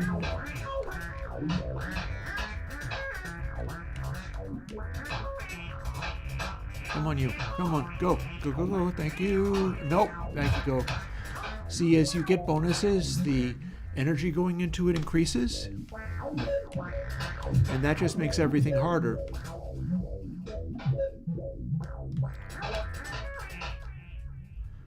One remains. Can we just sort of scooch it through? And nicely done.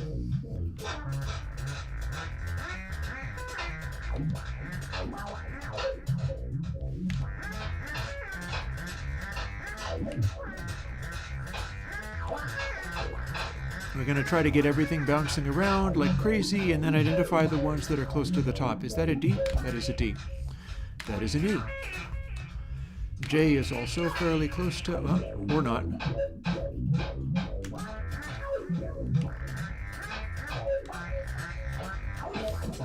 The more of these are bouncing around, the more likely you're going to be okay. Oh, very good, very good. And if you can get them bouncing out on their own, that's just gravy. Balls up, up with you.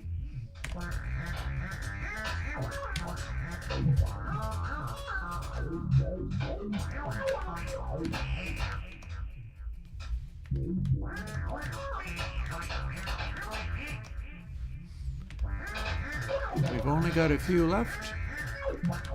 We got to make sure that this crazy thing keeps moving while we get the other guys out, like this guy. Here's B. And we can go up now.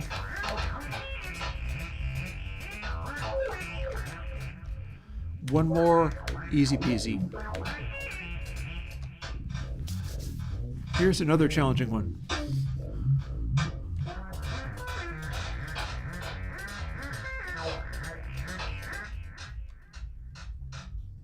And we've now got a 69, meaning that our kick should be starting out as an audible beat.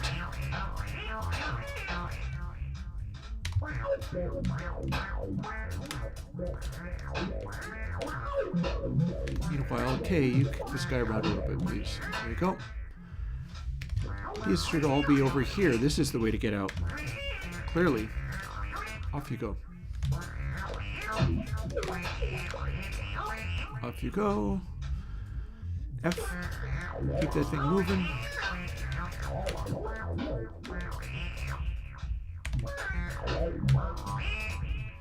And H.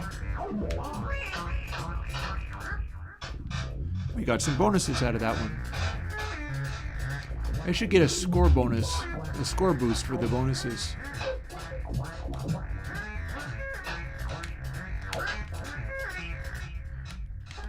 Let's all go straight up and be done with it. Eventually I'll get to one of the ones that's so challenging that I actually have to either fail or struggle. Come on, you. There you go. You have a straight shot. Very good.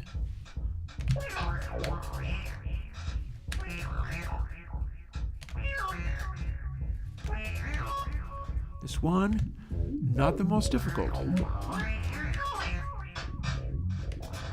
Neither is this one.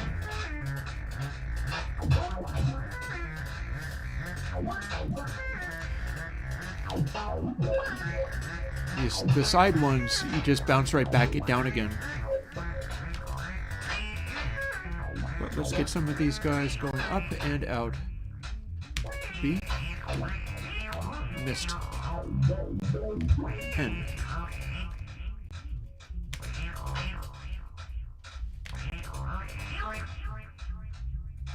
D.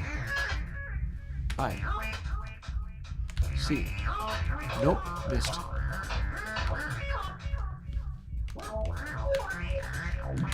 We got quite of a soundtrack going on here. Oh, and more bonuses. See, when you shoot up that fast and then you bounce around, you lose a lot of speed.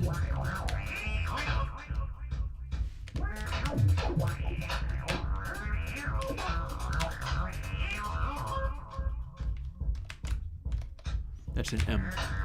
I thought it was an E.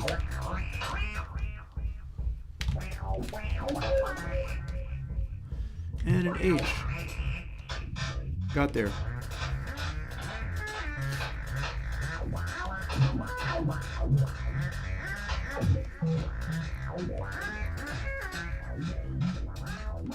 Squelching letters. There's a name. Although the name is balls up. If you try to play it and get all of it, like, look at how few of these things are coming out of the top now. This is a tougher one. Like this bit over here, you can't get through that. You can't get through that. So you end up having to control it, even though with the bonuses, it can make it more difficult to control. I think I see the direction that they must go.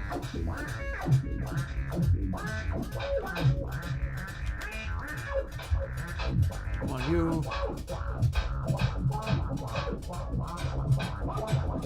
Come on, go, go, go. There you go.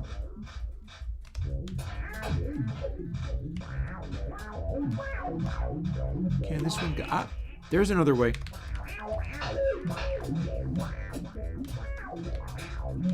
It's so tough in some of these locations. It's just not easy to control. You kind of gotta aim. And the reason this was originally called tankers is because you were supposed to be able to move these things around that were much slower, but they were just challenging to navigate. They were meant to move like oil tankers, and you had to steer them around things. So this is kind of like that. Can you use a delicate enough touch and understand how fast it's moving that you can get through these funny areas?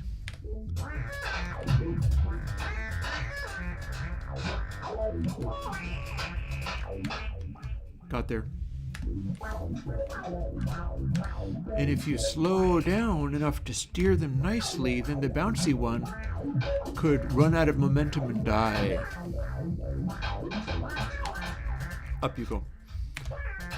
So we can't let that happen.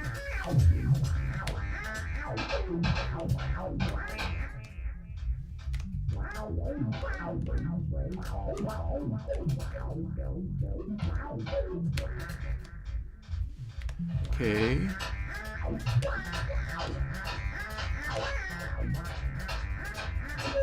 So we can make sure that these guys are moving.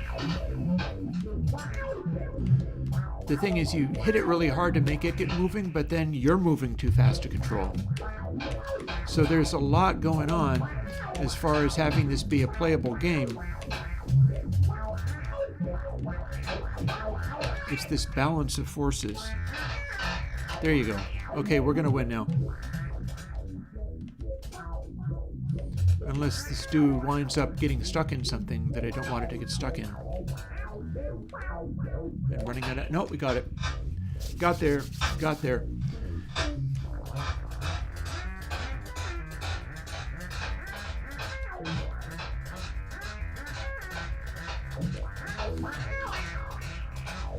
Oh. H.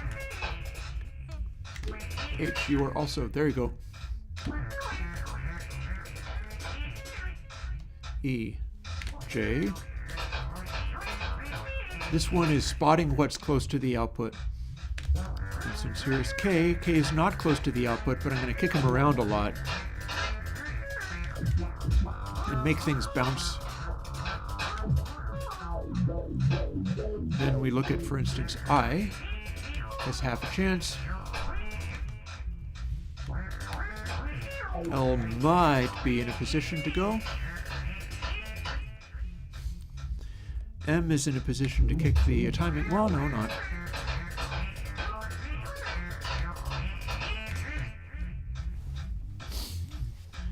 G. Nope, G just got in a bad position. And you hear the pitch going up? That means I need to move this. P. Hey, look at that. You're all the way up to letter P. Got there. N.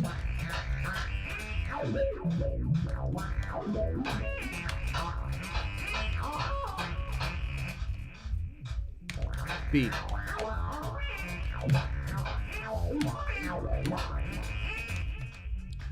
We're starting at 131. Oh, uh-oh. Uh-oh. There you go. I heard the pitch going up. That means it's running out of steam. Come on, you. Go. And we got to get some of these guys out of here, so let's bounce them.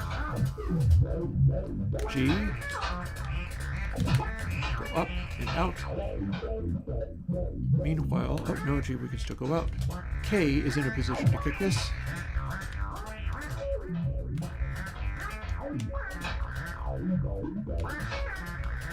Oh, bad motion to have that small, the bouncy one in there.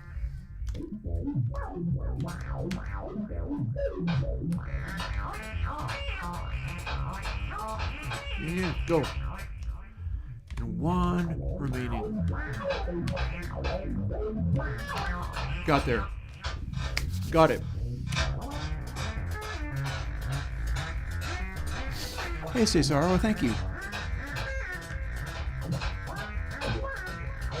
And now let's see if we can start getting some of these guys out the top, because that's where they must go.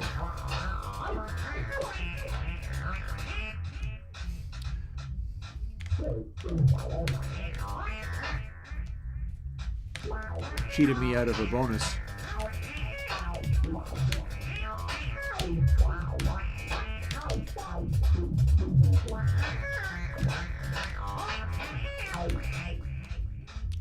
Trying to get a bonus so that I can get a little more energy for this one. But it's not working out. Maybe with this one. Got there.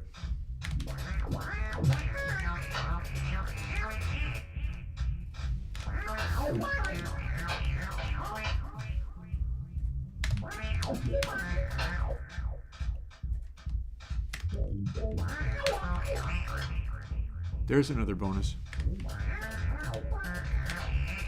Mistook the D for a P, but we got there.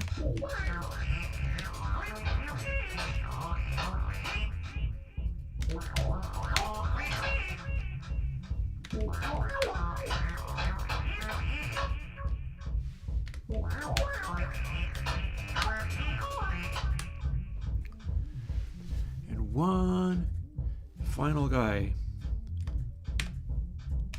No, it's a Q.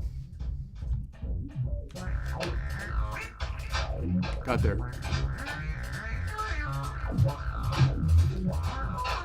Now this is potentially a challenging one,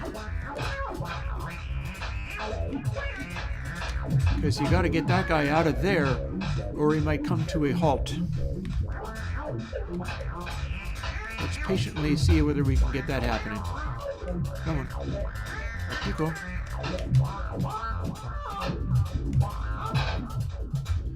Out you get.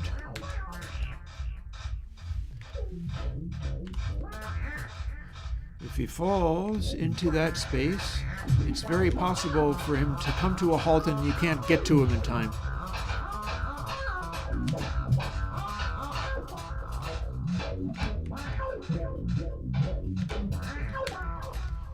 Out you get, out you get, out you get.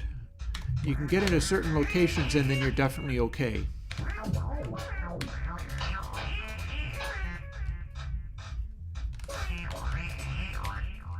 Like that's a good angle to take.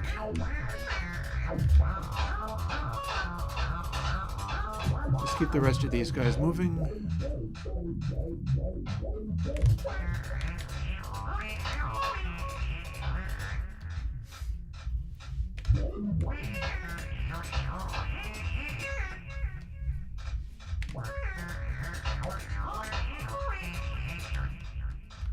H. E. F.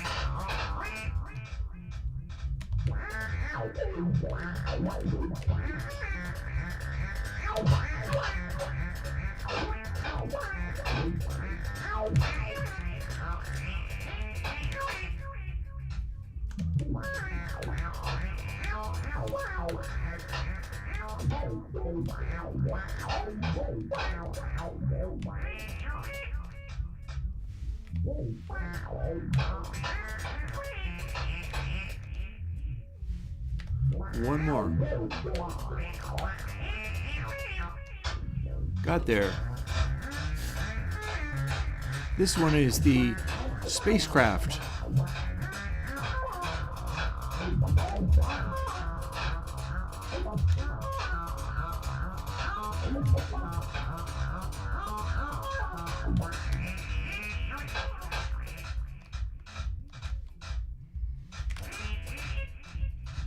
There we go, a little more mojo.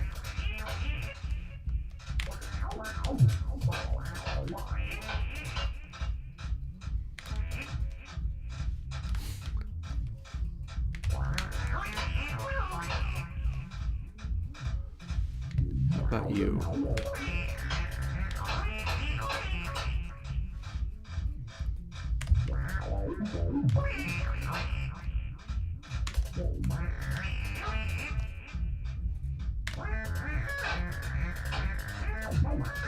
Let's bounce the rest of these guys around, real aggressive like, and out we go. And we got more of a bonus. We definitely need to have extra score for the bonus. It deserves to have more score.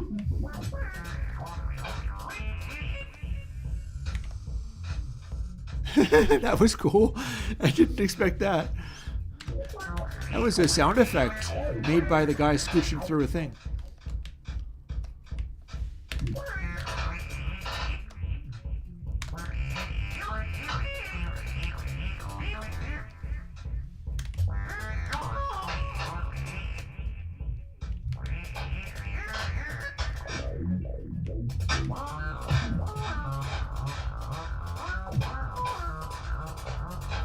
Here we just bully everything until hopefully they fly through the little holes.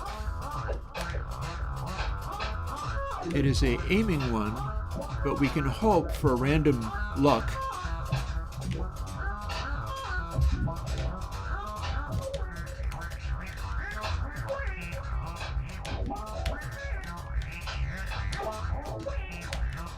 Remembering, of course, that stuff gets moving so fast that it's kind of cumbersome.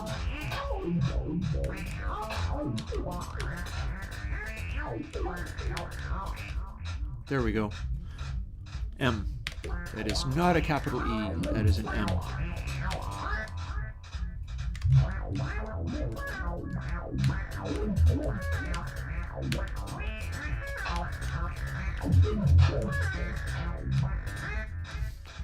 Probably going to want to modulate the pitch as well. It's a little too repetitive. Which is acid techno-y, but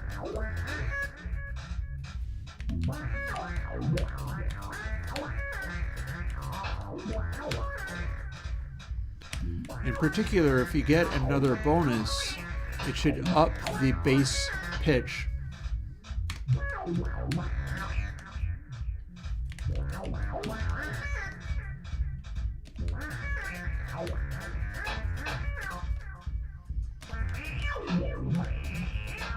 Uh-oh. We got trouble. There we go. Got it back. Got it back.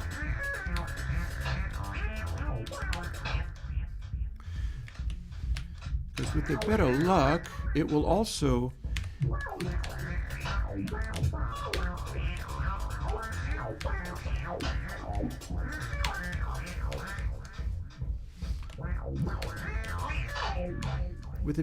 if you can get bonuses that make everything go faster. Oh, hello, trouble. Then the raised pitch will also be dramatic and alarming. Like you get to where you've got raised pitch as a base pitch, and back to the original again.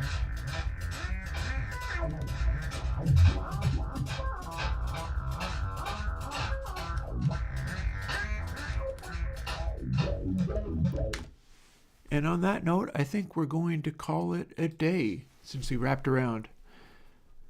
And since I have gone till 5:41, I need to be having my dinner. But yeah, this was a thing. We can return and do more of it because there's a lot of stuff that could be there, like opening screens, the ability to press start, to go, a better way of making it end. Just there's stuff that can be done, but some of the functionality and some of the audio work I think has come across basically okay, and more will be revealed. So on that note, I'll talk to you later. I'm going to go and eat some food. Bye-bye.